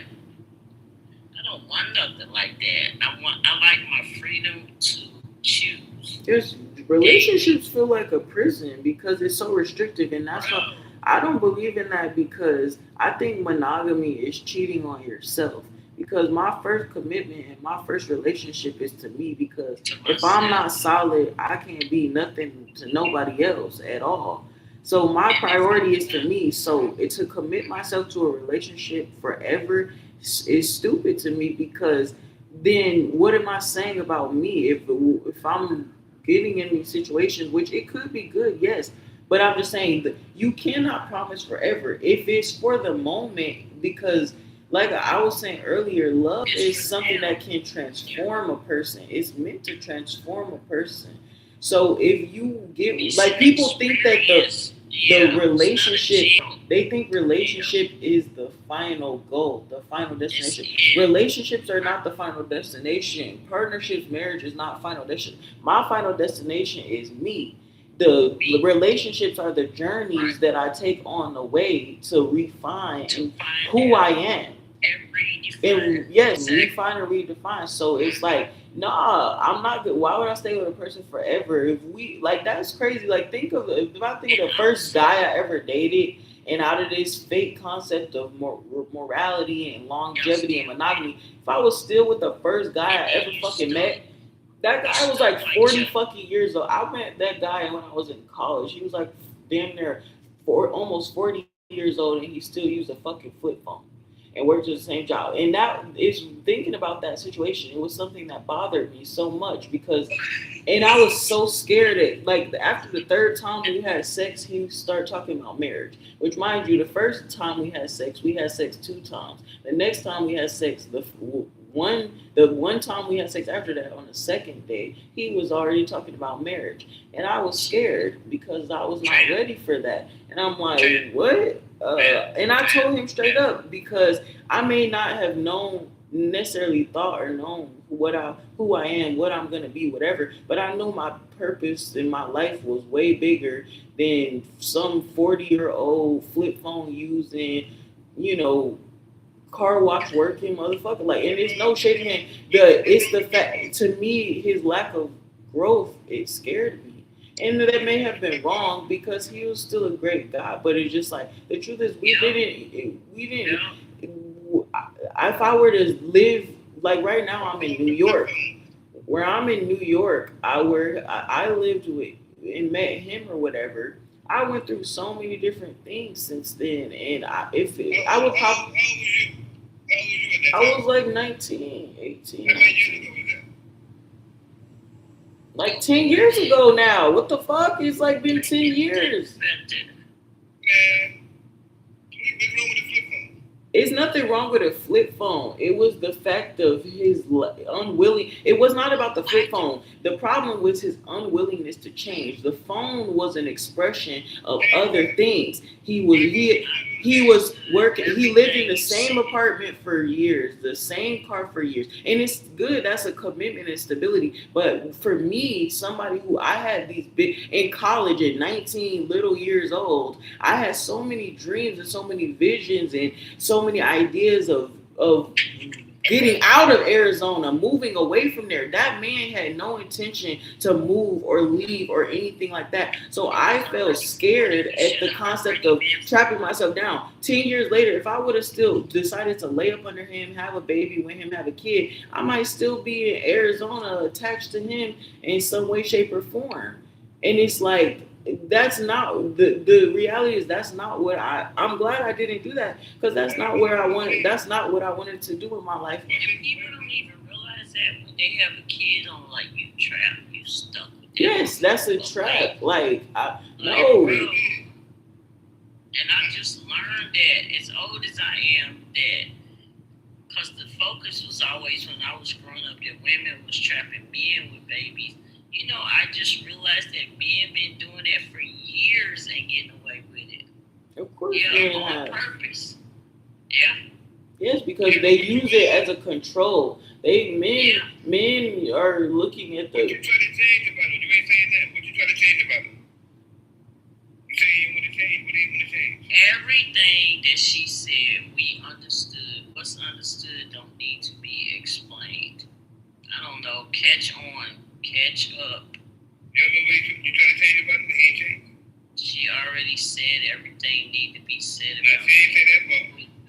We moved on. You had to catch up. Just here's the thing about your mind. Here's the thing about people that ask barrages of questions. I don't repeat myself and I don't keep explaining because your brain heard it. Your brain understood it. Trust your brain to explain it to you. If you don't know something, don't ask the other person. Ask yourself for understanding. Now, I can't go by that because I go against my grandma. So I got to go by ask her what she meant by that so I can have a clear understanding of the person that's in front of me. That's common courtesy. So now when I talk to her next time, I know not to talk to her like this, like that, or whatever. So I asked the question. Okay, so what is the purpose of that? She knows. That's what I'm asking. What is the purpose of that? What are you doing with that information? Are you writing a book? No, I'm keeping dialogue. I'm keeping the conversation on. If she says something apart. Is that what you think you're doing? You're stopping the conversation. You're stopping the conversation because you're not actually listening. You're just, what is it that they're doing? What is it they're doing, Donna? When they keep on just digging and digging and digging like a motherfucker texting you, talking about you want to see me today. You want to see me today. That's what he's doing. It's really, literally like bringing the phone. I want to know. It sounds like the 3 and Yeah, but then the problem with I think the problem with what is being done is that the pestering or the asking, like you are looking at it as an advancement in the conversation, but you're doing that by asking for a solution.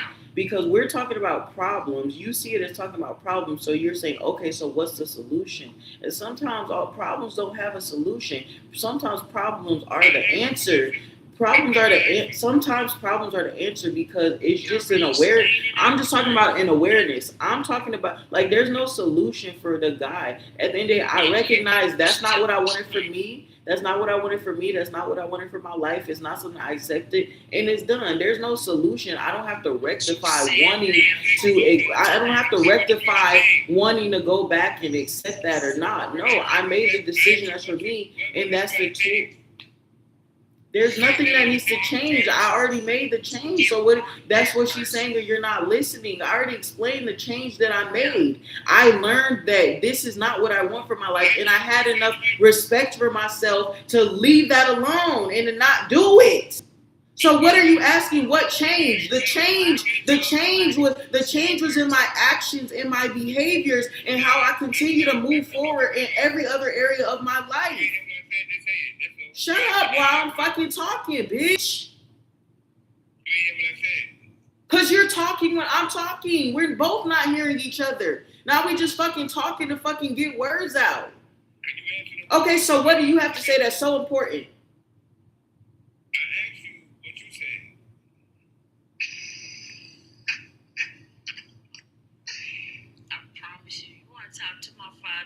He's much more engaging. I really do. You just seen him talk over me for that whole time for damn near how many minutes straight. So I say, okay, one of us needs to shut the fuck up. So I do it because this dumbass bitch won't. And the dumb shit he says is, what did you say? Bitch, you had a whole lot to fucking say. So say the stupid shit you wanted to say so fucking bad. Because you're fucking aggravating. And you're disrespectful. Then you say, why am I getting mad? You talking over me while I'm literally trying to get out a point, that's disrespecting me. So yeah, if I'm going to call you a bitch, it's because you are a bitch and you're being disrespectful. Because if you weren't a bitch, you would shut the fuck up when I'm talking and learn how to have a fucking conversation. Every time you feel like you have a fucking point to prove, then you don't want to let nobody talk.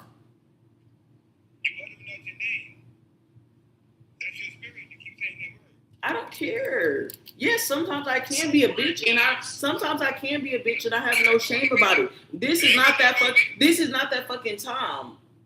I'm being assertive. There's a fucking difference. Like, you're not gonna sit up here and dead ass disrespect me, and then try to gaslight me about how. You're not gonna sit here and disrespect me, and then gaslight me about my reaction. It's disrespectful to talk over somebody because you're just saying fuck me. You are saying fuck me by talking over me. You're saying my words don't matter. You're saying the fact that this is my life doesn't matter. You're saying I can do whatever I want. I don't have to respect her. That's what you're fucking saying to me in my fucking face. Just not verbally. But for you to talk over me when I'm trying to say something and you to progressively get louder and louder and louder and then not even care what I say, that is disrespectful and it's a disregard. It's disrespectful to answer the wrong question and misunderstand. So it's not answering the wrong question. You're doing that on purpose. You know what I said, you answered the wrong question on purpose. I'm not answering the wrong question. I didn't ask you that. You saying this other thing. And then your so question is, what did you say? Rainbow communication. You said what? Your question was, what did you say?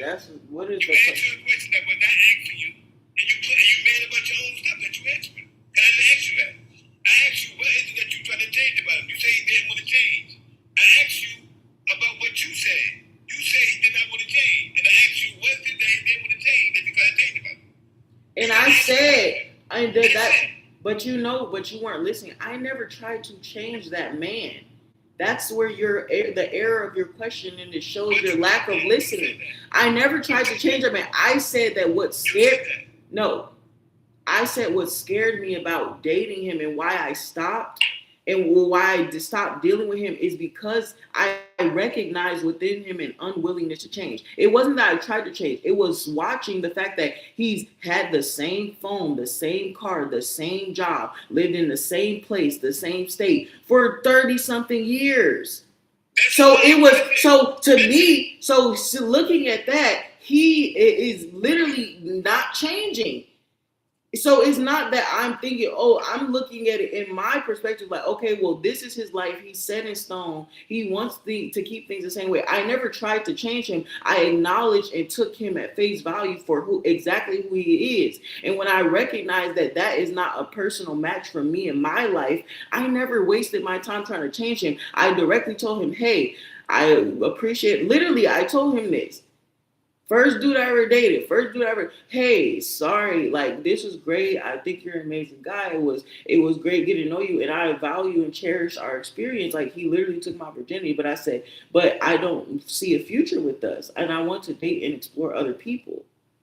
So that's the communication. I don't waste my time trying to change people like, oh, well, I want him to be like if his phone is an issue, Then that would me trying to change him would be like, oh, why do you don't want to update your phone? You ever thought about moving? I never even asked the man, hey, would you ever think about moving out of the country? I never asked him that because I know my future was not with him. So I don't need to ask because I know me.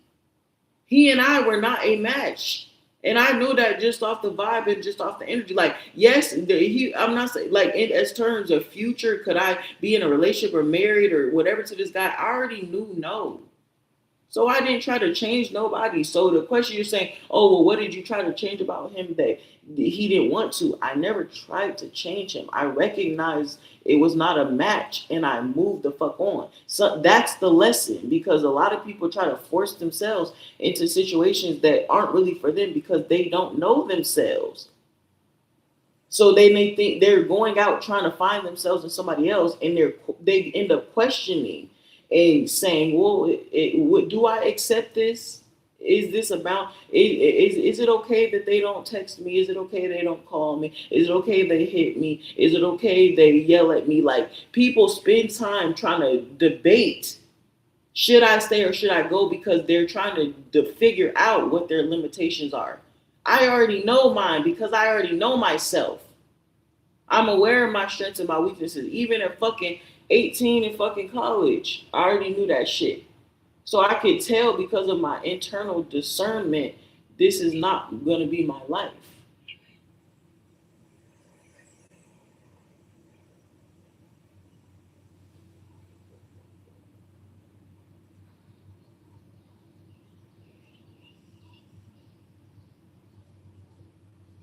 So there's that shit.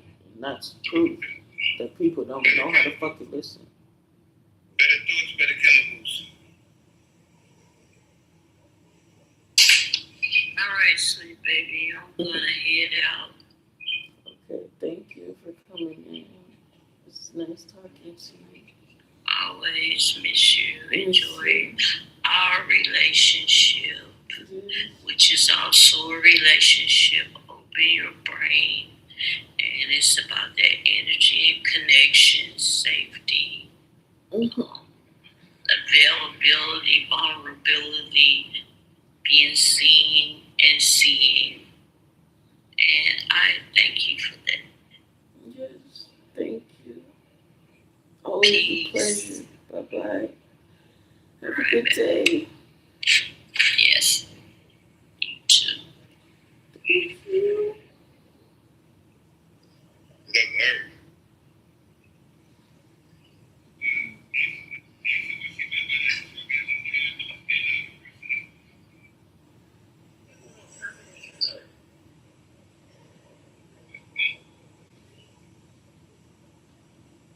It took you that long to answer that simple question.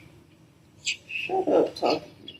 You were so aggravated. It took you that long to fucking listen. That's the key that you have to learn. If you spend less time talking and more time You listening, gotta try somebody else for you. That don't work for me. you could try somebody else, sweetheart. You're always mad about the facts. You could. It's so easy to tell when you so butthurt. That don't work for me. Here, the truth doesn't work with you. Okay. I said I asked you the same question, and you answered questions I didn't ask you.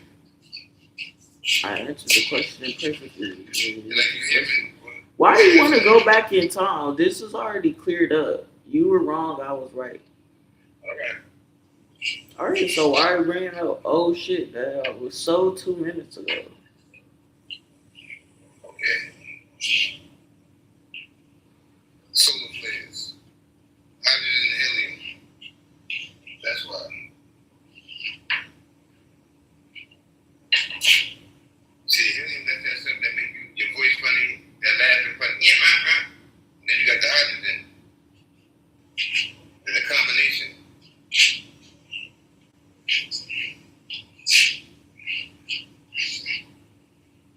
And you got the photons. The sun is breathing.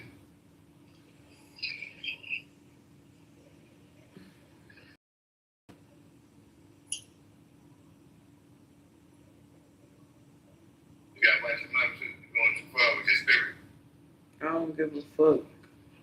That's good. Yeah, I don't care. I don't give a. They had a big house. I don't care. And I was gonna say something about that stupid shit. You said something about caring, and you were like, "Oh, just care about people." And I knew you was trying to say some slick ass, passive aggressive ass shit to try to tell me that I need to care, and I don't give a fuck. At the end of the day, I don't care, and I don't have to care about everything. That's a waste of my time. You know how much energy it takes to fucking care about a bitch. So no, I'm gonna be very selective about what the fuck I care about, because whatever I care about, then that's what I put. What? Are you a man on the Bronx somewhere? Huh? Why is that your business? That's not what I'm talking about. No, because you said the stuff that you be saying, like you been around that you communicate passive aggressive. I don't communicate. No, if anything, I'm just actually 100% aggressive. There's nothing passive about what I'm saying. So don't say that. Yeah, you're a little passive aggressive ass bitch. I'm not. I'm straight aggressive. So don't try to diminish my aggression. It's full blown. It's full blown. It's full blown. There ain't nothing passive about it. It's straightforward. It's very direct and very fucking clear. So what I'm saying about caring, no, I'm not about to care about every little thing and every little detail. I don't got the time for it. I'm gonna care about select few things, and there's something that I'm gonna care about enough to destroy, and then they're not gonna exist anymore. Somebody liking you too much and just not saying nothing because they like. I don't care. I'm being real. I don't care. Like I told you, I'm not talking to trying to get in your pants and that stuff. So I don't care. Nobody ever said that you were. You're not doing nothing. You're not saying nothing. You might not be used to that. You might not be used to that. I'm very used to people pretending. I'm very used to people pretending that they're.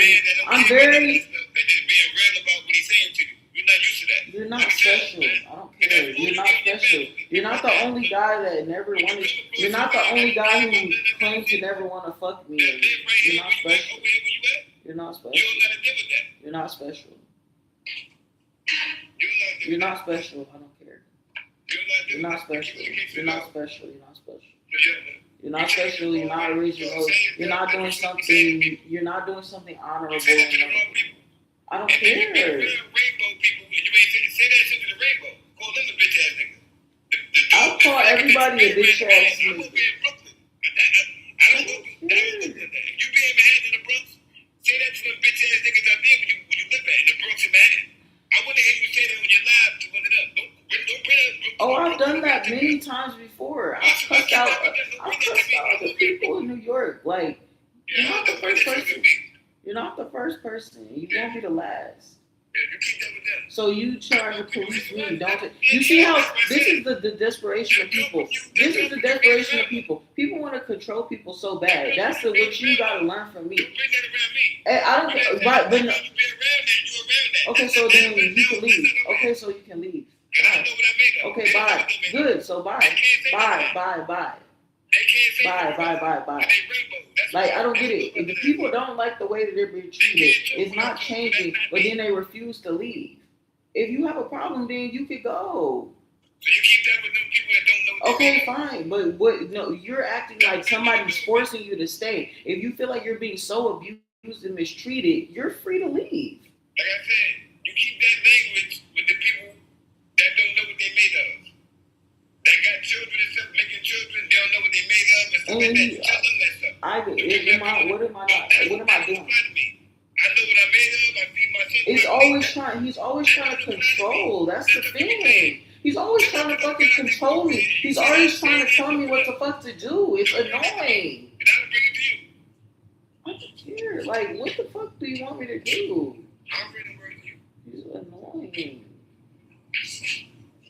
That's for them guys that do that kind of stuff. I'll come home, I give you treatment. I'm out here doing the right thing, and I get talked to like I'm these guys. They do that. They the one that making children, reproducing, don't know nothing. Their children got to go to hospital every time. Their children got autism, they don't know. They even change the diet with the food. No, they got that. They're doing all this kind of stuff. They come on TikTok to be up there. Don't care about their own children. And then nobody saying that kind of shit to them. I watch them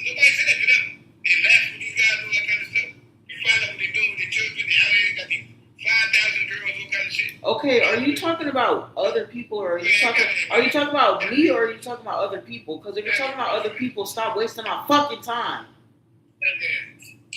Like, what, I'm supposed to defend something that I didn't fucking do? If you're talking about me, then talk about me. And that's what I'm saying. You're a passive ass aggressive bitch. Because you talk about other people, but then you're not talk directly to me if you're gonna speak to me. Okay. Exactly. Now you want to talk in fucking riddles. You're talking about random people that don't have nothing to do with me and holding me accountable for shit that somebody else did. If you directly talk about me, then directly give me an example so I can directly address it. You want me to defend myself against accusations that are untrue. That's what I said. We got this. Oh, you don't talk to people. Nobody talks to other people. I talk to those people like that. So the fact that you're saying that is wasting my fucking time. You can check. Don't waste my time. You can check my page and see me cuss all types of bitch out. I internationally cuss bitches out. Yeah. In this day and age, we come to find out that anybody giving a Malcolm X or Farrakhan speech would be considered the B word by somebody that's not as intelligent. No, they wouldn't. But you ain't. Please never compare yourself to fucking Farrakhan, because you're not that. Never compare yourself to fucking Farrakhan, because that's not you. You're not no fucking Farrakhan, and you're not no motherfucking Malcolm X. Only in the delusion, your delusional head. You're getting caught for shit that literally doesn't make sense. So you can check the receipts. Every time you got caught out, your name was for a valid reason. Every time you got caught out, your name was for a valid reason. So stop fucking disrespecting me, bitch. And you're still doing it. Yes, bitch. Yes, bitch. Because you're still talking over me.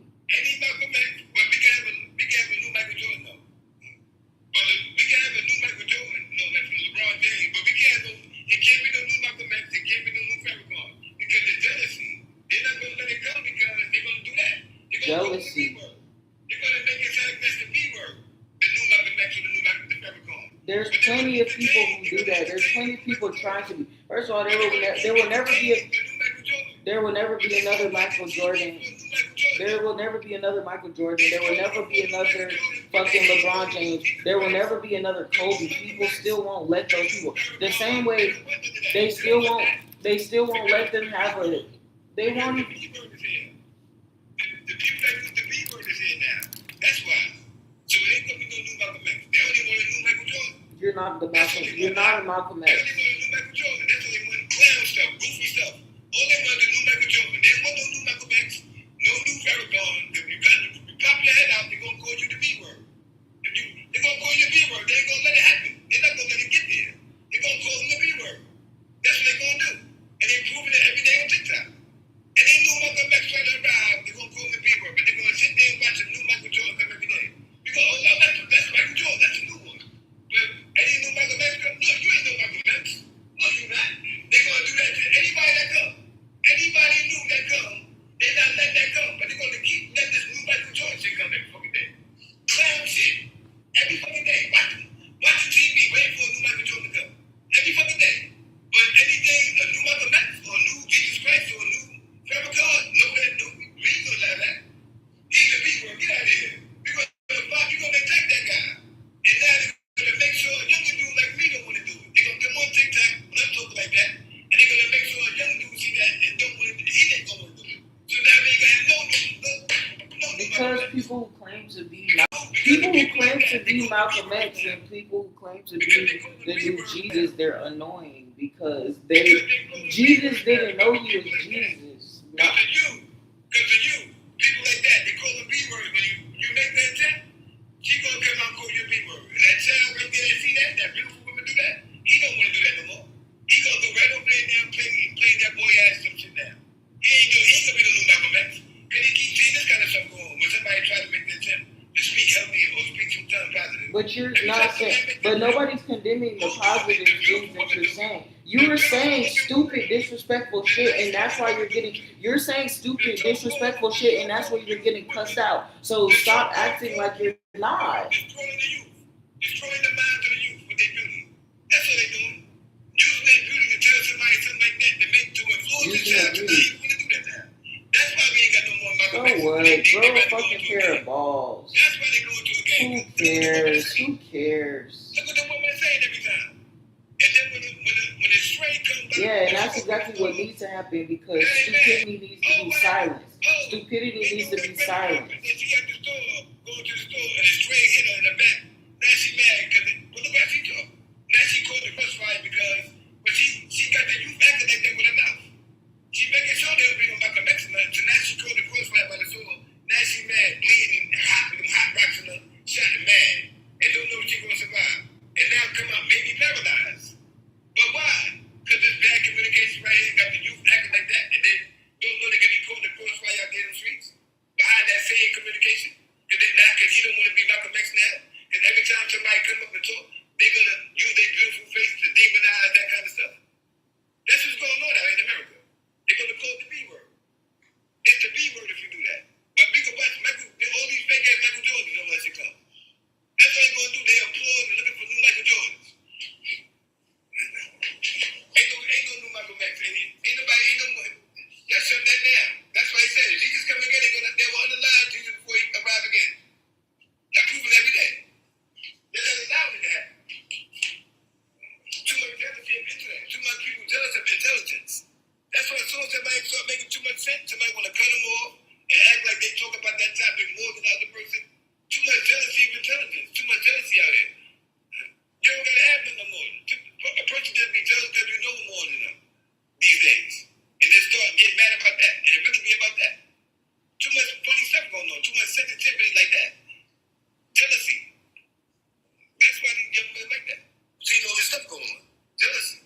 Too much emotional stuff. And hateful stuff. About just because somebody know a little bit more or know some more, it's a problem. I'm gonna get him who we think he is, whatever that is. And they're trying to keep demonizing what he's doing. Don't try to force that on me. No good right here tell nobody what to do. He just said, yo, let's do this. Like, let's who starts to do this. Now the person is forcing it on them and forcing this. Turn into that. Demonizing what's going on here. And then watch the commercial. Don't do that to them people though. Go into the store. You're going walking past, you see the store. You ain't going to the store saying, y'all forced these. Going to the corner store saying, y'all forced that stuff into our community. Seeing the Arab, the Muslims, selling pork in the store, they Muslim, and force that out here, they don't eat that. Not saying nothing to them, but go right to the store. But going to tell me I'm forced to sell on them when I'm not. They don't want forcing they stuff they don't eat out here on us. In this country right here. But going to these stores and don't say nothing to these people that don't look nothing like us. They don't eat pork, but they're going to let that little black kid take his EBT card and buy the pork that he don't eat, and he got a reason why he don't eat it. You ask him. But he'll give it to that black kid though. And it's against their religion. But you don't got no issue with the stores about that. You got an issue with somebody on TikTok about trying to go against that kind of stuff. Speaking about healthy stuff. But you never in no store ranting to them Arabs on it. But you got all this drama for being on TikTok. And you so that's why I said it don't make no sense. I should be seeing you on live in these stores about if it's like that. Going at these Arabs about that this pork is something that's in candy on it. That's against their religion.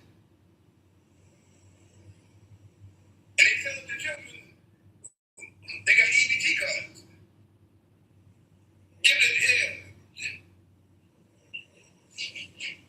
And if you ask them why they don't eat it, they're gonna look at you like they're gonna tell you why. And then why you give it if you don't eat, and that's why you're not eating it, why you give it to that child? And this child right here, these black children right here, y'all look out here. They got driving BMWs out here on these stores out here. You ain't got nothing to say to them. They don't want to show me stuff out here, got the stuff in the store making them look good when you walk in at that eye level so you can see it right there. I'm not doing that to you. I'm not trying to influence you. I don't got my soul set up like that. I don't got my soul set up like that for your children to see certain candy and stuff and food that's not good for them so they can want that stuff when they come to the store. You talking about me, what I'm doing. They forcing stuff your children to do that. Your cousins and family and your moms and when they was young and all that. They still doing that. You talking to me about that kind of stuff. About forcing something or talk to them about that shit. Every day you go to a store. If you are, so that's the point. You literally lack awareness and you speak from a space of fear. You're making up stuff. Nobody's the insinuation that anybody's jealous of your knowledge. Like, no, I'm not. I'm literally listening to what you're saying, and it's me getting pissed and cussing you out. Is it has nothing. It has never been anything to do with your knowledge or whatever you're saying. It's because you've been disrespectful. You've been talking over me. Whenever if somebody doesn't agree with what you say exactly, then you want to start yelling. And then even when we were having an issue before, I was not mad about your knowledge. The reason why I cussed you out is because you said something disgusting, puts almost ruining my appetite when I was trying to enjoy a meal. It had nothing to do with your knowledge or whatever. It was the timing of which you shared the knowledge.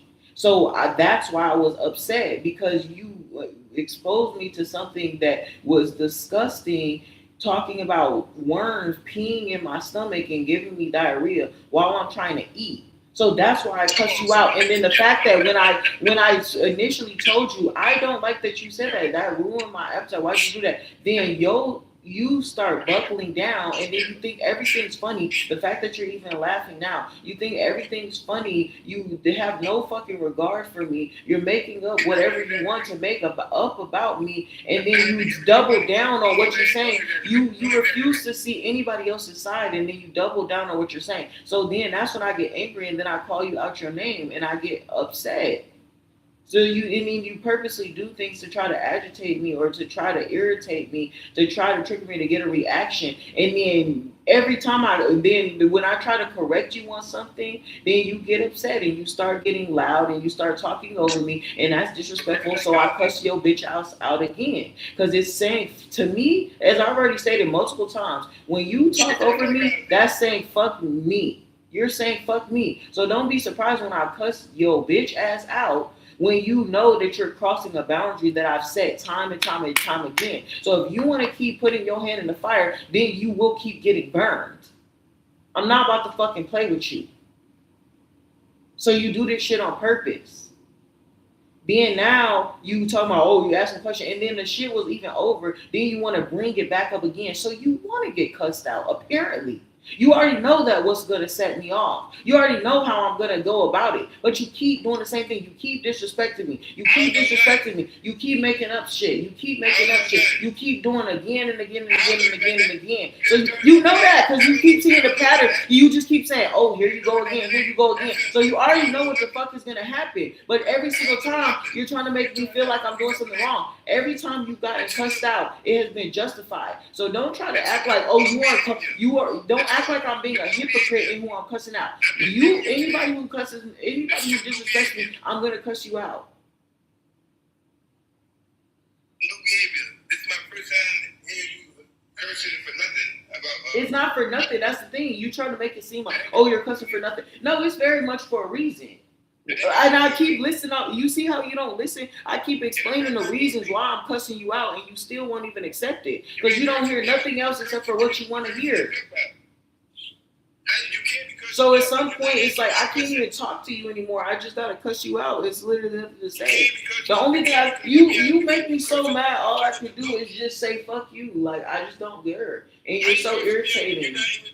I don't care. You're so irritating. Like so, yeah. So it's like that's the only way I know how to say something.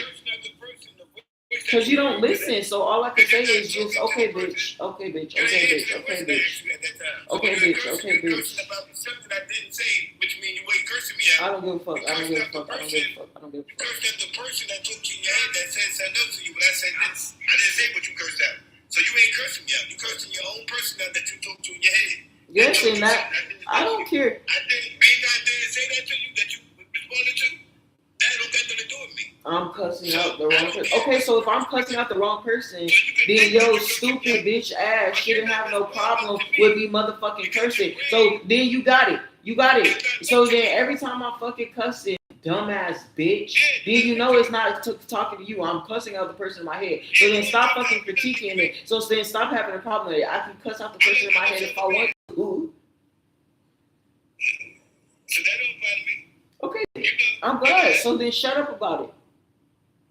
So that's what I said. I done got off here.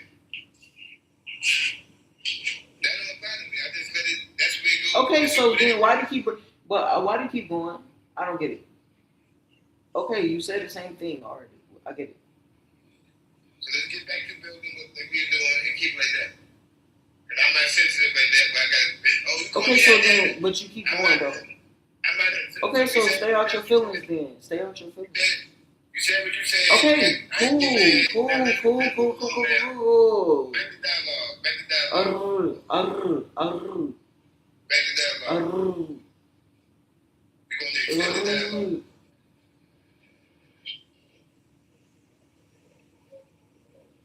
We got some people listening. So So we don't want to ruin it with too much talk that's beneath our intellect. Let's keep it it's real. not belief. Defending my own identity and standing on fucking respect for myself is not beneath me. It's actually very on brand with you. You're not. Very much in alignment with me. Yeah, I'm gonna stand up for myself. If we gotta argue about it all motherfucking, if I gotta argue you down all motherfucking day till you get the motherfucking point, then that's what the fuck is I'm going. Then if that's what I want to do, then that's what I want to do. You can do what you want. Okay, yes, I'm glad you understand that. I do what the fuck I want to do. So then stop wasting your time trying to tell me what to do. I didn't know what I'm you getting said. sick of that shit. You are so controlling. It's disgusting. You're so controlling. It's so disgusting. That applies to somebody that would have said that. What you thought I said? That don't apply to me. It does apply to you. It applies to somebody that would have said what you thought I It's said. applied directly to you, the same person who keeps trying to control every single aspect of my fucking existence. Like, I don't have to do stuff that you say. I don't have to do things. You think your way is the only way. What you mean? I don't think about You do. I'm not trying to get nobody to get you to live my way. I didn't hear that. Because I spoke on certain days, because I'm aware of this, when certain things come up and I know that. No, it's that you try to push your own answer. You try to force everybody to use your same answer. You think that because what you went through, you think that that's the valid thing and that's the only way. And you don't allow for any nuance. And then you get upset when someone has a different perspective because you feel like it's challenging your perspective. And then you feel wrong and insecure, and then you start fighting and defending your point and your truth. You start defending your truth as though the existence of a different truth it negates your own truth. Yeah, so you keep doing that punk ass shit, and then now you're trying to bully me into seeing things into your perspective because you want to be right. Listen, that night when we talk about the genetics and stuff like that, and they think just because I know about genetics and I know about neuromelanin, and sometimes you got white people in the planet, they think that automatic, you racist? No, I just know about genetics. That mean I'm racist. I think they believe me. I just know genetics. No, you're not saying it the way you normally say it. Saying just offering information is one thing.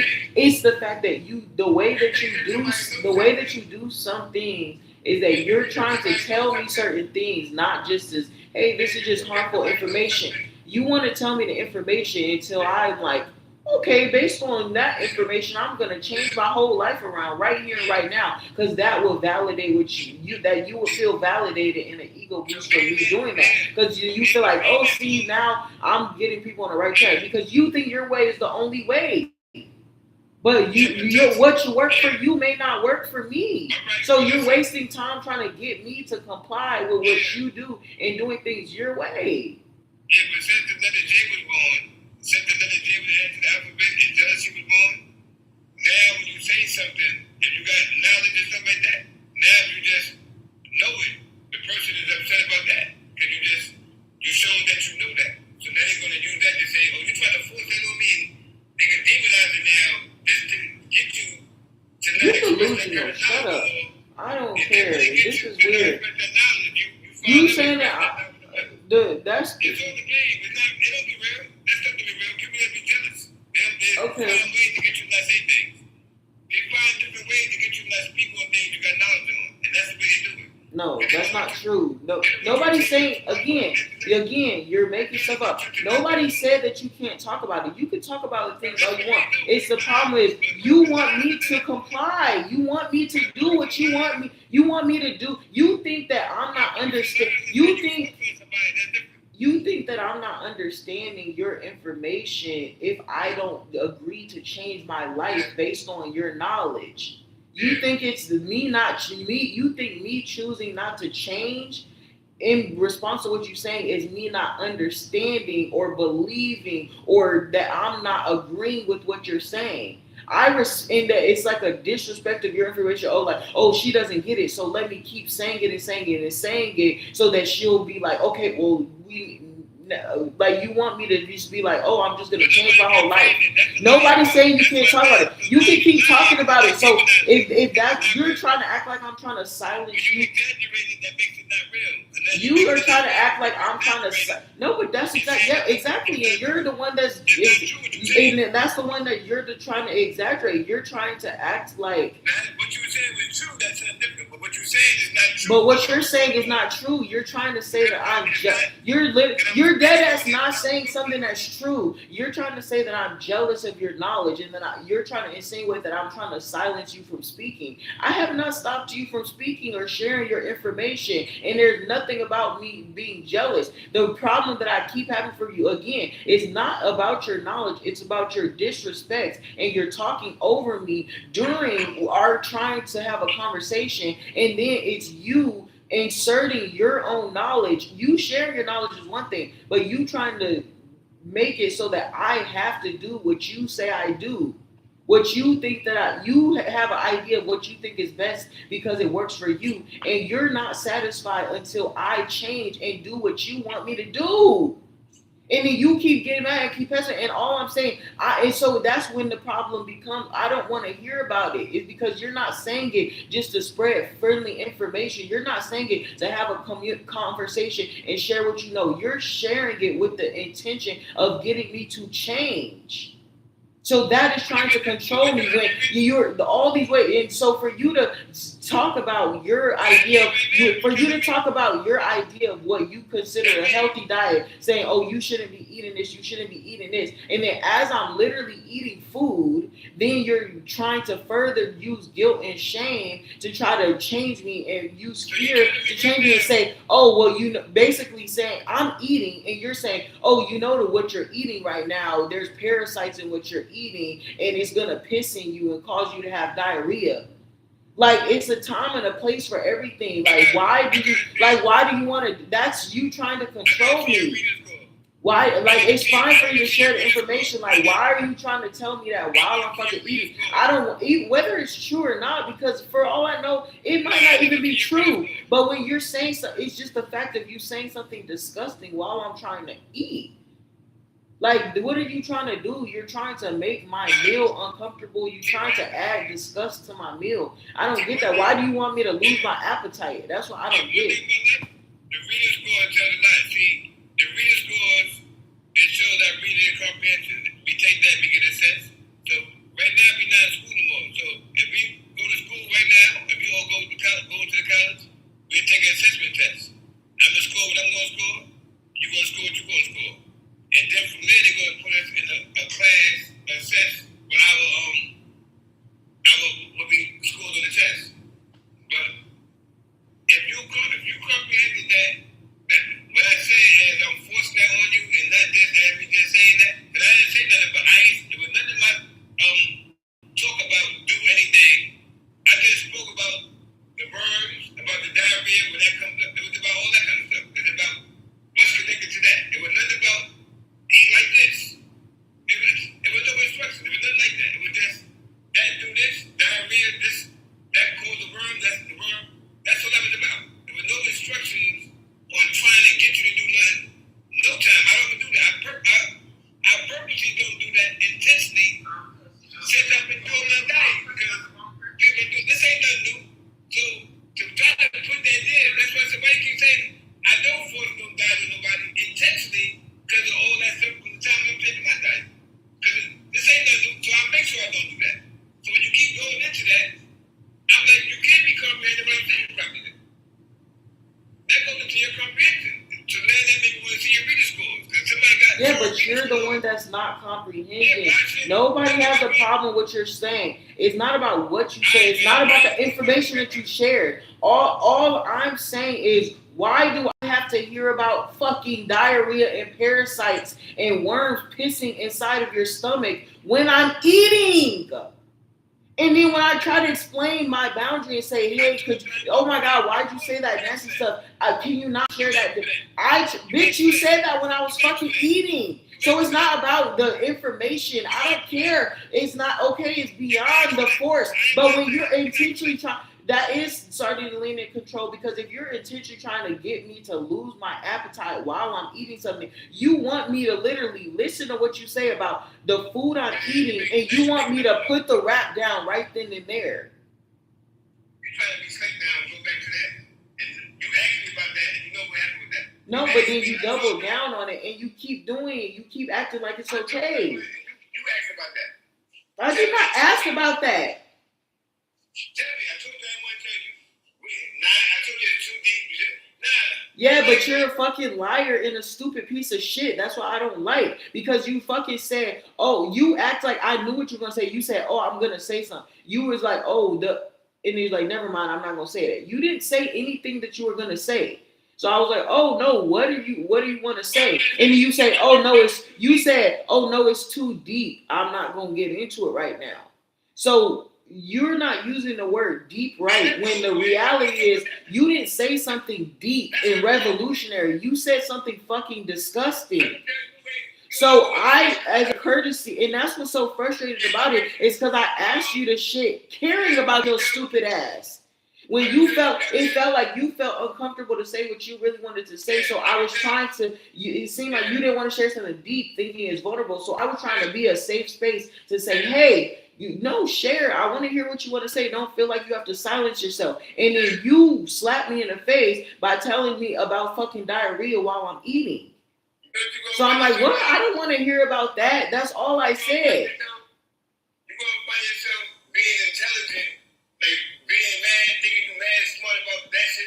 I am smart, and you're a stupid bitch, and you think you're gonna tell me something else. So don't tell me. You always, and it's like you keep doing this thing. Then you say, like, you're so full of shit. Then you're trying to say, oh, I'm not trying to tell you what to do. But then you're trying to predict my future to try to sway me through fear. The concept, oh, I'm not trying to get you to be in a relationship. I'm not trying to get you to have kids. But then you're sitting here for a whole fucking hour. You will say, oh, I'm not telling you to have kids. I'm not trying to control you. I'm not trying to get you change your mind into having kids. But your idea is, oh, I'm just going to inform you of what I perceive to be your future life based on you not doing that. And you will go on for a whole hour about in your fantasy, because I choose not to have kids, you jump to, well, you're going to be an old crazy woman. The kids are going to throw rocks at you. So, and you just keep going and going. And I'm listening to you. Okay, you're telling me your perceived future of me based off of your opinion of whether or not I should fucking have kids. So you keep trying to project your own belief system onto me. So yes, then when I'm like, okay, I keep saying, okay, acknowledging your delusion of what you think is going to happen, but you are not satisfied until I change my mind and say, you know what? I'm scared to be the crazy lady that kids are throwing rocks at. So you know what? I'm going to have kids. That's the only way you will be satisfied, if you feel like you successfully changed my fucking mind. And now you, in an attempt to further get me to, in a further attempt to get me to change my mind or my opinion, now you're further trying to use more fear and say, you know what, if you keep this way, you're going to keep thinking you smart. You're going to keep thinking you this. So what's going to happen? So tell me what's going to happen. Your next fear tactic, your next manipulation. I said you're going to find yourself intelligent. I didn't say that you cursed all that stuff. You trying to curse at me. I said what you're going to do is find yourself intelligent. With all that intelligence, how you figure stuff out in one spot. That's what I said. I ain't saying you're going to be stupid or nothing like that, but you want to curse me out and all that. I said you're going to find yourself intelligent, figuring out all the different stuff, but you're going to be like in place. Because that's what I see. Okay. And so the problem then is that you always give these predictions of what, in your opinion, what's going to happen in my life. And so my response is, okay, maybe that's true. Maybe I will end up only smart in one spot. That's the risk that I'm willing to take in order to keep to not have to change my behavior.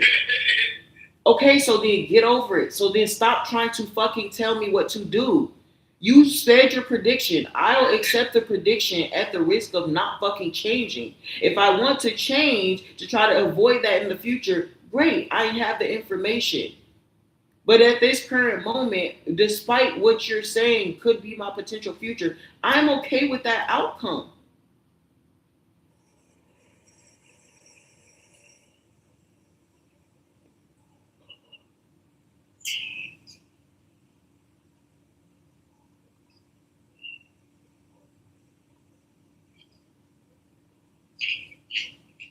All right, I win.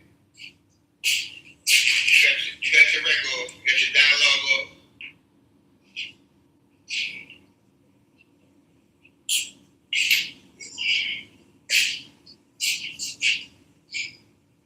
about to go, I gotta talk to the source and see if the source gonna tell me about you. I get my download about 10 in the morning on the sunset. Ain't about you, gonna be about all the dialogue. The sunset is way before 10 o'clock. So what are you talking about? The sunset is like 5, 6. I'm talking about ride part. Hmm? I'm talking about the riding part. 10 in the morning. Okay, whatever. Get out of here. I don't care.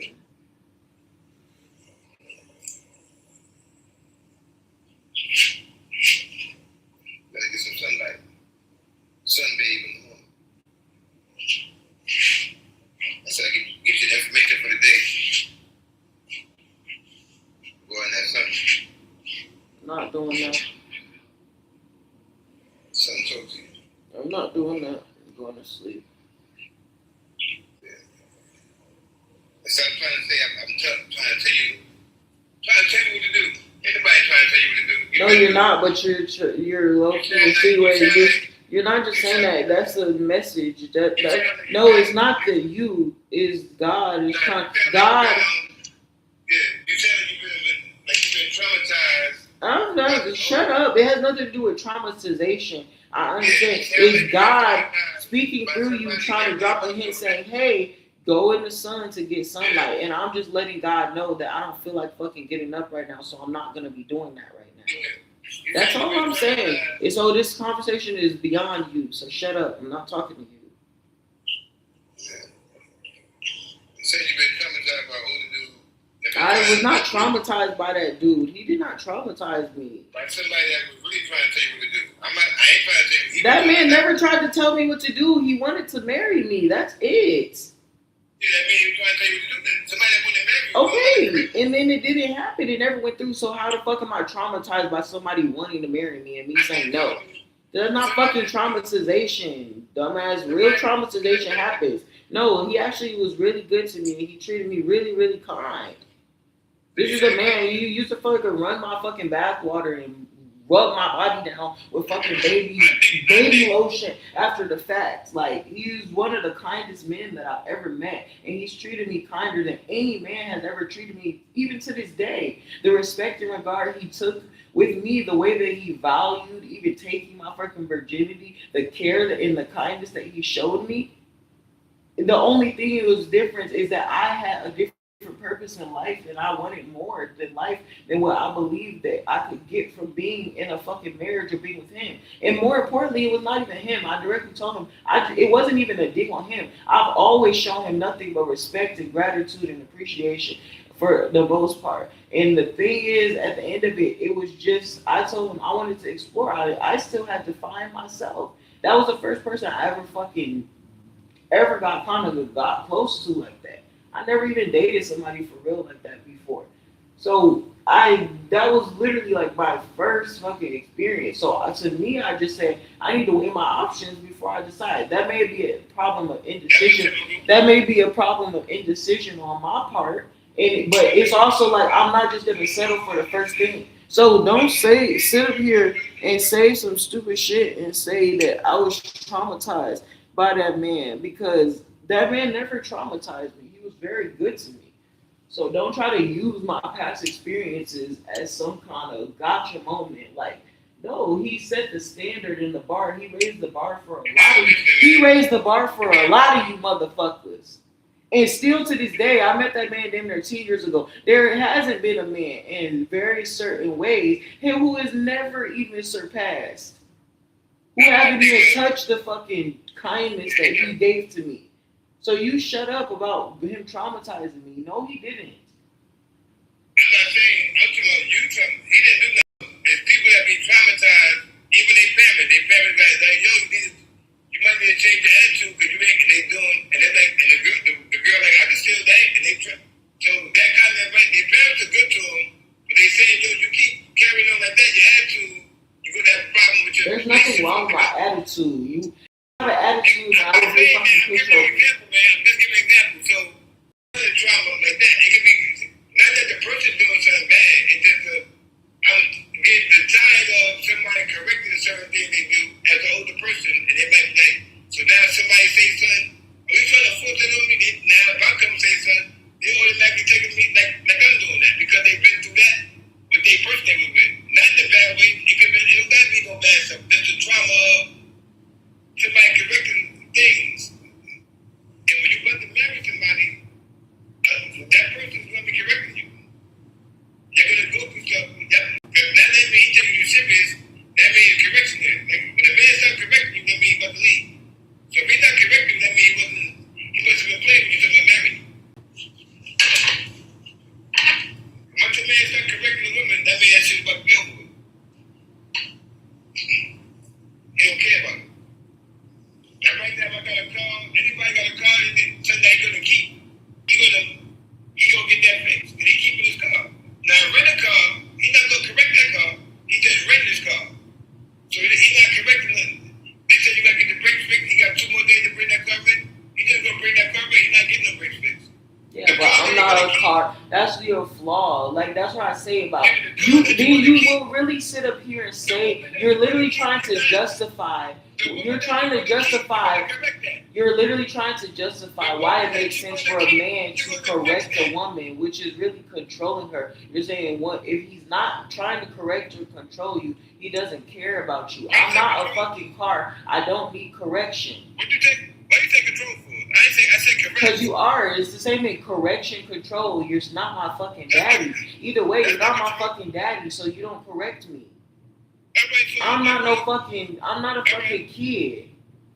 I'm not a fucking kid, and I'm not a fucking car. I don't need correction. I'm not trying to, and I know what the fuck I want. And my cussing you out has nothing to do with trauma. It has to do with your personal disrespect towards me right here, right now. So stop trying to fucking delegate. All right, can I ask you a question? So would I be right or wrong, right? If I'm come home from work, right? And then I make it in that, but on my way from work, I stop in the store. And the teenage they took my, what's the name? It's about to go somewhere. And the dude like, I'll be right back. And it's just about to go down the store. I see that, I buy my CMOS, my John CMOS. I go into the house. When I go into the house, you on your way to go to the store, I just left, and they took he come back to go shoot the store. Now, you about to go to that store. That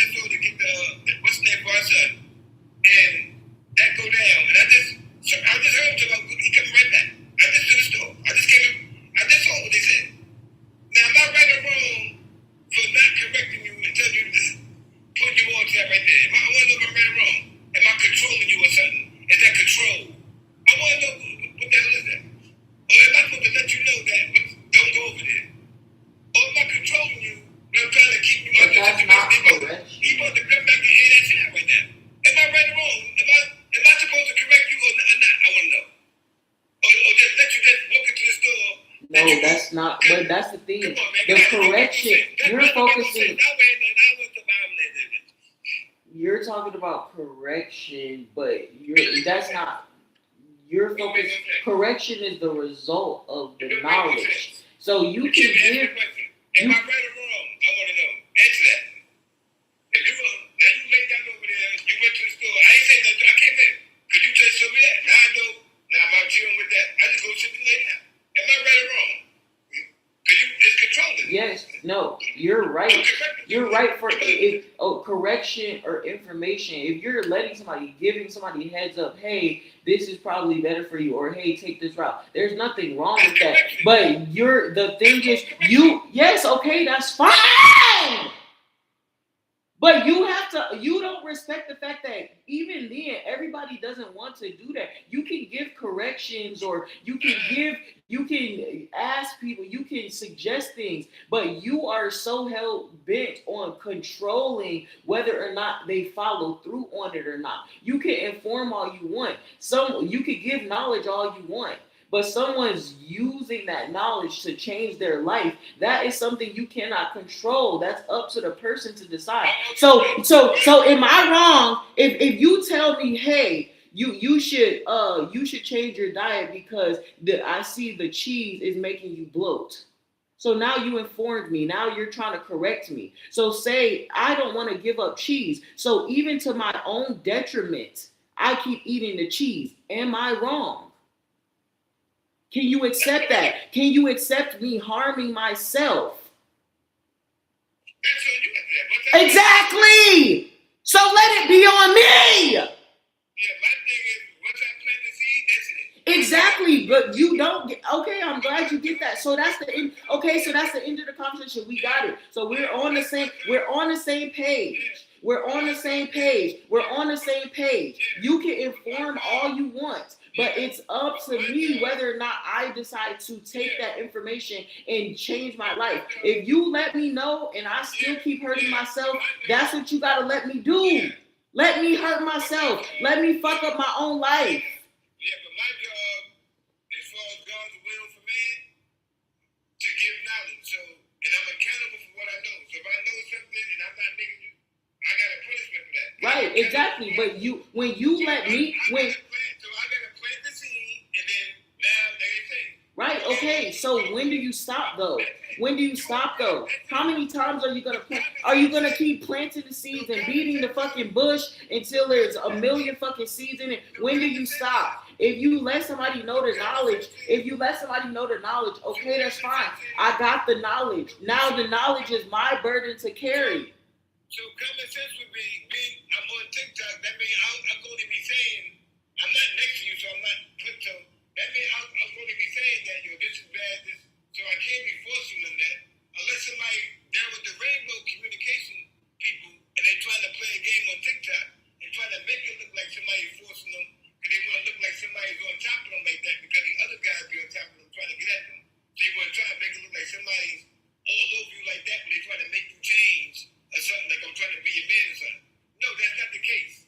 I'm just saying what I say to everybody about the same stuff. I'm not trying to get nobody. There's no force behind it. If I just know that this goes wrong or that, I can break it down. Just because I can break it down and explain these different things, that doesn't mean that I'm forcing you. I'm just making you aware of the worms or the process of that, the ammonia in your blood. You might not know different things, but you can know if you're going to get dewormed or not, whatever. So you can have nothing. Now after that, my seed is planted, that's it. I just happen to be able to explain a lot of different things. That's it. That don't mean I'm forcing different things at you or forcing you to do these different things because I can explain these different things. That's what comprehension coming at. He's not forcing, he's just explaining these different things. I know what I'm doing. I know what I'm saying. So, like I said, let somebody been draped with all these men coming at them all on TikTok with their beautiful, whatever they face up there. They want to take everything, like everybody's coming at them like that and trying to get them to change, to be their girl. I'm not interested in that shit, man. I'm a brother on TikTok, a solo brother. I'm not interested in that. I'm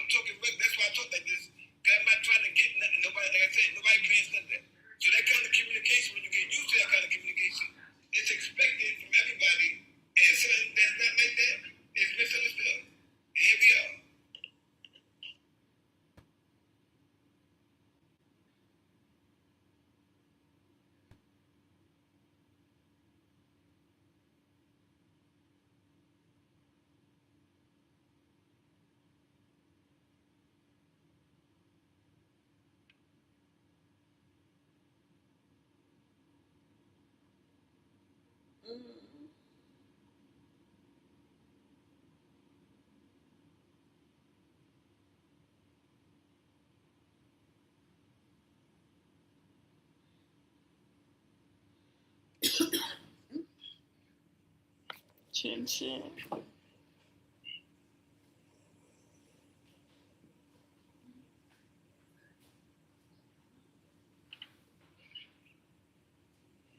mean, then, like somebody evil to go through what I went through and seeing somebody on the verge and doing it. And I'm not saying nothing. And I know I'm accountable for what I know. And I know if I be quiet, I got some kind of punishment that comes with that. Because it's my culture. That's my culture. So it's called respect other people's culture, other people's way of life. I have to give knowledge on that situation. That person, they can be quiet. They might be serving the devil. They could know some good stuff.